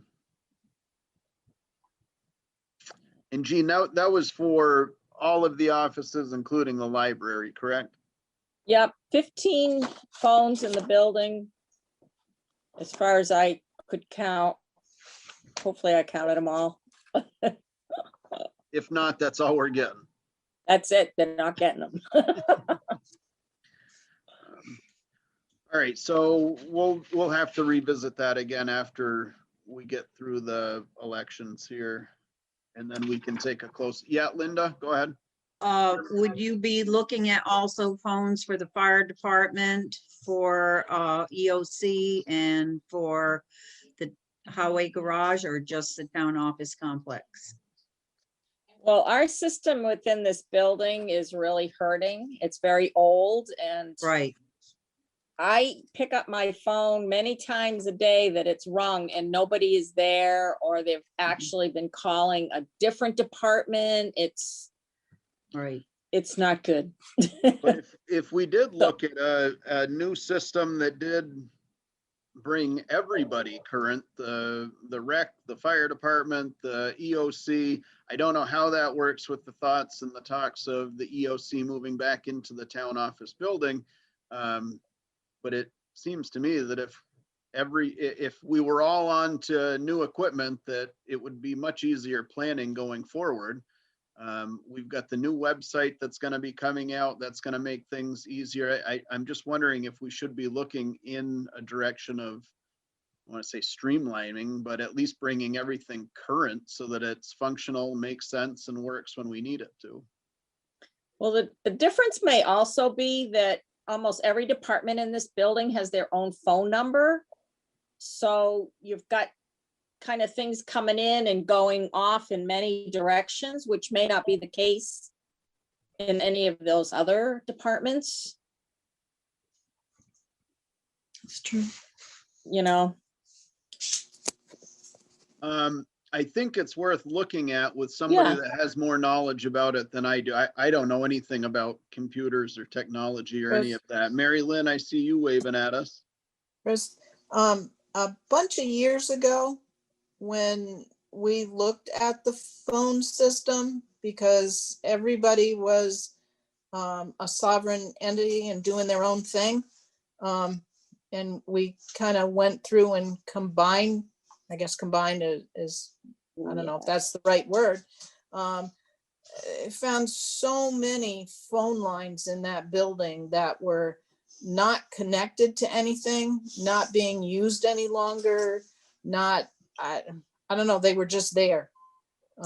So I think they did the best they could into kind of wrangling some of that stuff into some semblance of something, because everybody had their own phone bill. Everybody had their own, the one office decided we want another line, so they just called up and got another line. Somebody else decided, oh, we needed another fax machine. They just called up and got another fax machine or fax line. So when all that got put into one grouping instead of a dozen different groupings, I think some of that is probably left over. And I think I think you're all right that needs to be probably brought up to at least 2019, you know? Would be nice. So. yeah, because it's the actual equipment that's in the building And that that is too. so old. Right, and that as well. I think some of those lines probably still are left from when the building was built. Yeah. So should we be looking at trying to obtain a bid on that as well for all of the town departments, or do we want to stick to just the town office building? Switch the whole town over, we could get it on the capital plan. Yeah. I mean, I think at some point we are going to have to accept the fact that technology is going to continue to expand and grow, and we can't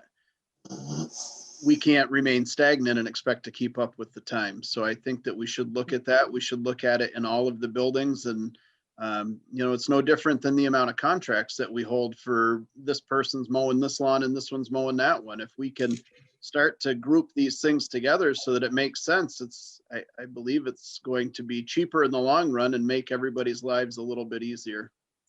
But are we asking the town office to wait 2 years to get decent phones? No. I think at this point, I'm asking that we have some information to weigh one way or the other. I mean, if that doesn't work out, what the town office needs is still under $10,000. So it's still not going to be hung up on the capital plan either way. Yep. But if we find out that we could do all of our departments and all of our buildings and bring it all together for $12,000, is that worth waiting a little bit longer to have all of that together? I'm not sure, but I think we can't make that decision without having an accurate number. Right. Any thoughts, discussion, argument on that? No, go for it. David, I see your finger. Yeah, I missed part of the conversation, but as far as the EOC moving into that facility, I think it's probably definitely happening. I have had conversations in the last few weeks with Vermont Yankee, so we're not under the gun to do that. However, probably it's good and we should start making plans. As far as that particular building, and Mary Lynn mentioned all the phone lines, the EOC used to be there back when Vermont Yankee picked up the tab of all the, and I'm going to tell you, there were probably 12 or 15 phone lines out in the big room, in that great room, that was all designed for an emergency. However, I'm 90% sure all they did was cut wires and abandon parts of it, and none of it's been torn out. So I think an evaluation of the whole town office is appropriate. I know when you bundle different phones and internet and stuff like that, it becomes far less expensive than doing them separately. So, but I would tell you that wherever you go, we should include the EOC as building a home there. All right, so Wendy, along with the other request for bid, I think we should start looking into who we may get out to give us some pricing on this as well. Yeah, I'm happy to do that, but just let me mention, it's probably going to be more of an operating expense rather than a capital expense, just because of the way the service is provided now with the voice over internet. Yep. So I think it does make sense not to put it in the capital plan. And sorry, I just brought it up because you had talked about it there previously. Yeah. I can get some information for you. Yeah, let's do that, and let's see if there is a possibility that we can bring all departments and buildings into the same. I'm sure Cindy would like to just write one check instead of 15 different ones, but maybe not. All right, so we will move on to the report on the town's residential curbside trash and recycling program, and we are joined tonight by Bob Spencer and John Fay from Wyndham Solid Waste. Gentlemen, I'm going to turn this over to you. Okay, thank you, Chris and Select Board and others. This is Bob Spencer. We also have Sandra Rulowich on the call. She's Vernon's representative to Wyndham Solid Waste.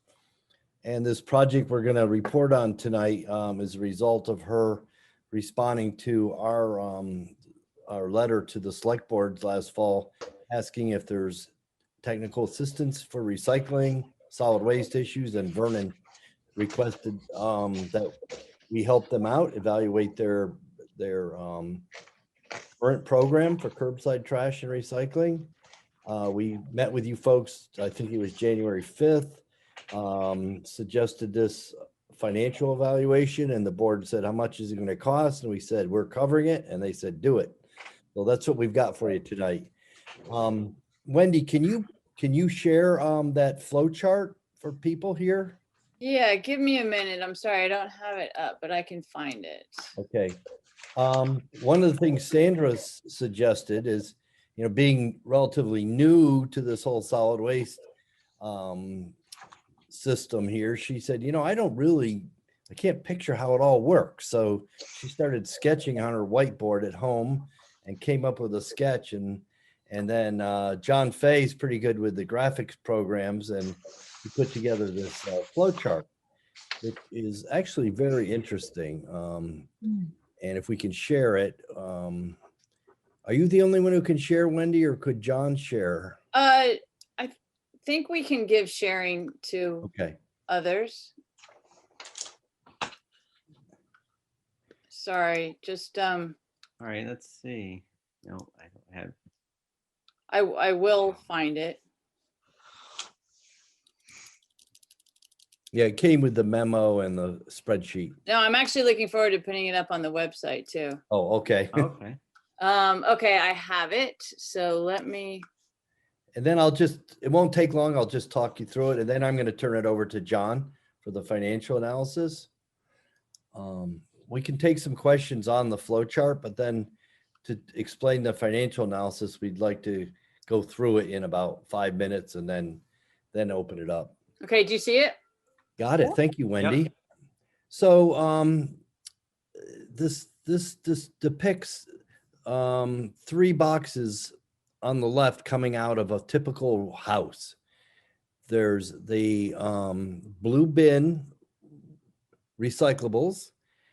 There's trash, which is now a pay-as-you-throw item. And then there's food scraps. So let's go up to the blue bin, Wendy, please, and follow that. Triple T Trucking comes around and picks up the recyclables each Thursday. They then take it to their transfer station, which is a sister company, technically, Brattleboro Salvage, who then loads the recyclables from Vernon along with other sources into very large 100 cubic yard trailers and haul them to the Casella Material Recycling Facility in Rutland that Wendy's showing you. They're sorted into many different varieties, and they go to markets all over the country and the world, and they're turned into other products. So then let's go down to trash. Again, Triple T is collecting it on the same day, Thursdays. It is going to the same transfer station, Brattleboro Salvage up on Vernon Road. And then this trash currently is usually going to a landfill. And it's typically the Coventry landfill up on the Canadian border. In a landfill, we depict what happens to trash. It generates methane, the top bubble, which then some of it is released to the atmosphere as a greenhouse gas, a very potent greenhouse gas, actually. And some of it at Coventry is converted into electricity as the methane is burned. If you then go down to leachate, the other part of landfills is the liquid that percolates through the trash from rainwater. That is a regulated material. It's collected in a lined landfill and is typically sent to a wastewater treatment plant and then discharged into a river, typically a river. So there are some lake discharges. So that's the fate of recycling, fate of trash. Now we'll go down to the food scraps, which in Vernon, we all remember included soiled paper and pizza boxes. So it wasn't just food scraps. We had a drop-off area, the top box, Wendy, that at the highway garage for 12 years. Then that food waste was collected weekly by Triple T. And for most of that time period went to Martin's Farm for composting in Greenfield. Then that is converted to a soil product in Greenfield. We also now have residents, since the food waste dumpsters have been removed as of August, residents are bringing their food scraps to Wyndham Solid Waste. And so part of the food waste is processed up on Old Ferry Road and also turned into a marketable soil product. Then we also have backyard composting options, and we have a lot of people in Vernon that like to compost in their yard, and that's turned into a soil that's used local in their gardens. So this is really, we did this just for this project to show the pathways for these various materials. Does anyone have a comment on this flow chart? We just thought it was useful to illustrate what's happening here. I do. Sure, Sandra. It was your idea, Sandra, so take it. Well, I just came up with a rough drawing and I handed it to John, and then all 3 of us worked on it. John had the skill to make the chart. Every week at our meetings, we went over it again, and it just got better and better. So I want you to notice that the food scraps at this particular time, some of them are also going into the pay-as-you-throw bag. I've had a number of confessions And I will not tell where they came from. But, you know, for some people, it's just, they just can't manage something else. So it's not that they want to do it, but it's what works for them at this time. So that is the piece that we've lost right now, is the collection option. And we're going to talk a little bit more about that when we do our analysis. Well, So- this is Sandy. You got Yes, Sandy. Casella also going to the landfill. So Yes. all of the recyclables don't go into remanufacturing. Correct. There's at least 6 to 10% that typically, I didn't point that out, thanks Sandy, that is not marketable trash Okay. that people put in, and Oh, okay. there's certain commodities that just don't have a market. So some portion goes to landfill. Thank you.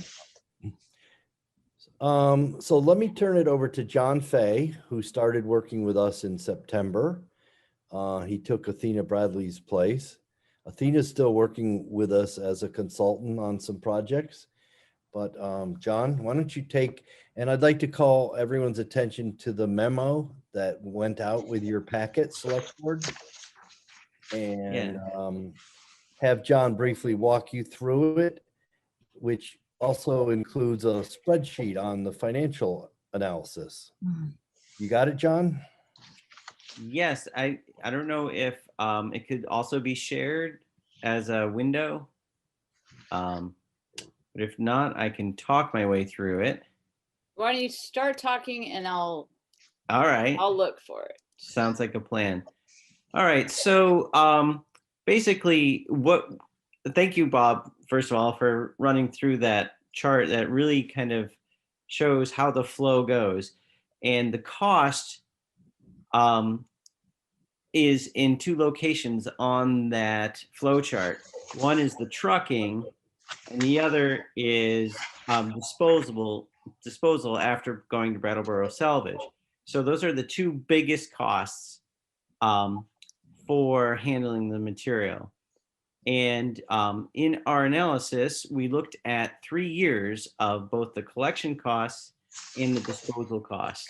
So we can see what's happening for Vernon in terms of the cost of doing the trash and the recycling.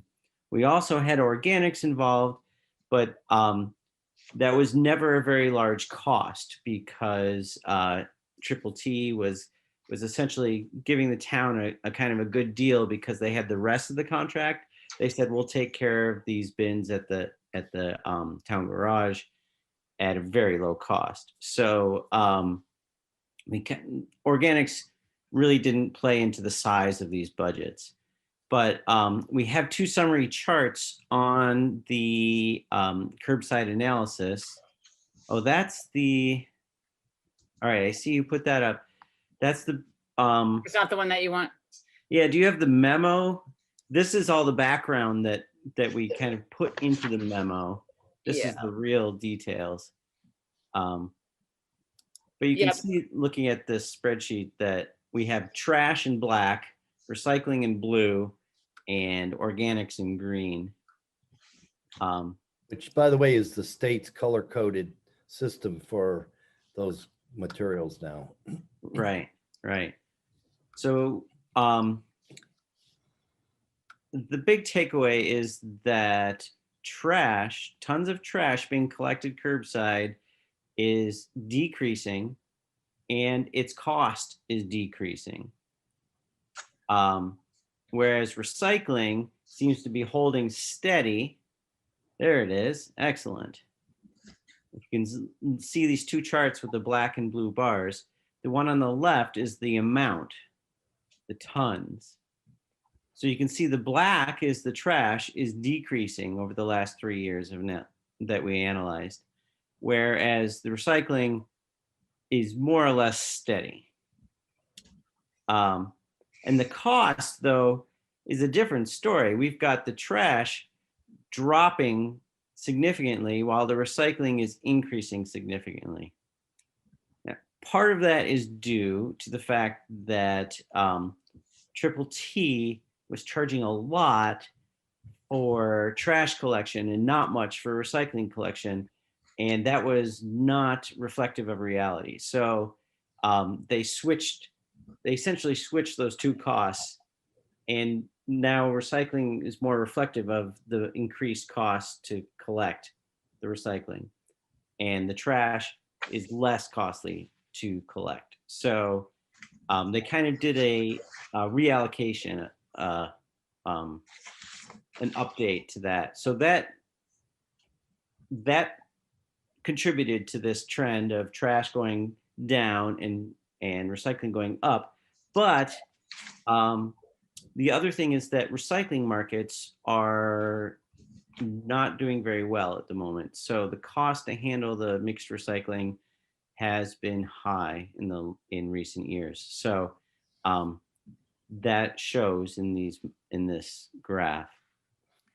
But at the end of it, Vernon has an extremely high recycling rate, and it exceeds the state's goal of 50%.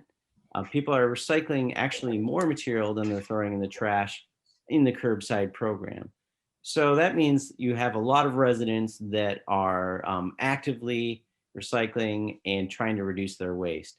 So we see that as great positives. So that's kind of where we are. And we have, like Bob outlined, the issue with the organics. That's kind of what appears to be Vernon's biggest challenge at the moment.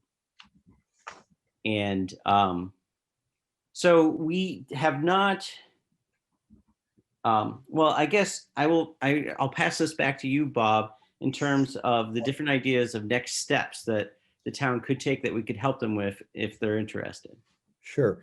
I want to acknowledge Cindy Turnley's contribution to this analysis. Just so you know, it was based on evaluating 36 months of invoices from two different companies, Triple T and Brattleboro Salvage. Sandra, I did 2018. I did that last year, actually. Sandra took on 2019, and then we all worked on 2020 when Cindy got us that. So this had not been done. We didn't really know what each of these items was costing. And we've boiled it down in the memo to a cost per ton. So you can see when you look at the memo that the cost per ton for recycling has gone way higher than the cost per ton for trash. And that's actually what's happened at Wyndham Solid Waste, our transfer station. We're paying about $105 a ton to get rid of our trash, and over $200 a ton to get rid of recycling. It's twice. And this is industry wide right now. And we don't see it changing in the near term. So this is just basically to give you this information that your recycling and solid waste program is working. I have to attribute the recycling participation to pay as you throw. If you got to spend $4.25 for a bag, you think twice about putting a recyclable in it. And it does work. And people don't want to recycle. They can pay and put it in a bag. There's no police enforcement of that. So it really shows pay as you throw works in Vernon. We also know, and this came out when we had a solid waste committee last summer, that a fair number of residents only put out recycling. They have other places to get rid of trash, whether it's through work or relatives or whatever. And so it's somewhat skewed towards recycling. When you drive around Thursday mornings, you'll see many, many houses with just recycling and no green bags for pay as you throw. We don't know what percentage, but so that's another factor. So the next steps, and then we did touch on this, Gene and Sandy in January said, what do we do next? We're going to get all these numbers. We would like to suggest, and it's up to the select board, since there is no current solid waste committee, that we do a review of the pay as you throw program. The solid waste committee started on that this summer. They actually, if you recall, suggested to the select board that the price for the small bags be reduced to encourage more people to buy those. We had an excess inventory, and we thought more people would buy small bags and help offset a deficit that was created when the program started. And there's really been no tracking of that program since. And so we would, if you agree, we would work with Cindy to find out how to better evaluate the pay-as-you-throw program. Under Vermont's program, the state recommends, I don't believe it's a mandate, but recommends that the pay-as-you-throw bag price cover the cost for trash collection and disposal. It doesn't have to cover the recycling or administrative costs or composting or other things. So, but we would confirm that the bag price is working in this analysis. The numbers Cindy gave us, we're pretty sure that with 70 some 80, maybe 77, $78,000 worth of bag sales last year, and the trash collection and disposal costs around 75,000, it appears that the bag sales are covering that, which would be good news. So if the board agrees, we would take on pay-as-you-throw and turn that around in the next month and come back to the board. And the outcome of that could be to recommend different bag prices, either higher or lower. I think we have a good distribution system now with J Spec and Cold Brook and Guilford Country Store. And once town office is open and the rec center, will also be selling out of there. So we do get the bags out. It's convenient for most people. And then the other couple ideas that we had is that, and this came up at our January meeting, is we could look at, and this would be after the pay-as-you-throw analysis, we could look at what it would cost for the town of Vernon to have its own transfer station. If the town said, you know, we could run our own transfer station for less money than curbside collection, they might decide at town meeting to do that. But it wouldn't be that difficult. I did an analysis when Mike Kordemosh was on the board, 7 or 8 years ago, and on a solid waste committee, of a transfer station at the highway garage. And we did come up with a cost estimate then, and nothing happened with it, of course, but we could revisit that. The other thing that we could look at for the town is the piece, this comes back to the food waste. There will be no collection of food waste in Vernon through those type of dumpsters unless we have a transfer station, which is a locked, staffed facility. The state has new regulations that makes the dumpsters that we were using non-compliant unless they're at an attended site. I think we could have gotten an exception on that or a pilot approval because our program was so successful and had no problems really from environmental perspectives. But nevertheless, right now, there is not a convenient option for food waste disposal, like Sandra was saying. So one of the things the town could do and is do an RFP for separate food waste collection curbside. Triple T, when the solid waste committee was meeting this summer, said they were not interested in offering that, even though they do it in Brattleboro. But there's the contract we have currently with Triple T is silent as to food waste. So there's no reason the town couldn't do an RFP for food waste collection curbside. And I think Triple T would probably bid on that since they already have the other. We do that? Didn't we send that out to Good Enough and we sent that out to Triple T and absolutely nobody responded with any interest in doing the curbside pickup? It wasn't really an RFP. It was more. It was. It was? It did go out? It was broke down into the Okay. curbside recycling, the trash pickup, and the food scraps, and not one person responded with any interest in the food scrap. I'm also curious if there's any movement at the solid waste level that is trying to ruffle some feathers with the state legislatures that have decided to shove this down our throat with no funding. Because here we are trying to find out how our residents are going to fund an additional service in this town based off from a law that the state has passed, yet they don't want to assist us in any way with this. So I'm curious if organizations like Wyndham Solid Waste has had any influence or any push or any conversations about state funding on this. Yes, we have, Chris, and so have the other solid waste districts. We have an association that meets monthly, and it does meet with the agency staff and the director level. But it is a legislative and budgetary decision, so there is no money to support this additional mandate from the state. It's the classic unfunded mandate. Right. There are some grant monies that we're going to apply for to buy some infrastructure for the district, some dumpsters and things like that, but it's not to fund a program.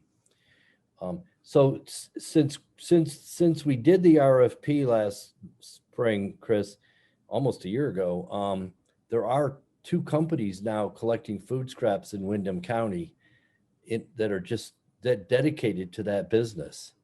And they would be interested in bidding on the Vernon residential collection. And who are they? Because we do have a company that is available and they deliver the buckets to residents' houses. If you want to utilize that, they come and pick it up and drop off a clean bucket. Is that one of those programs? Yeah, that's Circle of Life, I Right. believe. And we have a decent number of residents that are utilizing that program already. And it's a subscription service. People can sign up just like they might hire their own hauler. Yep. So yes, and then there's another company out of Keene called Elm City Compost. They've been in business 3 years. They bring both Circle of Life and Elm City bring their food scraps to Wyndham Solid Waste. So one of the other things, if we don't do an RFP, we could just, and Sandra will probably write this up for the town newsletter, just publicize the names of those companies, like Circle of Life and Elm City, that residents can contact on their own. But the difference would the town contract with someone to do this? And just like they contract with Triple T for trash. So my point was that could be another technical assistance thing we could do for the town. But I think it's a little further down the road. So I'm suggesting that we do the pay-as-you-throw analysis in the next 30 days and come back to you guys with that report, and then discuss whether we want to investigate a town transfer station, even spend the time to do it.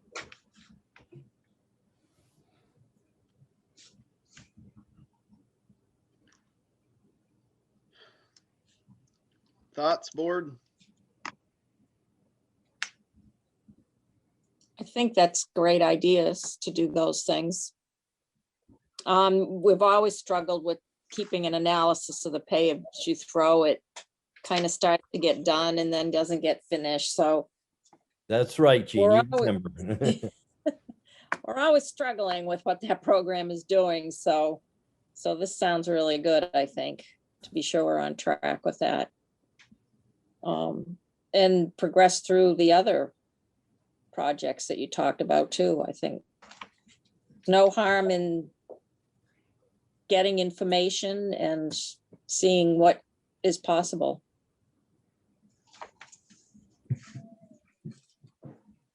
I guess I'd like to go back to the cost of the recycling program. So it costs the town $200 a ton to get rid of recycling versus $100 for trash. Am I understanding that correctly? Well, that was Wyndham Solid Waste. The numbers are actually a little different based on the memo. John, do you have those figures in front of you?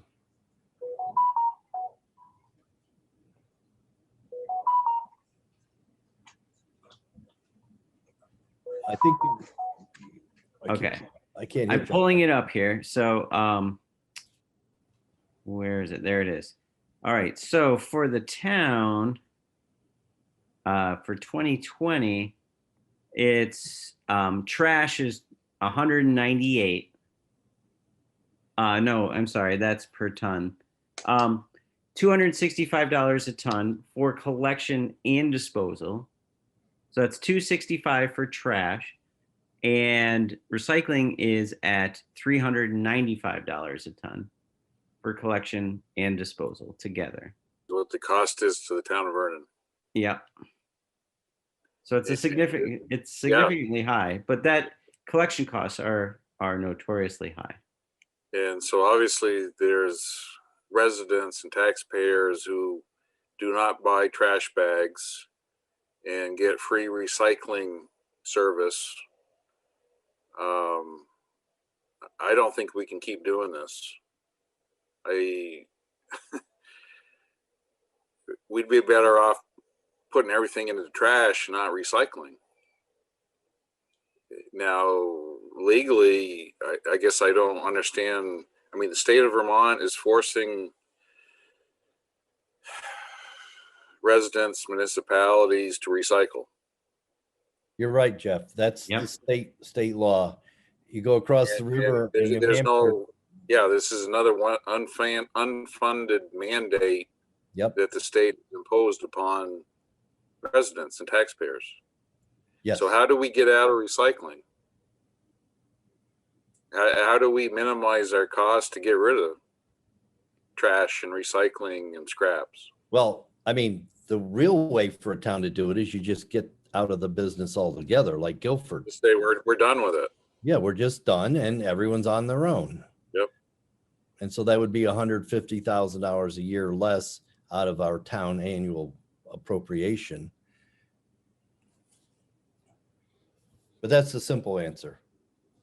I like simple answers. So then it's just what does Vernon as a town, is all the residents getting together? Do they want that service? Is it worth it to the I mean, people? it's just ridiculous to pay that amount of money for recycling, something that's supposed to be good.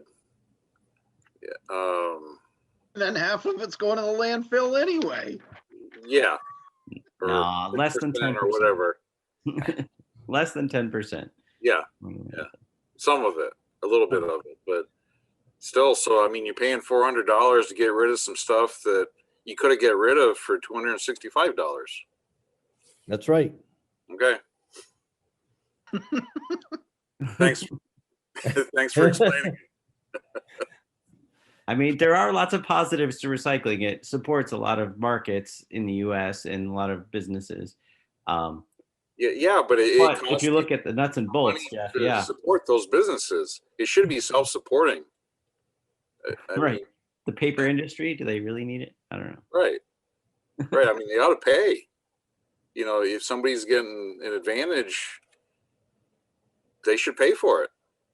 Kind of like the people that are taking the food taxpayers. scraps and turning it into compost and reselling it to people. It's almost like that should be a free service. You get to drop it off and somebody makes money off of it. Well, compost is the only recyclable material that stays local. We have no idea where all the bottles, cans, and paper and everything goes and what it turns into. Somebody else makes money off of it. They do, actually. Not us. Not us. So why couldn't somebody like Vermont Mulch start a compost section down there? Residents go there, they drop it off, they turn it a bunch of times, and then they put it in a pretty bag and they sell it back to us for however much a bag. What's stopping a business from doing that? Nothing. It's a very viable option legally, but it's a business decision for whoever makes that decision. I have talked to some other people in Vernon about that, Chris, and there is some interest. A couple people saying, why don't I open a compost site and let people come here and take it for nothing and I'll turn it into dirt. So it does have some potential partners, but they have to step up and say they're going to do it. Wyndham Solid Waste is not going to open another site. You know, we operate our site. I am looking to find another site because we've hit our permit capacity. That's the other irony, Jeff and Chris and the board. We've because of the mandates, our permit, we've hit our permit level. And to go to the next higher permit level, there are such expensive requirements that my board says, forget it. So again, the mandate is there and not funding to help us implement a new facility, unless I find a whole nother site and start over, which is what I'm looking at. What if we take the town sand pile and get rid of that and we turn that spot into a compost bin? Can we do that? Save the town money. I think David would love that, wouldn't he, Chris? You have to get a permit from the state, like I have, like we have in Brattleboro. It's not that hard to get, but you do have to have a trained operator, and you have to, You need a permit to do anything nowadays. That's right. God, if only there was somebody in town that had a bunch of farm property, we could start a composting spot on it. If only there was somebody. I don't know who. Yeah. All right. So what's the board's pleasure with the rest of this, to allow Bob and company to evaluate the pay-as-you-throw and come back in a month to tell us what we should be doing? We all on board with that? Yep. Okay. Well, that's a fairly discrete task, and we'll just do that and get back to you guys. And then at that point, we can talk about other programs like transfer stations, new compost sites, curbside collection, etc. I think Sandra's going to talk to Martin about writing up an article to tell people where they can contract for food waste collection at their house using these two other companies. Oh, and by the way, it's in the memo, but over 60 residents of Vernon since July have bought access stickers at Wyndham Solid Waste, primarily to use the composting facilities. So that's $40 for a year sticker. With 60, it's like 65 families have bought them now. So many people were committed to keeping the food waste out of the pay-as-you-throw bags.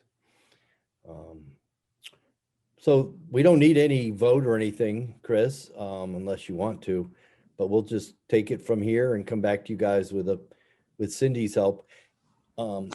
If you, maybe Wendy, we could have I don't know Wendy's involvement on this, but I'd like to make sure that Cindy knows that the select board would like her to work with us on this, just because it will be some additional work. I mean, she's been great helping us, but we're going to say, Cindy, we need more information. I can let her know. Well, can I ask you a question? Yeah. On the flow chart. So when Triple T takes it to Brattleboro Salvage, do they pay Brattleboro Salvage, or does Brattleboro Salvage pay them? It's an internal company. Okay, so when Brattleboro Salvage takes it to Casella, are they paying Casella, or is Casella paying them? They're paying Casella. Okay. And the town has a monthly fee that changes depending on Casella's costs. Okay. And so yes, the town's paying, residents are paying, Triple T's paying, and Casella gets the money. So I could do the town a favor and stop recycling. It actually saves the town money. All right. Jeff is all about saving money. I won't have to keep separating out, is this recyclable or not? That's right. Goes in the trash.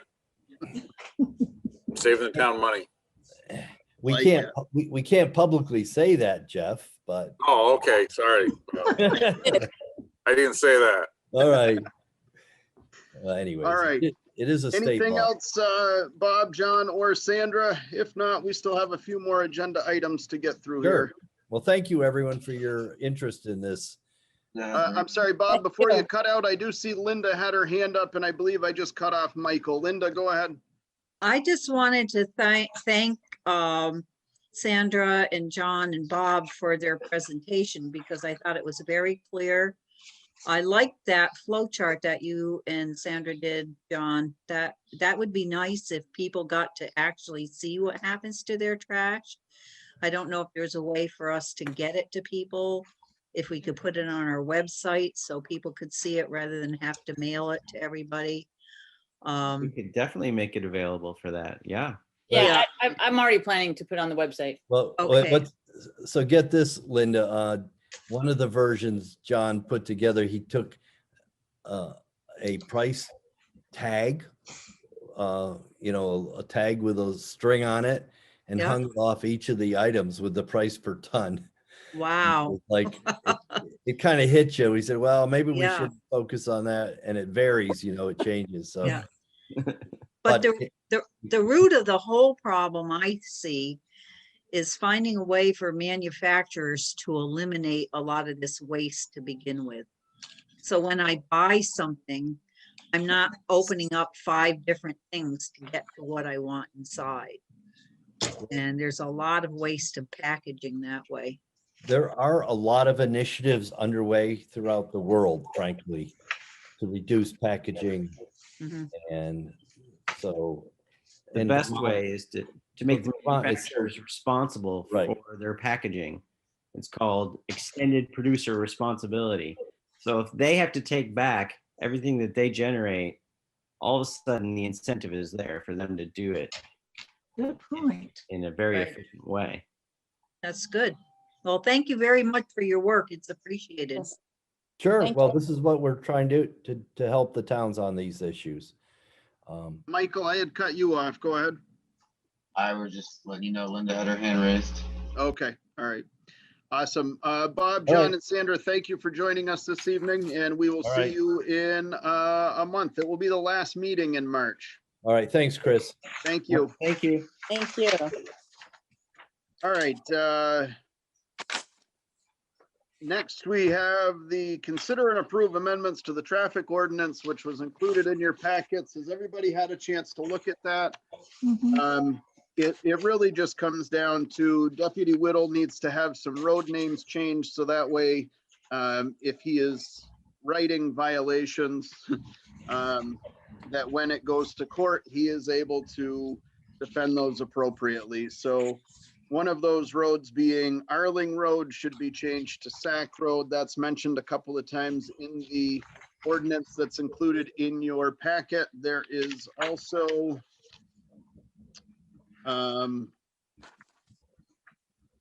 under the speed zones, 35, 36 has been added. That's Hemlock Road and Aspen Lane, both for the entire length. That is on page 2. On page 3, there is nothing. On page 4, number 10, we would be changing Arling Road to Sack Road. There is, you'll see on 37, an arrow that drops Oak Court and all of those roads in Central Park down to yield signs. After a conversation with David, the feeling is that those are under the stop sign category and they should remain there. His preference would be that those actually get switched out to a stop sign versus the yield sign. That would require some notification to the residents. On page 5, number 9, Arling Road turned to Sack Road. And I believe that's all that was in here. Comments, questions, concerns? Yes, Sandy. So number 37 will remain? Correct. Okay. So all of those will become stop signs. And David would be taking care of that. I don't know what the process is or proper notification. I know that Wendy and I had a conversation about that, and she was going to follow up with David dependent on the outcome of our discussion this evening. So when we amend the ordinance or update it, do we still have the same waiting period before it goes into effect? We do, okay, I thought so.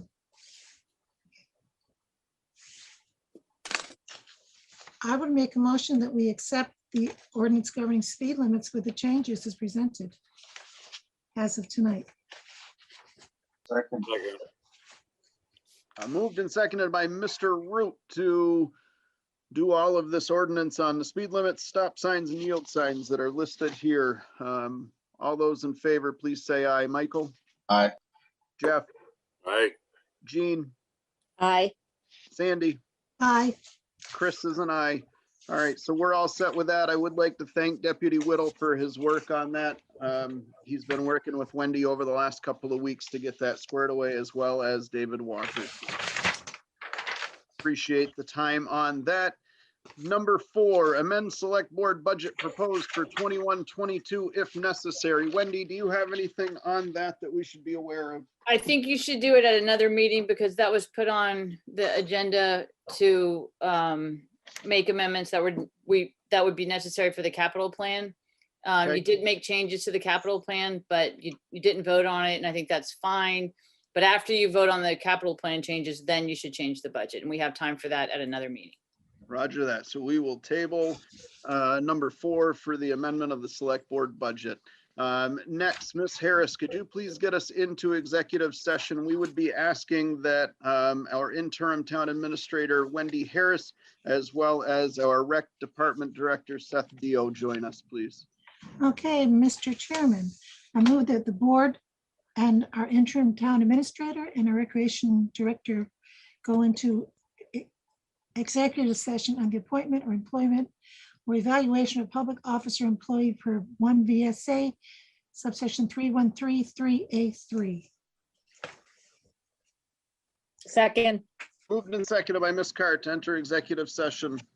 All those in favor say aye. Aye. Aye. Aye. Aye. We are in executive session at 8:11. I'm going to switch. All right. We went into executive session at 8:11. We came out at 8:42 PM. No action was taken. And on that, we are into public participation on non-agenda items only. Seeing none. Town admin report, please. And this can be very quick. Website should be up later this week. And I'll send a link to the board before it goes live so that you can get a preview. And I'd be happy to talk to any of you about it. Just talk you through the process. It's going to be not completely finished, but it'll be a good, solid official website, which will be good. Great. And then the town report is at the printer. It's going to be ready tomorrow morning or Thursday morning. I'm coordinating with the school district to make sure that they have what they need. And again, I'll get that to you guys as soon as I have it. So really, that's it. Thank you, Wendy. Perfect. Upcoming meeting. Our next meeting will be the organizational and the regular meeting, which will be Tuesday, March 2nd. It is here at 6:30. I would say that will be at least 7 o'clock, but Yeah, the polls go to 7. right. Depending on who gets elected. Whoever is elected has to have an oath. Right. Do we want to change that to 8 o'clock or leave it at 6:30? The easy way to do it is immediately after ballots are counted. Okay. All right. So change the wording to immediately following counts. So it wouldn't be before 7 though, right? I could put that in there. Right. All right. I would take a motion to adjourn. So moved. Second. Moved and seconded to adjourn. All those in favor say aye. Aye. Have a good night, everybody. You too.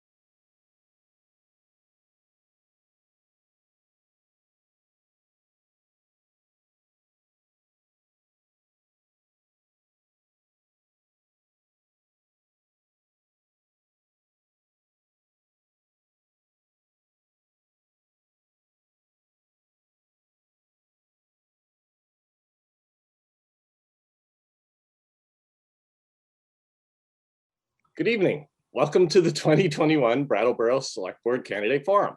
This chance to hear from all of the candidates is brought to you by Community Media, BCTV, and iBrattleboro.com. Join me in welcoming the candidates: Evan Chadwick, Kurt Dimes, Jessica Gelter, Ian Goodnow, Ricky Rosati, Daniel Quip, and Jackson Stein. We're going to begin with 3-minute introductions, then we'll get into questions. And we've all worked out in advance that we have a timer, a timekeeper, Elizabeth McLaughlin, and she is going to be raising a flag when there's 30 seconds to go. And then she'll be putting up another flag when time is up. And with that, we're going to just get right into things. We're going to start with the introductions. 3 minutes each. I'd like you to please introduce yourself. Tell us about your interest in Brattleboro, why you would like to be elected to the Brattleboro Select Board, and a bit about how you would make decisions, especially if the public seems divided on some sort of issue. We're going to go alphabetically, and Evan. Let's unmute you.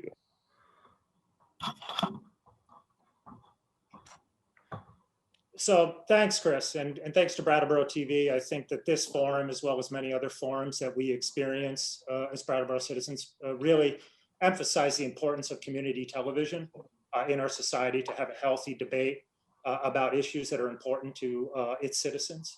As you said, Chris, my name is Evan Chadwick. I've been a Brattleboro resident since 2006. I grew up in Rochester, Vermont, a small town of about 1,000. I graduated from Rochester High School from a class of 12. After college or after high school, I attended Keene State College, where I got my social science degree.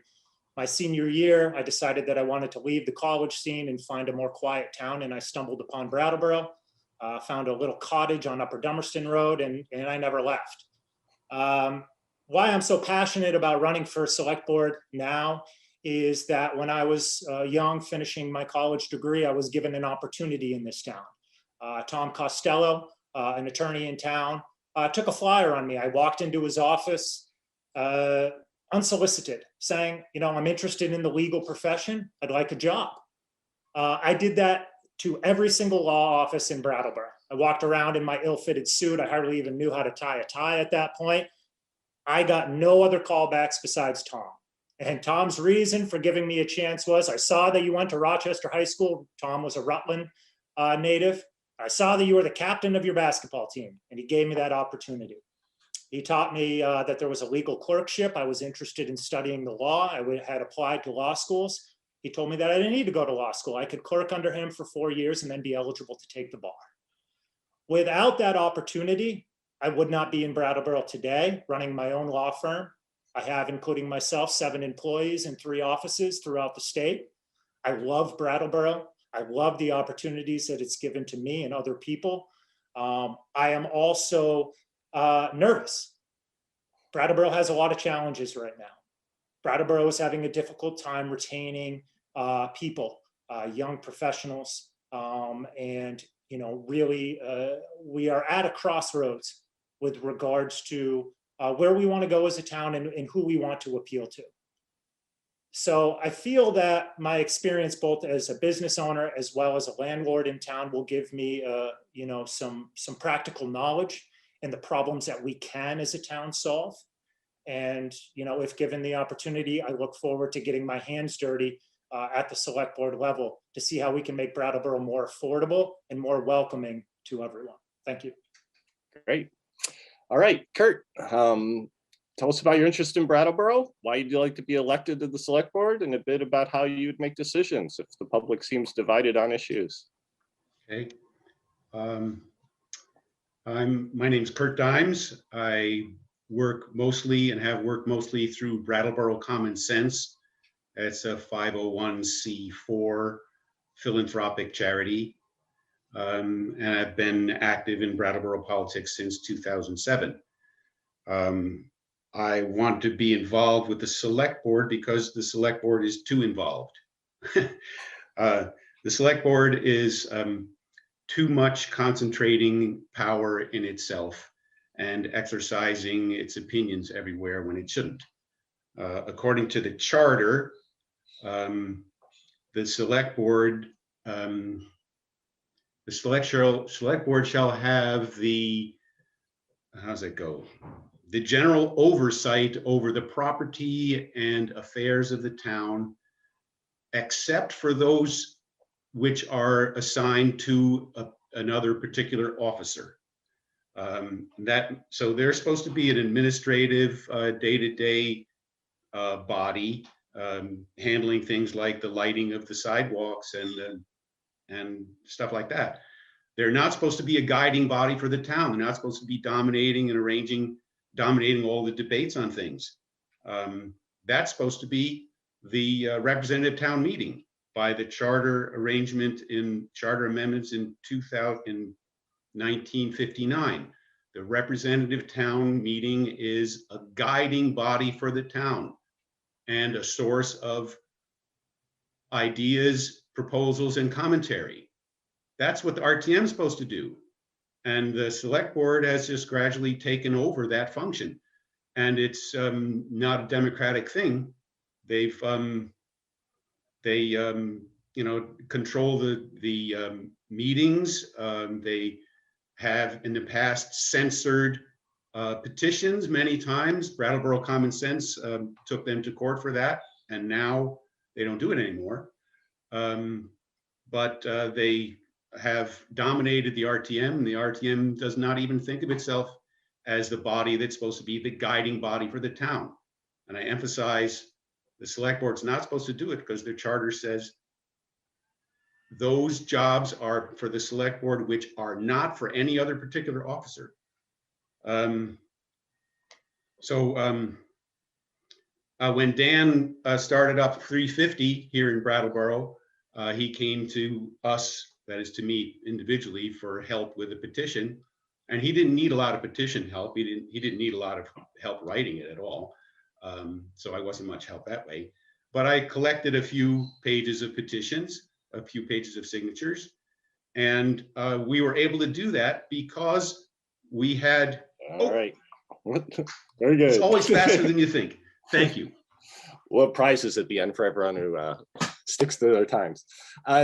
Jessica, please tell us about yourself, your interest in Brattleboro, why you want to be on the select board, and how you might make decisions if faced with conflicting public opinion. Sure. So hi, I'm Jessica Gelter. I want to thank you guys for hosting us tonight. I'm really excited that we get the opportunity to do this. And thanks to everyone who's watching and participating live on Facebook or, a later live stream. So there's going to be people voting in this year's election who moved to Brattleboro last year. There'll be others who have been here 20 years, or others like me, my family's been here for 5 generations, others, 10 or 12 generations, and others who trace their families back to the first peoples and call this land Wantasticock.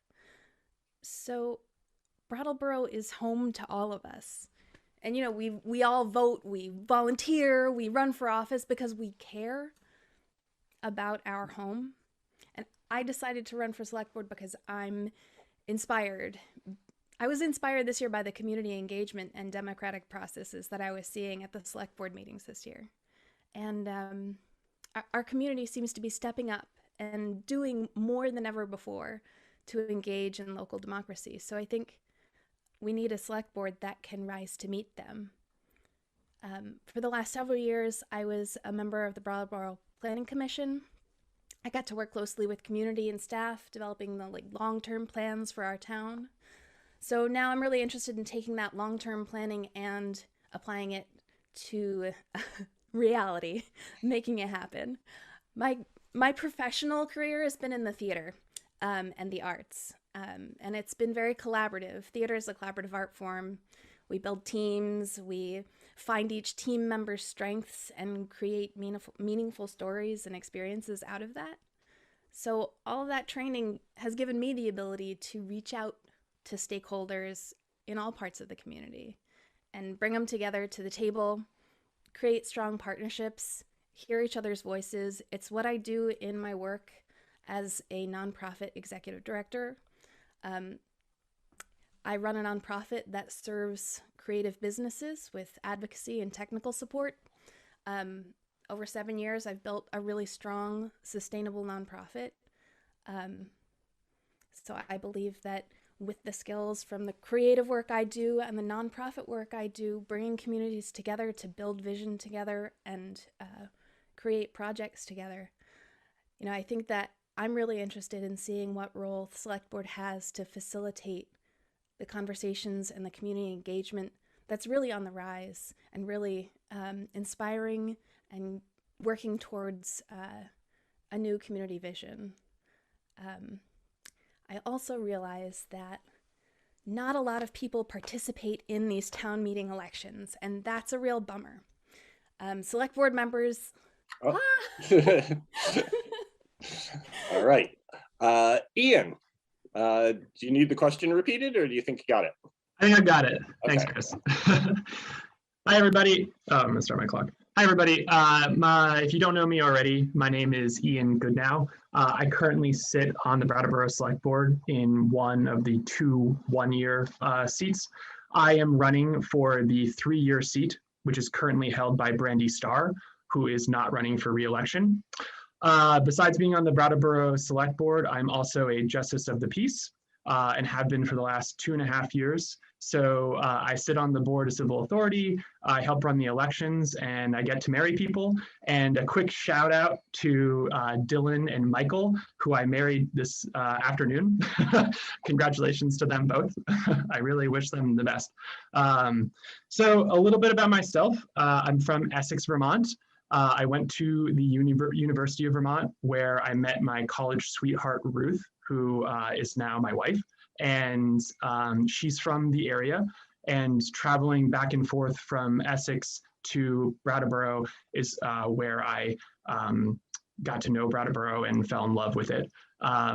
I am enrolled in the Law Office Study Program, which actually Evan just referenced earlier. Very briefly, as he explained, it's a alternative to going to law school, and you apprentice under an attorney. I also am apprenticing under attorney Thomas Costello at Costello Valenti and Gentry. And I'm in my 3rd year, and it's a 4-year program. So I hope to both take the bar and pass the bar next year. So why am I running for the 3-year position? Well, this last year has been incredibly challenging, but I have found it immensely enjoyable, and I've learned so much over this last year and have enjoyed serving the Brattleboro community as a Select Board member. And I want to take a moment to thank Tim Wessel, Liz McLaughlin, Daniel Quip, and Brandy Starr for all the time that they've given this town this last very challenging year, and for everything they've taught me. I'm immensely grateful to each of them and for having an opportunity to serve on the board with them. So yeah, I really hope that Brattleboro wants me to continue this work for the next 3 years. And, I just want to thank you, Chris, for setting this all up, and BCTV. I am looking forward to an informed, lively debate this evening. Very good. All right, Ricky, please introduce yourself. Tell us about your interest in Brattleboro, why you'd like to, one toss the cut, and why you'd like to be elected to the Brattleboro Select Board, and a bit about how you would make decisions, especially if the public seems divided on an issue. Well, I want to run for Select Board because I find that in most of the meetings I go to, not just the Select Board meetings, but very general meetings, that people are either unaware of the history of the colonization of Montescot to Brattleboro. They're unaware of the history of the last 60 years of the representative town meeting instead of the direct democracy by the public electorate, which the majority of the Vermont municipalities have. So, and then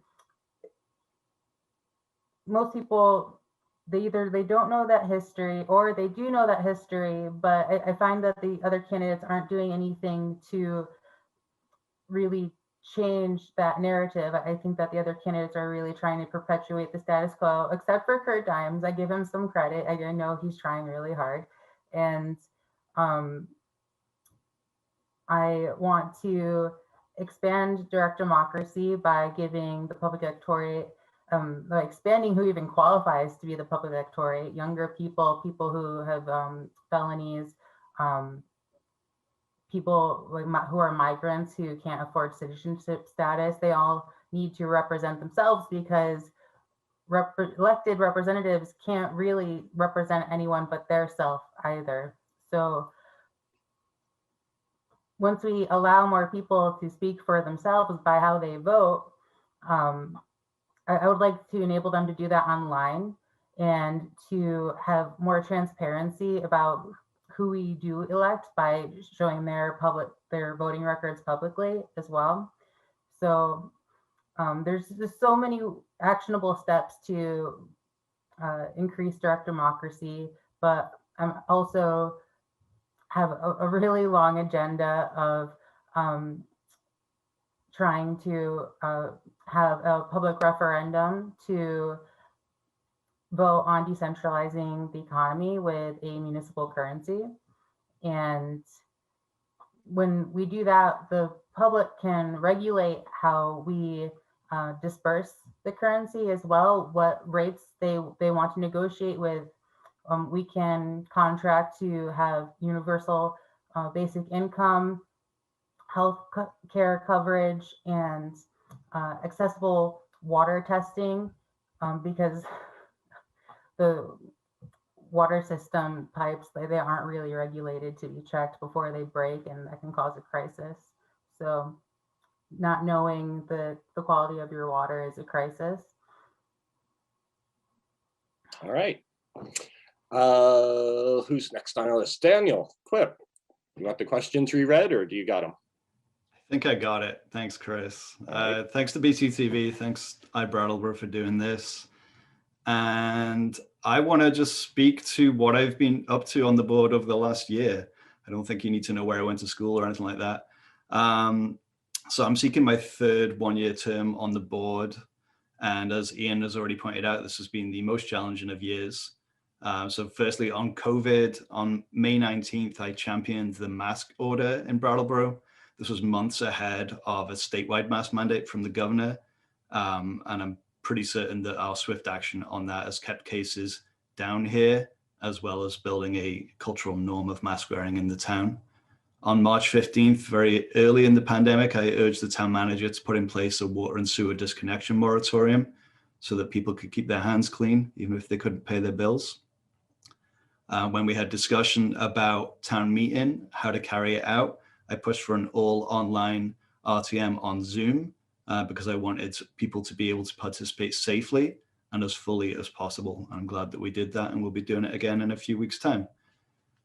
And then in the middle of the year, as part of the national reckoning with racism and policing, we were experiencing a great number of calls to reject our own budget, which we had the extraordinary circumstance of adopting ourselves rather than having it go to town meeting. At the time, I voted to adopt the budget rather than leaving town operations unfunded, as we were 2 weeks away from a new fiscal year. But as part of that decision, I asked for the board to agree to deeply review police policies, procedures, and the budget, which we have then sort of begun to undertake through what has now been called the community safety review process. I've worked with people in the community on that process, and I've kept the voices of impacted people front and center when considering the report, and I support acting on the majority of the recommendations in the report. And then finally, 2 bits of mundane but important stuff. When we were taking a look at the water and sewer rates for the next 5 years, I saved the ratepayers money by reducing the sewer rate from a 2% increase to a 1% increase. It was one of my most proud and boring moments. And then later on in the budget process, I got us an additional $50,000 for road paving. And I'm going to continue to push, if re-elected, for us to fully fund our street paving projects so that we can have roads that are in decent shape. And, you know, with this election taking place at this time of year, you really notice the roads. And I got to tell you, they're in rough shape today. And that's not to say that the Public Works Department don't do an excellent job, but we have challenges and we need to fund those things fully. Thanks. All right. Well, the next 4 questions are all about potholes. Excellent. Jackson Stein, do you need the questions again, or do you know it by now? I think I've got it. All right. Introduce yourself. I am Jackson Stein. I use they, them pronouns. I do want to take a moment to acknowledge that this debate is over governing occupied Abenaki land, and I want to acknowledge and reckon with the harm caused there. I am running for the select board because after attending every meeting for a year, I think that we can make our decision-making process more streamlined. I do want to thank the board of last year. I think we've reached good decisions. We've passed the security deposit proposal, which the union that I organized with put forth to the town. They ordered the community safety review, and now we're kicking around whether we want to follow through with the framework put forth by that report. When the community comes together in big ways like this to demand change, I think that as local government, we have a responsibility to the people that we serve to be as expeditious as we can with getting these things passed. I am not a 100 generation Vermonter. I moved to Vermont some 4 or 5 years ago. I've been here my whole adult life. I've been in Brattleboro just over 1.5 years now. I've been very involved since I've gotten here. In just the short time that I've been here, I've seen rent go up. I've seen rampant gentrification. The closing of the only discount food store in town. This is not signs of a sustainable community. And I think, like Jess was saying, some of the people that are voting in this election may have just come to Brattleboro months ago. We're seeing a huge influx of new people in town, and that's incredible. We need to protect the people that live here. We need to protect the marginalized people that live here. And we need to make sure that the town is being run in a way that benefits everyone. That's going to be it. I'm not going to go till stop. Very good. All right. Well, we're all on schedule and everybody's been introduced. Very good. All right. Next round of questions. I have 5 questions. They're all going to be 2-minute answers. And let's get started with one about climate change. Brattleboro and the people here seem to be in agreement that things need to be done about climate change. I haven't seen any climate deniers recently, but what those specific things are that we need to do is not in agreement. There's been some tension between sort of the slow and steady making progress approach versus a more rapid, let's take dramatic action approach. How are we doing? Where do you stand? And what can the Brattleboro Select Board do to help solve a global issue? We'll start with Kurt.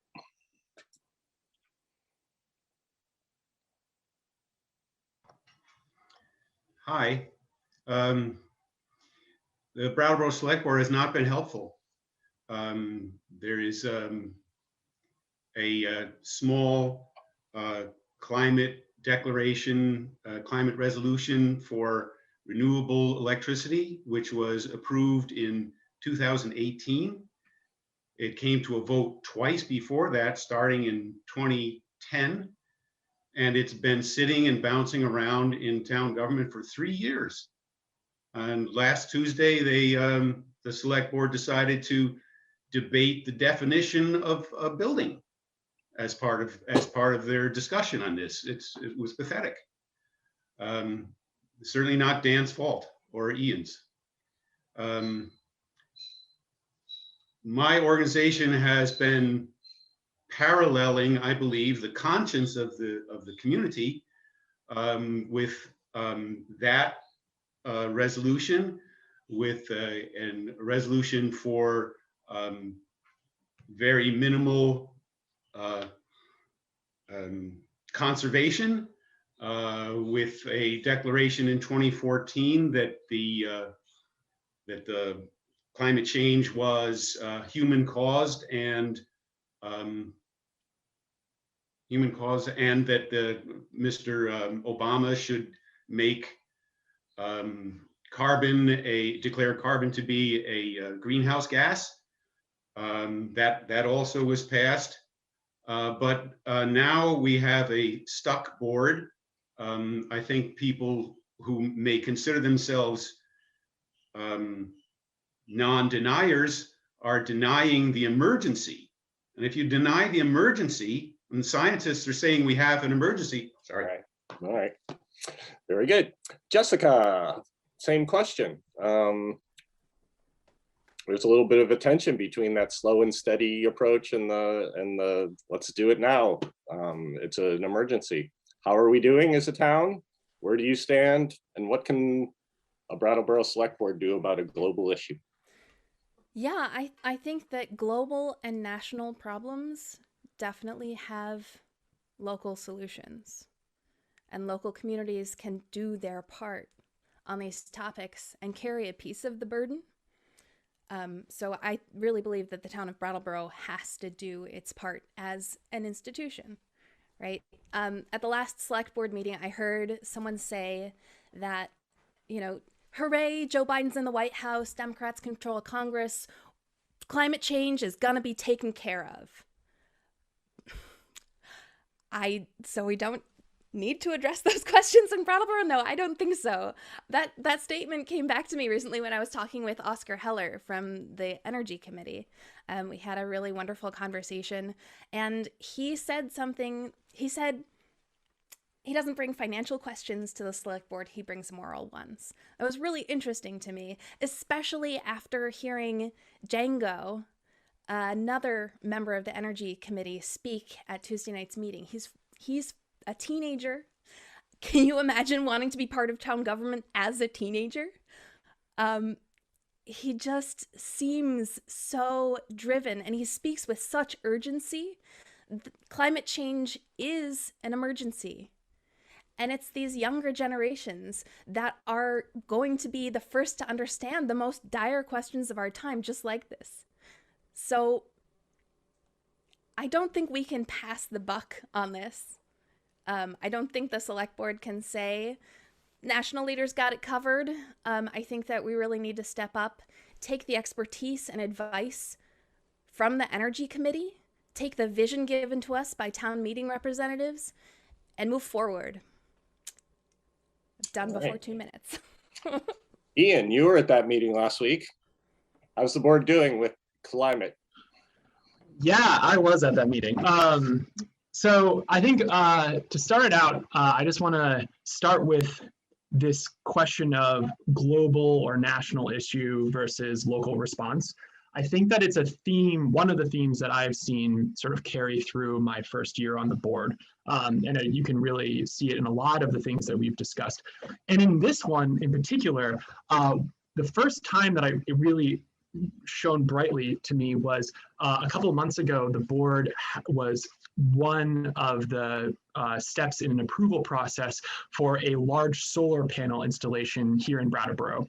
It was on, it's going to be on a industrial zoned piece of land that is not, a continuous forest and is on a big hill, so it's really not great land, and it passed unanimously on the board, but there was discussion that night about the realization from people on the board, but also members of the public, of cutting down trees to put up solar panels, and what does this actually look like when we're addressing the issue of climate change on a local level? Like what does the actual implementation of this look like? And that really that sunk in a lot for me. And I think this cow power issue that's being sort of talked around right now is a perfect example of that. I'm not going to get into the specifics, but I support it fully, making Brattleboro 100% renewable in its electricity usage, municipal electricity usage, and 100% carbon neutral, is a make sense policy. And as far as how we're doing moving forward, we passed a resolution this year, non-binding from the Energy Committee that sets a number of goals for us. All right. All right, Ricky. Are we still there? Ricky, talk to us about climate change. How's the town doing? I've been here where all you along. stand? I've been listening. Yeah. And I'm just curious, because I wasn't at that meeting. I've been boycotting going to the meetings. So was there any proposal for any of the trees that are cut down to make space for them, for at least like an equivalent number, if not like a fraction more, like 1.5 trees to be replanted for every tree cut down? There was not. Well, that's always an option, just saying, if people want to consider that. The imagination is the limit for how much we can evolve and become greener. And when I look at what some of the practical limits are, is how are we compensating people for their time, skills, and qualifications? People need to be paid for their work, and there needs to be affirmative action, anti-employment discrimination. From my observations through the Vermont Department of Labor, there is really no enforcement keeping businesses from hiring people of color. And so I think that we need a lot more required cultural inclusivity training, so that we make more compatible workspaces, so that we can really evolve what we can do together. Great. All right, Daniel, climate. Daniel, climate. So I can read the full question to you. No, it's fine. I got it. How are we doing? Well, I mean, every time we have a decision to make about energy use or sustainability matters or efficiency of buildings, we need to make the right decision. And as somebody that has been a climate activist and an organizer with 350 Vermont and 350 nationally, and then somebody that's also sitting on the select board, though, you can have all of the things in the world that you want to achieve, and you don't get to do them all right away, right? So when there's a decision before you, you need to make the right call. And I think that, the discussion we had last week around investing in renewable energy through the Green Mountain Power Cow Power program, that's something that I support doing. It's not the only thing. It does not mean that we can then rest on our laurels. There's long-term work to be done. The town's investment in a sustainability coordinator helps with that, but it is not in and of itself an answer to all the questions. We will build some new buildings in the next few years if a bond vote passes soon. And those buildings have to be built to the most efficient standards, and they have to get us away from fossil fuels. Every time we have that decision, we have to make the right call, and we have to be bold. And I trust us to do that. And in a couple of weeks' time, we'll get back to that issue. Jackson, how are we doing on climate here in Brattleboro? I think that climate change is a massive issue that can't be addressed quickly enough. I think Vermont does better than many places. I know that 60% of Green Mountain Power is hydro, and they're pushing towards more and more renewable energy sources. But the more proposals that we can get coming from the community and ideas from the community that we can rapidly pass, the better. I think my generation has a tendency to feel sort of defeated by climate change, given that we've known about this for years and years and years and watched generations of government do absolutely nothing about it. And even the past 4 years in our current presidency, like either flat out denying the science or being very hesitant and trying to maintain status quo. It's not too late, but it will soon be. The more we can do, the sooner we can do it, the better. Obviously, climate change is a huge issue and one that can't be solved at a local level, but the decisions that we make will be felt by people at a local level. I think we don't need to look further than what's happening in Texas right now, where they privatize their energy grid and now everyone is out of power. The cost of power, I've heard of people getting billed upwards of $60,000 for a day of energy right now. What we decide now and what we put forth now affects everyone, and we can't solve this soon enough. Yeah, slow and steady is too slow. Very good. All right, Evan, I think you should know the question is about climate. How are we doing in town? And yeah, what's your take on it? So as Dan said, we need to be bold. And but as Brattleboro, we need to be an example as well. And to be an example, as Dan said, we need to make bold moves. And one of the bold moves that I think we really need to do is facilitate Brattleboro to be more pedestrian and bike friendly. How can we do that?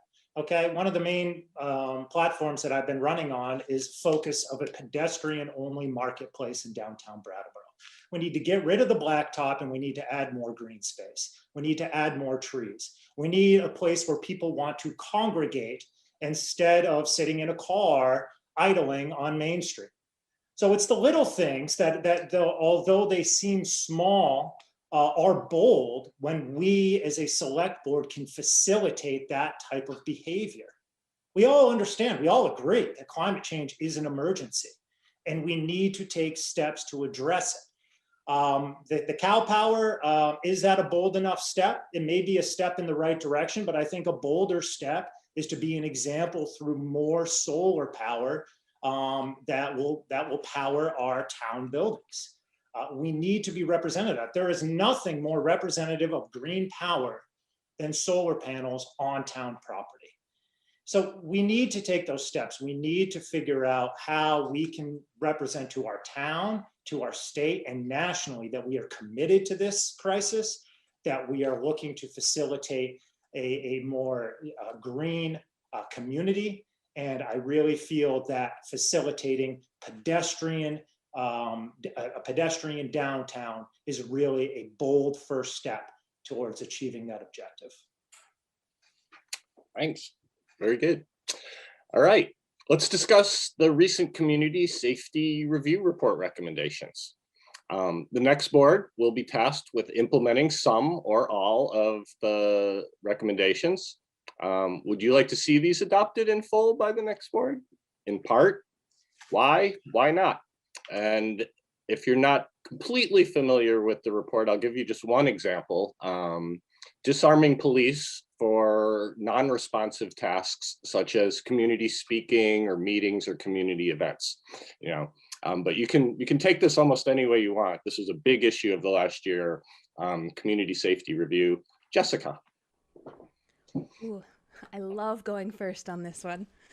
So I'm actually gonna quote Mr. Chadwick. He said, "We have a crisis on our hands in finding good officers who are willing to commit to the difficult job of serving their town." I'm talking about police officers, and I really agree. That is a tough job, and the solution is to make their jobs less difficult, right? So the community safety review made some excellent recommendations. And one of them, or the main theme of them, was that the police don't have to take on as much as of a burden as they've been assigned. The select board isn't or shouldn't be perceived as being against the police in any way, but some individuals in the town, they're in need of protection of safety, and they're telling us policing's not the right solution. This community safety report had incredible, devastating stories of harm and hurt, and it was heartbreaking to read that. And we should listen as a community, and certainly as the select board. The millions of dollars that we invest each year in the police department and in policing, clearly they're not being invested well if that trust relationship between members of the community and our police department is on shaky ground. So instead of pouring our money into strategies that don't work, I think the Community Safety Review lays out a series of really great recommendations, slow rollout of them, and really not radical ideas, things that are already being implemented in some communities that can allow our police force to be unburdened, to be a reformed, exciting place to work. All right. Ian, Community Safety Review Committee, they have issued some recommendations. What should the next board do? Yeah, so I would say that I support a number of the recommendations just as they are presented. I'm looking forward to seeing how the town comes back with us with work product at the, I believe the next board meeting with some of the recommendations that were fairly broad and maybe needed to be refined some or given a little more direction to the board on what we legally are allowed to do. And there are a couple that I don't agree with. To talk about some that I do agree with, I'll just go down a list of a couple of them. Addressing the gaps in the reporting of race data in the traffic stops, and generally speaking, as I understand it, we're actually supposed to be doing this anyways, and so I absolutely support that. Further, talking about data, I support a much deeper analysis of both traffic stop and intake data for calls. I think that the Community Safety Review Committee began that work, but there is a lot more to be done with it.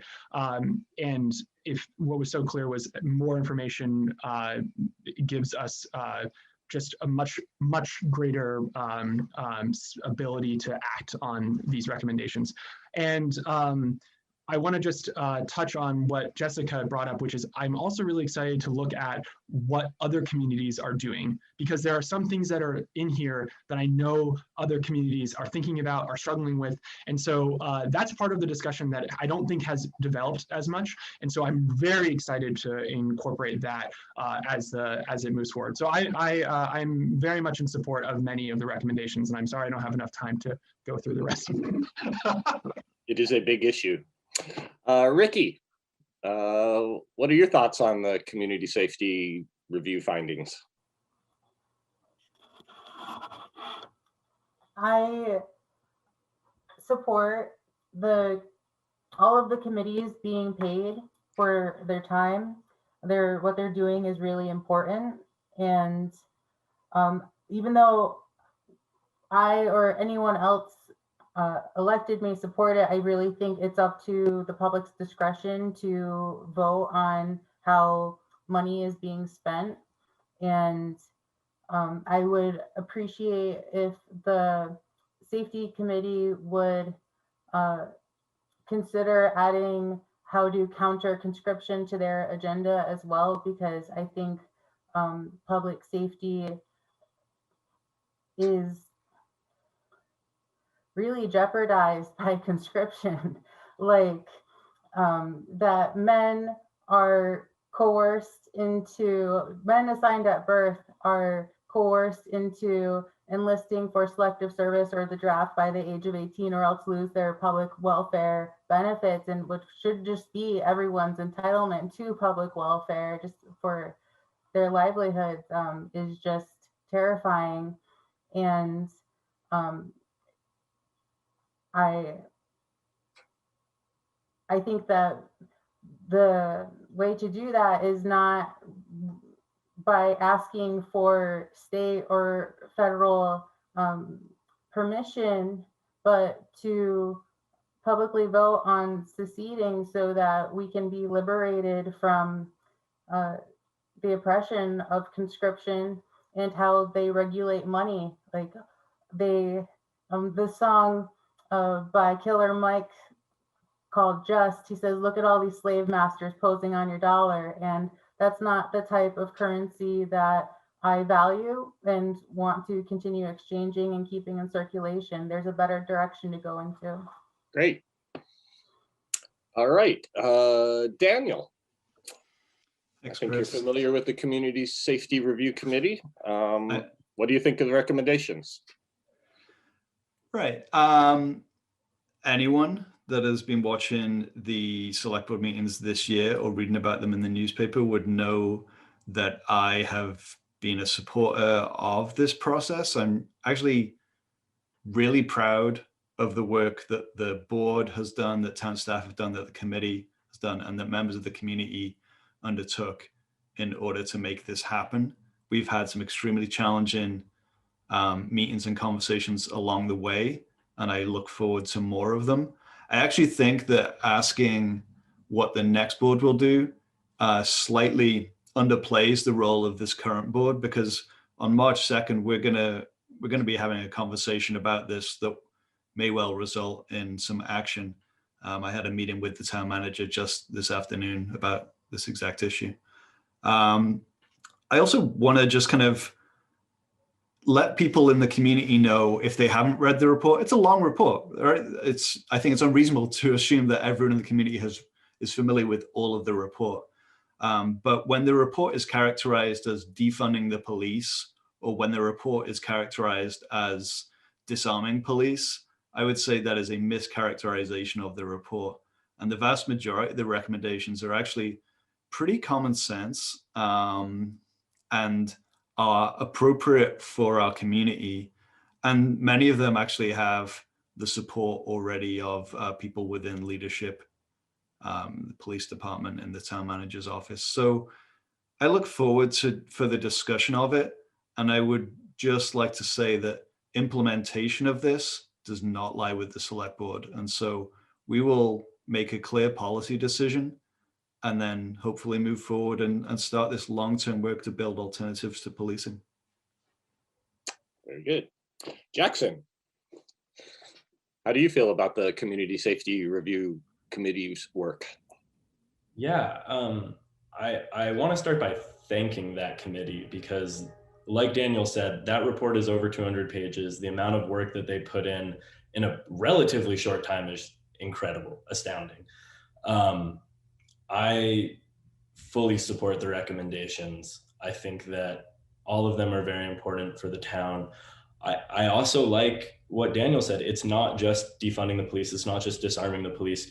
It's building up other support networks so that the police doesn't have to be called every time for everything, that the police aren't the only responders in town. The scope of the police is far too large. They're dealing with a lot of things that they are not trained for, and it leads to a lot of the opposite word for safety, a lot of danger in town. And that is what this report showed. They spoke with the marginalized voices in town. And it's incredible that this work happened and brought with it a clear framework for divesting from the police and investing in the safety of our community. Ian was mentioning looking at what other communities are doing with similar prompts. Ithaca in New York right now is involved in the largest reform effort of the police that potentially the United States has ever seen. The word abolishing has been thrown around. I think that's a great word. I'm very curious to see how things go there, and I think that we cannot approve and move forward with these proposals fast enough. Thank you. Very good. Evan, how do you weigh in on the community safety review recommendations? Right, you're muted. Yep. Oh, there you go. Oh, thanks. So first off, I want to say to any Brattleboro police officers that are listening to this, I believe that you guys are doing overall a fantastic job. And I'm proud of you. I'm proud of the work that you do every day. I'm proud of the leadership that we have. And if elected to select board, one of my major jobs is to find ways to support you better. Okay. All right. I'm involved in violations of civil rights. I represent individuals in other police departments who have been brutalized by police. And I know what poor policing is. I see it every day in my litigation. I see what a lack of training does. I see what a lack of discipline does. I see what a lack of appreciation does. And we don't have that overall. When's the last time that we have seen a lawsuit being filed against Brattleboro for excessive use of force? We have the leadership at the top, but what we are running into is a potential staffing crisis. We have 20 officers now. Okay, we can sit there and I called Mark Kerrigan. We can sit there and we can have these officers working overtime to fill all the shifts to properly police our Brattleboro. But is that an efficient use of taxpayer money? Or is it more important for us to be able to find the resources necessary to hire good officers who want to commit to this town, like Mark Kerrigan has? Mark Kerrigan grew up here. He's worked in the Brattleboro Police Department as long as I've been here and a lot before that. He worked up the ranks. He knows the pulse of this town. He is the leader that we need. But instead of us saying, okay, these are all the things that you're doing wrong, okay? Yes, the racial disparities in policing, I've seen that report. We didn't have to pay $40,000 for that. We could call up the UVM professor, Stephanie Seguino, and gotten it from her directly. Okay, that is an issue. How do we deal with it? We deal with it by proper training. We deal with it by ensuring that our officers get the support that they need, that go through the training that they need. All right, Kurt, how do you feel about the community safety review recommendations? I feel good about the recommendations. There was only one tiny detail that I didn't like, and I go with it 100%. I think that the public discussion of it has not been appropriate. The greatest emphasis that I see in the report is that the police reform and public safety have to be about the feeling of safety on the part of marginalized people, especially young Black men. This has not been recognized by the select board. Excuse me. This has not been recognized by Mr. Wessel, and he's not 100% with the committee. He said in his editorial piece, well, for him, it's about police safety. I mean, there's no problem with police getting killed in Brattleboro. I think no policeman has been killed in Vermont since 1963 or so during the work in an attack by the public. So we've got to recognize that we want to protect marginalized people, and that's what the report is about. So the disarming of police, which is a proposal from a project of Brattleboro Common Sense that began in 2017. That is the obvious thing to do. It's not a revolutionary idea. They do it in the UK, in towns which are more dangerous than Brattleboro. Policemen generally do not carry All right. sidearms. Thank And, you all for the talk about community safety review. I have to cut you off because one of the major questions that I got lots of input on from the community was retail cannabis on the horizon. Retail cannabis is on the ballot. So how would you like to see this play out in town? What sort of businesses, events, and other opportunities do you think we'll see in Brattleboro in a few years? How would you like to shape this? And I guess on a gut level, voters want to know, like, we could be cool, man, or we could be uptight about this. So let's start off with Ian. Yeah, start off with saying Article 2 on the ballot. This is the question. I support it 100%. I think that the reason that I supported putting it on the ballot, which was a select board vote a month ago, was because it gives the town time to be a part of the discussion that's going to be happening on the legislative level on the regulation of actually selling cannabis in town. And so that's why it's so important that we make that decision now and we don't wait a couple of years to vote on this after that those conversations have happened and we haven't invested the time to be part of the discussion. So yeah, I 100% support it and I support voting on it now. As far as rollout goes, you know, I think having dispensaries in town in the pedestrian downtown is very important. The 1% local option tax that Brattleboro has is going to make retail cannabis very, very important for our income in the future. And, you know, just to speak to the fact that getting this out of the non-regulatory black market of sale and into the regulatory market is beyond just the money, is safer. It's safer for the people buying, it's safer for the community, for neighbors. And I think that it would be foolish for us to not take this opportunity and run with it. Very good. Ricky, what sort of businesses, events, and other opportunities do you think we'll see in Brattleboro in a few years regarding retail cannabis? What would you like to see us do? Well, I understand why people would vote yes on that because that is the most, unfortunately, that's the most liberating option for them for their, but I abstained because I don't consent to regulating cannabis and I don't want to make a deal that to enable people to regulate cannabis.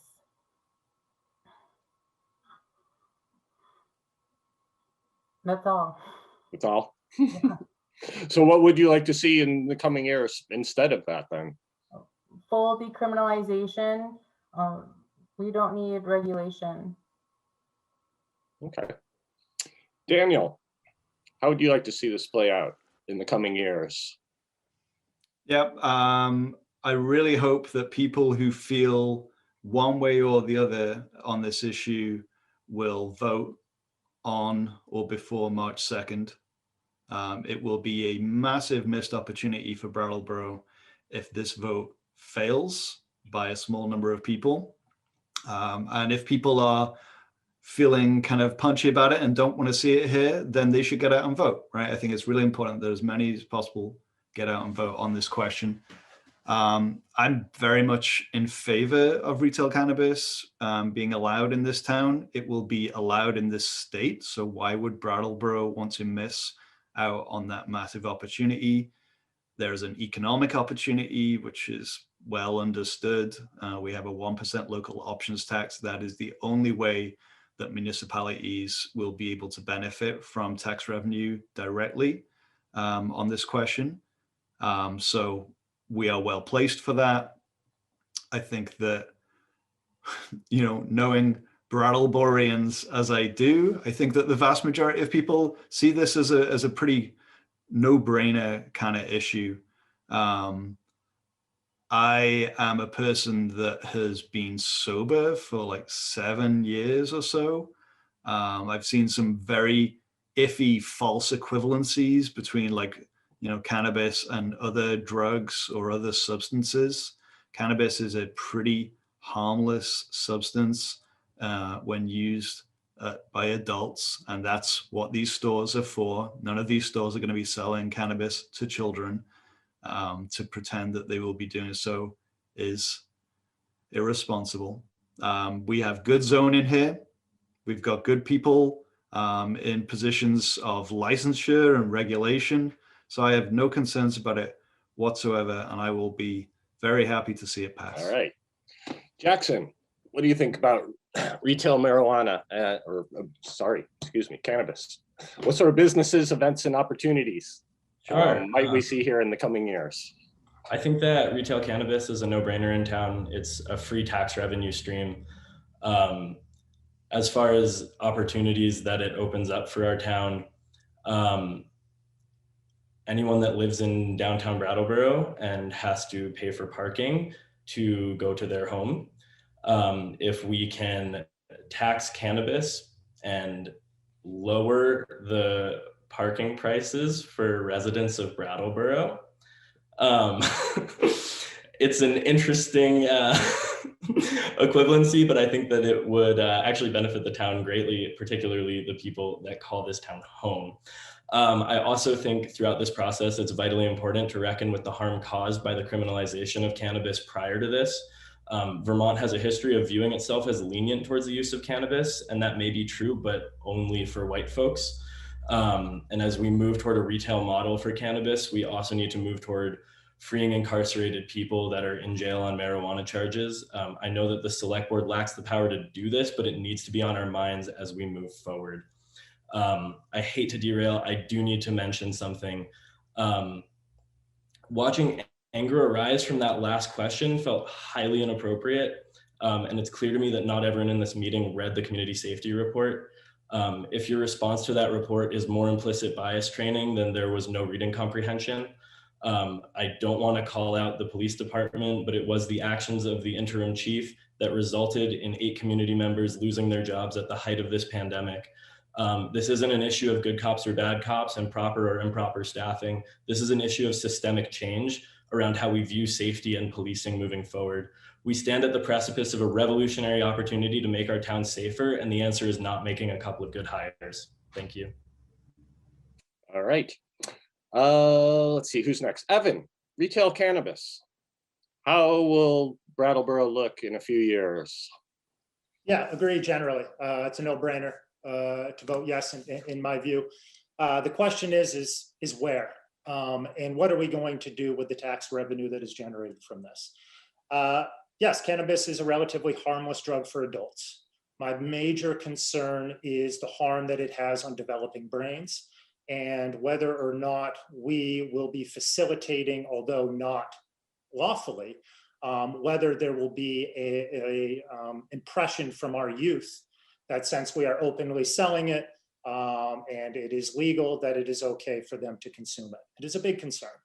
And so how do we combat that?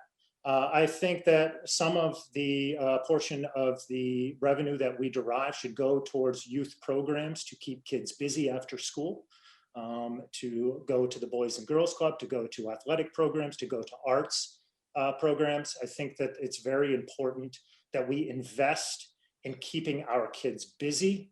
And so when I first started thinking about where would be good retail, should we limit it to outside of town to keep, consumption and for it to be, and then I had a conversation with Dick DeGray about a local business owner, and he convinced me otherwise. He feels that it should be downtown, that the retail should be downtown. The reason being is that people will come to buy cannabis when they come to town, and they'll stick around. Maybe they'll stop at his shop, maybe they'll stop at Burroughs Specialized Sports, maybe they'll stop somewhere else. So my opinion has changed there, and it is a greater message to voters. My mind will continue to be changed with good arguments that are going to be good for our town. And I think that retail cannabis is one of those that we can really capitalize, but we need to take that money and we need to spend it effectively to assist both our youth and other people struggling. So that's my position. All right. Kurt, retail cannabis, how would you like to shape this going forward? I wish there were a moment between speakers to digest what people say. That'll be on replay when you play it back tomorrow. Okay. This is a great conversation. I agree with you. Go ahead. The thing is with these no-brainers, I very often feel that we're accepting something too quickly. I favor it, but I don't like it being a no-brainer because we're missing something, and we're missing something that Mr. Stein brought up and that Ricky brought up. It shouldn't be regulated. If it's harmless, supposedly it's the legislature did its due diligence on this issue by decriminalizing it, but they didn't fully legalize it. And for people to not have the right to do whatever they want with the marijuana that they want to grow in whatever amounts, it's gross. And it happened only so that big business could get its finger on this thing. That's why it took so long. You're going to have these dispensaries and all. That's big business stepping in here, and it shouldn't be happening any more than it should be happening that people who grow tomatoes in their gardens should be regulated. I mean, somebody growing a tomato in his garden or her garden ought to be able to do that without interference by the government. That's what we missed when the whole society has been saying it's a no-brainer. And people should be pardoned right on that. All right. All right, retail tomatoes. Jessica. I am totally in favor of retail tomatoes. I mean, The retail cannabis issue. Both. I think both are great. I agree with Kurt that it definitely shouldn't be one of those, I'll say I'm in agreement with it, but I actually do have concerns. So some of the concerns that Evan actually brought up, I agree with. How is this going to impact and influence the younger folks in our community, the teenagers, who may feel like this is normalizing cannabis use, which can be of less harm for adults, but certainly to a developing brain, it can have impacts as far as how those brains develop and how they develop a relationship to the chemical in cannabis. So I think that we definitely need to do due diligence in rolling it out. I've been working on the planning board. We've already started conversations at the planning board level on what rolling retail cannabis out in our community could mean. And I think having this vote now is fantastic so that we can prepare and be ready, like Ian said, for when it is finally allowed through the state to grant licenses to these retail businesses and have this happen in the fall of 2022. So I think it's really, no matter how we feel, it's not really the role of the select board to say yay or nay to retail cannabis. It is certainly our role to engage the community, make requests of committees, and take the recommendations and the expertise that come from those community conversations and those committees and create policy with them. All right. I think everybody needs a little moment of stretch, first of all. Kurt, how's your dog doing? Can you make it another hour? I've been stretching the whole time, so I am ready to jump in with talking about how this Article 2 was proposed is part of the reason why I've been boycotting going to the select board meetings. Like, we are going through so many intersectional existential crises, and for them to prioritize time on just trying to exploit people more through regulating a plant is in stigmatizing and perpetuating stigma of it still is just, well, there's so many other things we could be focusing on. Yeah. All right. We're going to move on to our next question, which I'm sure all of you are going to really like. This one is about equity and access. Recently, the town has had increasing discussions of equity and access and privilege. Can the select board be all things to all people in town?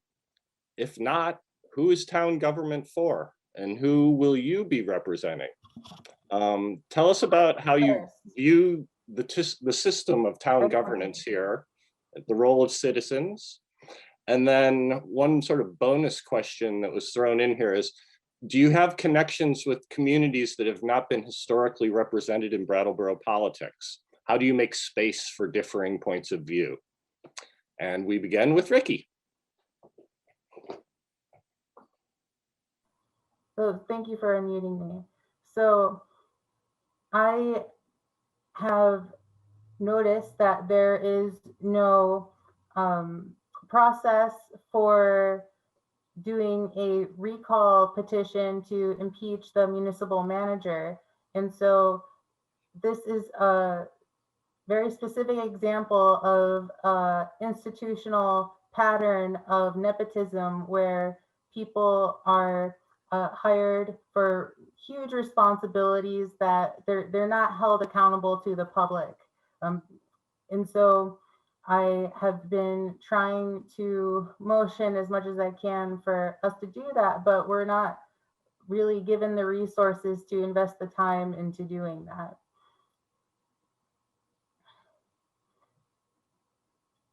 Can you ask the question again if there were more context for me? Yeah.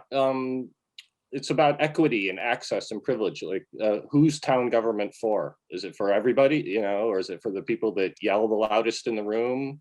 Is it for the people that don't show up at all?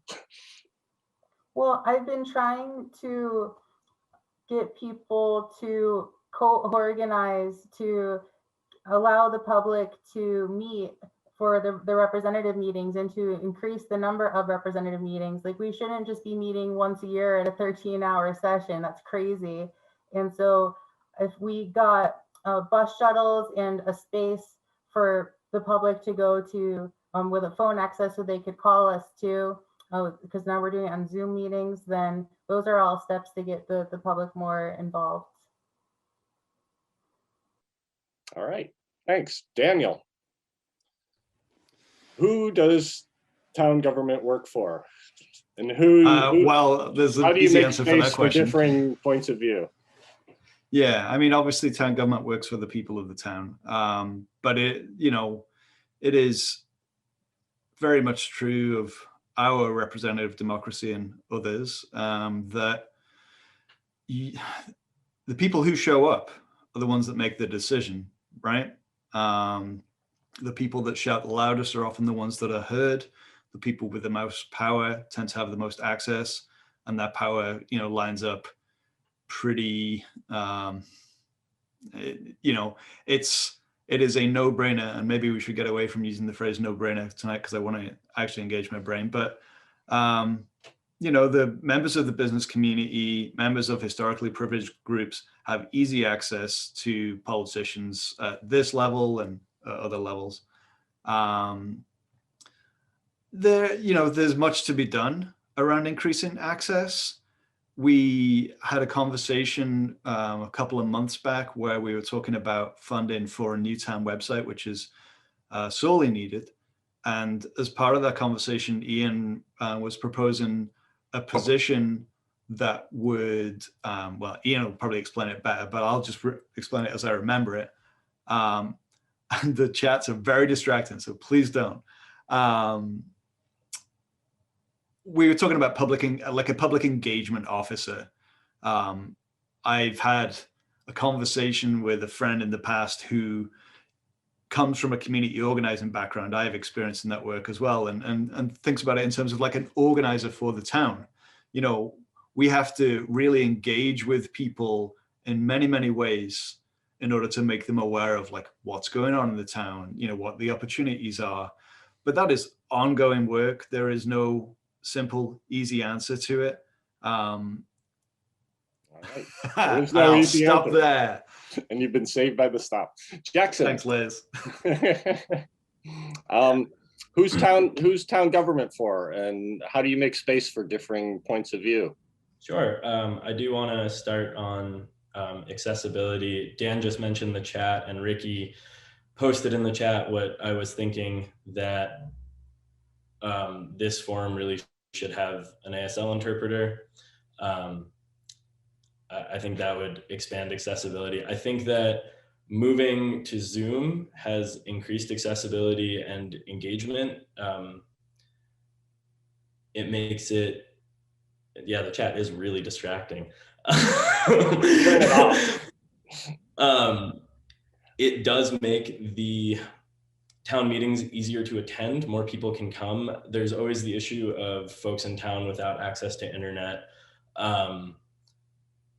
Because ideally, town government serves everyone in town, not just landlords, not just wealthy white men. Ideally, we hear all of the voices in town. And that's something that I do think that the voices in town have been making themselves heard this year. I'm personally close with a lot of the queer folks in town. I know that we are trying our best to be heard and trying to uplift other voices. I recognize my privilege as a masculine passing white person. So it is all of our jobs to make sure that town government serves everyone, not just the people that have the easiest time speaking, not just the people that don't face discrimination when they speak, but everyone. Yeah, and ASL interpreters do help with that, because that expands our reach even further. Thank you. All right, Evan, how do you see the system of town governance, and who's it for? It's for everyone. I agree with everyone on that. But look at how we hold our select board meetings pre-COVID. It's in this big brick building on top of a hill. It's hard to even get to these meetings. I believe Ricky even said she was trying to find them one time. They didn't even have any signs to direct where to go. So how do we address that, at least in a limited basis? Obviously, we can't do it all the time with the varying weather. We have a community center downtown. Again, that fills into the pedestrian-only marketplace that I would really like to champion if elected to the select board. Look at Harmony parking lots, prime example. Does that make sense to have a stage out there where we hold some of our select board meetings in the town itself, outdoors, where people can access them in a way that makes sense for them, that makes them feel comfortable? They're not next to the DCF office. They're not next to what used to be the Brattleboro Police Department. They're outside, they're in a free area, it's open, they feel like they can come and go without everyone looking at them. So these are the type of solutions that we can impose as a select board if we have that downtown marketplace that will act not only to boost commerce, not only to boost civic engagement as far as just collaboration, but also with our government processes. These are the type of things that we need to be thinking about as a select board in order to make our community more inclusive. We can't just keep going back to the same old brick and mortar form of government. It needs to be more open, and the best way to do that is to have it in an open space as much as we possibly can. Down by the retail cannabis and retail tomatoes, so we can throw them at people. Kurt, talk to us about equity, access, privilege, representation. That's a great idea, Evan. I'm seeing how you put those things together. It's not just commerce, it's the downtown plaza, it's Hyde Park, it's everything. Great. As I was mentioning earlier on the introduction, I think we have a problem with that. Daniel mentioned the website. And the website, try to find where RTM is. It's 3 levels down. It's misclassified as a committee. And that is the most representative assembly around. Each person represents just 100 people on the RTM, and it's hidden and it's dominated by the select board. the kinds of things we're doing, we need to make the select board compensation better so that it is accessible to people who cannot afford to volunteer. It's nice to say, oh, but it should be a volunteer position. Well, if you don't want the compensation, you can give it back. So the select board should be compensated in the tune of a decent part-time job. I personally, as a member of BCS, Brattleboro Common Sense, have been proposing that almost every year, and glad to see that it gets a serious debate. It got a serious debate last year. And, you know, 5 or 6 years ago, it was just a laughable idea. So that's making progress. But what? We also need to bring more people we need to enfranchise more people. So BCS started a campaign to lower the voting age, to get people interested in their communities at a younger age. And that was approved in 2019 by the town. The seating of the select board, the seating of RTM. Oh, thanks. Thank you. Thanks, Kurt. I know we have a tight schedule. Jessica, how do you feel about equity, access, and privilege? How do you make spaces for differing points of view and historically non-represented voices? Yeah, like I said at the beginning of the meeting, what really inspired me was how the community has gotten engaged this year. And a lot of those folks that have been showing up and engaging with the meetings are friends of mine, are in my community, and I'm super excited that a handful of them are volunteering for my campaign this year. I was very inspired to host my first volunteer meeting where I had 2 people of color from the community and 2 people from the LGBTQ community, and then an educator and a nonprofit worker, all sitting around the table at my first volunteer meeting. So I feel like while I am a white woman, I have the friendships, the trust relationships, and the community around me that can help inform me and make decisions that are more informed. So going back to Evan's idea, I love his idea of having a public space where we could hold select board meetings. I also love Zoom meetings. I think that has made participation so much more accessible for folks. And so I think that has a great impact on folks' access. Also, there is something I want to acknowledge, and I was going to say this in the first part, but select board members who get elected on town meeting days that are not also big primary election days often get elected with between 400 and 1,200 votes. That's not a big percentage of our town population. And to think that we could ever be endowed with the power to make decisions without reaching out to the community and without having those deep conversations, I think is a great fallacy. All right. Ian, you've been on the board for a year. When the decision is placed in front of you, how do you know who you're representing? Yeah, thank you, Chris, for this question. It is something that I have thought about a lot. Being on the board for my first year, my first time really representing any kind of large group of people, it made me think a lot about what democracy in town looks like. You know, it has direct democracy through town votes. It has representative democracy in our representative town meeting, and it has indirect democracy in the select board. Because as much as I'd love to, I can't ask every single person in town about every vote. At some point, it just comes down to my views, my beliefs, my perspective, and what I'm listening to and hearing. And so the question of equity comes up in my mind all the time with so many of the issues that we are discussing. And accessibility is hand in hand with it. And so what I see as a way that we as a select board can really address this issue in some actionable way is in making the municipal government more accessible to people. So that looks like the $75,000 that the town government has invested in the redoing the website is an initial investment in what I believe should be a larger discussion on how we can make material that the town produces and the work that the town does easier for people to get into. Because the barrier that keeps people from getting in can be as simple as not knowing how our government functions, let alone when a town representative town meeting is or when a select board meeting is. COVID has created more accessibility by putting the meetings online. And I believe that thankfully, hopefully, COVID will be over at some point. When we move back to not fully online, we need to have a hybrid model where we still have an electronic component so that people can access the meeting in that capacity. All right.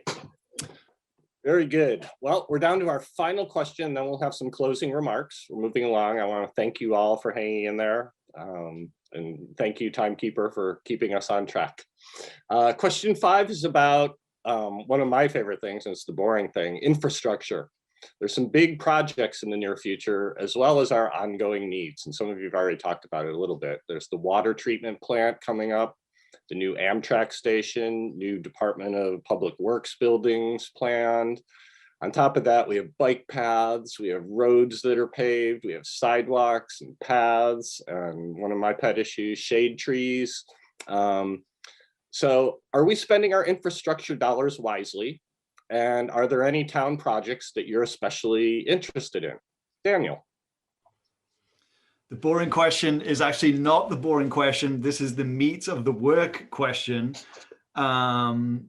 So the water treatment plant project is underway, I guess, in a sense. You know, we have design, we have a bond vote scheduled. If that vote passes, which I hope it will, we will build that new building, and it's important infrastructure for the town. I think like one of the things that a municipal government can do is ensure clean drinking water for its residents, right? Clean and safe drinking water for its residents is kind of important. Oh, my speaker just changed. If that is, oh, and now it changed back. Weird. You sound fine. Okay, Liz, I need 10 extra seconds, please. One of the boring but important things that, you know, I helped make happen in the last couple of months was asking Dan Tyler, the highways supervisor, to really give us a figure on how much money is needed to maintain Brattleboro's roads on the schedule of which they need to be replaced. Currently, we underfund our road paving projects and have done for a number of years. So we're behind, and to get caught up, we need to spend I think it was about 250,000 more than we're currently spending annually, maybe 150. And we elected a sort of compromise path where we were going to increase the funding this year by 50,000. And if Ian and I are re-elected, and perhaps if Liz is feeling nice, we will get an extra 50,000 on top of that next year, so that we can get towards the right kind of investment in that critical infrastructure. The roads are like this bottomless pit that, you know, you can keep throwing money at the roads and they will always need replacing. And that is just true. You know, if you drive down Putney Road or Western Avenue today, it is rough. All right. And I want to stop that. All right. Jackson, talk to us about infrastructure and roads and sidewalks and paths and trees and parking. And parking. Because I live on Main Street and I have been moving for the past 3 days. And I have been parking blocks from my house and carrying dressers blocks from my house to move off of Main Street. So I think that is a huge issue in this town, is accessibility to our own homes. There are plenty of people that live on Main Street and on Elliott Street and on Flat Street and all of these like downtown roads that have 4 parking spaces. I think that the select board did a really good job in rolling out COVID safety this year. And and the parklets were a good way of keeping dining outdoors and making it so less people can park downtown. If Harmony Lot was converted into a market, less parking downtown, less accessibility to our homes. I think that the folks that live downtown are aware of this. And I will quickly mention that I grew up in a town with far worse road repair and infrastructure maintenance than this one. And I would hate to see Brattleboro go down that road, because getting a flat tire driving to school is not fun because there's massive potholes in the road. So yeah, Daniel, throw that money at the roads. Like these are things that need to be maintained consistently. But I really think that expanding access to parking downtown, and especially if we can tax cannabis to reduce prices of municipal lots, I think there's a lot of steps we can take to increase access through infrastructure. And water treatment is great. Clean water, yeah. Great. Evan, infrastructure. Do you agree that we're spending our infrastructure dollars correctly? Paving and such? Yeah, I mean, I agree with Dan that it is a bottomless pit to maintain the roads in a way that is safe and efficient for people. I do think that what we need to do is figure out whether there are some efficiencies in what we spend. So for instance, how can we, to address Dan's issue, how can we cut down on traffic, which would then cut down on road maintenance? Well, one of the ways to do that is to make it more user-friendly for bicycles and pedestrians. Again, falling back on my pedestrian-only marketplace. How do we get people to want to stay downtown as opposed to driving back and forth? Again, a pedestrian-only marketplace downtown makes sense. We can invest money in infrastructure and also address issues involving climate change, involving parking, involving a lot of other things. But we cannot just throw money at a problem and saying we have to spend this money just to solve this problem. What we want to do is think innovatively to spend money to reduce the expenses that we're spending on basic infrastructure needs. But clean water, I know one of the issues that may be coming up soon is whether or not there should be some type of water treatment. Chlorination is what I'm hearing. That is another big issue that needs to be discussed. I wish I had an answer to that tonight, but I don't, because I have not done the research on those issues. But yes, the basic infrastructure, it needs to be spent, and it's a difficult job for the select board to be able to really balance the cost and the benefit. But I just feel that we can be more creative with our infrastructure dollars to address other pressing issues in town, as well as the immediate issue of the infrastructure itself. Great. Kurt, what do you think about our roads and sidewalks and trees and buildings? Are we spending our money correctly? No, we haven't. We haven't been spending our money correctly. We spend our money sort of in a no-brainer style. I'm thinking of the water treatment vote in 2011, in which the debate went actually like this. The old water treatment plant as it was had been getting over $150,000 of maintenance work in a year. That was going on and going on. It was a steady thing. Every year, 150 to 180,000. And the solution was to get a bond for a $31 million replacement that had a life expectancy of 20 years. So you divide 20 years, you divide $30 million by 20, and you get 1.5 million. Well, that's a lot more than we had been spending on maintaining the old one. But there was such a good feeling about this new thing that the select board managed to ram it through. And now it's 9 years later and the thing needs another zillion dollars. So I think we needed to just go a little bit slow with that. Now, besides the water treatment plant, which was a gross error, and we're going to repeat it now, I think. We have to go slow. And I agree with Evan that we should make the climate principles, the guide for our infrastructure all the way through, and maybe have a municipal ride sharing system to assist in that kind of thing. Very good. Jessica, how do you feel about infrastructure and how we're spending our infrastructure dollars? Well, I think that, you know, I agree with a lot of the things Daniel was saying about how things have gone, the importance of, you know, having clean water and maintaining our roads and continuing to evaluate whether buildings need to get updated. It's all, you know, the fun, boring stuff of the select board that we get to push down the line. And I think it's tough on some boards where there have been either more enthusiastic or conservative preceding boards, and then you have to deal with the consequences of we have to ask the town to spend more, or we have to cut back on things. So so I think that Brattleboro has been doing the best that it can, and I think that we can't ask for much more than that.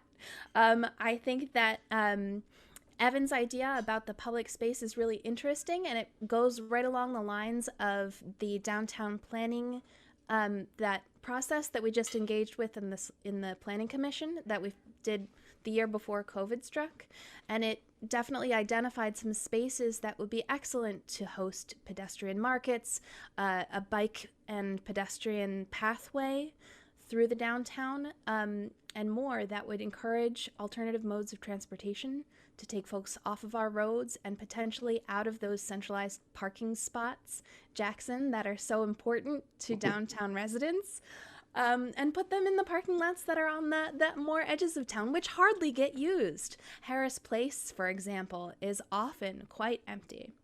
So, yeah, I think that there is some fun work to be done and some boring work to be done, and it's all gotta get done.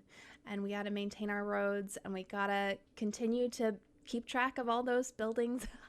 All right, I'll stop. Right. Ian, how are we doing with infrastructure, and do you have any pet projects you're especially interested in? Yes, I am so happy about this question. When it became COVID safe, or as safe as it could be in COVID, I immediately emailed Steve Barrett and took tours of the water treatment plant and the wastewater plant because I actually just really like this stuff outside of my select board duties. And it's really important. So I think it breaks down into two categories. One are the things that we need to be a town, like clean water, roads that aren't full of potholes, a wastewater treatment plant, so that when you turn the faucet, the water's clean, and when you flush the toilet flushes. And those things, we save money when we plan. And one of the things that I have learned this year is that our town municipal staff and government is doing that. And we have a plan for many infrastructure projects moving forward. And it's those plans where we do not have a sudden emergency infrastructure project that we suddenly don't have the money for because we've been spending on other things. So it's that kind of plan that saves us money in the long term. And that's the water treatment plant is, in my belief, one of those implementations of plans. The other category, very quickly, is infrastructure projects that we can take advantage of to make Brattleboro more sellable to people to come here. So you've got the Hinsdale project, the Putney Road project, and the Amtrak station all coming in. These are going to be huge things that are going to change how Brattleboro looks.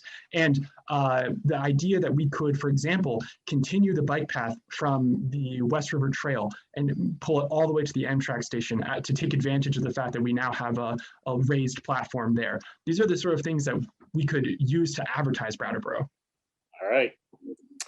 Ricky, how do you feel about infrastructure and trees and roads and sidewalks? So I have felt sad, angry, and disappointed that although people on the select board say that they value water as that they haven't allocated any funds so that low-income people can afford certified lab water tests. Because from my understanding, no matter how wonderful and perfect the water at the treatment center is, if it's still going through 100-year-old pipes to places, there can be a lot of cracks along the way and contamination. And so I have many aspirations for many infrastructure designs, but I think we need to focus on some of the basic human needs like public restrooms. There are no public bathrooms.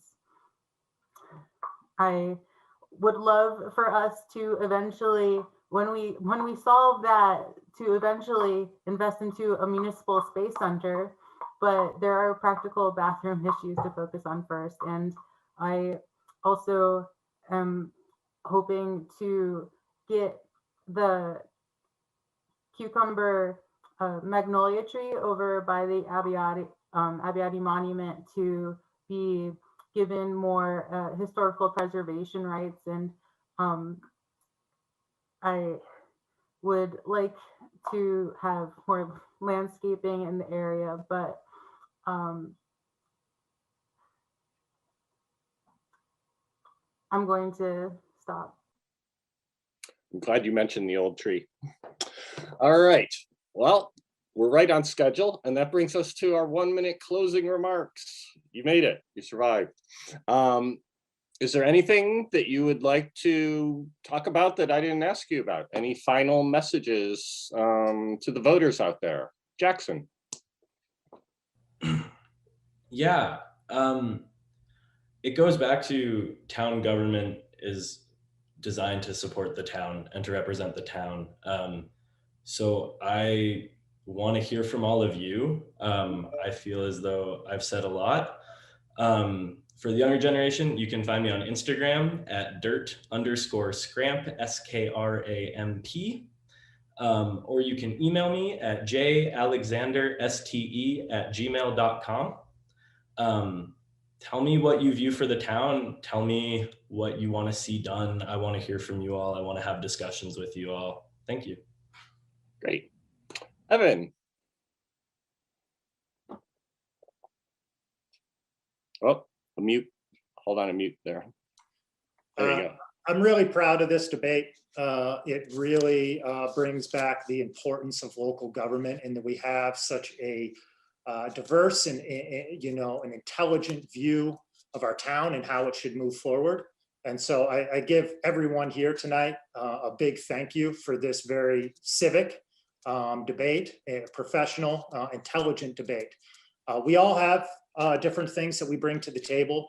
And in no way in a minute can I explain how I am different from everyone else here, because the reason that we're all here is that we love our town and we want to serve our town and we want to do what we feel is best for our town. I'm no different. I may have a couple of different views than some of our other candidates, but I love this town just as much as anyone else. It's my home. It will always be my home. I will die here. Because I have committed to this since 2006. And after about 3 years of living here, I realized how special of a place this is. And so thank you. Thank you. Kurt.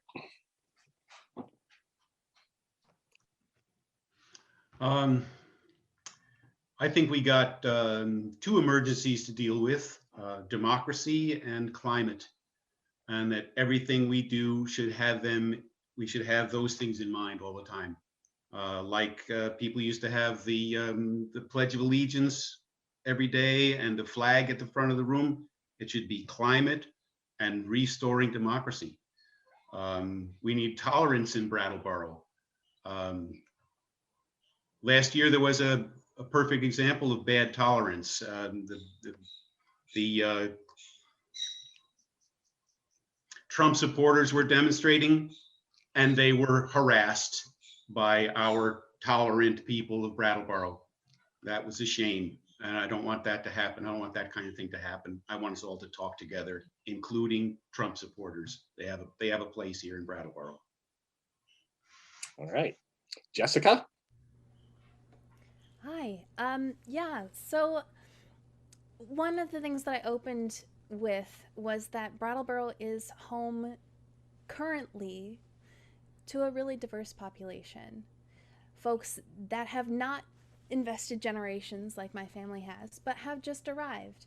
And we have a great opportunity for engaging them in creating the new vision for what Brattleboro is like for the future.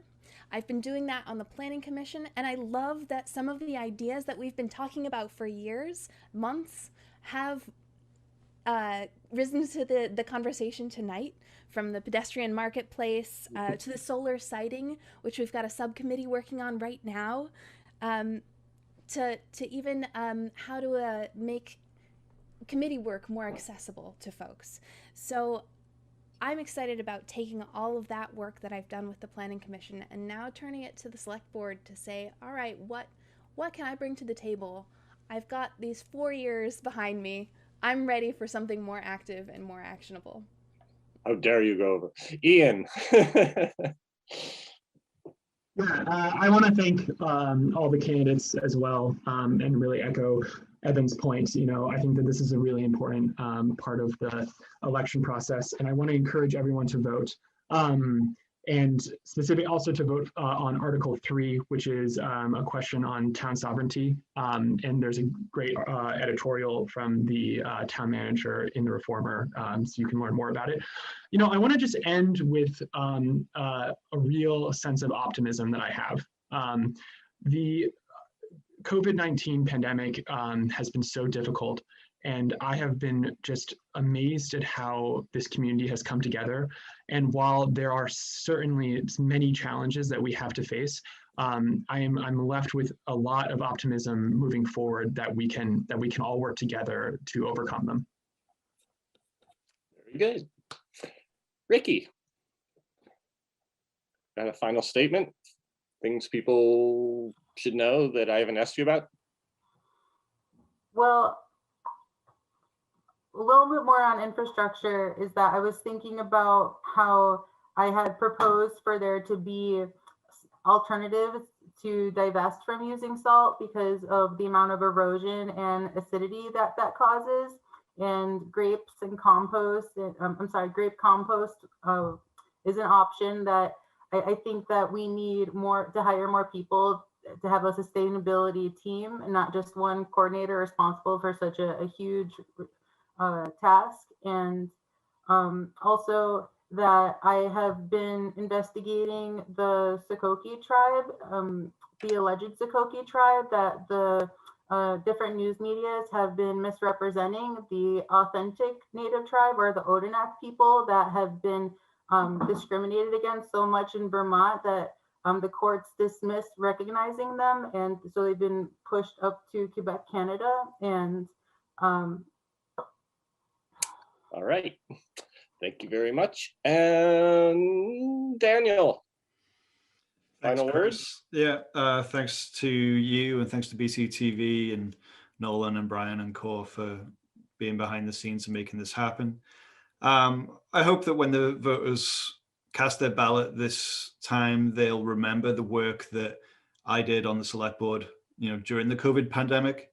There is no comparable period for other select board members in memory. I'm proud of the work that we've done. I think that when we've been faced with really challenging decisions and challenging moments, we've stepped up. And if elected for another year, I will continue to serve in that same manner by doing my homework, by caring about the people, and by listening. Very good. All right, well, thank you all for participating. I think we've done an excellent job here of making the voter's choice both well-informed and very difficult. I think you've elucidated many finer distinctions amongst yourselves, and I think voters are better off for it. Special thanks to our timekeeper, Elizabeth McLaughlin. And of course to BCTV and iBrattleboro.com. And for all of you for watching, a reminder that town meeting day elections are on March 2nd at the American Legion from 7 to 7, and absentee voting is already underway. And if you have any questions, the phone number for the Brattleboro Town Clerk is 251-8157. I did it for you, Ian. All right. think that concludes the Select Board Candidate Forum. Thanks for watching, everybody, and thanks for participating.